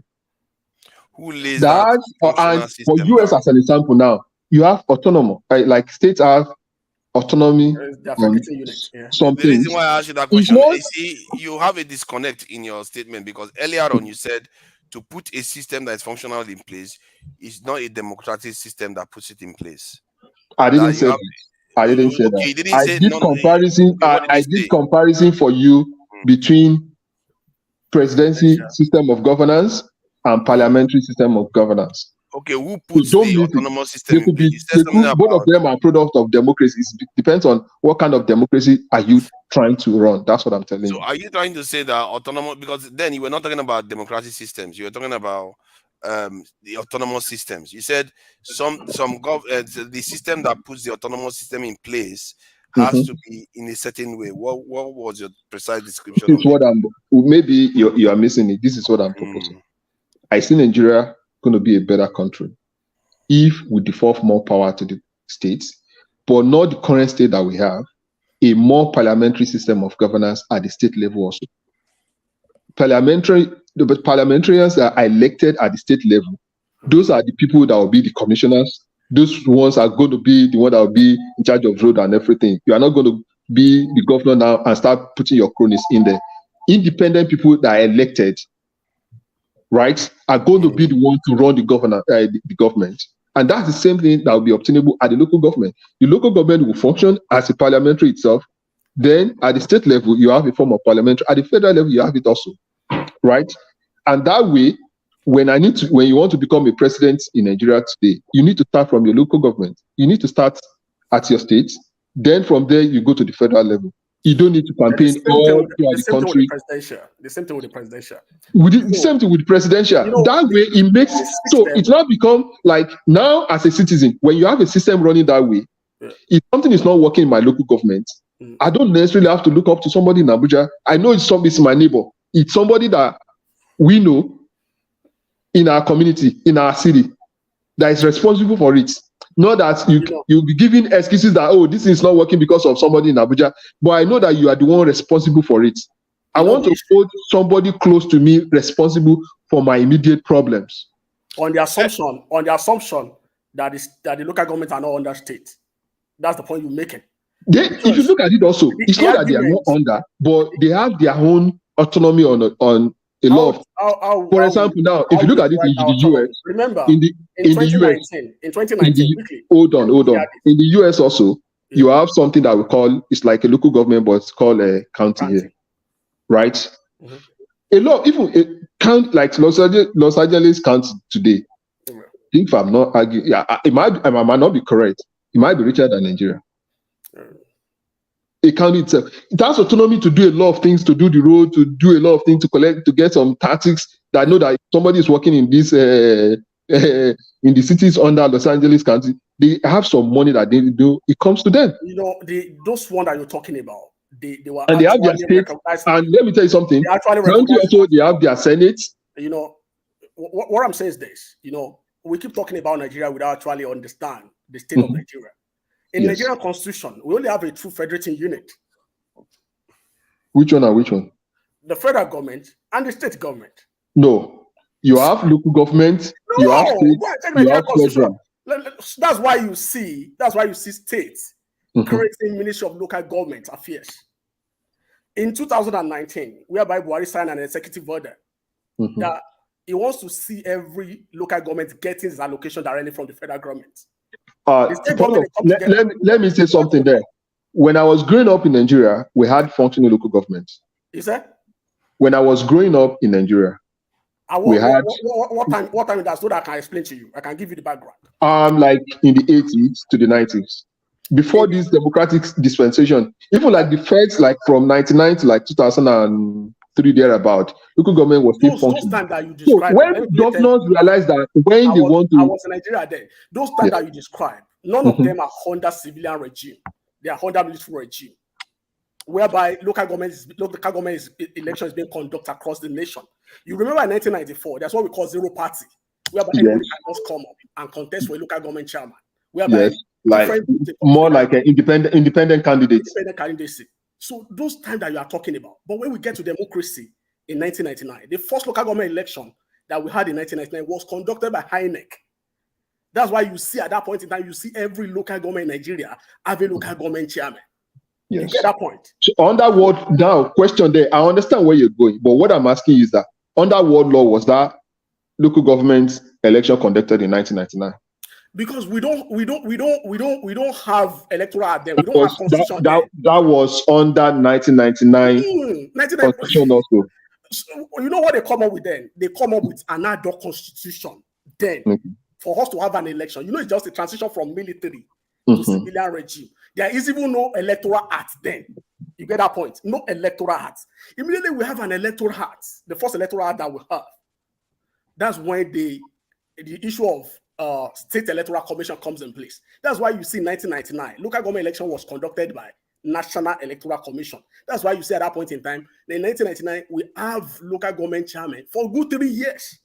And immediately, you know what happened under those governors then? There was paucity of what at the point where they started killing the local government. Paucity of funds. They are started having paucity of fund. That's at the point in time they now come with the idea of having a local government joint account. And that local government account was started by Osun State. Go and check in history. That's why at that point in time, you will see a local government like Oshogbo local government having just like 1 million in a month. And then you will see a local government in Ife North having like 3 million a month. And at that point in time, it's an obligation of a local government to pay primary school teachers. They couldn't fulfill their obligation. Those local government chairmen have to send primary school teachers to motor parks to go and be collecting tax. You see them in the parking garage, in the trailer parks. So the state government has to take that responsibility. No, but if you look at it, somebody destroyed the system, right? The state governors destroyed the system. That's what I'm saying. They destabilize the structure, right? They remove something from the pillar so that they'll be able to hold the local government chairmen into ransom, right? So that's what I'm now saying, that to make, you're not going back to my point now, to make the system work again, let the local government have the autonomy that they had up to like 1999 to 2003. That's the thing I said. Nigeria go better. You see, when people say something to me and I start having double kind of vision or double hearing. I go and check it again. You literally said when Tone asked about democracy in Africa, and you said it looks like they are forcing democracy down the people's neck, that there was no. Maybe you didn't. I can repeat the exact word back to you. Hold on now. I said the democracy we have now is forced down our throats because I wanted to tell you about the structure. I still maintain the same position. I'm telling you that we need to make it the way that is going to work for us. Hold on. I never said no democracy. Point you are driving to, I know your personality, forefather. I will not subscribe to a military system of governance. I've witnessed the horrible I'm not part talking of about it. military system I don't want dictator. A dictator will not turn the country around. I'm not talking about that. You are not letting me talk. It's what you said. That's what I'm trying to reference. Because you said it looks like they are forcing democracy down our throat. Then you also said that there is no system that gets to that point where that is done by democratic presidential democratic system. So what were you referring to? Now, let me now. Thank you very much. From that your statement, I said presidential system of governance, and I've been proposing now that let's have a form of parliamentary system of governance, such that it starts from local government level, which is still democracy, the one that is going to work for us as a country. That's what I'm saying. I don't think how many nations practice a parliamentary system of government?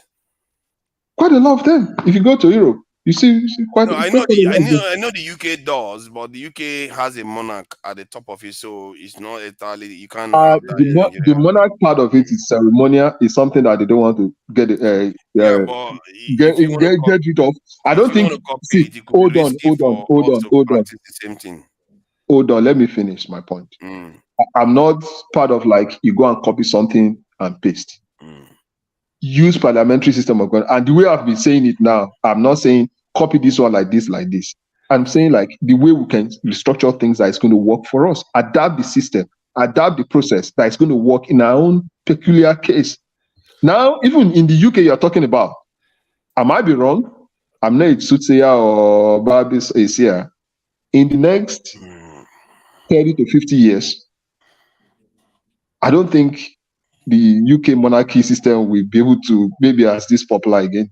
Even right now, they don't have influence that much on the who governs. It's just ceremonial part of it. But I don't want to go into that one. So I'm not saying that in Nigeria, if you have parliamentary system of governance, we need a monarch to go and copy and paste. No. I have a question for you. Yes, please. I hope I will be able to answer your question. This question is for you and Body. Here is my honestly, like we discuss all this stuff every time, you know. So sometimes I get a little bit frustrated. Here is my fear. It's a fear, kind of fear. I'm forced to actually believe that Nigeria, I think there is something in us. We just look for a way to break any system. So the system can be perfect, just like the beavers, for example.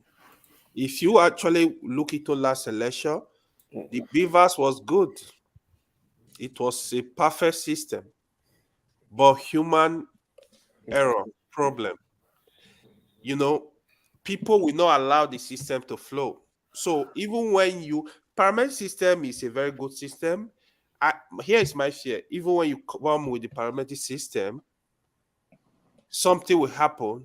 Either there will be a leader in the state that will hijack the whole power.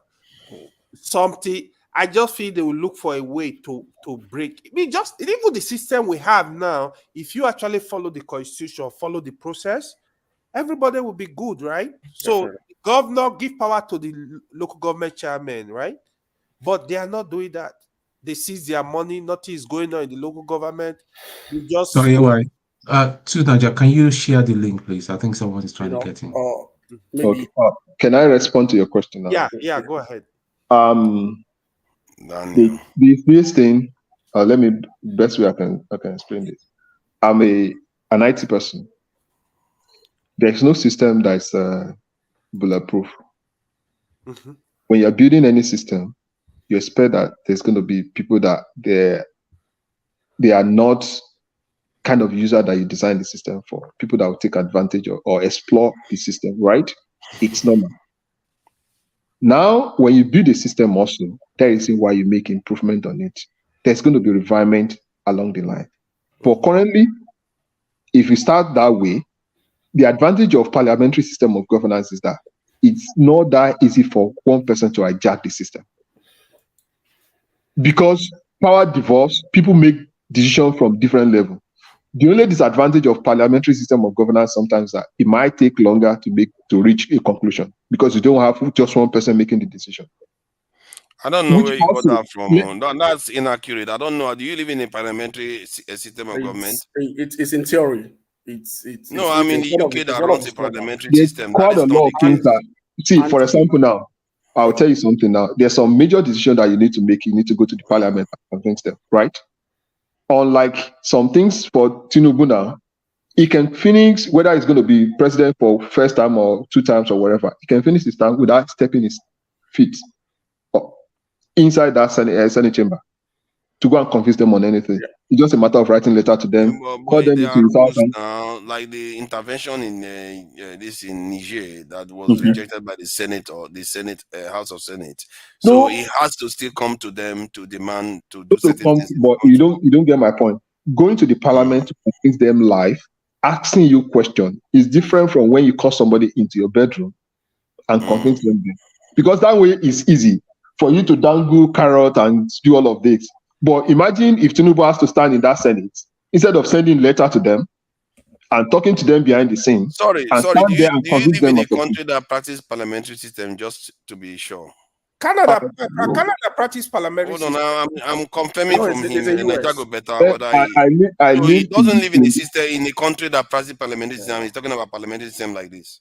Yeah, I literally live in a country that practices parliamentary system that I have watched closely. Okay. Let me. Do you know that a parliamentary system, the prime minister has more power than the president?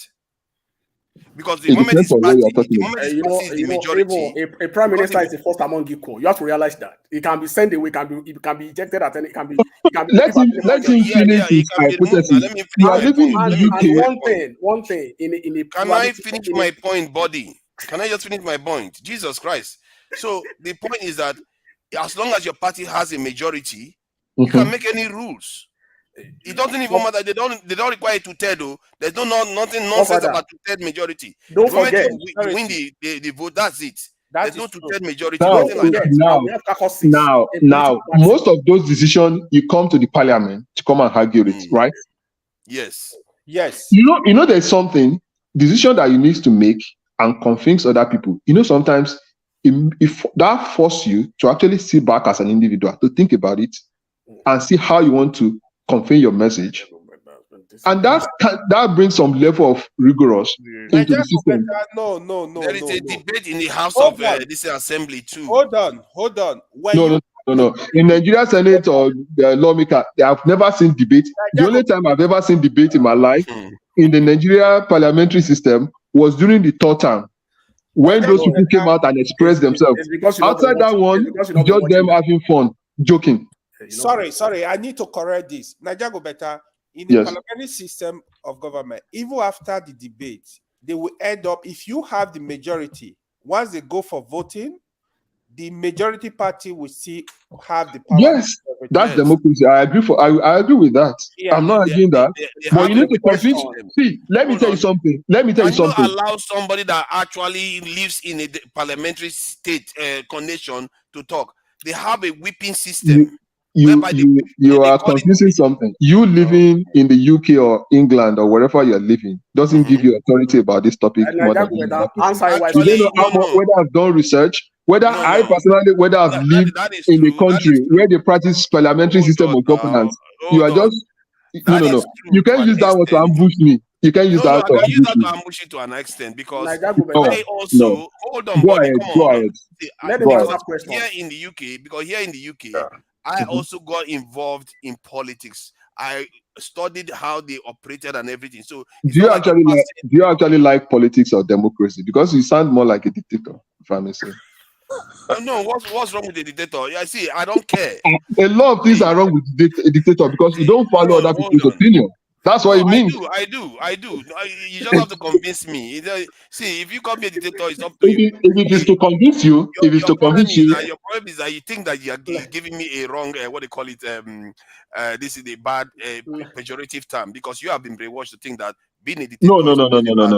You are just you are using words. You are using words. You are using. I can explain. I can explain the reason why I said dictator. Okay. You want me to explain? And we are going around. Get one point. Let's just go to the main issue. Get one point. I will say what. No, hold on. Get one point. I believe in having conversation, right, to establish the facts, not to force people to believe in what you're saying.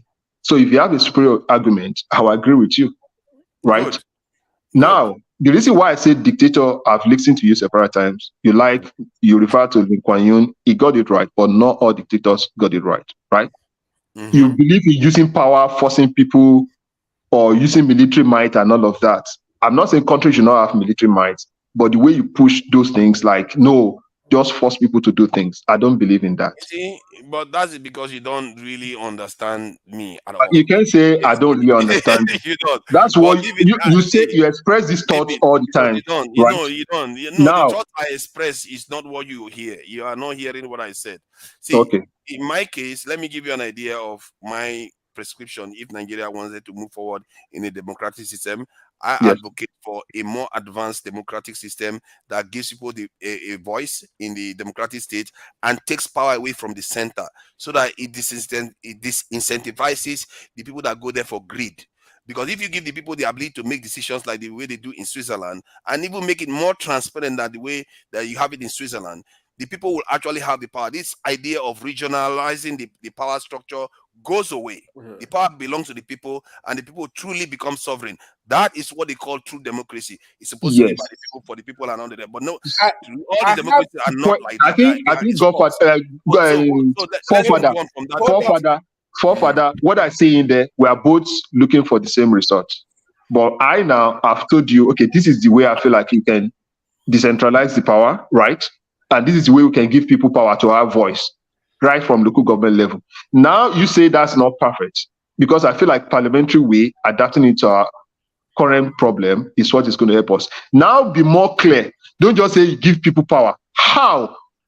Pass it to let me give an example. An example is that the people can actually make laws. They come together by taking their own petitions. If you get a certain number, you go and you go for a referendum. It actually is happening. You see what people do. When I say something that is actually happening in the real world, you're like skeptical, because you've never seen it before. Referendum on what? Referendum on how to build roads. Referendum on how to get water. Referendum on how to have electricity. Let me give you an example. You don't know what they use referendum for. Hold on, like when we are bringing the electric generation and distribution to states. If the people wanted it a long time ago, they didn't get it. So what they could have done was, band together, we put it before the house of this thing, and if people carry out the referendum and they say they want it, it's over. They pass the law. They can repeal law. The people have the right to repeal laws. Forefather, you are living in a fantasy world. And I will say you this one. Are you saying the current system in Nigeria, if you want to make that referendum, you want to make a national referendum, do you know what it's going to cost you to push it as an individual? You're joking, this guy. That's why it's like you need to devolve the power. You can do all of that. You see now, a moment ago he was calling me a dictator. When I gave him a true democracy, that one of the most expensive to push an agenda or structural changes at the national level. That's what I'm saying. Hey, Fafana, let me say something. It's actually cheaper. Switzerland, I've not finished making my point. This is an important, interesting point, a discussion we are having. Allow people to have to and fro. Then when it finishes, you can come in. See, yes, boss. There was a question that was asked. You didn't allow Niger Gobeta to answer his question. What do you mean, Niger Gobeta? He's already said his piece. There was a question. You guys, see, just because sometimes you and the body will go to and fro. This guy will go ask this one question and only two of them. So when I'm having conversation, it's easy for you to interrupt me. Because you don't want me to do the same thing. Come on. What is good for the goose is good for the gander. Is that what they say? So some people try pretending on me. So the point is that The Swiss are actually practicing it now. So it's not even like hairy-fairy stuff. They are doing it right now, and they are running their country better. They even have what they call, I think, 7 presidents at the same time. They elect 7 leaders, and they choose one at a time to run the country for each year or so. So this is a system that is actually functional right now. One of the safest country, one of the richest countries in the world right now. So it's not even airy-fairy at all. It's interesting. Don't you think that we've got a lot of brilliant minds in Nigeria, political scientists. Don't you think that we should sit down and design something that will be tailor-made, that would match us, our polity, our culture, our who we are, Nigerians, rather than saying let's copy what has happened here or there? No, that's what I think. No, You know, I agree with that. and that's we saw all this while. It's going to take some time. It may even take us 3 years to build it. But when we build it, everybody will be involved. Yeah, but what let people me tend say to something. what people Guys, tend to choose let is me ask the one you that people. allows Look at tribalism to keep happening. That's one people like to choose. Look at what is going on. Look at what is going on. Sorry, Dan. Let me say this. So Nigeria go better actually want Nigeria to be good. I get it. But Body is a politician. You back me on this. So let me first of all tell you why I was asking that question initially. This is how Nigeria system works. This is where the problem is. The parliamentary system and what we currently have now, to be honest, the difference is not much. What you need in a country, I don't think the parliamentary system will change anything, is for people to obey the law. Governors obey your constitution, president, senator, everybody. Why am I saying this? In the parliamentary system of government, you say, like in Canada, they have provinces, right? In the province, they also run it as a federal, right? So you have the parliament, you have the premier. The premier is the leader of the party. That's right. Now, when you take this to Nigeria, what will happen, and once they have majority, they are able to pass any bill. They have a lot of advantage, which is similar to what we currently have. House of Assembly governors. The governors, he makes sure his boys are the one coming to House of Assembly. He makes sure he have full control of the House. He choose the speaker, choose all the member. He know his loyalist. The moment you are not loyal, he get rid of you. Even a deputy governor, the governor will tell you, hey, he pitch him, get it out. So usually this is what happens. So now, tell me if you have a parliamentary system of government where you have a province. It's eating. Now, come and convince me, Body, please, if you can answer this, come and convince me that the Nigerian people we have, the government, they will not be. He's asking Body now, when is my turn now? When is my turn now, meditator? Is how this people behave? People be my witness here. You can I will join you guys later. Let's start an example of a state. I will join you guys later. Whereby they have a parliamentary system. Thanks for coming in, Dan. I will join later. I see you are busy with. You seem very chill. You seem very chill today. If you want to say something, you can say something. Mr. Don't mind all these dictators we have on the panel. I want to ask they you are guys. calling me dictator. They are doing reverse dictatorship. Let me ask you guys one question so that I will go back and be listening while the question. I see that you guys are very knowledgeable. You want to cause trouble and go. Please, I don't want to cause trouble. Please. That is a peaceful man. Yeah, I want to ask you something. Because I see that you guys know what you're talking about. Please, can you guys tell me what system we run in that Nigeria?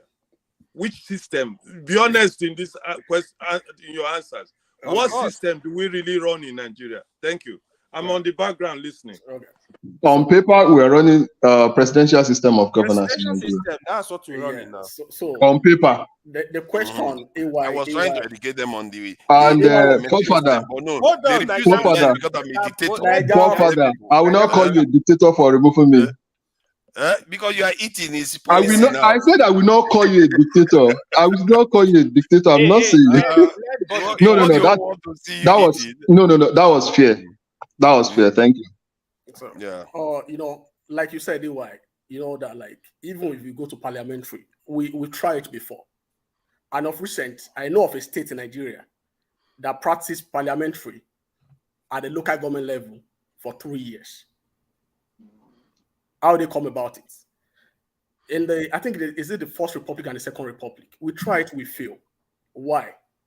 Because of the plurality of our ethnic groups.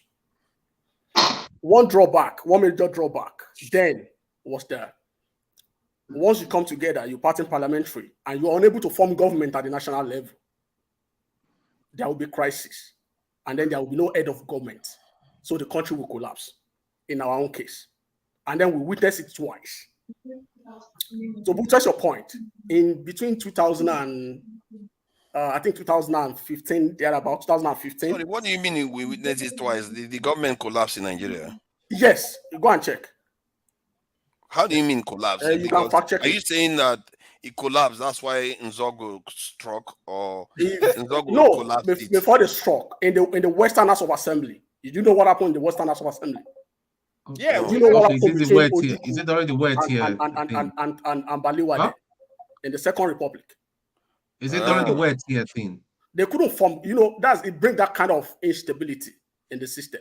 And in the States, where the practice of recent in Nigeria between 2017 to 2018, between 2016 and 2018, they practice parliamentary system at the third level of government, at the local government level.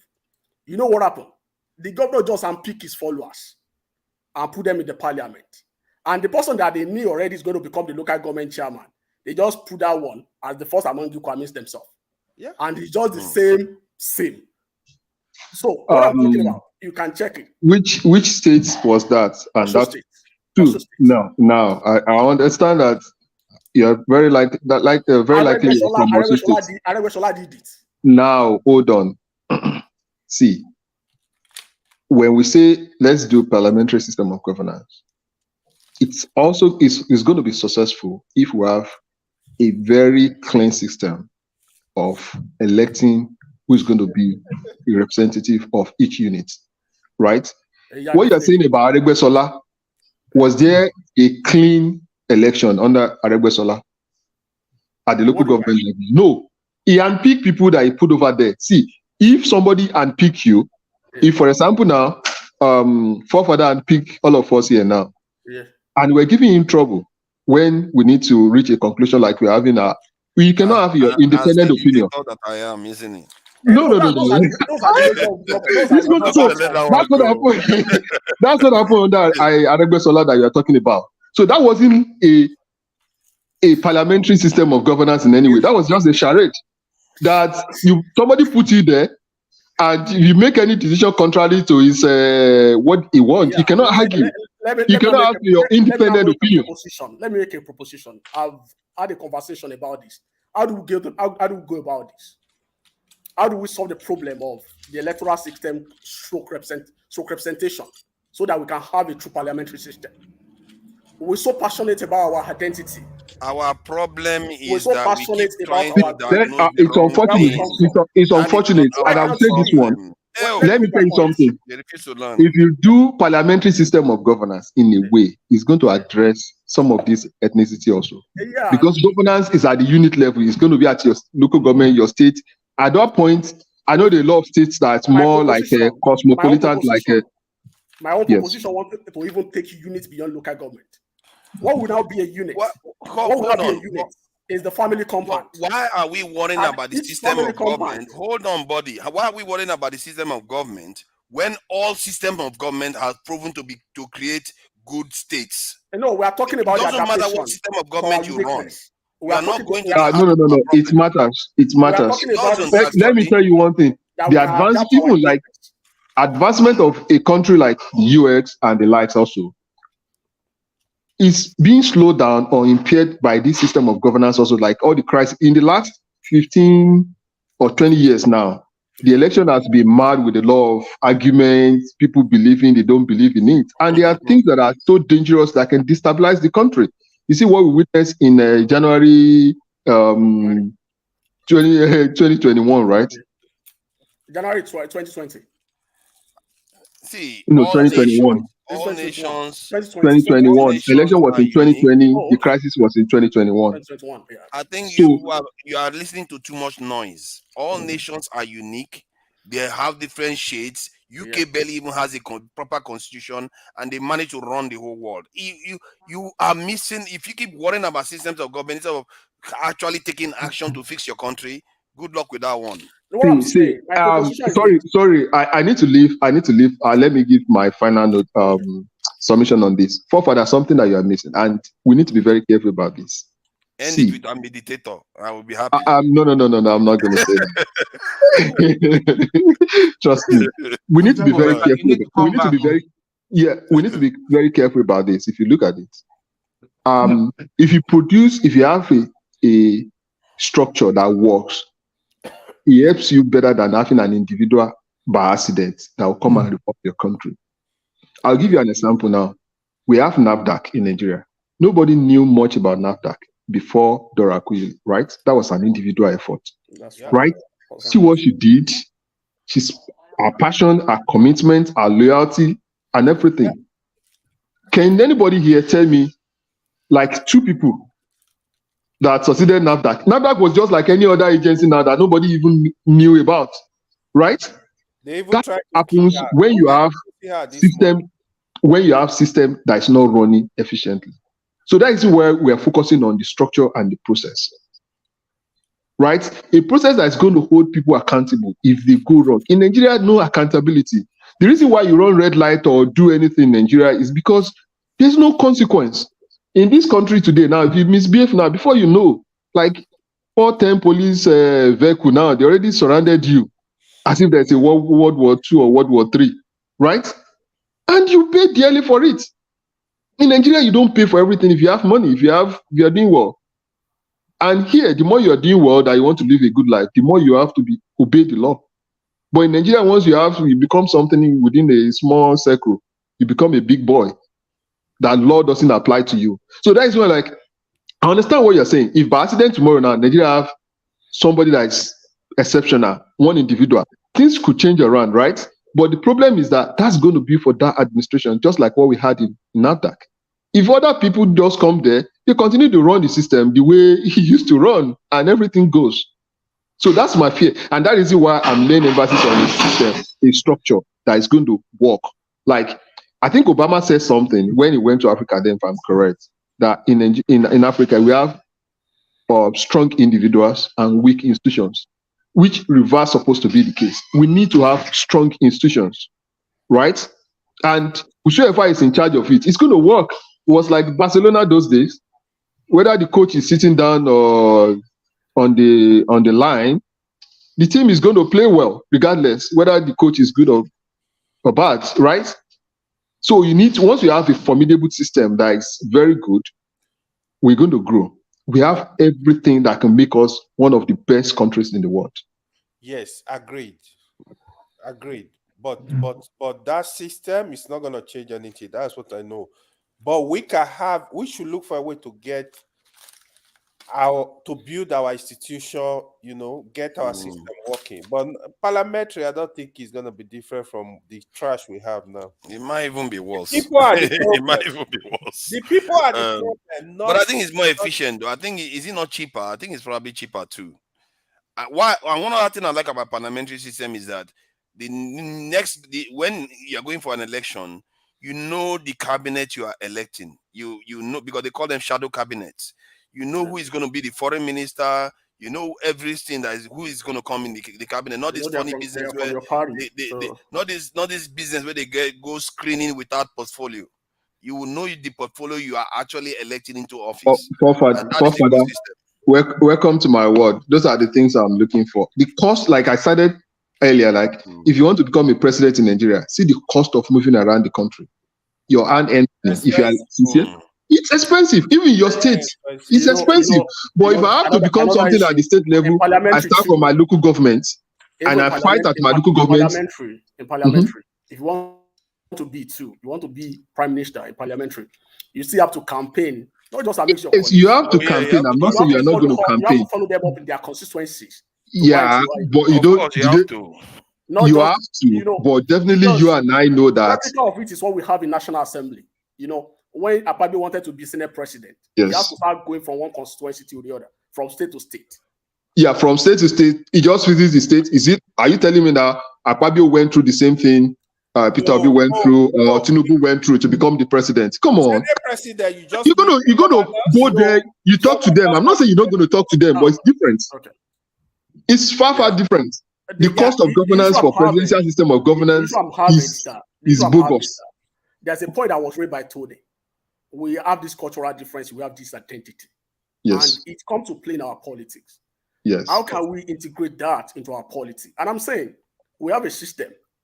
We should have a system where we can adapt the parliamentary system in such a way that, like, breaking it beyond the local government level, having a family compound as a unit. You are looking at it as somebody that comes. I'm sorry to say this, like you're looking at it as Oshun or your state. I'm from your state also. From your, like, if you're familiar with Olubadan system. Let me understand. Olubadan system also is having problem right now. No, that's not the kind of problem. That's a different problem. Hold on. Let me say this one. If you go to, if you are saying compound, is compound going to work in Lagos? Is compound going to work in Abuja where you don't have compound, which is a cosmopolitan place? There's no place. Hold on, whereby there's no indigenous people. Hold on, body, hold on. Nwachuku, please tell me what you think shadow cabinet means. When I told him that there's a shadow cabinet, he's saying that's the what he means. I don't know. If you want to tell me that is something that you let me know, because I know shadow cabinet very well. No, he's not asking a question. He said that is not the meaning of shadow candidate. Not shadow candidate, cabinet. He doesn't know that I was talking about that cabinet. Was how I explained parliamentary system. Somebody in the comment section was Shola. There's another thing they call shadow in the political party. No. You see now, this lady is not my friend. She's not smiling and laughing. It's all good. We're all our friends. After we'll be fighting all this while. So you know, like Niger Beta was saying, there's no place in Nigeria where you don't have indigenous people. Talk about Abuja. Talk about Lagos. You know, like I was saying, if you have that as a unit, they are the one that will constitute government. They will constitute what they call council at the local government level. So, amidst them, they're going to elect someone that is from there. They will elect somebody that will go to the state. With that seat, I don't think that will be struggling for power. They know the next. If you are going for indigenous way of governance, that's a genesis for another problem. And I have a goosebump. Immediately, you mentioned indigenous.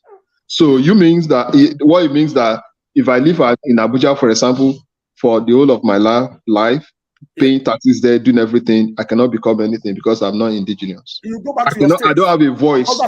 I don't have a family compound in Abuja. I'm just an individual. So that's a big problem. You know something you said. Can you contest election in Osun? Would they allow you to be a governor in Osun in the first instance? They won't allow you. You have to go back to your state. Since we all know that, why can't we adapt our system? Can I address the point Niger Go Better said? You said something about, you know, building the systems and you know, the systems and the system. What I've seen dictators come and build systems. If you look at Rawlings, he came on, stayed a very long time. He did manage to put a system in place that is enduring in Ghana right now. Lee Kuan Yew, dictator, came in, put a system in place that is still enduring to today. So most of these nations that you see today, because you were saying something about if it's in the individual that came in, what if he leaves? I think you can put a system in place, an individual can put a system in place that endures over time. They just need to do a proper job of it. Pardon? What happened after Dora? Because there is a bigger system over Dora. Now, Dora is not just an individual. The presidential system has to want to preserve Dora. These people I mentioned just now actually govern the nation. They were not just ministers. If the minister doesn't have power over the president, you know, if she falls, the president doesn't want to follow up her legacy. He's gone. The forefather, I hear you. So what you're saying now is that Nigeria need a dictator to become a great country.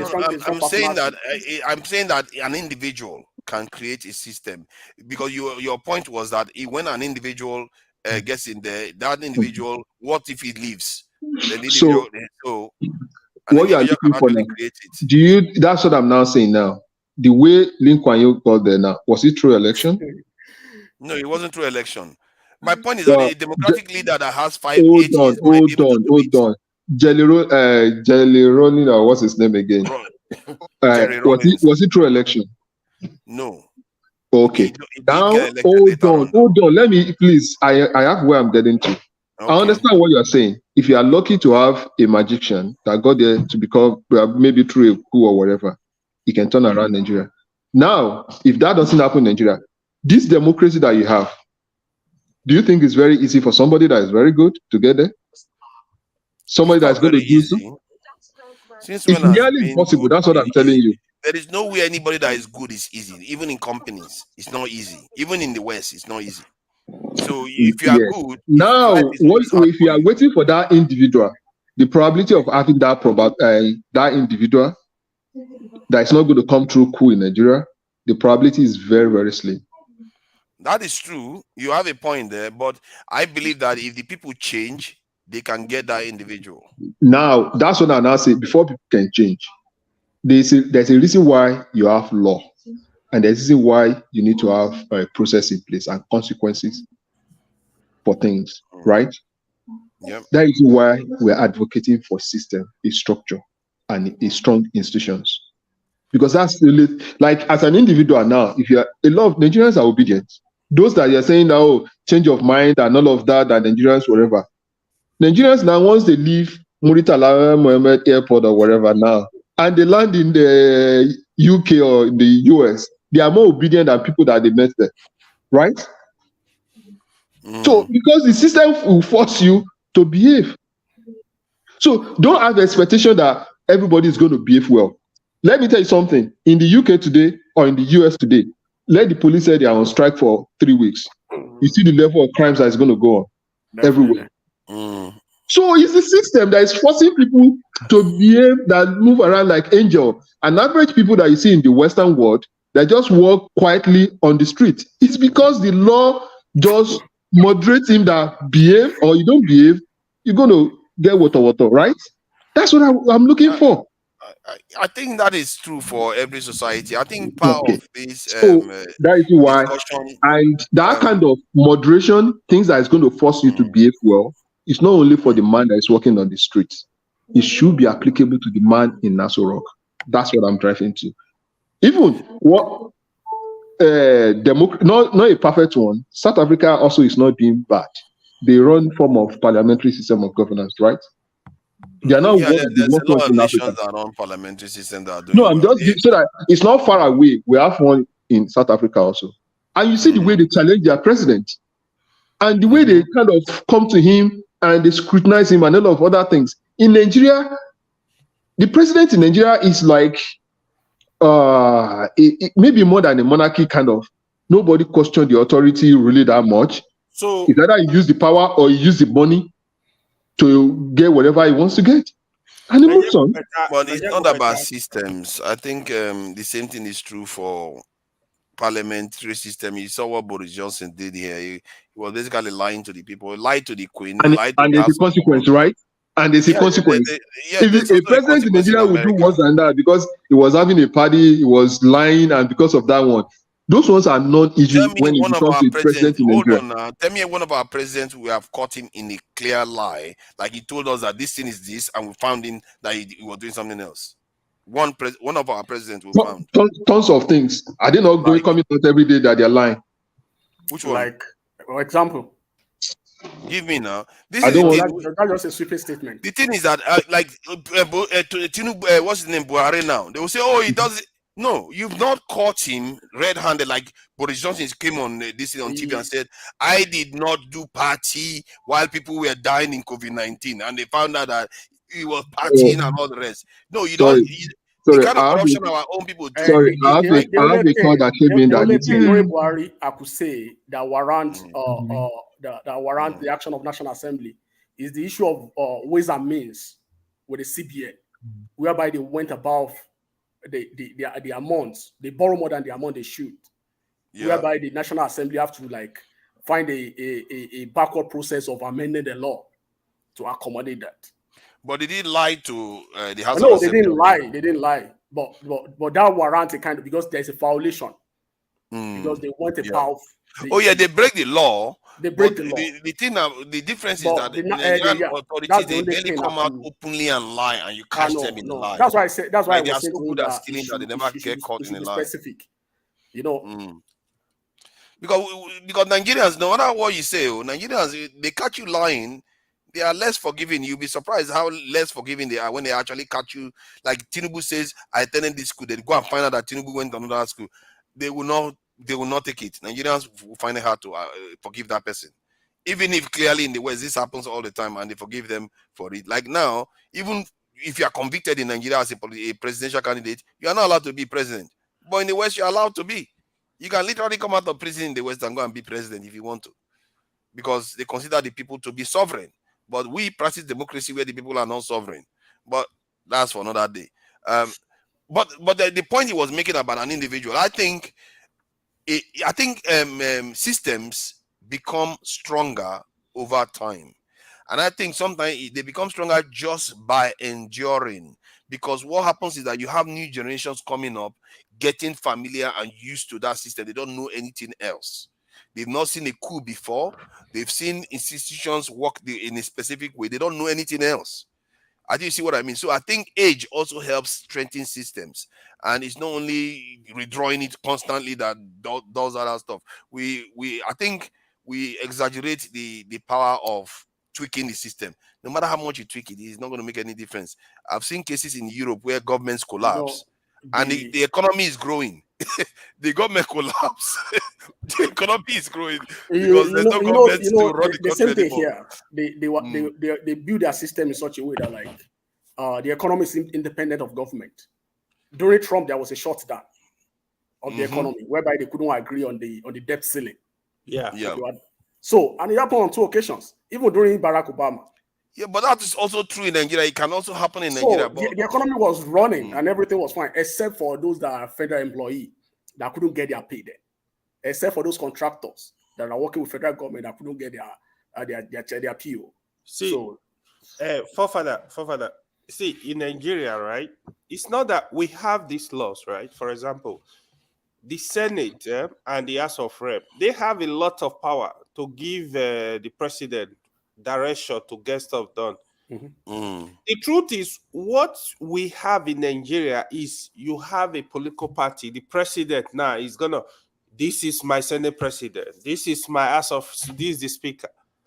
That is why you see that they make sure their allies, they are the people that occupy those positions. For example, if Tinubu send anything to Akpabio today, it's one hand, even if it's bad. Akpabio, okay, no, yes, sir. Because he's also scared, so the president will not come for him and get him out.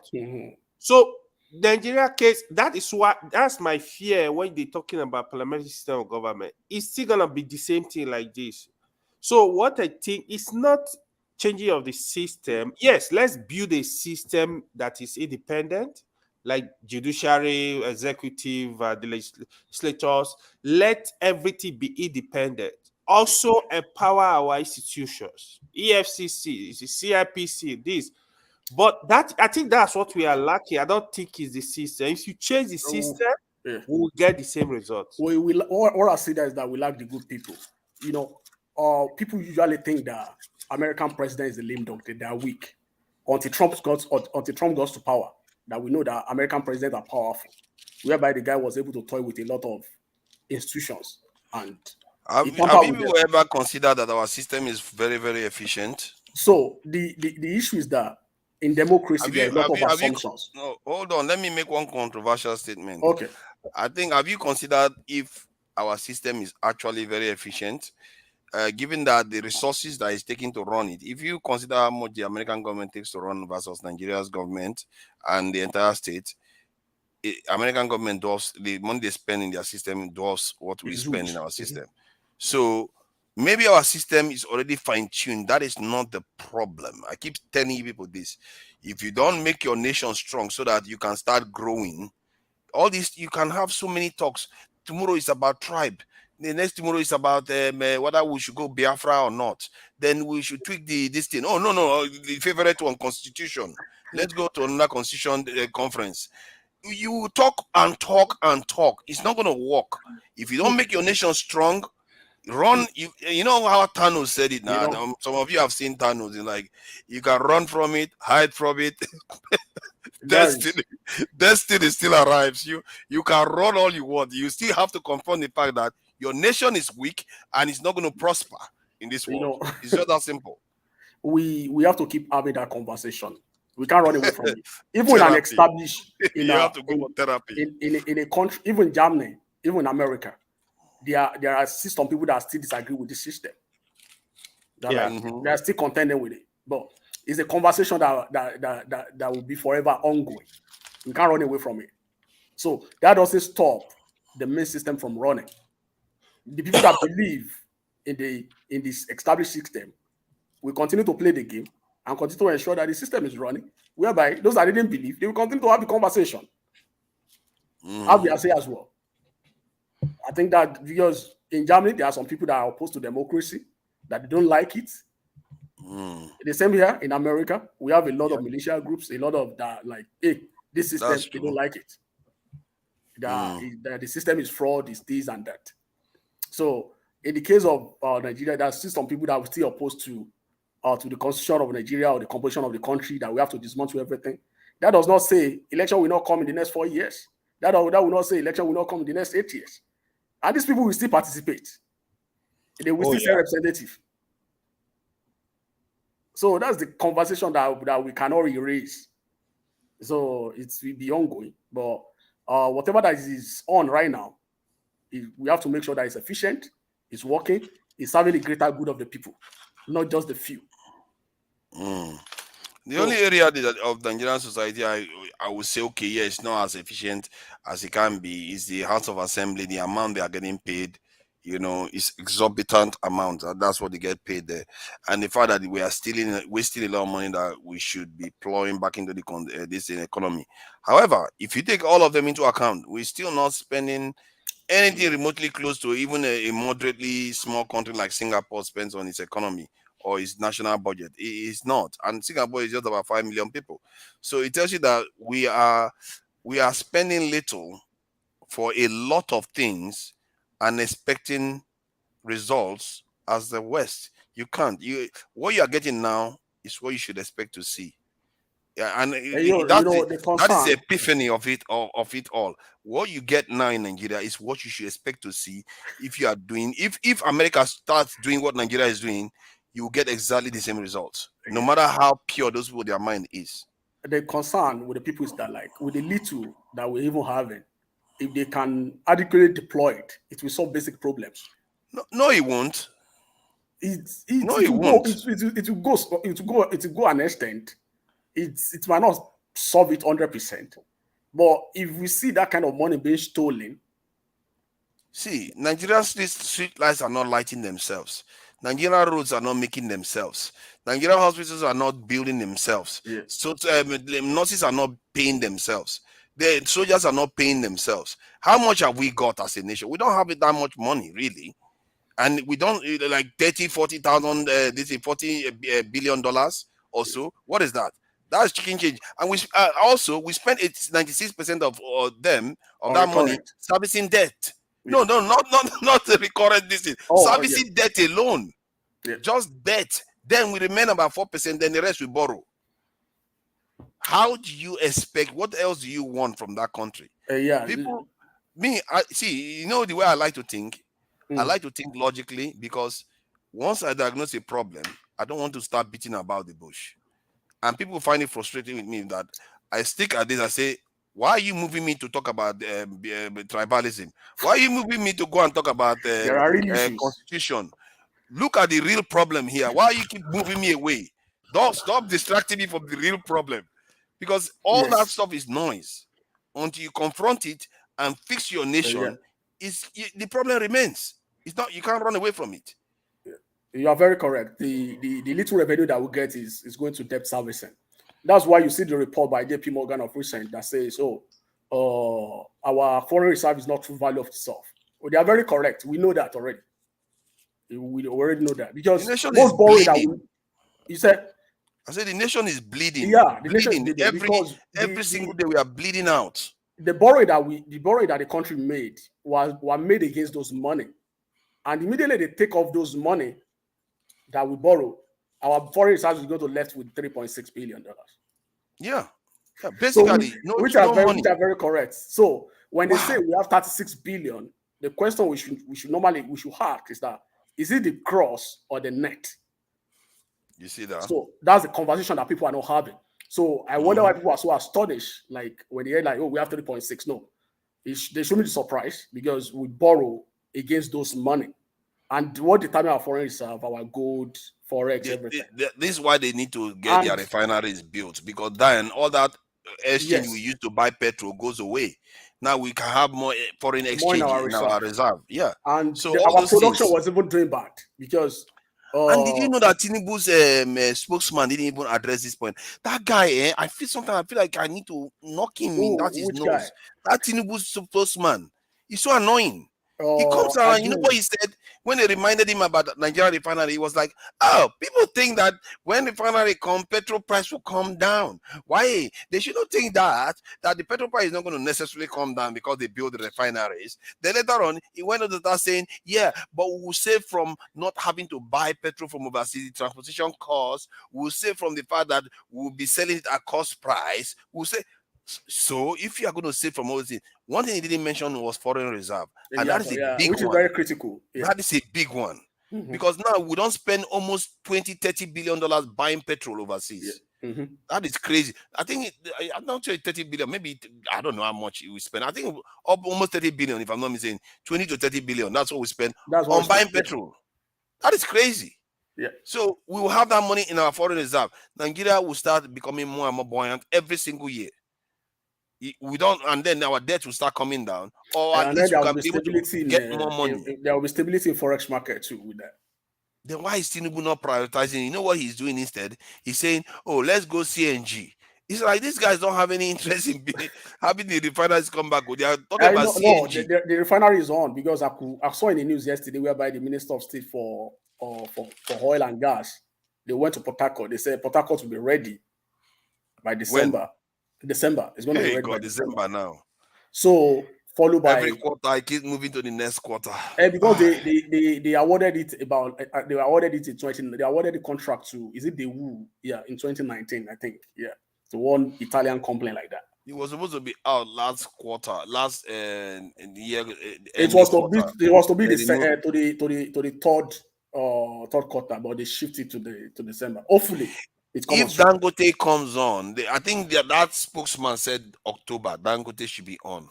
If Dangote is able to come on, and Nigeria's one comes on in December, oh my God! I think now Tinubu can start dancing if he's still in office. That's when he can start dancing. That he has a chance. The issue I have is that, like, if they didn't do anything about our refinery and Dangote refinery came up, probably we should forget about our refinery. You think so? Because why? You know, the issue is this: is a private player. It's going to dominate the market. So that means not necessarily, because the one that is from Nigeria is selling for literally cost price. He's selling for profit. You have to understand that our refinery is being run by not privately, by government employee. Yes. With this kind of government employee with company certificate. That's all it is. See, they will sell at cheaper prices. You know, they have NNPC petrol stations. They will sell it at marginal prices. Probably, since the NNPC has become the property of NNPC, so NNPC is now NNPCL. Probably they're going to do something good with it. Hopefully. I think if people pay attention, they will. See, people don't understand how powerful they are. Look at when Nigerians clearly don't want the war in Niger. The Senate rejected it outright. The Nigerian government hardly is able to force the people to do anything. The reason why the people are able to take this fuel subsidy removal is because they also want it removed. That's why they accepted it. Otherwise, the road will be full of mess right now. So the Nigerian people have power over their government, but they don't just seem to realize it enough. If they did, they would be more organized about targeting the government for whatever they want, and they are going to likely get it. You are very correct. You know, two things happen. One of them is what you mentioned. You know, the issue of 8,000. Yeah. People shouted. Yeah. And the government pulled it back. you see, but people didn't realize. They don't realize they have power. They don't see it. They don't see it. And You know, like the even issue of this case, you refinery. can see it. You know, people keep pushing it, and government started talking. Yes. And we should be talking about it. I think I shouldn't forget. We should be like every day. What's happening to our refinery? You know, I made a show about it the other day. Like, why are they not briefing us about it? It's very interesting. You said it actually. They started talking more about it, but I didn't know about the December date. But they need to be telling us every week. You know, Lokobiri went to. They were in Port Harcourt. They were in Port Harcourt yesterday and 2 days ago. Yeah. We need to be knowing about it every week and knowing about what's happening with the ones in the other states so that people know what they are expecting in the future. If they know, they are more likely to accept the suffering right now. If they know there is hope in the future, they will accept the suffering now. Not this one, Tinubu will be like, don't worry, it will be all right. You know, let's just go through this. I feel your pain. And that's not going to, they want to have concrete evidence that things are going to be better. Yes. Because I don't. You know, the only organized sector is the labor over time, which, you know, private sector has never come together and organized themselves like labor, you know, and labor too have compromised. People have lost faith in them. Oh my God, those people are so compromised. You know, they bring that force. They have that force to like get the government to do the right thing. But now that people are having their voice on the internet, on the YouTube, all around, government is listening. Government is listening. How to be part of labor, you have to just join them, isn't it? That is just to register and start paying their dues, isn't it? Once you're an employee, either maybe you're an engineer in a government sector or private sector, you definitely become a member of a labor union of TUC. So even in private sector, you're an engineer, you become part of the TUC. Because automatically, you know what? They deduct your salary. They drop from your salary. Your dues. Your dues. They take away the dues. Either, you know, once you like maybe. If that is the case, you can see a situation by the people that mean well. If the organization is compromised, they go in there because they have to vote now for the leadership. Yeah, they usually are. Yeah. Then they put people that actually know what they are doing. You know, and the diaspora can influence that too. Put people that actually know what they are doing. Are going to challenge the government. Like, we need to be seeing what is happening with the refineries. We need to be seeing what is this. Otherwise, you are cheating us. You're not telling us what we need to know. And okay, because I think that the labor, one of the things they tend to do is that we want the subsidy to be removed because people are suffering. That is, in a way, is almost like platitude. You are trying to tell people what they want to hear. They'll do what will be better for the people by asking the federal government to tell the people that if you are going to go on strike, can you imagine if TUC says, I'm going to go on strike until you agree to be telling me exactly what is happening with all 4 refineries in Nigeria every day, every week? Because when people know what is happening with them and they are seeing documentation and showing them what is happening with that stuff, people will be reassured and say, you know what, now we know why we are suffering. We are suffering for that refineries to come online so that at least our government will be saving money, foreign reserve money, and petrol price is going to come down, even if for a little bit, you know. So because I'm in Nigeria right now, and the price is expensive. You could, people 60 to fill to get like 100 liters right now, you're going to spend at least 60,000. Yeah, definitely. That is no joke, and that is if you are using a generator for 1 week, it will chew the whole thing up. And you have to spend 60,000. Do you know how much it takes to get a total power this is solar panel? 2 million. And that's 60,000 you're spending on petrol alone in a year. Every week you're spending it every week.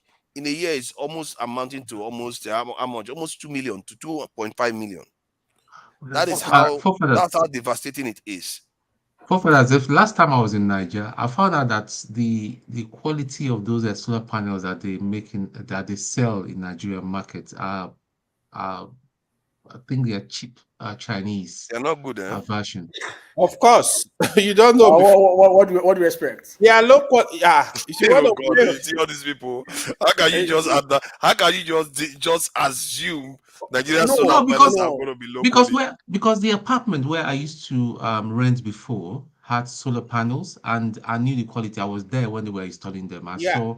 I saw the quality. That was how I could tell. Let me even break your heart. No, but you didn't check the power supply. You just saw the quality. Let me let me break your heart more. Even the Mm. fuel you're talking about, you're using in Nigeria, is the dirty Yes. fuel. That's what you are buying. That's why if you are using Messes up luxury your car, engine. like if you have like Mercedes car, you have to service it more. Otherwise, it's gonna go. It's gonna But knock. what they say they are bringing to us is premium. Even the electricity, I didn't know that they had dirty Free electricity. fire. Nigeria No has dirty way. electricity too. Do you know how many That's things, why you any have of to my have electronics that has blown what up we in call Nigeria? is it surge protector? You need surge protectors for your I get devices. it. It blows past surge protector and go after the electronics. This is some serious voodoo stuff. You need stabilizer. This surge protector can't save you. It goes past surge protector and destroys your electronics. This is something I've experienced. Is there? Nobody's telling me that.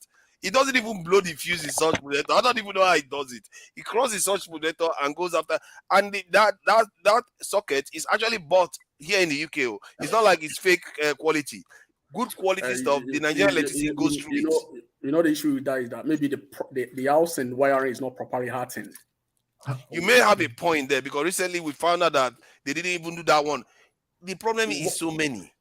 Once the it's people not that build hardened, the house mess it up. Because once it's not hardened, even if the light is off, you will still be looking like, oh, the bulb is still on. You still be having that negative charge in it. And I've not seen that one before, but I know that they complained recently that the earthing is a little bit cagey. The people that did the earthing. They don't understand it. That's why they're having a lot of it. If people are doing solar too, because that's why whenever there is lightning, there's thunderstorm. Usually damage everything. You know what? In the last 4 or 5 years, I think Nigeria has lost skill sets. A lot of them have left the country. And you find that the people that are there now, they are basically quacks. Anything you want to fix, anything you want to fix, that they were just like, oh, let's see what I can do. Let's see what I can do here. Another issue is they start wrecking your stuff. Giving it to those guys, our people don't want to pay the right price as well.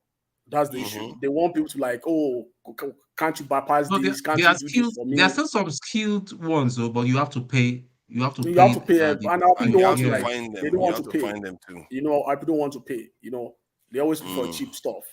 So for the quality of the panel, the issue is that our standard organization is not working efficiently because they're supposed to inspect it and supposed to certify. Well, how can you tell a panel is bad? Because when you test it and it's giving you current at the certain level that you need, so for that kind of product, they have standard. They have to know the thickness of and the size of it, because once you check the ISO or whatever, they used to usually check at the point of entry or whatever. The standard organization, they have it for every appliance that's being used in the country. They have the standard organization requirement for it. So, and you know, our country is just like a dumping ground whereby you import different kind of stuff without being checked. And people just go to China and they give them different specifications that, oh, build to this standard for us. We're going to find a market for it in Nigeria because nobody's checking it. So those are the corruption in the system that we're talking about. Nigeria can be a wonderful place, you know, if we can get it right, man. Do you know if Nigeria is gotten right, I believe that 40% of the people that are living in diaspora will consider going back. Yeah, definitely. Because you know, it just like I was looking at what are you looking for? What are you looking for? It's true. It's just like, I mean, it's crazy here in London. For you to even buy a decent apartment, so I'm not talking about a house, an apartment that is decent. You're looking right now in London. If you don't have 500,000, forget it. Yeah. But I know if I take 500,000 back home, I know what I can buy. 500,000 pounds. You know, you know, that would be huge. Mm-hmm. So because you know our leaders have not been thinking, so that's everything still boiled down on the leadership. So if the leadership can get it right, people will be forced to comply. It's the corruption, because it's ingrained into the fabric of the society. You send money to your relative to give somebody. the person will not give Takes the out of person it. the real exchange rate and not those are the little things. I keep saying, listen, for us to deal with this thing, it has to even start from organically, you know, from family and all that things. We have to start changing things from grassroots, you know. So it's a very big issue, down to that level, you know. It's You buy well, properties right now, you'd be wondering, even if you have a contractor that's building a house for you, you have to ensure that he's truthful, that he's buying the right mix of cement and all that, you know. And you spend so much, they will charge you. In fact, they will even overcharge you for it. But I mean, at least do the work, you know. Okay, look at they that don't want guy to they don't want to do the Okay, work. look They at want that to. guy, that building that collapsed in Ikoyi. You know, the matter For died because, first cause, what they call it, first cause. yeah, because some powerful people, I believe that the governor's hand was there and all that. They all have a hand. You know, I used to know the guy from London here when he had nothing. He used to sell ties and shirts from the boot of his car. That was how he started hustling, honestly, in London here. Very funny guy, very nice guy. He will come around where he knows that, yeah, Nigeria boys used to be to watch football and all that. You know, he will come, socialize, and then he will sell. Even he will give credit. So he's quite known down here in South London.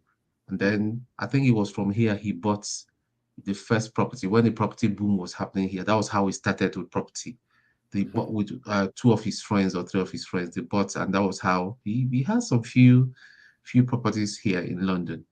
And then obviously he's with his contacts now. That was how he went. He blew. And the thing is that it's sad. I mean, I'm not happy that someone died, but then that was how he had to die. And right now the matter is dead. Nobody's talking about it. Nobody's talking about it.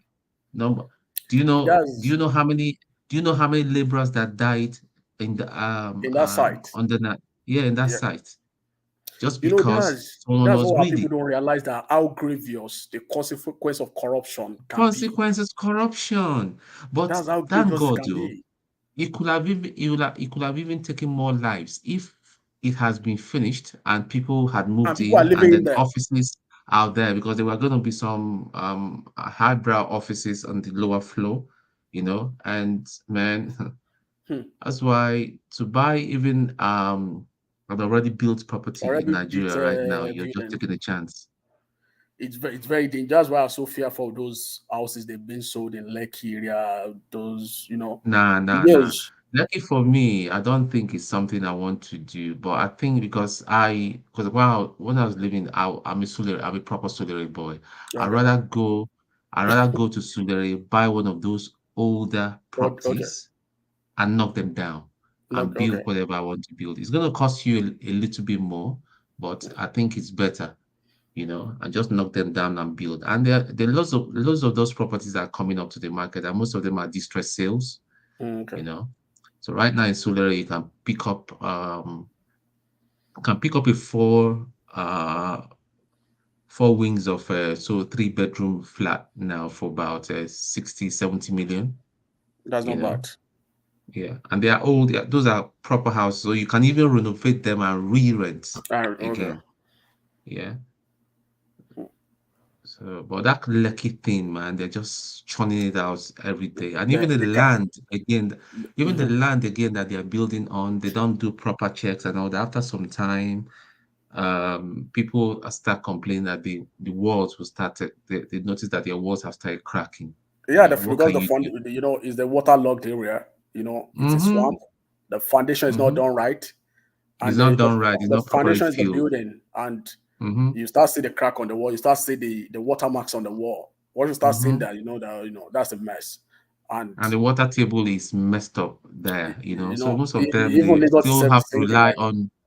I said Lagos itself is sinking. Because it's below the sea level. See, you see that Eco Atlantic? I don't care. Even if they give me for free, I will sell it. I don't care. When I say I don't care, because that one day, except you don't know that Babbage, yeah.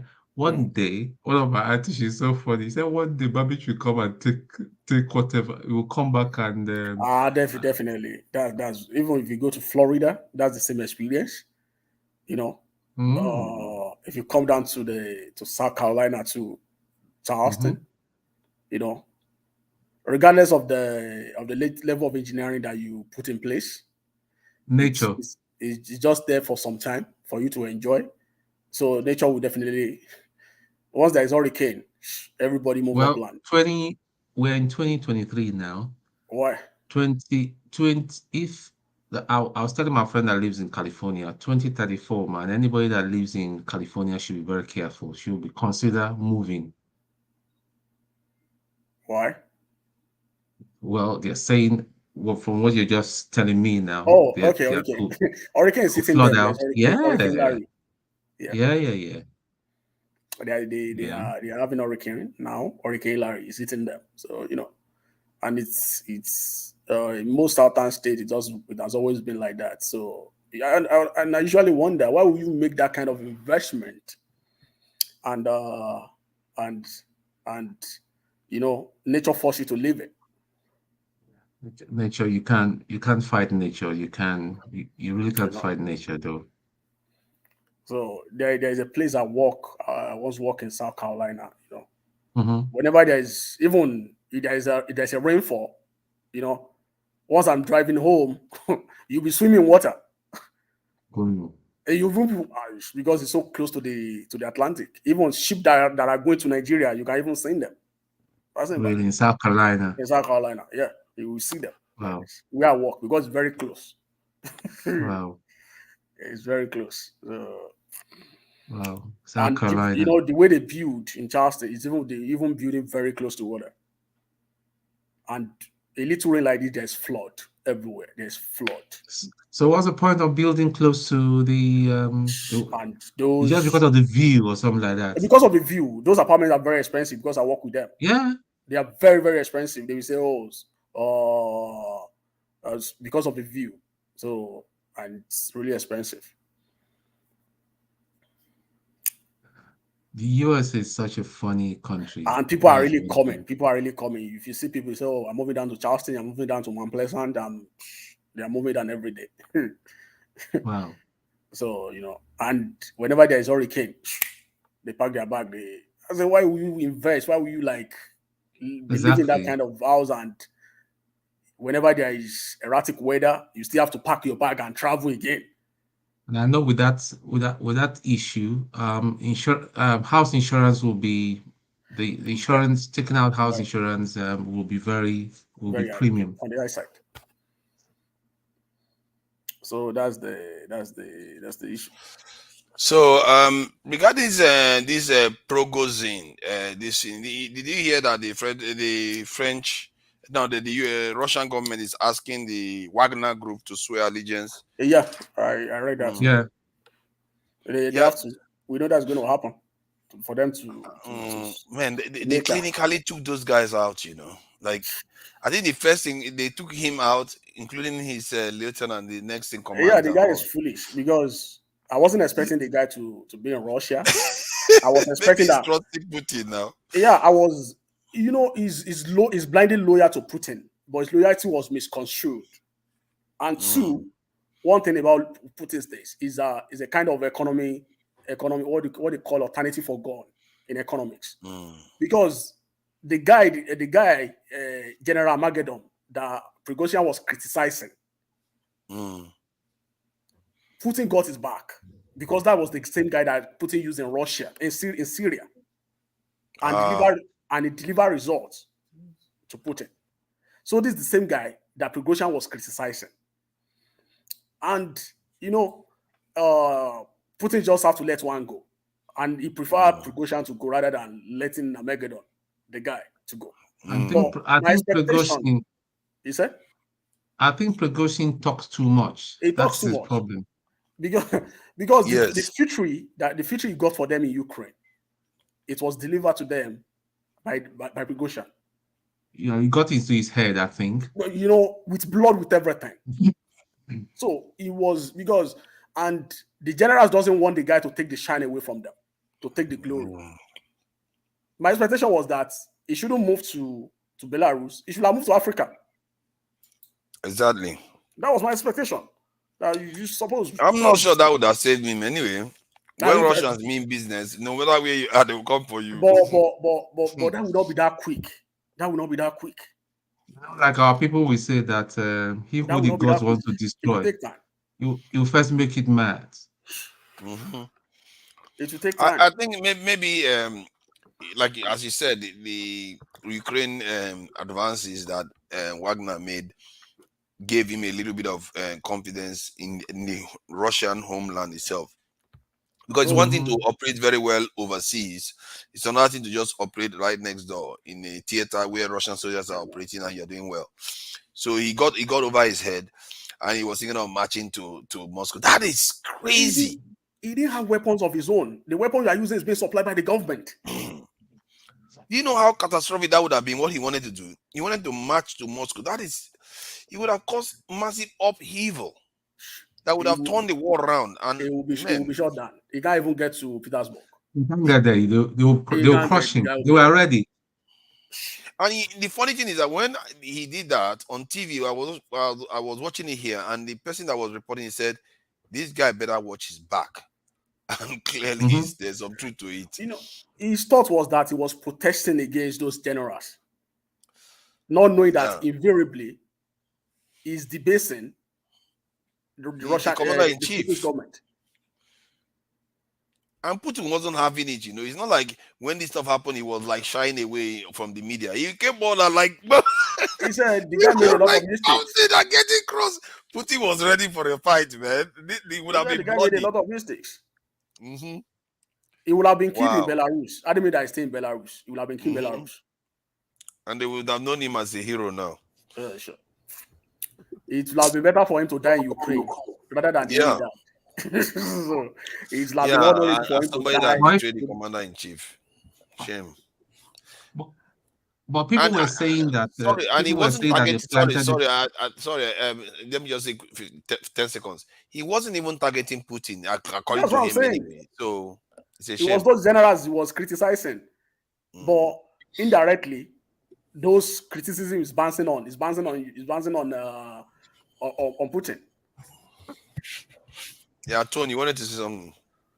Yeah, there's this thing people were saying that they think is a bomb that was planted. I don't think so. What do you think? Natural accident?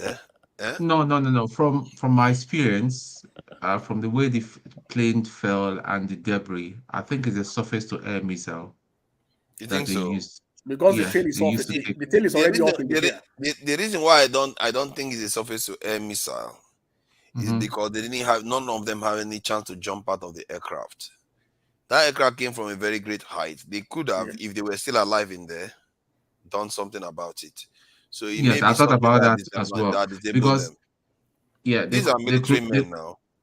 He would have parachuted. He would have been banking that kind of thing. And if you look at the image, the smoke is the plane is already in smoke in the air, and then the tail of that plane is already off. That means there's it could be a missile, but why nobody jumped out of the aircraft? It is a missile. No, hold on. I have a question. If it's a surface-to-head missile, so you have enough time to be able to put on. Let me tell you how it works. AY, let me explain the way it works. What the surface-to-air missile does, it will seek for it's sort of heat seeking. It will and it will seek for the softest part of the target to hit. And that was why that was my own conclusion. That was why we saw the tail, part of the tail was blown off. And forefathers made a point now that why didn't they? Perhaps they were already dead even before the plane hit the ground. So we don't know. We don't know whether they were gassed before even. Something is Oh, not right oh, for such highly capable military men, which I suspect they may even have parachutes on that aircraft. Not one person course, they jumped will. out of the aircraft. You know, from a great height, they had chance. At least that aircraft should be 10,000 feet in the air when it was hit. Yeah. Okay, let's say it was hit or a bomb exploded. Then maybe after 10, 15 seconds, 20 seconds, some of them will wake up, and they have at least a minute before they can jump out of the aircraft. But nobody did. I think they were knocked off completely. Yeah, they were completely knocked out. They didn't get a chance at all. And Putin makes Looking way sure to die. the last thing Putin needs is Prigozhin coming out there like a cockroach. I'm a hero. I survived. They tried to kill me. Yay! That's the last thing he needs. So they always make sure these guys. The guy is Well, how crazy. can Yes. human being be so brutal? He didn't even care what people with the word we say, man. Brutal. Why That's would what he care? See, these people the these trait people is don't in play them. around. They don't play around, man. If you read their history, But, that's but the you way know, their but forefathers you know, if behaving. Prigozhin, if he had survived the attempt, Oh. it's not going to make him bigger. But my The question, noise was over. is, once you make up your mind to go carry out such attack, why are you even going back? Why did you even try it? You know who you are dealing with. It's the thing think it is, was the a guy rush is a of career blood, criminal. really. Though have you read Yeah, his I know. biography? I know. The guy is a career criminal, Mm. and I don't know how he thought that he's just going to be let off very In, lightly. in his mind, Because if he in was a his mind, sensible guy, yeah, he in his should mind, he's go not to attacking the that person. guy and start begging for his life. I think he probably knows. These are people they don't fear. They don't fear. I think he probably knew that maybe he's not on the good books of Putin, but he probably didn't know how it's going to happen. These are people they tend to know what is coming. Americans do it differently. Americans, they will come for you, but they will do it in silent way that you will not know. I remember a case where this woman that used to do all these prostitutes for high level people. She organized prostitution for high level people. When they were trying her, they were supposed to have a hearing, I think the Congress or something like that. She suddenly just died in her home. So you hear these cases happen regularly, silently. You will not even see them coming. I think she lives in Massachusetts. Yeah, I know. You heard about that case now? Yeah. See, but these people, like people like that, don't worry, they know, right? They've already written their biography already or written their obituary. They know that it can come anytime. But the other means nothing to them. That means nothing to them. The other exactly. So they don't care. They're just like, oh man, it was nice, fighting with you. While guys. it lasted, he probably lived a greater life than most people on the face of the planet. We know his name. No, the guy. He was a chef. He was a chef before Wagner. He was a chef. But from the report, right, the Belarusian president actually warned them, like, hey, something, you need to be careful. Something is gonna happen, man. He was like, don't worry. In my own, okay, why? I don't think he would have stayed away from Russia altogether for some time. That's why I say it should stay away from planes. I personally would not fly. Why would you fly? Why would you get We'll track it. Anyway, we'll track it. If you have gone to Mali, exactly. If you went to Mali or Burkina Faso, he will be able to fight it off because he have his own soldier there. See what you should have done. What you should have done within is the Russian Federation, within that area, I would not fly at all. Yeah, exactly. You know how the North Korean president travels. Even with Poland. You see how the North Korean president travels. That's how he should have done it. The North Korea, when they are traveling to Russia, they will go on a very, very slow train. Oh, really? On a very slow train. If you shoot this train, I will see you. If he gets derailed, he cannot derail at this speed. So they will secure the train and just travel slowly to Moscow.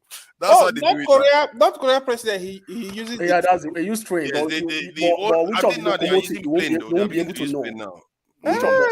Which of the stuff that is in? It's always a long one, but the one that carries them, you won't be able to identify. Wow, I didn't even know that. Because if you attack him, and these people normally have a body double as well. They do body double. So in case they will just which kind of job? Which kind of job is that? You would not say, the day when they go hit, that you they go hit. Yes, now.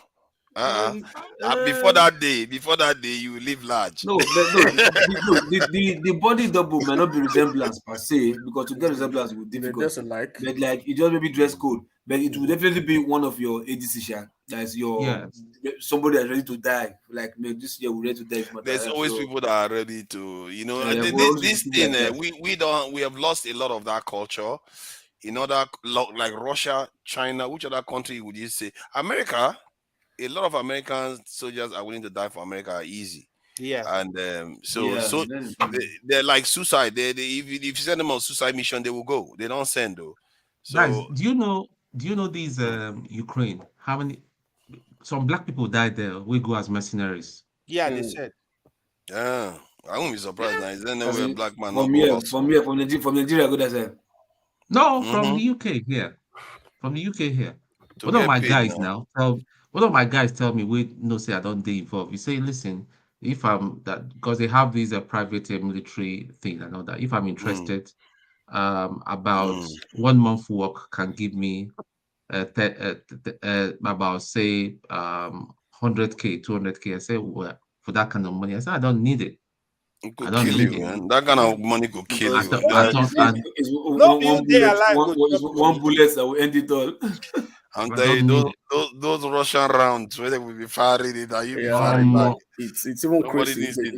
There's no cover. No cover. It's a trench war. All the men are literally dead right now. It's horrible. It's a horrible conflict. So like in the Russia-Ukraine war, in your own estimate, plus the soldier and the civilian, how many people you think have died in this war on both sides? Like estimate. Are you sure it's not more than 500,000? That is happening. The news is not really doing us favor. It's on one side. There's a blanket coverage on what is happening there. Exactly. There's no back-to-back of stuff. I'll say about 1.5. This world now crazy. Why you just why you call these leaders? Maybe they stay front for the war. As COVID no kill enough people now, something must kill, man. I'm telling you. If you look now, coronavirus just on you just vanish now. Nobody knows corona again. It doesn't kill anymore now.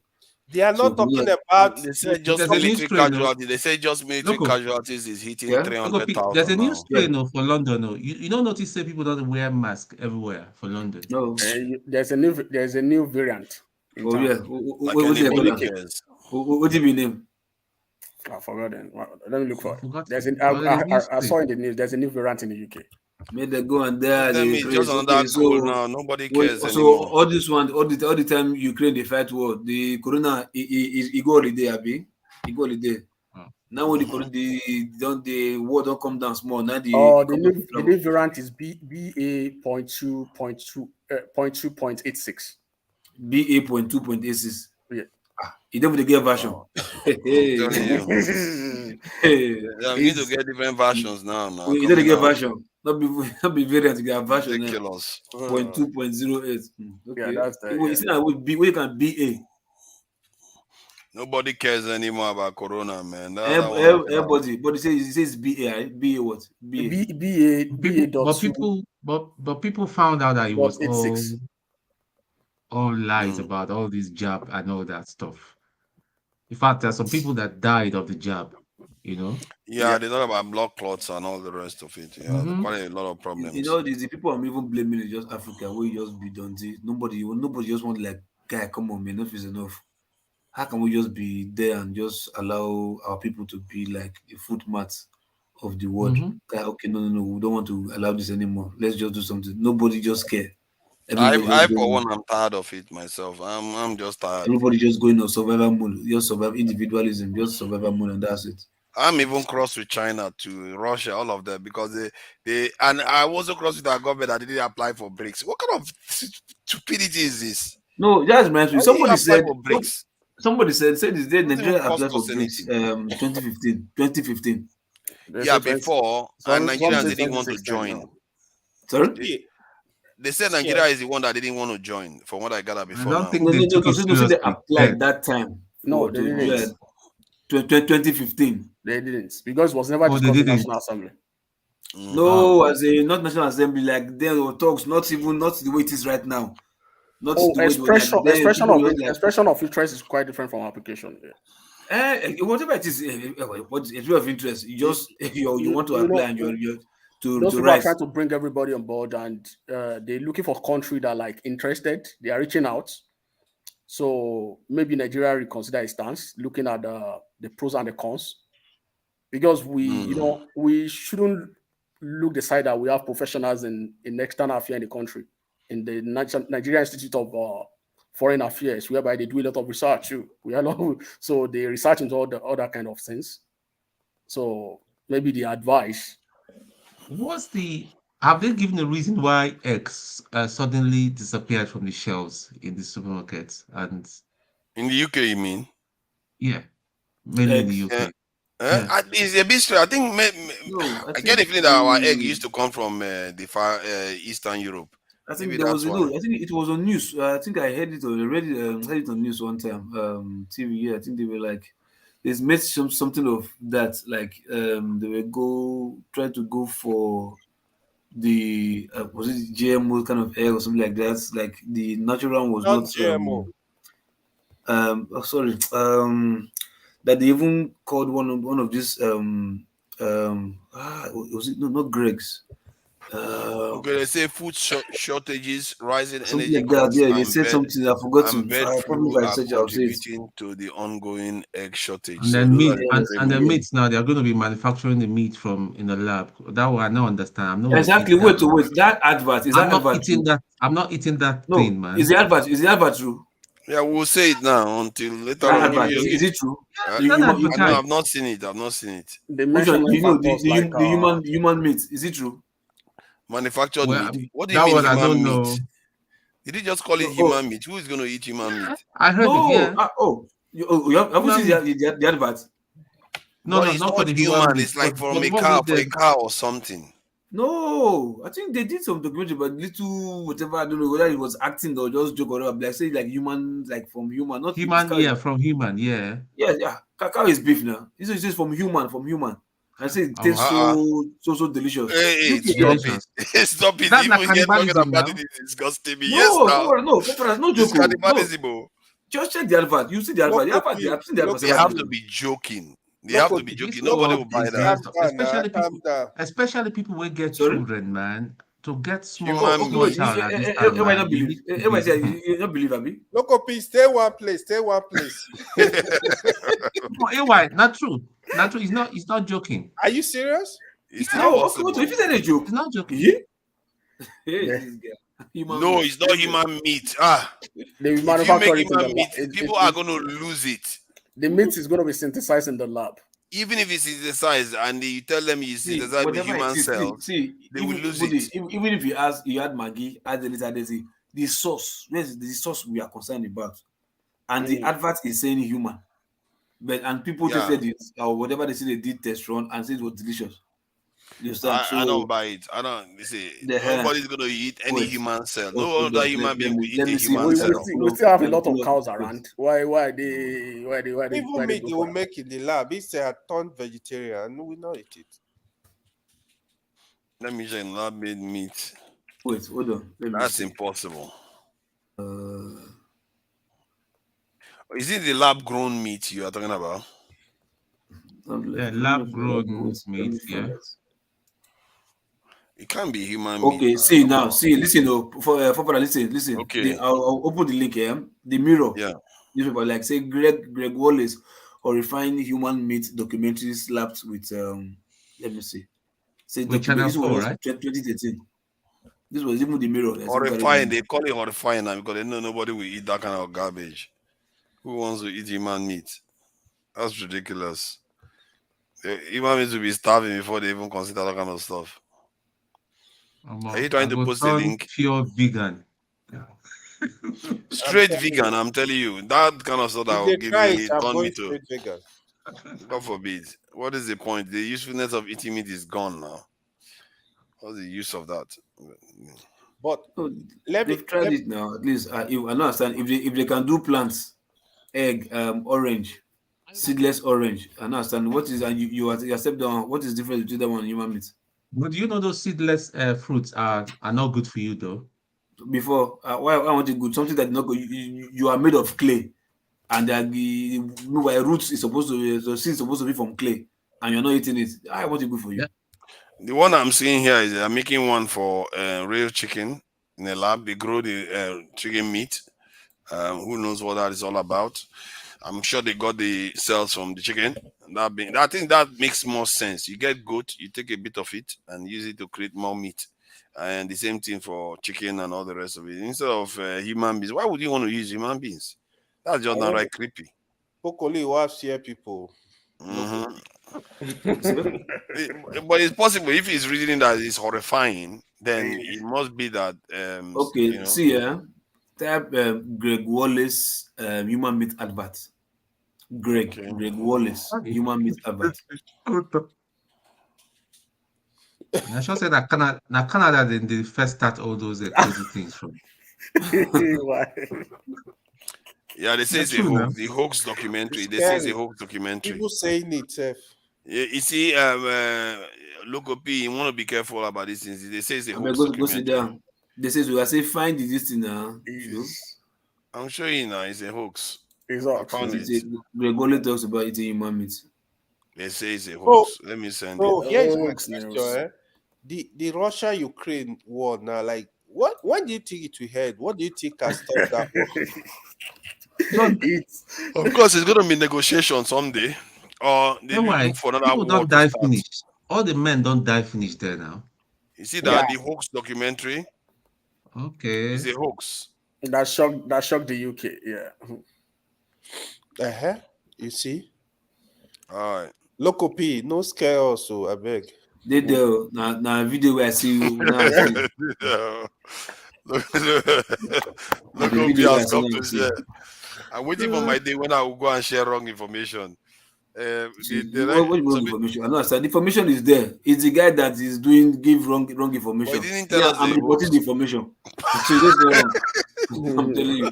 But the top says it's a hoax. You're still not getting the point. I say It's real. They just want to calm us down by saying it's a hoax. I tell you the advert is there. I saw the advert. I'm telling you. You're telling me I'm reporting. Even all these bloggers are people they eat now. The person that did it, if me do fake news, the person will come down. What do you call the person? What the person do?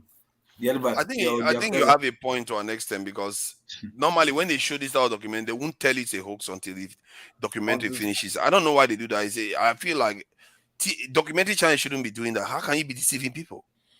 They have this one they do about aliens too. And if that's their trade, that's what they profit from. They can do it, but the scientific community have to verify it. So, as once been verified, they can debunk it because you can't debunk what you don't have facts about. See. Somebody in the comment section say insects. You know, be Niger person for the East during the rainy season now. You get one kind of yeah. Would the job be said now? Yeah, those termite ones. They will catch them during the. There's this fly that usually come during the rainy season. It's termite. They'll just catch them with water, in the villages and all that. So that people now start thinking that we eat flies. It's not fly body, just in case. It's insects. So there's this insect that usually insect during rainy season. Once you hold on your light, they fly. Termite now, body. Don't call it termite. Leave him. They keep telling him. He keeps saying insects, flies. Yeah, it's not just insects. It's just a termite. Let me see. No, I think now the male now with the eat because the male. I think the male ones. Now the female will be the wicked one. Yeah, I think the female will be the wicked one. The female is the queen that goes on once you just put a bowl of water under the light, they fall into it. Wait, true. Wow, could it be one of the secrets of the people who live during those times when they take this strong, then they get cancer and all that? There could be some nutritional properties in those things. Say we know they eat again. They said what informed us that they are not having cancer because there is nothing to verify. There's nothing to check against. Hold on. Let me say something that I found out recently. Paste link. People have a link. Who's asking for labor? I know Oh, you okay, know. I'm coming. I know Nigerian so. Patriots. So the information I found about that was that they said when human beings started farming, when we started farming and settling down, that's when we started having all these problems of like, you know, dental problems, and our growth became more stunted. When you think that we should be doing better, they said when we're doing foraging, you know, hunter-gatherer, that the bones that they found, those people lived healthier life, they lived longer, and Exactly. They didn't. their teeth lasted, their teeth were all in Yes, place I read it. compared to Yeah. people that. I was really surprised by that, actually. For I what? thought it would be the opposite. When people settled down, that's when they started living well and their bones, everything was stronger. But it's when we lived as hunter-gatherers. I think we are doing cardio now. Guess clearly hunter-gatherers, their job is to move around all the time, and they eat fresh food all the time. They don't have to store food. Everything is ready-made that they eat. So they appear to be very, very healthy the way they describe them, that they are quite solid health that they've got compared to when we actually started Back, settling if, down. even right now, even if you look back, say 60 years ago, 70 years ago, our grandfathers and all that live, I think they were even more stronger. They went to I mean, like they go to the farm, they will harvest yam, they will roast the yam, eat with red oil. Those things were rather there was But less they do die processed younger food. though. No, Overall, for they me, still do die younger though. no, I for must me, say. I think. See, let's look at the body like a machine, right? So your body needs workouts. Your body system needs to be busy. You understand? Your heart needs to palpitate well to pump blood. You know, circulate your system. You have to move. Locopi, So as you are doing my that, great then you are. grandfather, at the age of 80, he still married 2 wives. Yeah, of course, that's what I'm saying now because you get Most energy now. men These now, days, even the at the heart is age still. of 40, 45, they don't all You their get head on the you go and understand, all you know. that, So this day and the thing is like as in you're eating good too, you know, not thinking much, you know. But I think these days we've given ourselves too much pressure. You understand? Pressure for money, pressure for marriage, pressure for pressure for women. competition. Yeah, just competition. Too I'm much, not there too yet. much stress. You know, stress is Pressure for just the women, bread. Abby. Then Logopi. whatever, you know. So work is still there, you know. Then those ways they do side corner, say they get stress from small girls from one corner, say this and this and that. So many stress just they come. So you absorbing it, you think yes, you are living, but psychologically and systematically your body is going down. You may not know. Then the environment that we are these days, the air is no longer as fresh as It's it so used to. polluted. Yeah, you understand. Then even the food, food we are eating, the source of the food right now. That's why sometimes people don't know if you leave Africa, the kind of food you are missing, you don't know. You know, Well, you I come tell abroad, you you, are living life. The food you are eating here is junk. You understand? Compared with all those pressure you are putting yourself, how person want to live long, you know? So, and those who use less lifestyle in America or Europe, they are fast imported to Africa. We want to live the same life with them, you know. Fast food, nobody wants to cook anymore. Everybody's just doing, you know, like even those days, we used to know that if you wake up in the morning, you eat breakfast, eat whatever. At best, all of us these days now, most of us barely eat 3 times a day, as we are right now. it's Twice, true. max. It's true. Max, And twice. look at the kids. You see kids of about 2, 3. You know? Their mama no go eat cook better food though. It's Yeah. all takeaway. Indomie, They're all so fat. noodles, Indomie, and then going to in the the morning. chicken shop. And those chicken cells that they sell sometimes they're not. I don't It's eat them chemical. anyway. The chicken is Huh? chemical. Because if I eat chicken, once I Those just kids eat are just once I eat the back with all this saucy, once I just go inside, I tell you time, just like fuck it, man, like no need. Chicken rubbish. But in Nigeria, you chop chicken, you know, so you eat chicken, we enter inside well. when you What do cook you with do a now? goat meat, you don't even have to put all these seasoning. The thing will just when the thing they Yo, cook self, once you don't fry am or roast am sef, the by self don't get salt, some kind salty taste inside by itself. You don't need to go dey put onions or make am go inside, but this one, you get to one boil, make sure say rubbish, you know. The chicken is even fair. If you take that turkey is way bad. But body, don't you think that our women too don't regress small? So when you meet a girl now, you ask Small her, be well. you try to get get to know her, you ask her, say, babe, say you sabi cook. You say, no, I can't cook, but I don't do cooking. You have to do your own cooking. You just be looking. Very true. Waiting be this thing. I just can't cook. Forget about it. I don't do cooking. You know, so As you say, you do cooking now. I think that door you open with enter. You know, open door means make a what I usually tell people in that circumstances like, oh, you must have your own specification, what you're actually looking for. So it's not everybody that will accept you. You understand? Oh, this is what me want. So if you don't want it, we part ways, you go. That's it. It's not by force. But the issue I have with our guests that some people still want to stay, like, yeah, we can work things out. No, that's what I want. What I find, especially in this country, is that all the Nigerian girls where I know, even the ones that went to university, I even met one some few days ago. Say, she says she still stays single though. I said, well, I mean, guy is there, but when they come closer and all that, you start, because right now for men, men don't want to get married. That's the thing. To be quite honest, if I have a child now, I know that I'll not even be considering that, because there's a lot of, it's not like what it used to be before, because you're afraid of witches or wizards. No. It takes two. You see, it takes two to make a home and all that. Women have just become all under the guise of being like liberated and all that. I'm not saying you should be, but it's like, you know, I don't know what they've become. The system they're just very, very hard to figure out. They make the system in such a way that they're making the stronger more weaker, empowering the weaker to be more stronger at the detriment of the stronger. So, which are really, we have, there's a statistics, there's a particular data that a friend shared with me. That like 46% of men that are in marriage, they say, oh, they are happy in marriage with children and wife. Yeah. But for the other way, for the lady, 10% of the lady says, oh, it's only just 10% of the lady that says, oh, they are happy in marriage with kids. I was also surprised. And there's another statistics that like there's a greater number of people right now in America that they don't want to marry at all. Same here.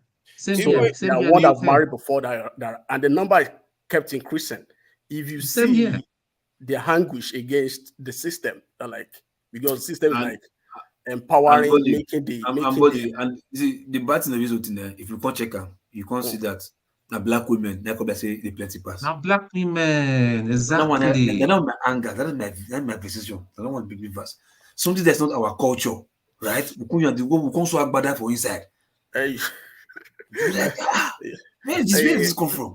I have, that stuff worries in my church at a point in time. Then we have a conversation around it. My understanding of it is like, where we came from. The man is the breadwinner. You supply her, and our women are not that empowered that much. It's got to like 80s, 90s before we start having a career woman in Nigeria, especially Africa. So when those people get here, when they hand that dollar for the first time, they see it as like, because of the poverty mentality, they're like, oh, wow, having this kind of resources at their disposal, they don't want anybody to control them anymore. That's the problem. It will be a big issue. There's a case of a family that they came from Nigeria down to America. At the point they moved away from America to where they were in America, the wife is not working. It's always at home with kids. It's the husband that was working. By the time they moved to Canada, both were working. The lady refused to be submissive to the husband. Say, oh, this money is not for, it was not for spending. That she has to keep it. That's what her mother told her. Yeah. That the money is not their money. That is a husband money that is their money. I was like, yeah.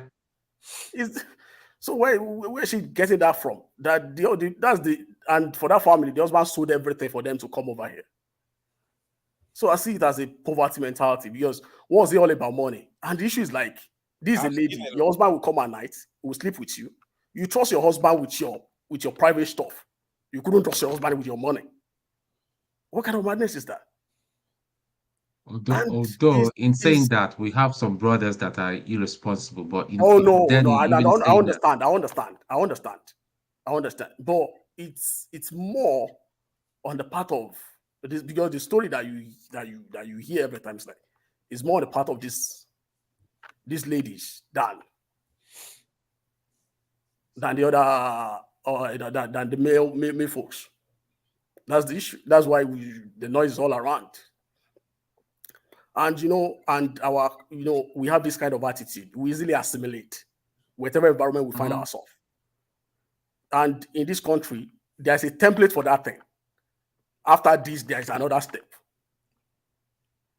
So, because I have a friend, there's a friend of mine. He called me one day. I was in South Carolina that day. He called me. I said, "Oh, he's having a problem in his house. There's a problem right now." I said, "What's going on?" That he should explain. I said, "You have to be very careful.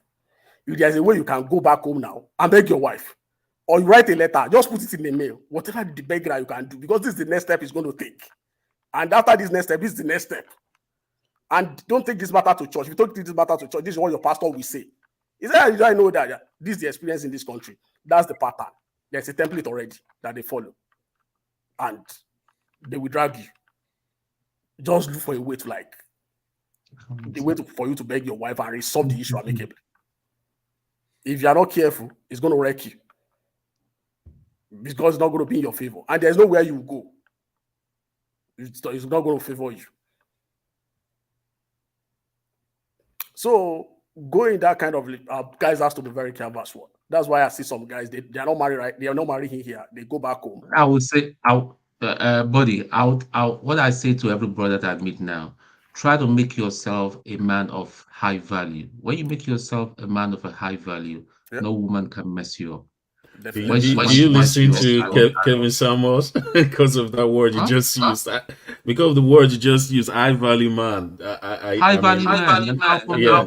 Yeah, I'm saying, do you listen to Kevin Samuels, the late Kevin Samuels? No. Yeah, because that's a word he uses a lot. I mean, I don't listen to him a lot, but I see some contents.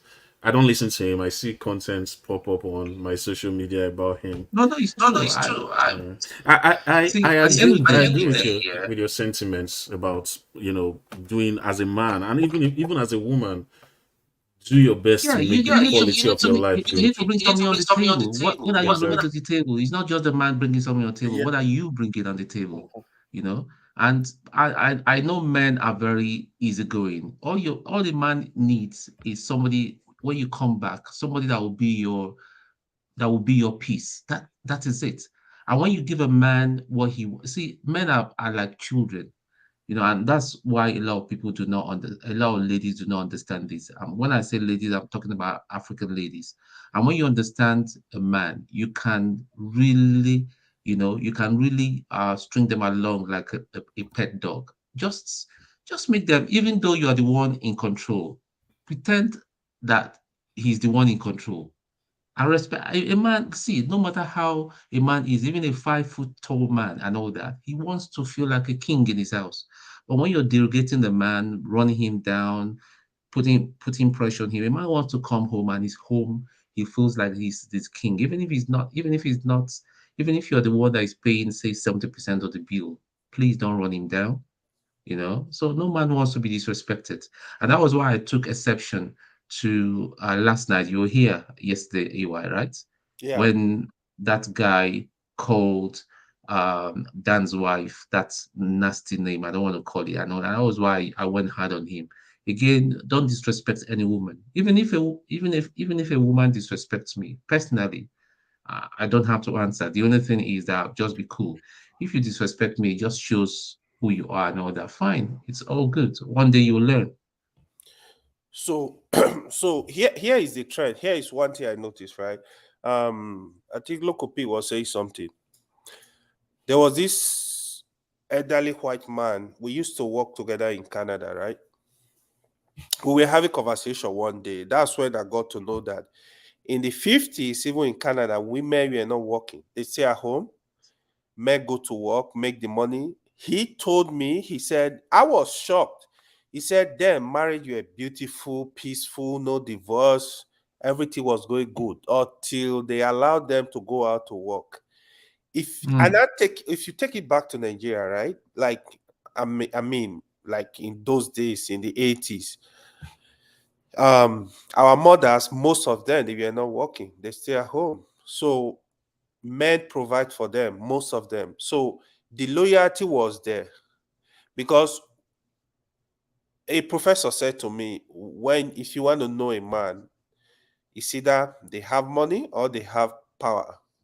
These two things. Now, when women have the economic power, they will act differently because they have nothing to lose, because now they have money to rent their place, get whatever they want. How are they going to depend on you? I think it's really part of the problem. Even then, not that the men were perfect. The truth is, then even when men abuse them because they don't have option, most of them, they stay. And the family settings too. Most time your parents they don't want you to come home as somebody that failed in marriage. You are thinking of your parents, thinking of the society, what they're gonna say. But now it's different story completely. Even women are proud to say they want to be single mother, they don't care. So it's a very tough. Anyway, sorry to interrupt you. I just saw a comment from someone. It says marry according to your level. What does that mean? That is just it doesn't just make sense to me. Marry according to your level. Now, if you meet a girl, okay, if I meet somebody now, I know I'm worth X amount of money, and I know there is in order to protect myself, because you need to, as a man is the most endangered species right now. Say I've suffered, I've worked so hard, and I've got a house that is like worth over £1 million and all that. And when she wants to walk away, and she'll be asking for my house, and you'll be asking me to pick up and then leave my house, not because I cheated on you, but because of some stupid thing and all that. You come home one day, you find the divorce papers on the table, and because the society backs you as a woman, you'll be asked to leave your own house. No way, man. See, next person I'm meeting and all that, you're signing a prenup for me. It's not because I want to. I need to protect myself. That is the way to See, go. I'm a man of high value. I mean, it might sound very, very gross and all that, man. I worked so hard. I know that. I do. You see, you're going to sign a prenup. Sign a prenup for me. And if you've got no ulterior or second motives and all that, you don't need to fear and all that. Please, okay, I'll sign that prenup for me. We'll just keep us somewhere. It keeps you in check. When those demons will come and start whispering to you, divorce him. You remember that you signed a prenup. Your body go calm down. So yeah. I mean, the upbringing is. Choma said something on the platform. She said, like some women, they never see their mother pay for stuff, right? Which is true, but the society now is kind of different. Some people actually carry that mentality. This is how I grew up. Okay, that your mother never paid for something, or that you saw your father beating up your mom. Will that not be an inspiration for you to say, the day I'll get married, all the bad things I saw my mom do or my dad do, I will get rid of them.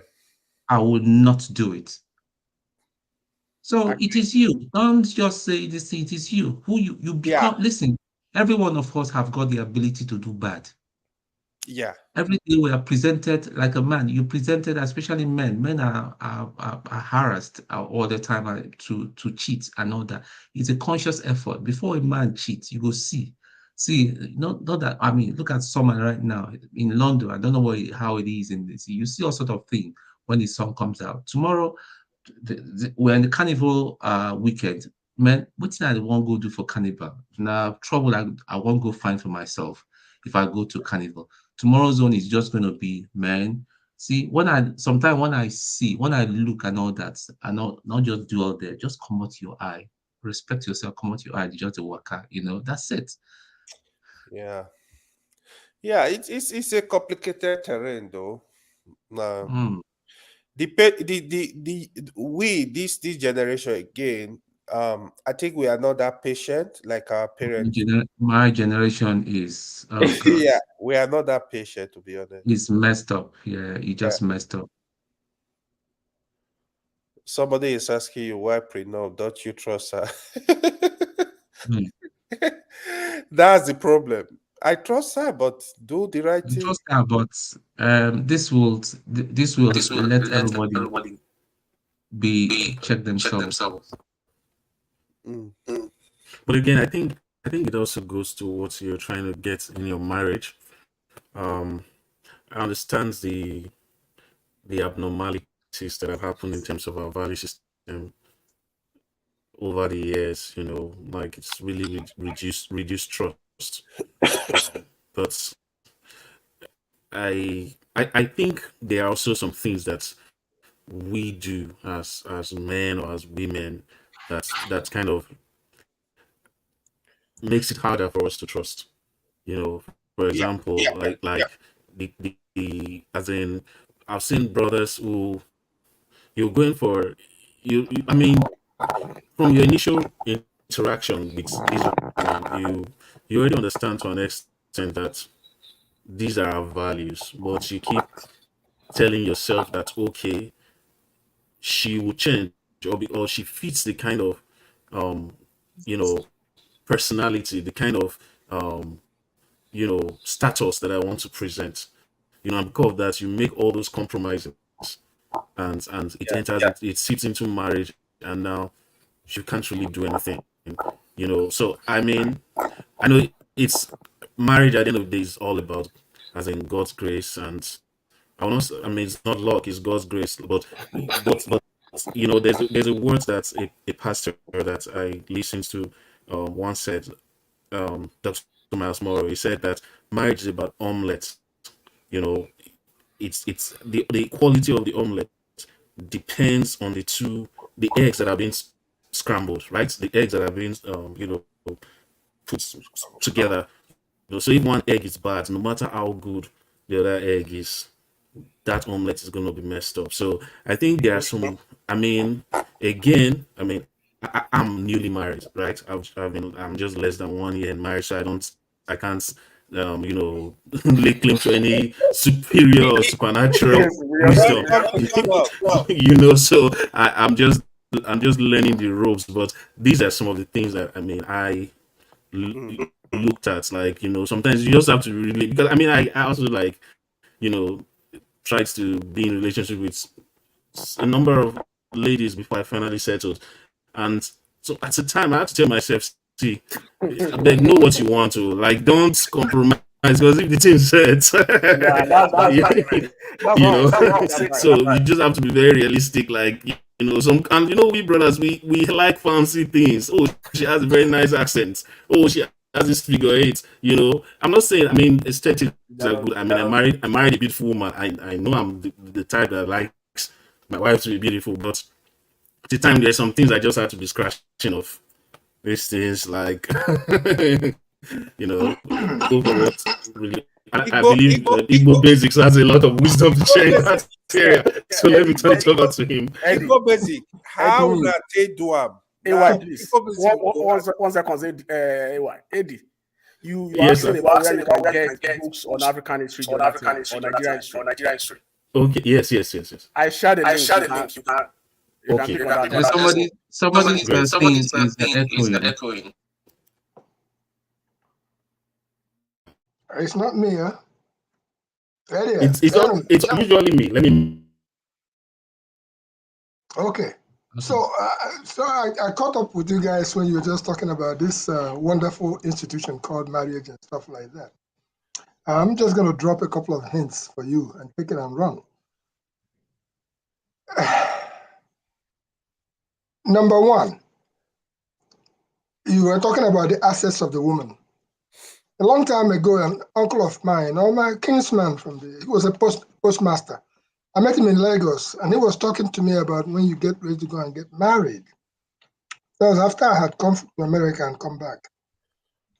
And he says, That woman you are looking at with her breast standing like Subricot, like from Calabar, have it at the back of your mind that sooner than later that breast will fall. That's number one. Therefore, if you're just looking at the breast, somewhere along the line, that's going to go. He said that and he stuck with me. Number two, he says to me, when you find a woman that you think you are interested in, look at their mother, the mother of the woman. Look at the father of the woman. When you look at the mother of the woman at her age, maybe her 50s or 60s or whatever, you ask yourself, can I live with that in some years to come? If that's a yes, then you think you are good there. Then you look at the family itself from where such a woman comes from. Not the woman you just met anywhere.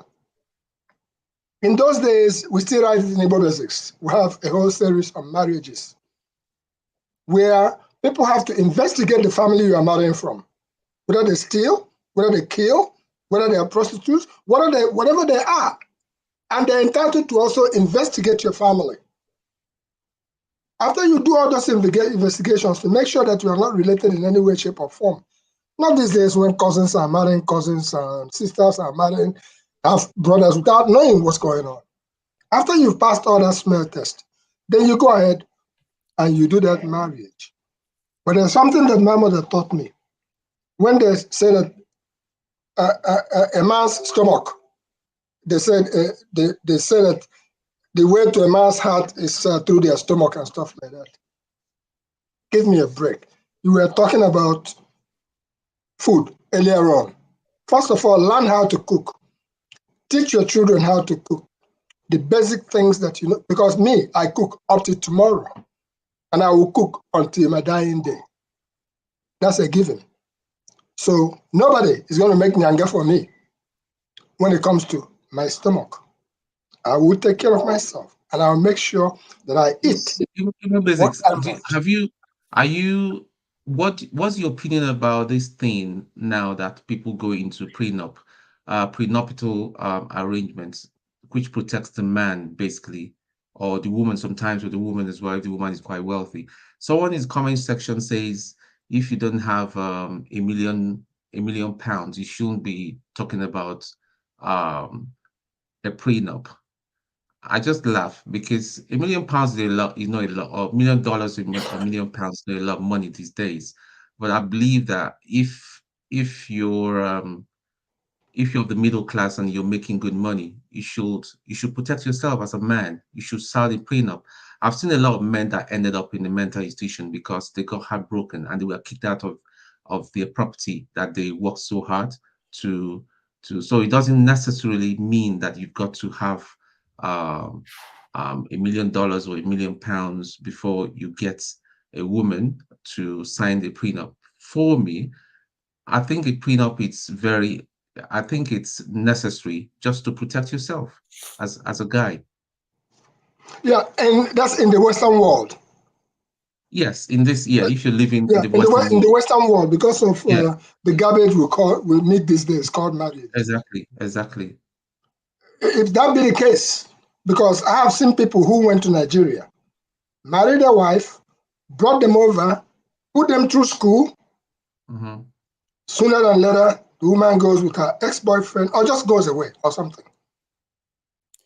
And you have invested so much on that. So it's not so much about losing a woman, it's about the woman saying to you that you got to pick your stuff and get out of the house. It's not even losing the woman. I addressed that issue earlier on. The way I addressed it is this. Before you marry a woman, no matter who, investigate the family thoroughly. Don't tell me, oh, love. I just ran into love on the street, false love at first sight. Investigate the family. Let them investigate your family and see the basics of the foundation of such families. And I say again, if you are going for the fancy, that's fine.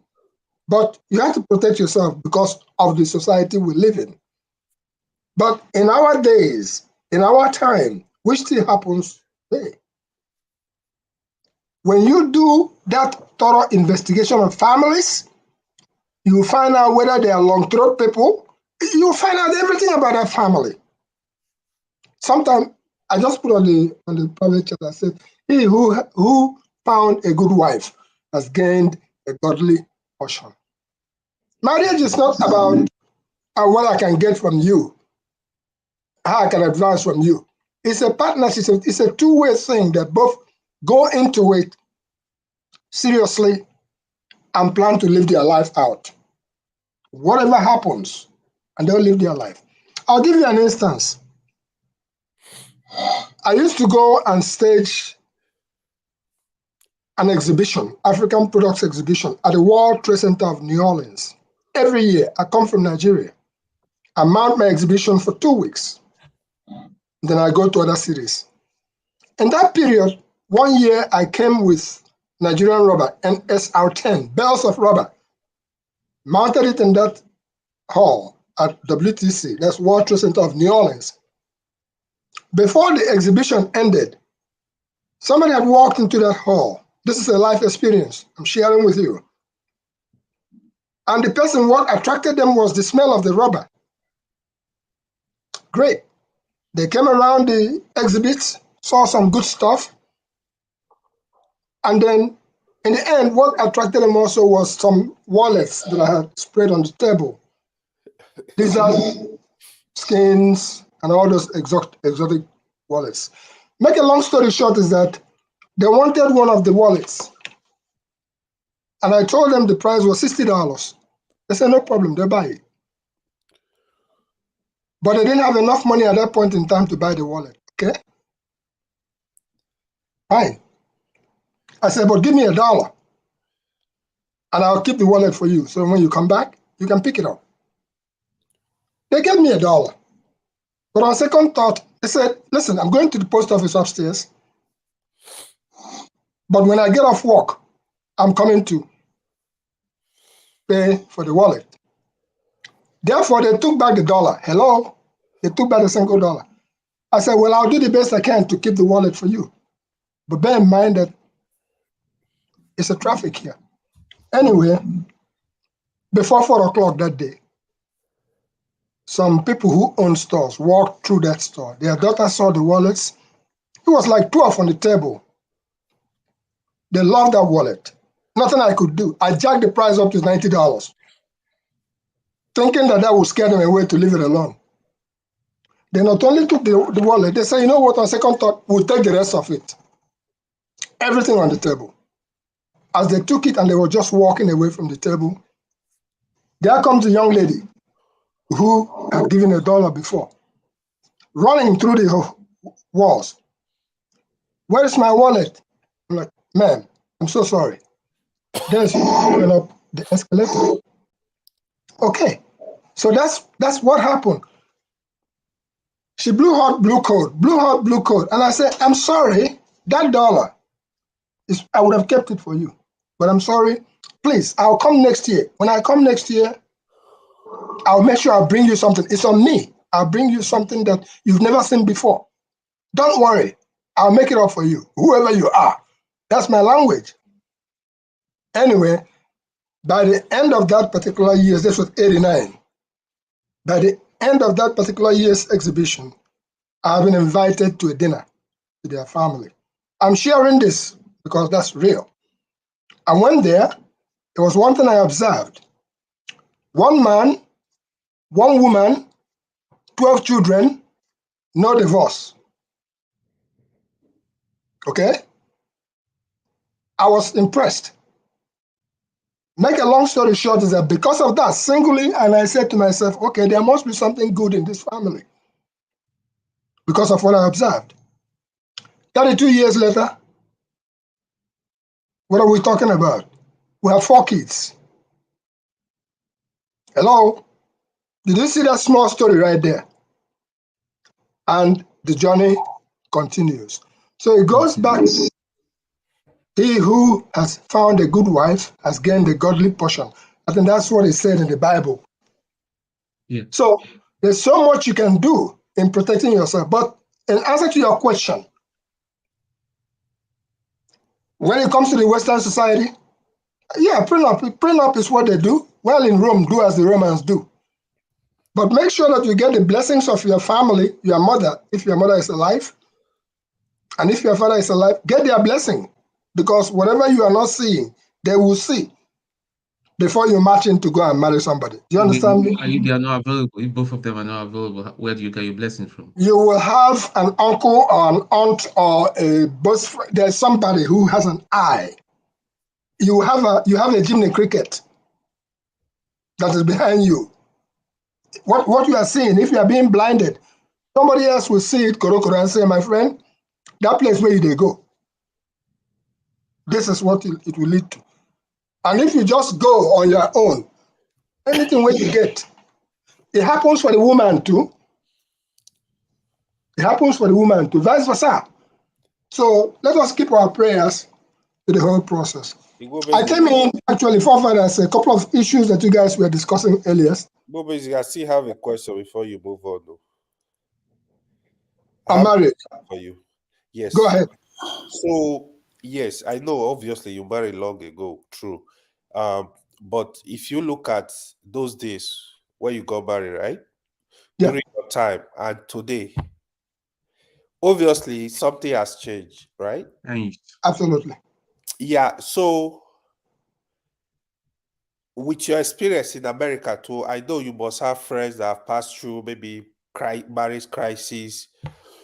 What do you think have changed? How do you think the youth today that want to get married today, what is your advice to them? How do you think they should prevent crisis in marriage? Okay. Preventing crisis in marriage is still very simple. It goes back to the basics of making sure you investigate the family that you are getting into. Not the fancy that you are seeing that girl with tight knee, with breasts pointing out. No, go beyond that. See the character of that particular family. After you've done that, look at the character of the particular girl that you... Listen, when you are dating her, boyfriend, girlfriend, all is well. They come, they go, but any day that they leave their slippers, then they leave their towel, then they leave, stuff is coming in. By the time you get married, that's when they will know that you snore. That's when you will know that they snore. So as when they sweet you, for the people who are getting married today, don't forget the basics. Don't ignore your parental upbringing.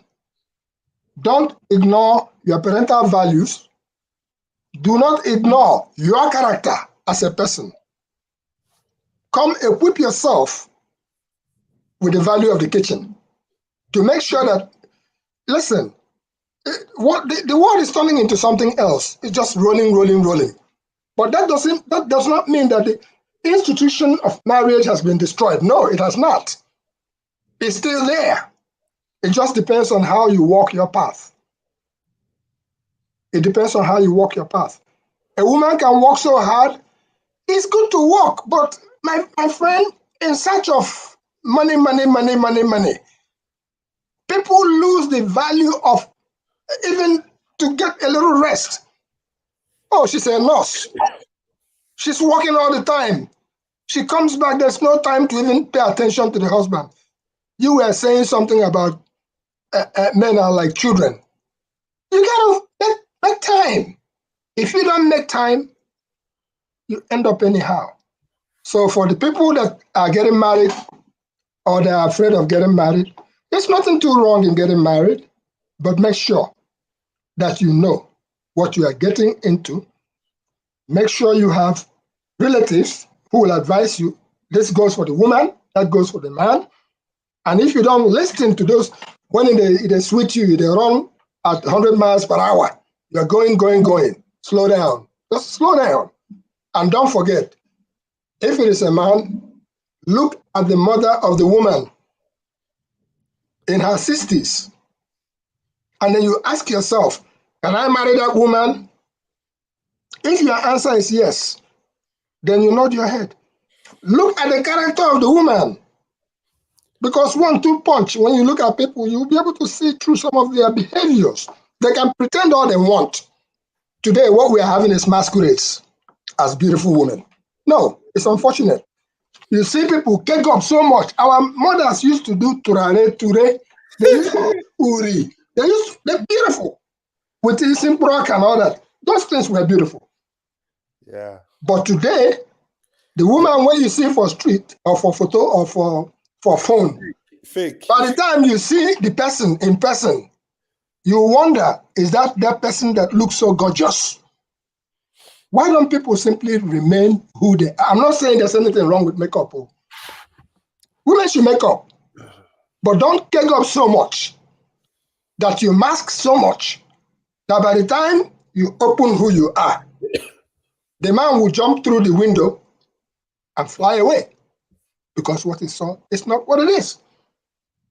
So always look back to the elders, one way or the other, especially the good elders. There are bad elders, there are good elders.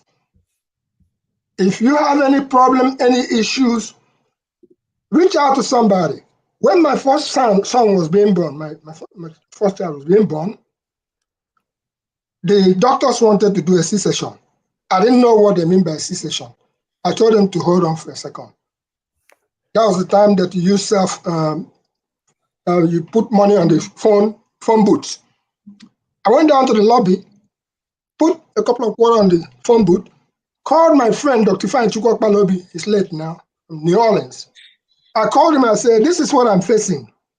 They said they want, and he said, if it was him, as a gynecologist, he wouldn't have let the woman suffer that far. I told him, thank you. I hung up the phone, went in. So it equally the same thing as for advice. Your trusted friend could be across the ocean. And if you are facing any kind of situation, life, pick up the phone. Excuse yourself for a moment. Pick up the phone, call that person will see clearly. That person becomes your own Jiminy Cricket, and that will save you the situation. But do not think that anything you encounter today, that's it, because there is always a better one ahead. But whatever you have, be content with it. Be content with whatever you have so that you can go to sleep and have a good night's sleep without waking up with headache. Of what good is it going to do me to have $2 million and wake up with high blood pressure and everything out of whack? No, keep it. I'll live to be as long as, but I manage myself accordingly. So, all fathers, I hope I answered your question. Yeah, thank you, Igbo Bezi. That was good. Thank you.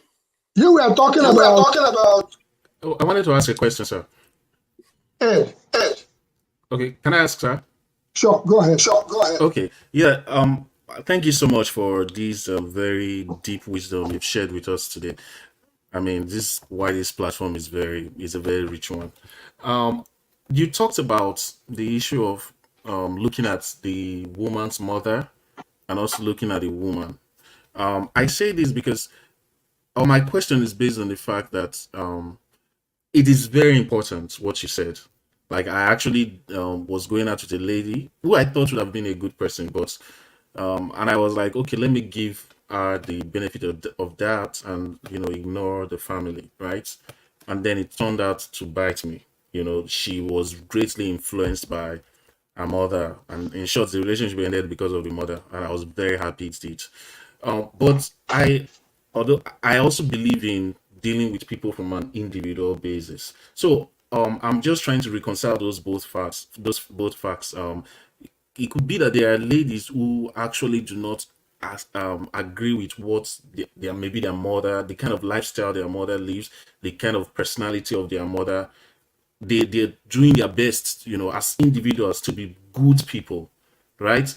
And their parentage puts them at a disadvantage because when you look at their mother, for example, you are scared.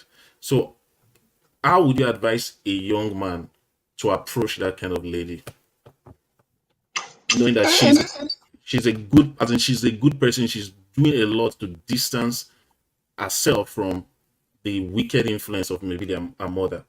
you know, and you see that this is the kind of woman you want, but then that's, you know, over looming shadow of her mother is still there.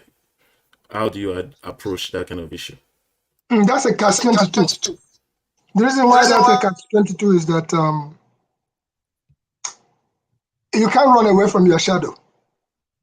And I'm not saying that the woman is a bad woman. No, she's not. She's trying the best she can to stay away from whatever she had discovered was the bad aspects of what parents had done. She wants to live her own style.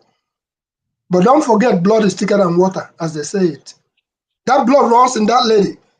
Maybe there's somebody else that is for her that will fit that particular profile. Don't force it. If you observe those things and the warning signs are going there, listen to your inner self. You are the best judge of yourself. Because if you disagree, if you disobey yourself because of that shiny thing that you are seeing today, again, like I said, maybe that lady is not for you. As much as you are seeing, you can still be friends. That person is not for you. But there is somebody for them. Pray that you get your own. Make the waterway before year, no past year, according to Zebediah. So I was trying to address what Father was talking about earlier on. The Nigerian situation where you go and the power surge and stuff like that.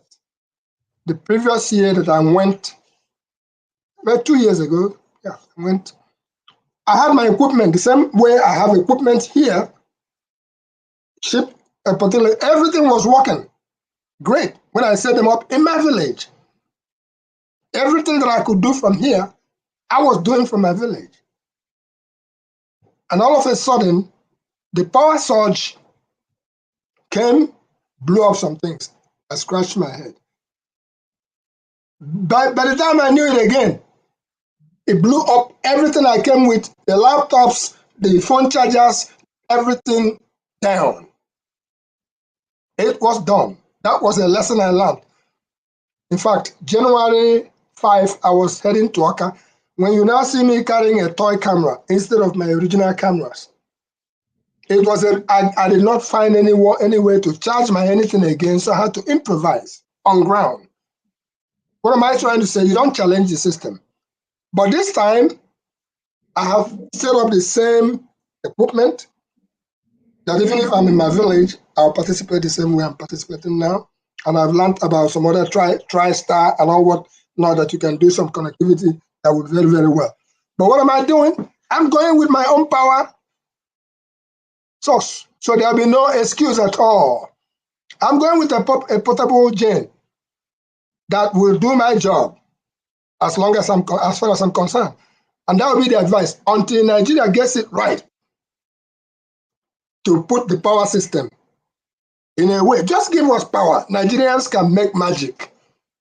But you must give us power. And the other thing you were discussing earlier on, you were talking about collapsing houses and stuff like that. From experience, 90 Fox Road, Aba, my elder brother, the late King Charles, Eze Charles Leke, he was building that building to be a 3-decker. But in 1979, after they have gotten to the roofing, they were about to roof the place, started scaffolding. Guess what? The building collapsed. It collapsed. And you can imagine the shock. Fox Road, Aba, number 90 Fox Road. So as a strong man, he struggled and restarted and now made it a 2-decker instead of a 3-decker as it was originally planned. He made it a 2-decker. But what was the problem? The contractor had used some substandard material. That happened in 1979. That is still happening today. Our people are still cutting corners until our people stop cutting corners. That is when you find out that the cathedrals that were built in Nigeria in those days, they are still standing. They haven't fallen. And some of the buildings, places like that Astro 40 Asaro, built by the USC in Aba, in those days, Go back and check. Those buildings are standing. So it's an appeal to fast money people to save lives in Nigeria. It is better that you do the right thing so that for posterity's sake, these buildings will come to stand. So those were the two things I wanted to point out because I was hearing you having that conversation earlier on, and I just said, equip yourself until the government or until we used to have good electricity before the war. Things were standard. NEPA, when they have National Electric Power Authority, whatever they call them, they were good. They were standard. But after the war, everything has been fast. Everybody's on the fast lane. And that's why a lot of people have died in pursuit of the fast wealth. And one thing that is happening now is this, in the villages, mark my word, in the villages, the young kids who should be the foundation of the village are leaving the village. And you find some houses that you have built in those places are being occupied by lizards. Yeah. Not humans. So what are we pursuing? We are losing the fundamentals of that thing called the village, from which there should always be people there in the village. Everybody is not supposed to be in the town. And that's why some of us, when we retire, we will go back to the village. And we will be at peace. So we have to find a way to have that conversation. We're not saying everybody should not go out and make money. But we are saying, where are the hunters? Where are the farmers, the traditional farmers? Where are the palm wine tappers? Where are some of those basic things that make a village what it should be? So that when some of those who come from town come, they can be able to enjoy nature the way it should be. We have to actually, when you look back, you see that there's a lot of people that we have, but everybody's running to the town. Everybody's running to the town. Whereas schools are still in the villages. So we should be able to look at that and have a conversation around there so that the future will still be here. So the conversations you were having, you were even talking about insects and stuff like that. I heard you have your conversations about human eating. Listen, those things that you are calling insects, that is what I wrote, that's the one we call ako, comes seasonally. Yeah, that's it. Yeah. And they fall, and you don't even see locusts no more. I think locusts have learned that people are hungry these days. Locusts don't come around. Locusts used to be which one is the half power that they used to give you? I remember that one where they give you the light is halfway lit. You know, none of you have seen it. Half power. Half current. Half current. Yeah, that's what it's called. Yeah, that one. Yeah, mean. Jeez. You don't know half current? Oh, you're talking about Nigeria's situation and unstable power supply. It's unstable. Power fluctuates so much. It's not funny.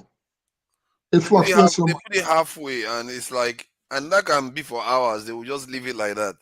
These people, and now they don't even have the decency to give you half current. They just shut off the whole thing for hours. Well, that's why we say people like Professor Barton Naji, whom I happen to have had the privilege of meeting several times. Professor Barton Naji is in Enugu. He's doing the Aloji power station, which he had built. He was a former minister of science and I know. Those guys, Nigeria should allow those guys to even try to run for governorship. I think it was sorry, Igbo Basic. I think it was Minister of Power at a point now. Yes, a time. Yeah. But what I'm saying is that those guys, with what they know, acquired from the West, government should really monitor them, guide them, but give them the hand to give us that knowledge that they have acquired. Let them run it, and things will work well. But the government will continue to shortchange. The article generators will continue to backstab those efforts that are being made. Can you imagine they have generator sellers who, if you try to build something that will last for everybody. They will sabotage it to the best of their ability until we as a country realize that Oji Marnala Jionwea, person who is holding somebody on the ground, you're actually holding yourself on the ground. And we should be able to rise above board. I was trying to discuss the issue of the insects and stuff like that, those things you call insects. When they fall and we gather them in quantum, and they're so nutritious, it's not funny. It's not funny, it's so nutritious. I think we've come to a point where you see a man sitting down with a whole chicken. What is wrong with you? How much is the size of your stomach? It is crazy. We go those days, we hunt a bird, shoot them with catapult. You bring that bird and you roast it. If you are 5 of you, hello, this person will get small leg, that person, and you are all satisfied. But today, a single man will put a big. That's why you see their stomachs being like they are pregnant. Just gluten, just eat. I was about to address after the ACO, and you talk about all the grasshoppers that we used to catch. If you catch one grasshopper, roast them. The joy of what you are getting is what it takes. And then there's one when the raffia palm falls, the stem of that raffia palm, the trunk of it, inside it, there is what we call iburungo.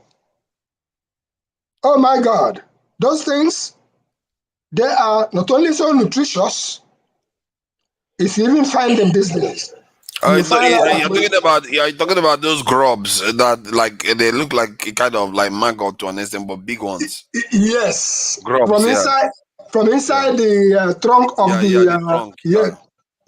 If you find those things, those are the things that I don't know what they'll do inside your body, but believe you me, I think they will help to protect a lot of things. But I think this is what our scientists, our indigenous scientists, our African scientists have not really tried to, because other than that, they've been denigrating the African cuisine. It's something that they need to investigate and find out and how to, because these things, because you find a lot of our eating, because there is this saying that says that you are what you eat. You know, you definitely you are what you eat. So it's just so sad, really. It's just so sad. We've left a lot of things that were native to us and embrace the Western culture. Last time I went to Lagos and all that, going to ShopRite, people now buy their chicken, the artificial chicken from ShopRite, processed meat and all that. Whilst you're so, man, those times that I was there, I mean, what is right? You serve me rice? No, I go to a correct place. When I want to eat my mala, I go and eat my mala with my hand, wash my hand with correct goat meat and all that. When I want to go and eat my nkwobi, I'll go and do justice. These things are. What is this nkwobi? I've heard of nkwobi a lot. I think the nkwobi is it's the head cavity. It's like sliced up and then they made a broth. They make a broth out of it, and it can be very spicy, but very very nice. Don't worry, forefathers. One of these days we need to meet up. There's a place in South London that I know. We'll go and nkwobi. I've heard of it a lot. It's like it's special or something. That's cool. Yes. Is it what's happening with the food system? It's also like what's happening with our beauty situation. I just addressed the issue of women painting themselves to the extent that you can't recognize them no more. They have left the natural beauty.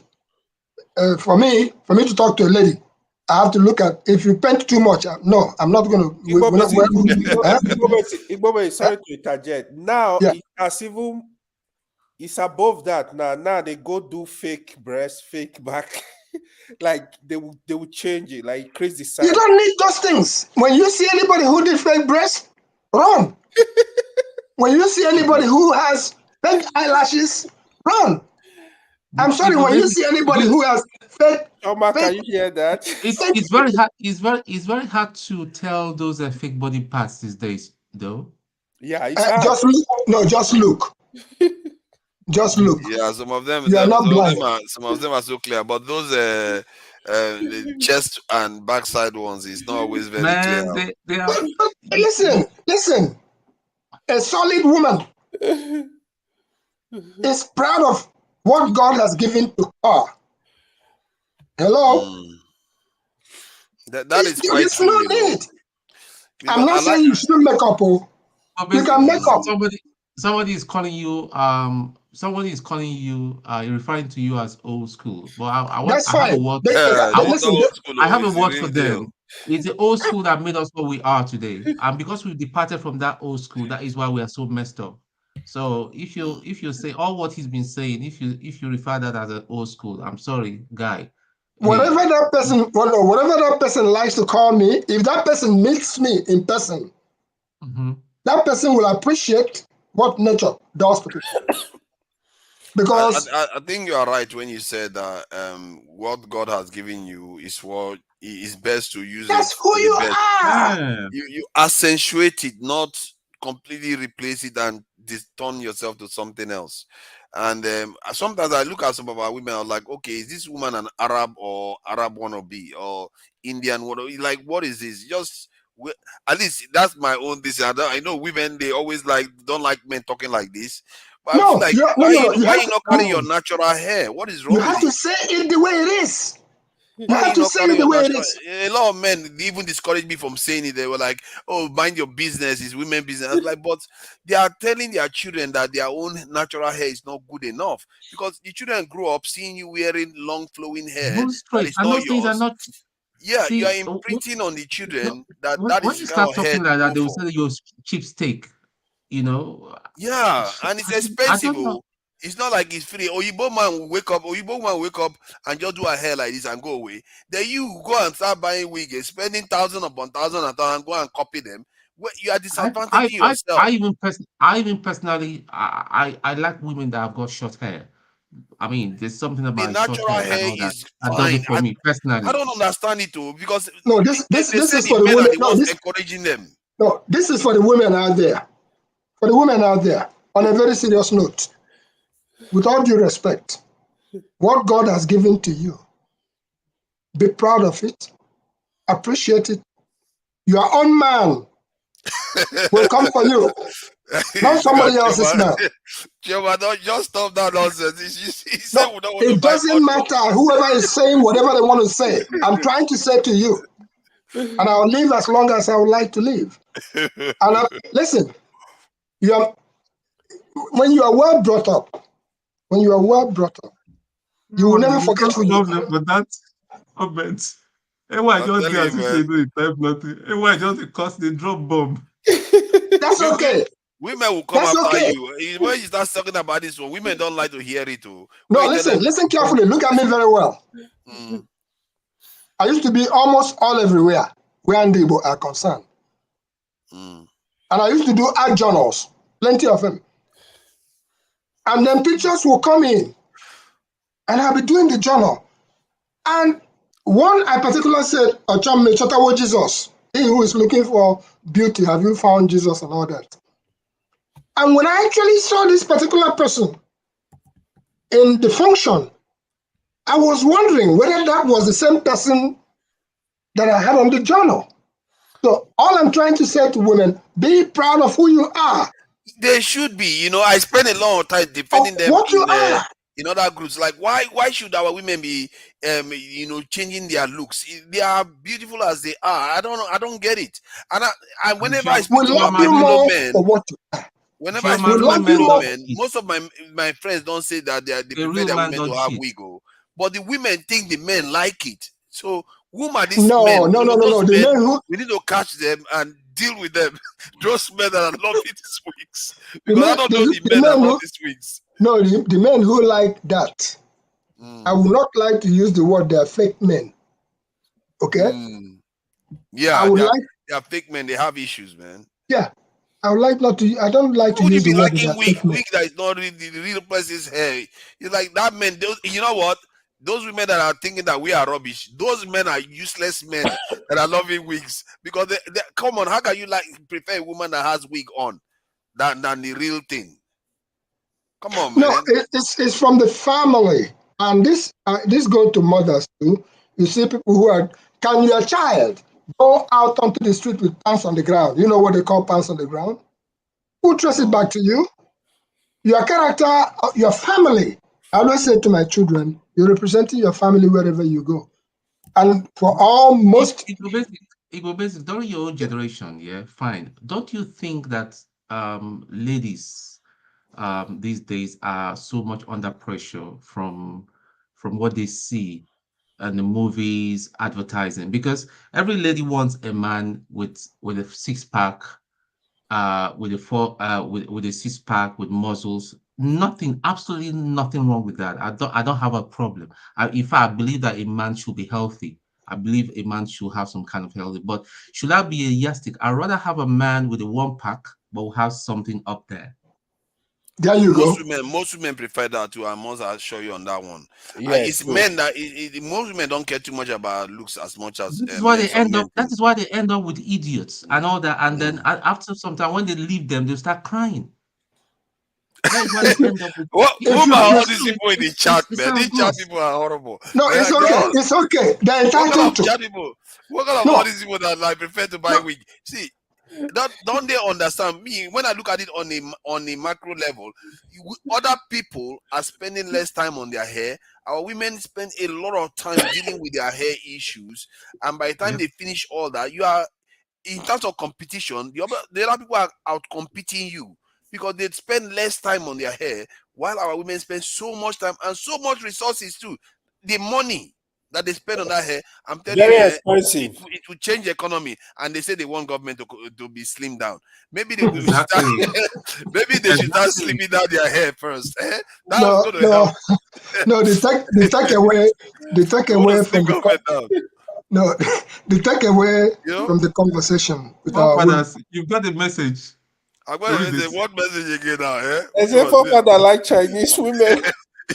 Wait a minute. Where did you get that one from? Wait a minute. The other week, I was in a place, in a restaurant, and I called in from there.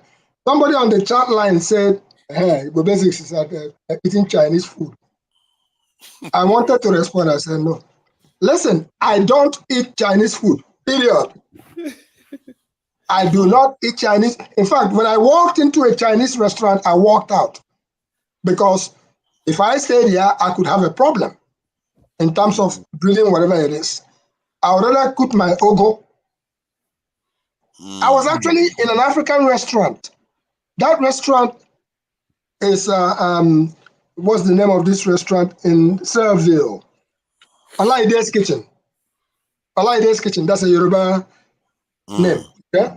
That's where I was. People still go and get their normal things from those kind of places. So for our people who are out there, please, I thank God, beg you, don't become who you are not. Don't try to be a Chinese. I would rather have my Nigerian woman. A conversation I was having with a friend of mine earlier on today, we are talking about a young lady we attended their wedding some years ago.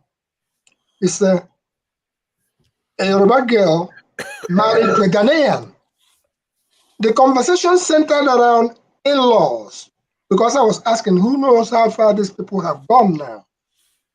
And I was being informed that those marriages don't quite last because the culture of Ghanaians is different from the culture of Nigerians. That the in-laws, the Ghanaian in-laws, they don't respect their in-laws. And because of that, sooner or later, there will be a clash. I pray that their marriage will last too. But that made me to start thinking differently in terms of all this crossbreed. So again, our people, I thank God, Beguna, just be who you are. Anybody we don't like them, make you go jump inside the San Francisco Bridge. Simple. That's very simple. Anybody who sees you, I see some of our women here who they are who they are. Anybody who appreciates you will appreciate you for who you are, what you are, the things that come out of your mouth, how you carry yourself. That is what we are looking for. We are not looking for that fly-by-night, shiny. And I was how large is this wig industry? Does anyone know? Oh, billions. We have Billions, to start saving money. Yeah, we have to see. Oh my God, $6 billion.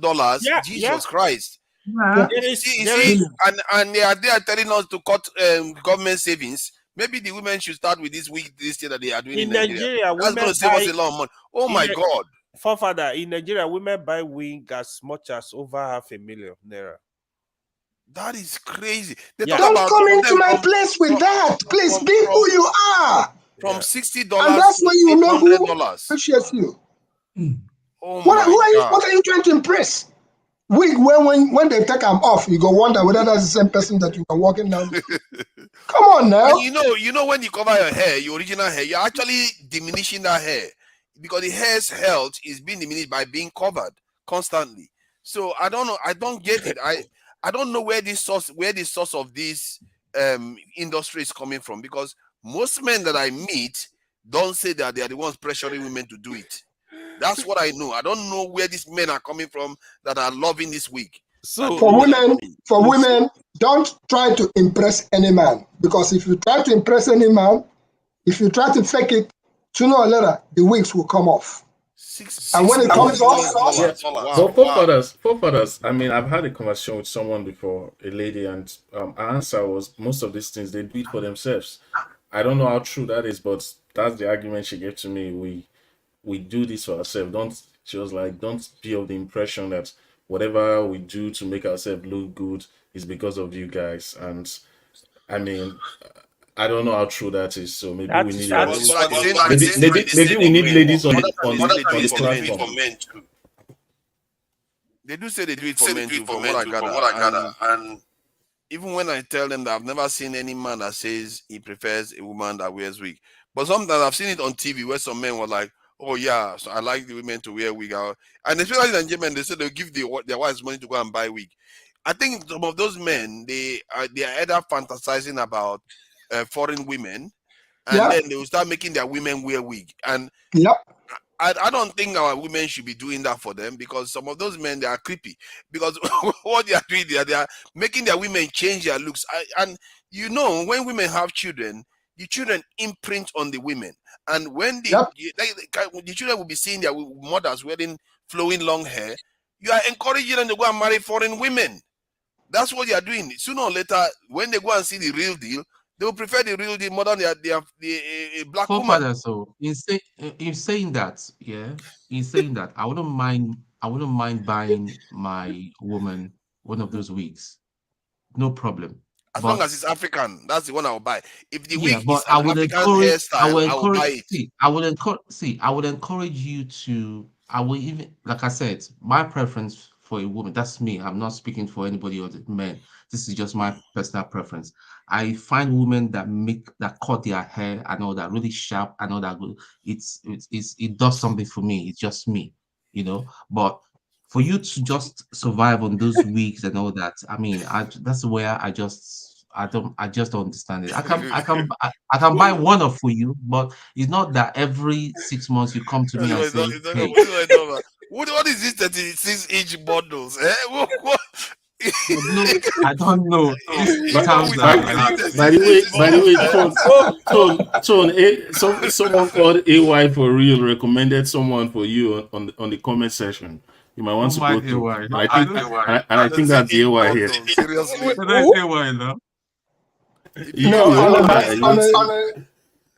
on a very serious note, it's a lot of money now. To our beautiful women. To our beautiful women, let me say this to you all. You are black and beautiful. And have you ever wondered why is it that when you see Oyibo people, one way they call Oyibo, you see them, they're trying to wear black to accentuate their color. That tells you something. The darker the juice, the sweeter the berry. So to our women, please, to real men are not looking for you to be fake. Exactly. I'm not saying you shouldn't make up, and I'm not saying every now and then you shouldn't dazzle yourself to whatever fantasies. It's all well and good. But let's stop this Barbie mentality. We are not Barbies. We are African queens, and that's exactly. We are supposed to be the blueprint for all other people. We are supposed to be the first. We shouldn't have to apologize for whom we are. You see them going to the beach to stay in the beach, and they come out with sunburn and everywhere and say, "Come on!" And the one that you have, you're trying to give me a break. You're trying to. I remember going somewhere. So I remember going to some shop. I bought a bottle of alcohol, and the lady asked me for my ID. I so laughed. I said, "Are you joking or you?" She said she's serious. That I look as if I said, "Listen, I'll tell you the year that I finished university," and that should so she said, "Are you serious? Man, Africans, blacks especially, they don't crack, you know." So it's just a thing.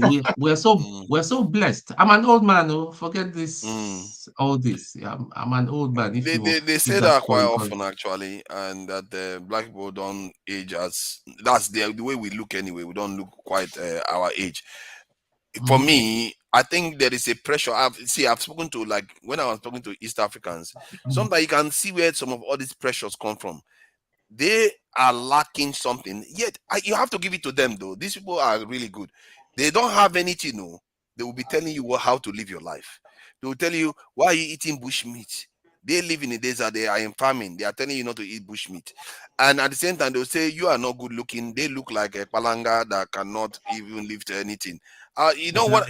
When you talk to these people enough, you find out that they are far more insecure than you think. Then when I challenge them back, I tell them, hey, why are you the one telling us what to eat? You don't look at you. You are a desert dweller. You are starving. Every year they are posting you this thing. You are telling us with the abundance that we have, and we are the dominant group on the continent. You are telling us how to live. No, I'm not going to listen to it. Thank you very much. And don't be telling our women that our women don't look good, because your women are not that good looking too. One thing you can never say about our women is that they are incapable. Our women are very capable. There is a reason why we dominate the continent. So when you start making all these solid argument with them and you present them real images, then you can see clearly that all this stuff is in our head. And they are very good at telling us these things. If I've not had so many conversations with them about these things, I wouldn't know. Every single time they come with any issue, I tackle them on that issue. They are found wanting. It's crazy. When they start talking about empires, we find out that even West Africans have greater empire than they did. When they talk about anything, just name it, any part of Africa, we tend to do it better than they do.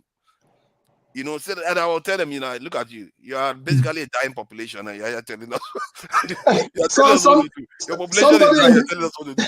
Somebody in the comment section said, Igbo Basics, when I visit America, I will welcome and look for you to invite you to a beauty pageant. Let me say this to whoever that is saying that, and whoever that thinks the same. We organize beauty contests. And when we bring out beauty contests, we parade our women the way they should be. And when you look at our women come out in their natural form, all those people who they try to impress, those people with a longer throat. Those people are looking at wondering, how can I be like that? Sorry, you can't. Because we come with that natural beauty. So, my friend, they say beauty is in the eye of the beholder. Stop trying to be like Oyibo. You are not Oyibo. You are an African queen. And if you cannot take who you are to the bank, then they will take you to the cleaners. Either through the wig or through the everything else that you spend your hard-earned currency on. Be who you are, and real men will come for you. Be who you are not, the good men will continue to pass. And the fake man, being what you're not, and the fake man will come to you. Yeah. I just threw that out there. Yeah, Because you see, that, when we challenge them on so many things, you find that I think our women need to start realizing it. Our people need to start realizing it too. That I think the men, for some reason, seem to have jettisoned all kind of, in terms of the way they dress and the way they carry their hair and everything. We don't do anything to copy Igbo people anymore. We don't do all the, there was a time we were doing like all these jerry coils, perming our hair. No, that's not happening anymore. Our guys are wearing shokoto all over the place now, even to the House of Assembly. They're wearing shokoto. Do you know that Nigeria is one of the few countries where officials in House of Assembly or Senate wear their traditional clothes to those places? I think even the Chinese wear suits, but we still wear our shokoto. So the men have moved on for quite a while now, but for some reason, the women still remain attached to some of all have those. you ever looked at Okonjo Ngozi well? Yeah, I've seen her. Have you seen her a model I'm telling of? you, yeah. That's what we are trying to say to our women. Be like that. Let anybody come out and tell you that you don't look good. You look good. Exactly. They do. They have nothing to apologize for at all. It's ridiculous. And it's a form of bullying. And you have to understand, I think if you look at the culture in the West and all the stuff going on, there's a lot of bullying of black women, actually. And some of them is coming from our men. I've seen some of our men online saying black women are ugly, that they are masculine. And it's like, what kind of men do this type of nonsense? And especially when it's not even true. They go online and say bad things, and you don't see other people saying bad things about their women, but our men do it too. So he can tell you that there are some internalized self-hating thing that is going on between our men, because those of our men, I think they grew up watching so many Western movies that they start thinking that that's the way a woman is supposed to look, not the way their own women look. You see what I mean? So there's a lot of nonsense going on, garbage that we've taken on. To be fair, I used to be one of them. It's weird because when I watch on TV, okay, these women are beautiful, but when I see our real women in Nigeria, they are also very, very beautiful. So you have to reconcile the two and say, okay, you know what, both of them are both beautiful, but as a black man, I have to say my women are more beautiful than the other one, because you cannot go and select other people's women. What kind of rubbish is that? Have you taken a look at Chimamanda Adichie?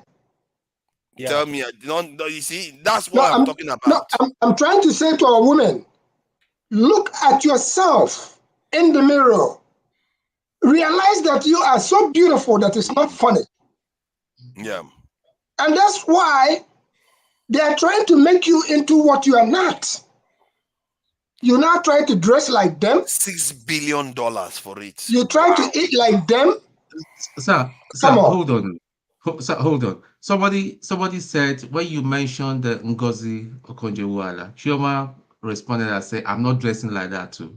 I was like, okay, what am I going to say? Then you mentioned you now mentioned this lady. Yeah, Chimamanda. Chimamanda Yes. she's not an old lady. She's elegant. She dresses very smart. elegant.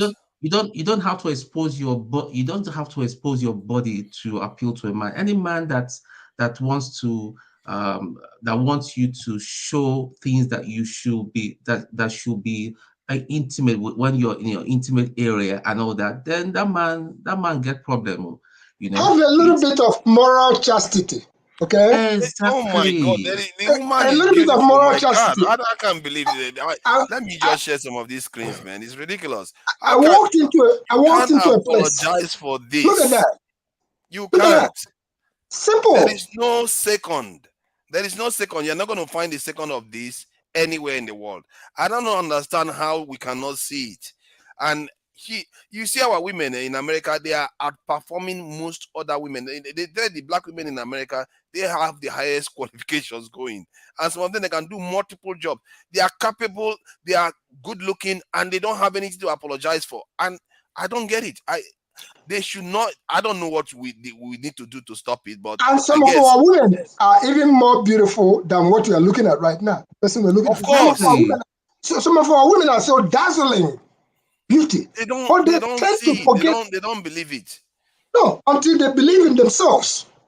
Take the steps that walk like you. Don't walk like Bobby. The doll. It's been a long time that they've been toying with us, and that's why they started with Bobby, toy from many years ago, and they tried to make our own look bad, but their own they try to present it as a model. Yeah. And we've been struggling to break into that, to tell them, say, no. Black is beautiful. Well, basic. You see this thing we're talking about, it must seem like another matchmaking advice. I think it's more than that. It's all about the family. And the family, the family unit has been destroyed. And that's why you find kids coming from let me just put this in as a disclaimer. I mean, I'm not saying that if one is a single mother, a single father, that you're irresponsible. No, that's not what I'm saying. Sometimes circumstances, okay?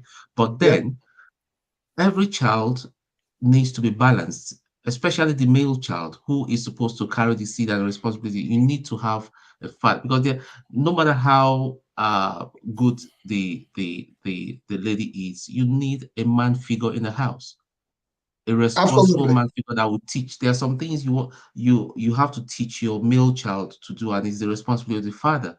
And then again, the daughter and all that. So this is part of the ways that the West have eroded our family fabric, and having children that are coming from broken family and all that. They've never seen a man. When you have not even seen your father and your mother kiss, and you see your dad telling your mom in front of you guys that she loves your mom and all that. I think the greatest thing you can do for a child is loving their mother. That is the greatest thing, you know. It is the greatest. There is a circumstance that our ladies find themselves in, and this is a word of advice, especially those with young ones. Please don't go jumping from boyfriend to boyfriend to boyfriend to boyfriend. Don't do that. Pray that you get somebody who has character, who will come around you during your years of raising the kids, because those kids are our children.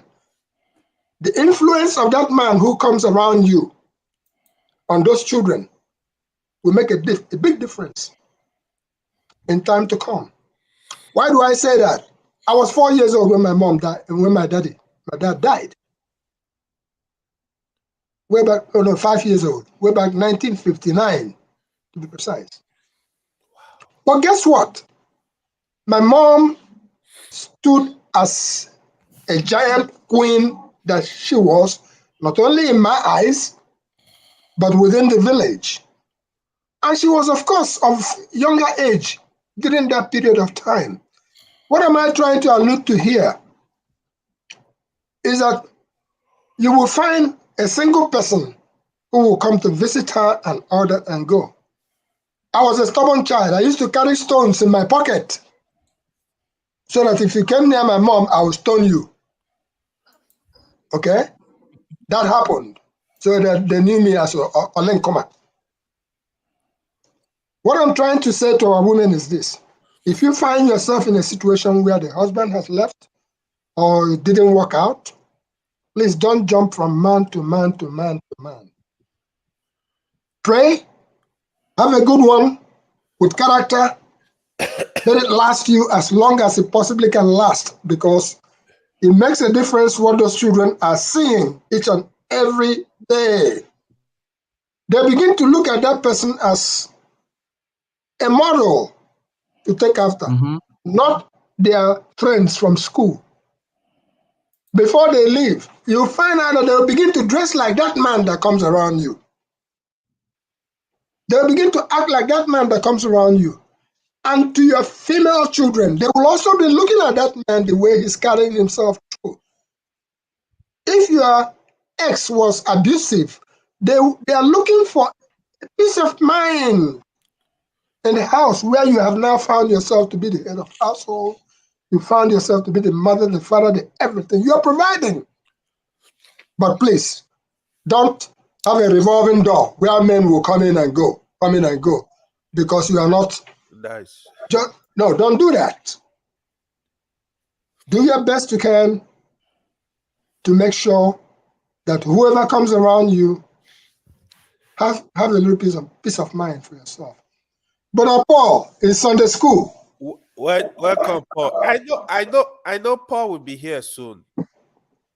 I felt He it dropped too. out. Paul like He's this gonna kind of topic. He's gonna end up needing a visa to the southeast. And to our dear sister Chioma and the rest of the good people out there. Let me give you a little example. We used to go out to parties. Every time we go out to the parties. For me, when it's 12 o'clock, I'm out of there. A friend of mine, wonderful guy, wherever we go, when he smiles, it comes from his heart. He was a professor. And when we get out there, all the ladies will rush.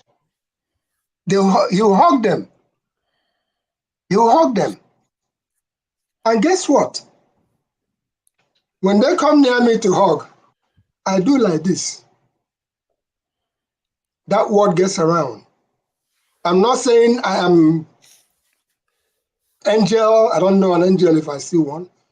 I'm not saying, but I'm saying that according to how you present, what am I going to be doing with it? But you know what?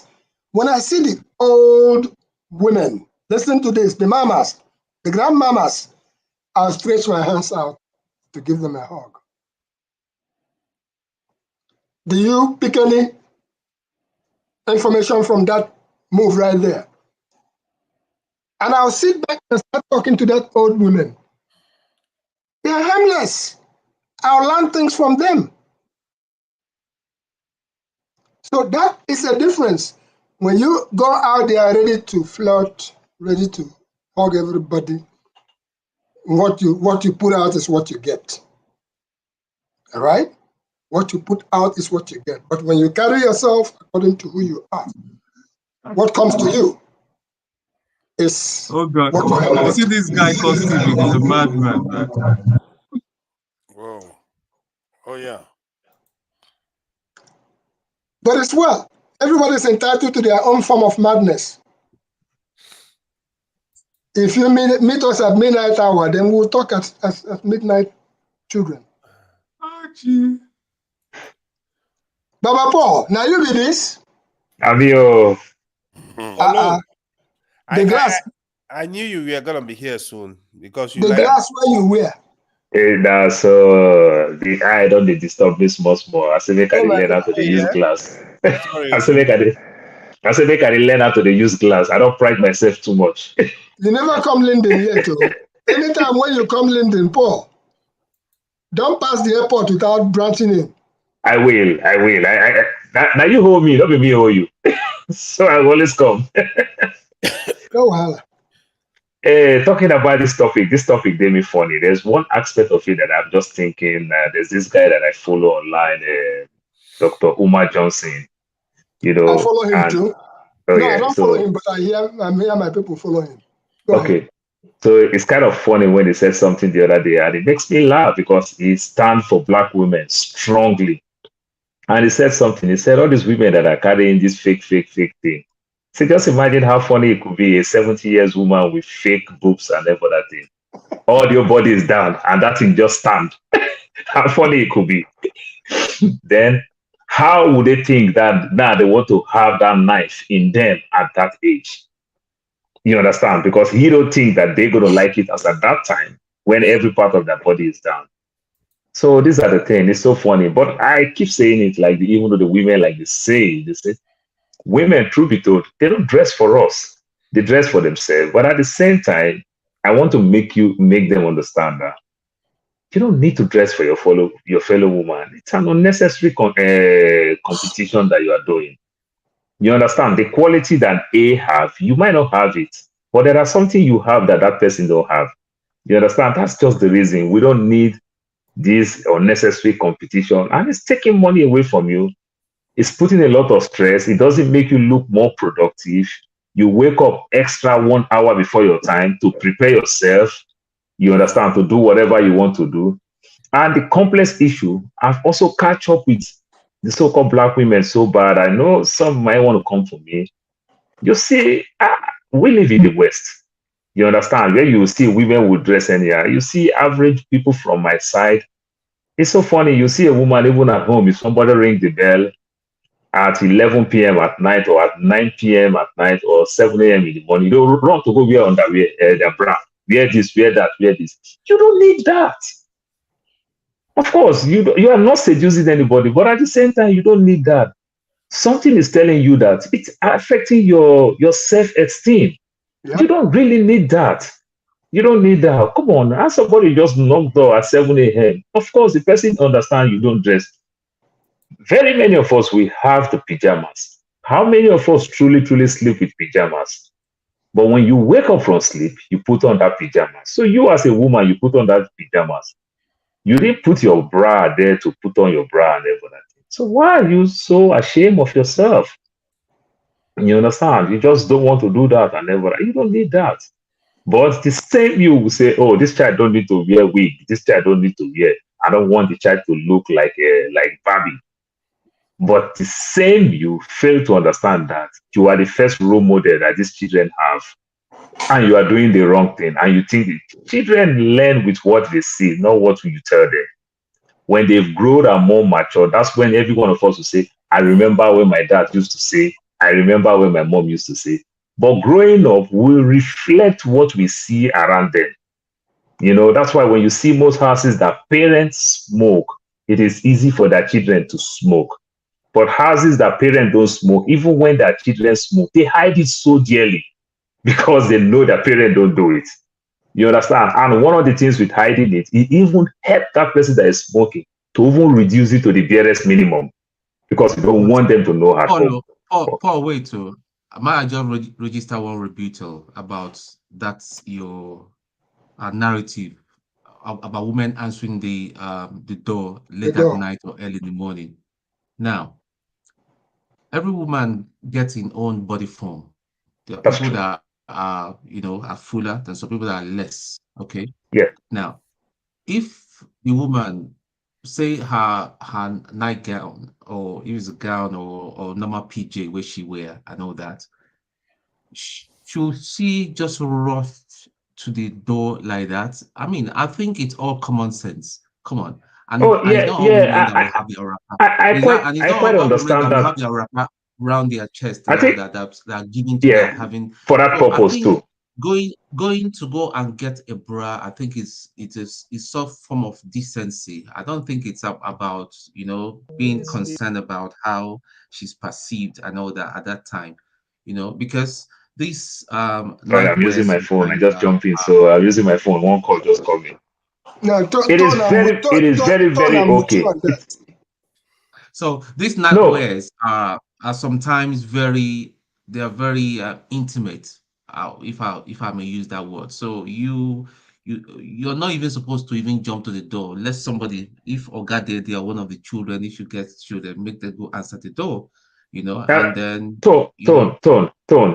I understand what you're talking about. There are those very seductive words, what they formally call evening wear and every other thing, where sometimes we the men on our own, we even buy. Paul's phone shut him off. I wanted to say to Hello, Chioma, can you hear me? Please. I think he's getting a call. Yeah, so I keep getting called because I'm using my phone. No, Paul, hold on, Paul. I wanted to say to Chioma, please don't look like Bianca. Look like Chioma. Any day you start looking like Bianca, you failed it. Tell her. Just look like Chioma, period. That's all I'm saying to you. Don't try to look like anybody else but Chioma. You start looking like anybody else, foul. So Tone, you know that pajamas. Looks like. Tone, you know that pajamas that mothers wear, our wives wear to go drop the kids You understand, at the bus why they want to go to school in the morning. It is different from, I'm not talking those very one that reflect everything. You know, those ones that they wear in the morning to prepare children for school. You understand? We have house coats now that if you take cover your face. So why don't you just grab your house coat and just take wrap? Exactly. So what I'm saying is that you are just comfortable doing your thing and every other thing. You just hear one bell, you just look like, God, I'm naked. Oh, you run to go dress. That's what I mean. You understand? Of course, nearly of our wife, when they want to go drop the kids at the school bus, you understand? You just wear that pajamas and go. You understand? So not that those very revealing one that reveal, you know, the one that men buy for their wife. No, Paul. You know that Paul, one now. What you're addressing there is what I'll call the myth of the masquerade.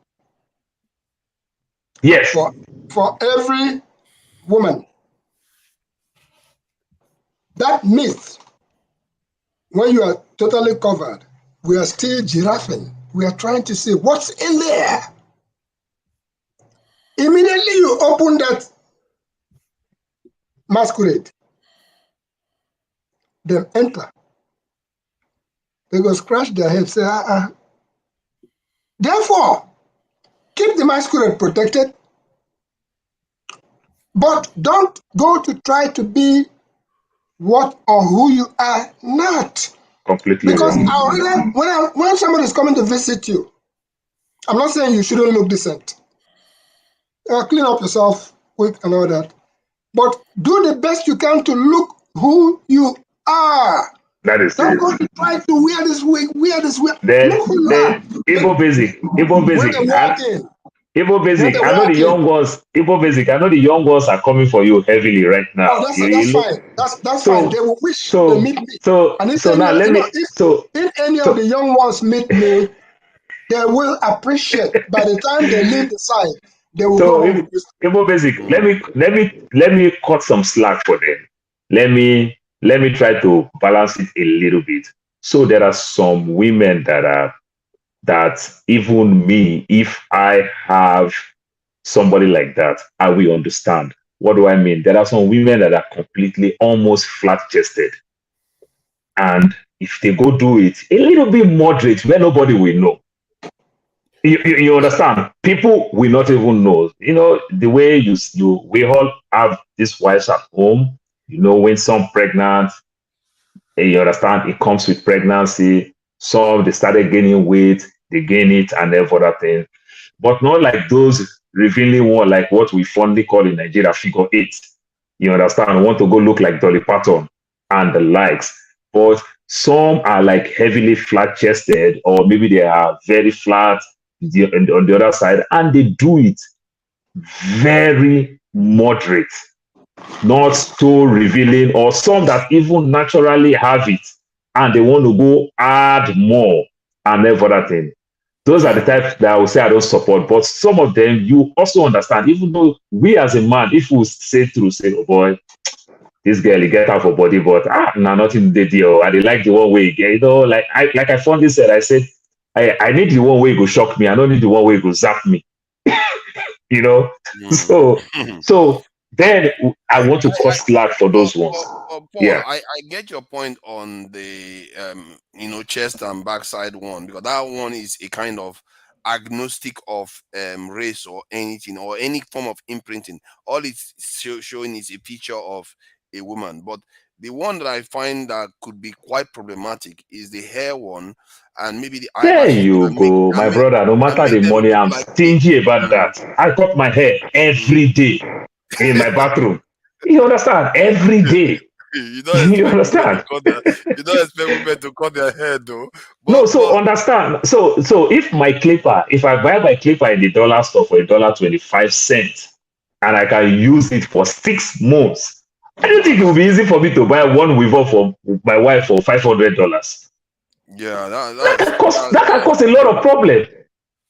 That can cause me a lot of problem. The only time I will see myself do that as a man, maybe if I'm those useless man who cheat, I'm doing it for my own favor, not because I'm happy to even buy it for that woman. Maybe the woman is demanding this for me to get that. But why Not would like but why would the women be happy with that though? That is the thing. Okay, I can't like they say, I don't know what it takes to be a woman. Like they don't know what it takes to be a man.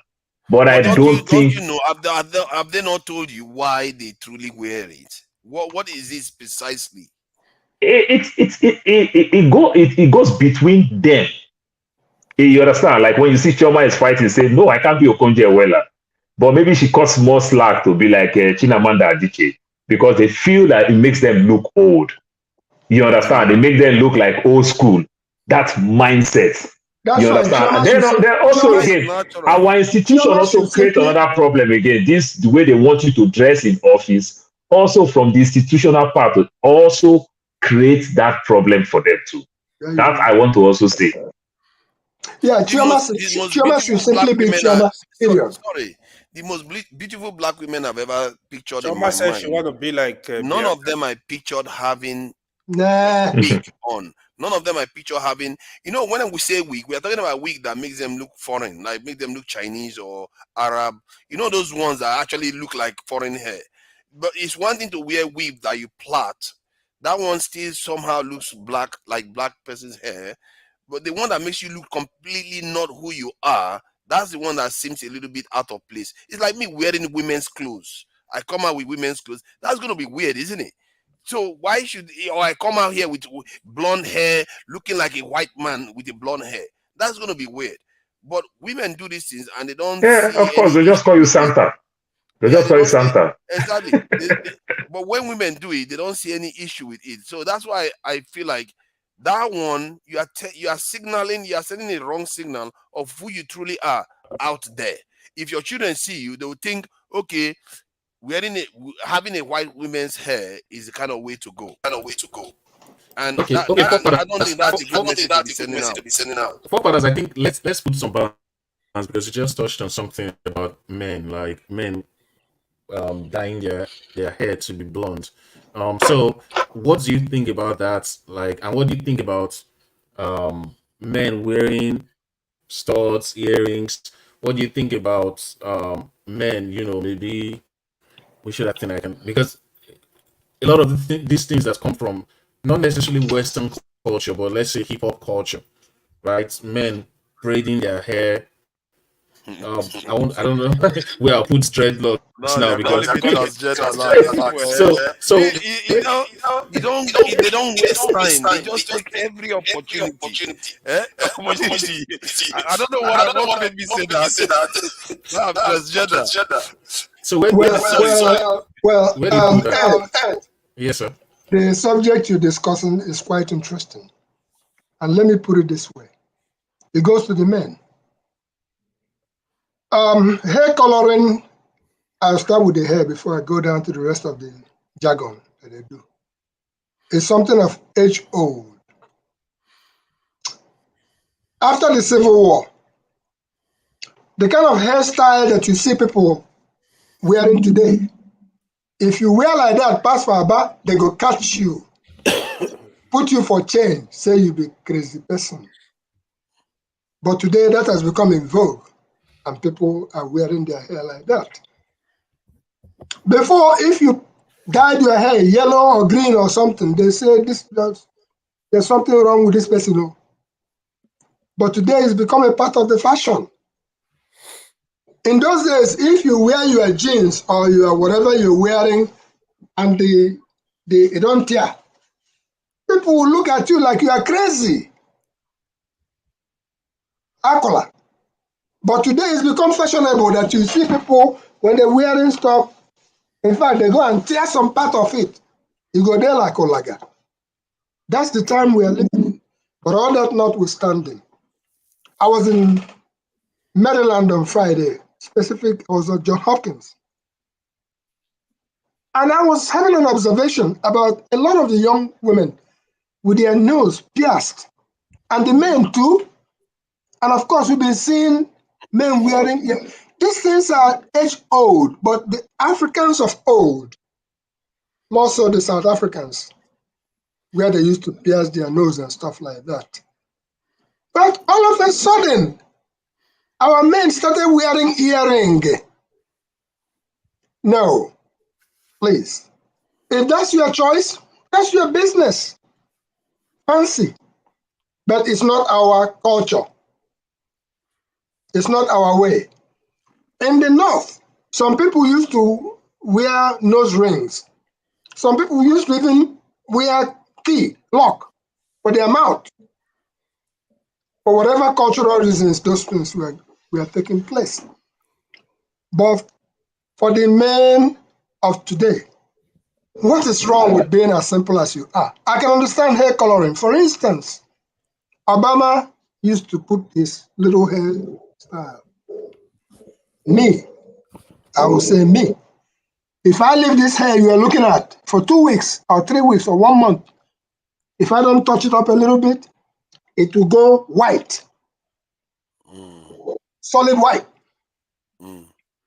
That's in the nature. But I learned from my mother, do things moderately.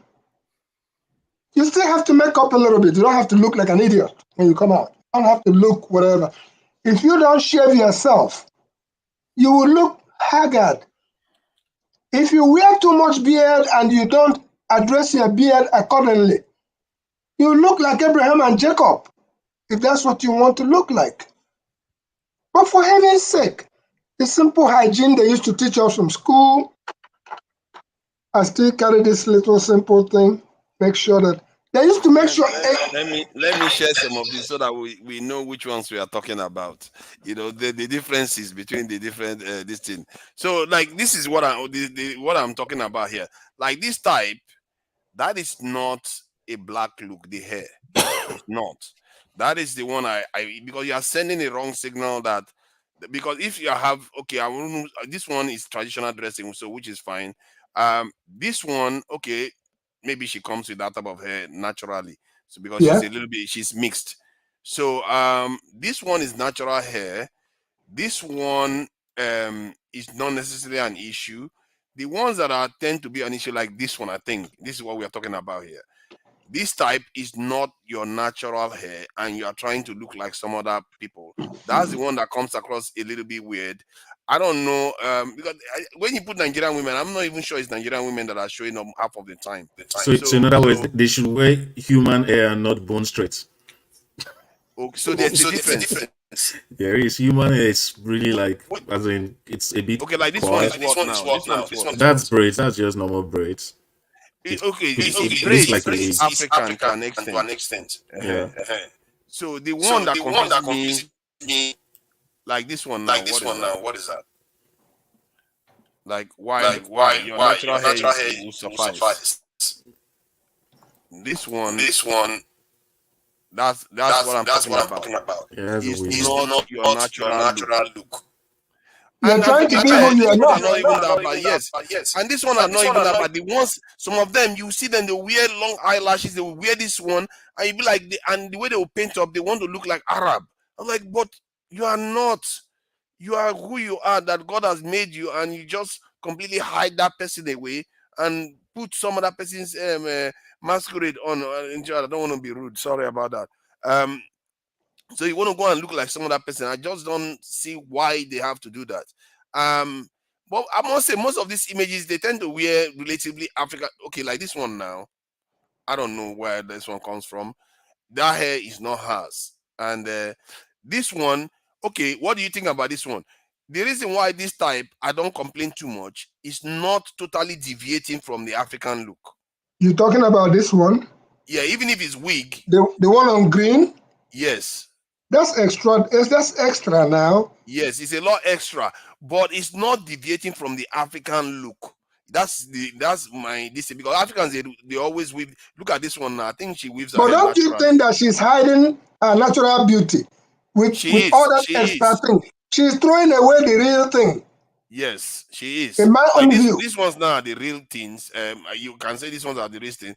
This one is not. Clearly not. She decided to just go and put it on. And you know what?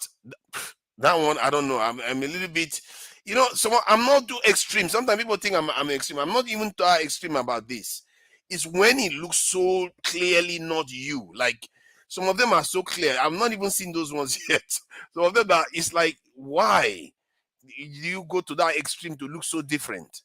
I'm not even seeing those types yet. Most of these ones look relatively okay. This one is her hair, you know. You know this lady, this is her hair. This is not wig. That's her hair. She did it. She's on YouTube.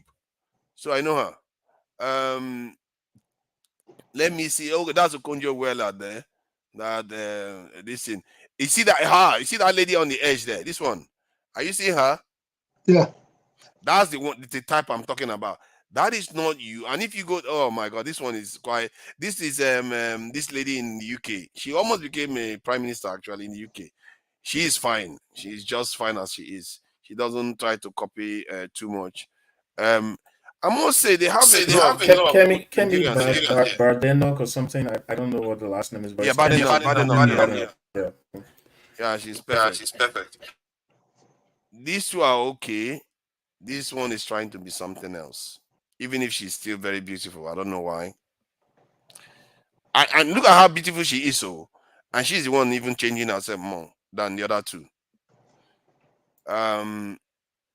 This one is fine. I don't have any issues with that. Those sort of looks out. See, they are spending money for all these too, but I don't have too much of an issue. My own issue is you don't want to be brainwashing the young people to be desiring other people. There you go. That is my own big issue, because you are trying to tell them that the African look is not a good one. Copy, be like Arab, be like Oyibo. That is the one I have an issue with. You can wear African like this one now. How many white people wear this? Somebody wants to come in. Link, please. Oh, Daniel, okay. Let me post the link. Let me get him some link.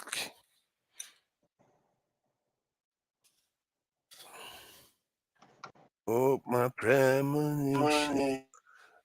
Okay. The bottom line of all this is that our women should simply be themselves. Be yourself. Our real men will come for them. Look at that. Look at that. What's wrong with her? Okay. Chioma said I should go and marry village women. Village girl. That's okay too. Yeah. Yes. Chioma Chioma is a very pretty girl. Yeah. Please make your head no swallow that I call this pretty girl. She's a very pretty girl. But, have you seen that before? How do you know? I've seen her. She came on the panel. She came on the panels, and I'm surprised why she doesn't know how to come now. We need don't mind her. Come on the panel. Come and represent. She's a troublemaker. Don't mind her. No, maybe she's already turned in for the night. I don't know. Share your natural hair and compare to your both traits. Yeah. Be yourself. Be yourself. Everything else is added up. If you try to be who you are not, you're gonna get what you don't deserve. Eddie, this is echoing. Your mic or something. Yeah, I do like the way they whom is that there's this Nigerian actress that people always say that she tends to wear a natural this, and I think Jenny something, I've forgotten. But they don't show her when is that her there? Oh, this one is not. This one looks some time ago, one performer wanted us to advertise her. In fact, I met her at a place called Odabra Restaurant in East Orange, New Jersey. But what I saw, I took pictures of her, still have those pictures, and I said to her, what exactly are you trying to sell? Boobs here, boobs there. I said, I'm sorry, in Igbo Basics, we don't advertise those kind. She said, but why? Sex sells. I said, sex sells, but when you sell sex moderately, you'll be appreciated. But when you let it all hang out there, you cheapen yourself. Therefore, we don't do that kind of business. So that's the same thing I'm saying to our people. Let the men, let them wonder what's behind there. Do you think that this thing seems to be coming mostly from the elite women. Because if you look at the elite women, they are the ones that actually go all out. Like the ones that are not very, very wealthy, they tend to wear weave, the weaved one that even looks more African. But the ones that are very rich, like this woman here, if you look at her, she's going full-blown wig. Simple. That's what they tend to wear. They tend to wear full-blown wig. Among all these executive women, there's only one that looks normal. This one completely wears wig constantly. And if you go to like TVC morning shows, most of the women, almost all the time, they are wearing all those weave this in fake this in hair constantly. So it looks like the elite ones are setting the standard, and the others have to follow. If they want to rise up the rank, they want to start wearing wig too. Forefathers, let the elite set their own standard. Follow your path. Your path. That's what I'm saying to our women. It looks like the time we tried to steer this conversation to talk about our men, we brought it right back to our women. Hello? What do we say about? What do you want us to say about? I thought we were discussing about our men and the wearing of rings and piercing of nose and piercing of all kinds of places these days. I don't think they are doing it on an industrial scale. They are doing it, but not on an industrial scale as we are talking about in terms of hair. The reason why I don't even talk about surgery, all these plastic surgery, is because it's completely agnostic of identity. It's just one of those things you do. It's like somebody doing their leg and all that. So everybody has legs. But when you start copying some other person's unique traits and putting it on yourself, I think that's something we have to be careful. There was a time the Japanese women, I think that was late 90s, they had this ritual that they did, and they took out their fake hair and threw it into the sky, because they were trying to a kind of assert that they are getting themselves back. That is an interest. I never forgot that stuff. That was more than 20 years ago. But our women have not gotten anywhere near that kind of state where they feel like, you know what, screw everybody, we'll be who we are. It's not. They've not gotten to that point yet. Somebody came in. What's his Dan? I'm sure something caught your interest. You did say that you're going to come back, though. I must say, you did say you were going to come back. So, what do you think about what we are talking about so far? Yeah, I just came back from work some few minutes ago. But I was listening to Igbo Basis. I think he said what we were talking about was how men dress, the piercing. But can you just give me? Let me put our men now. Let me search our men. Nigerian men. Let's see how many of them we are piercing. That's why I don't think it's on an industrial scale. That's why I don't normally like. If you look at the men now, forefathers, I don't see any man wearing anything. Forefathers. Yes, go ahead. Please tell me what you people are talking about. We're just basically chatting about how African men and women look, and some of the things we do to whether some of them are a bit of a colonial mentality kind of stuff, or of course others some are more traditional. You are quite traditional, I guess. You are like proper old school now, isn't it? Let me come in there before. Dan is what we describe as Isiopopo. That's a strong-headed man. If you start for road, he go fight you. Okay, officer. Good morning or good evening. You're welcome. I've watched it. Our women should think. Look at the men. No, the men are not changing themselves. So you see, this is a good example. Look at the woman wearing a foreign hair. The man completely African. And this is the thing. The men, our men, and that woman is really beautiful. You see that woman? She's you're looking very at, beautiful. There's nothing wrong with her. There's nothing wrong with her at all. But for some reason, they believe. I don't know, man. I really don't. Forefathers, do you know what I think about African women? Yeah, African women, they bring themselves down sometimes. Yep. Because of how they make themselves. After they will complain that African men are putting them down, but they put themselves down. Those days, they used to plait their hair. Yeah. Those days when we know they will plait their hair like the Yorubas, they have different styles. Suddenly now, every woman now to be beautiful, you have to wear wig. To them, then when they reach house to meet the husband now, if you want to touch them, they go remove the wig. They look something different. So even there is a sister here. She's a good friend of mine. We have talked about it. I said, well, sister, tell me. But I made a mistake because I wanted to ask a question. So I said, my sister, this hair where you they wear, do you feel beautiful? Do you feel confident? Is it a inferiority complex that make you wear a wig? Or is something that is in vogue with women? Because you have two faces. The face you present outside is a face with wig. Then when you reach your mama house or your husband house, the first thing they do is to remove that wig. And they look different again. She told me off. Oh, what are you saying? I said, I'm sorry. It's a question. So African women wearing wigs of, I don't know why. And I don't know where that comes from at all. Are they copying? Are they not confident in themselves? How they look naturally? Is that why they are putting on wig sometimes some of them don't look beautiful to me. Dan, I think I have some idea where it's coming from. I think it's coming from about, for me, maybe 3 different parts.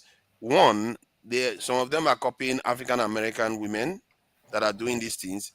Secondly, there is a form of bullying that went on during the colonial and all those eras where they made us seem like we are less than, and they made our women start cutting their hair a lot earlier. They don't let them grow their hair at schools, and it discouraged them from doing that. So they associated our hair to being ugly. That's why even at workplaces, it's more recently that they start allowing our women to wear their natural hair to workplaces.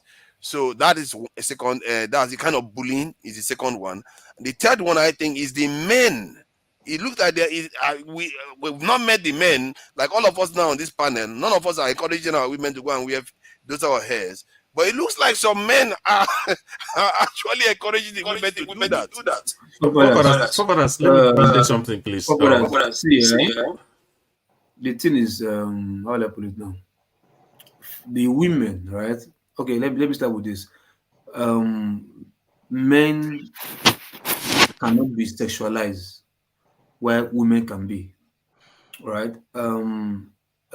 Men, you can't change what's already in the man's head, but you can change what's on the woman's head.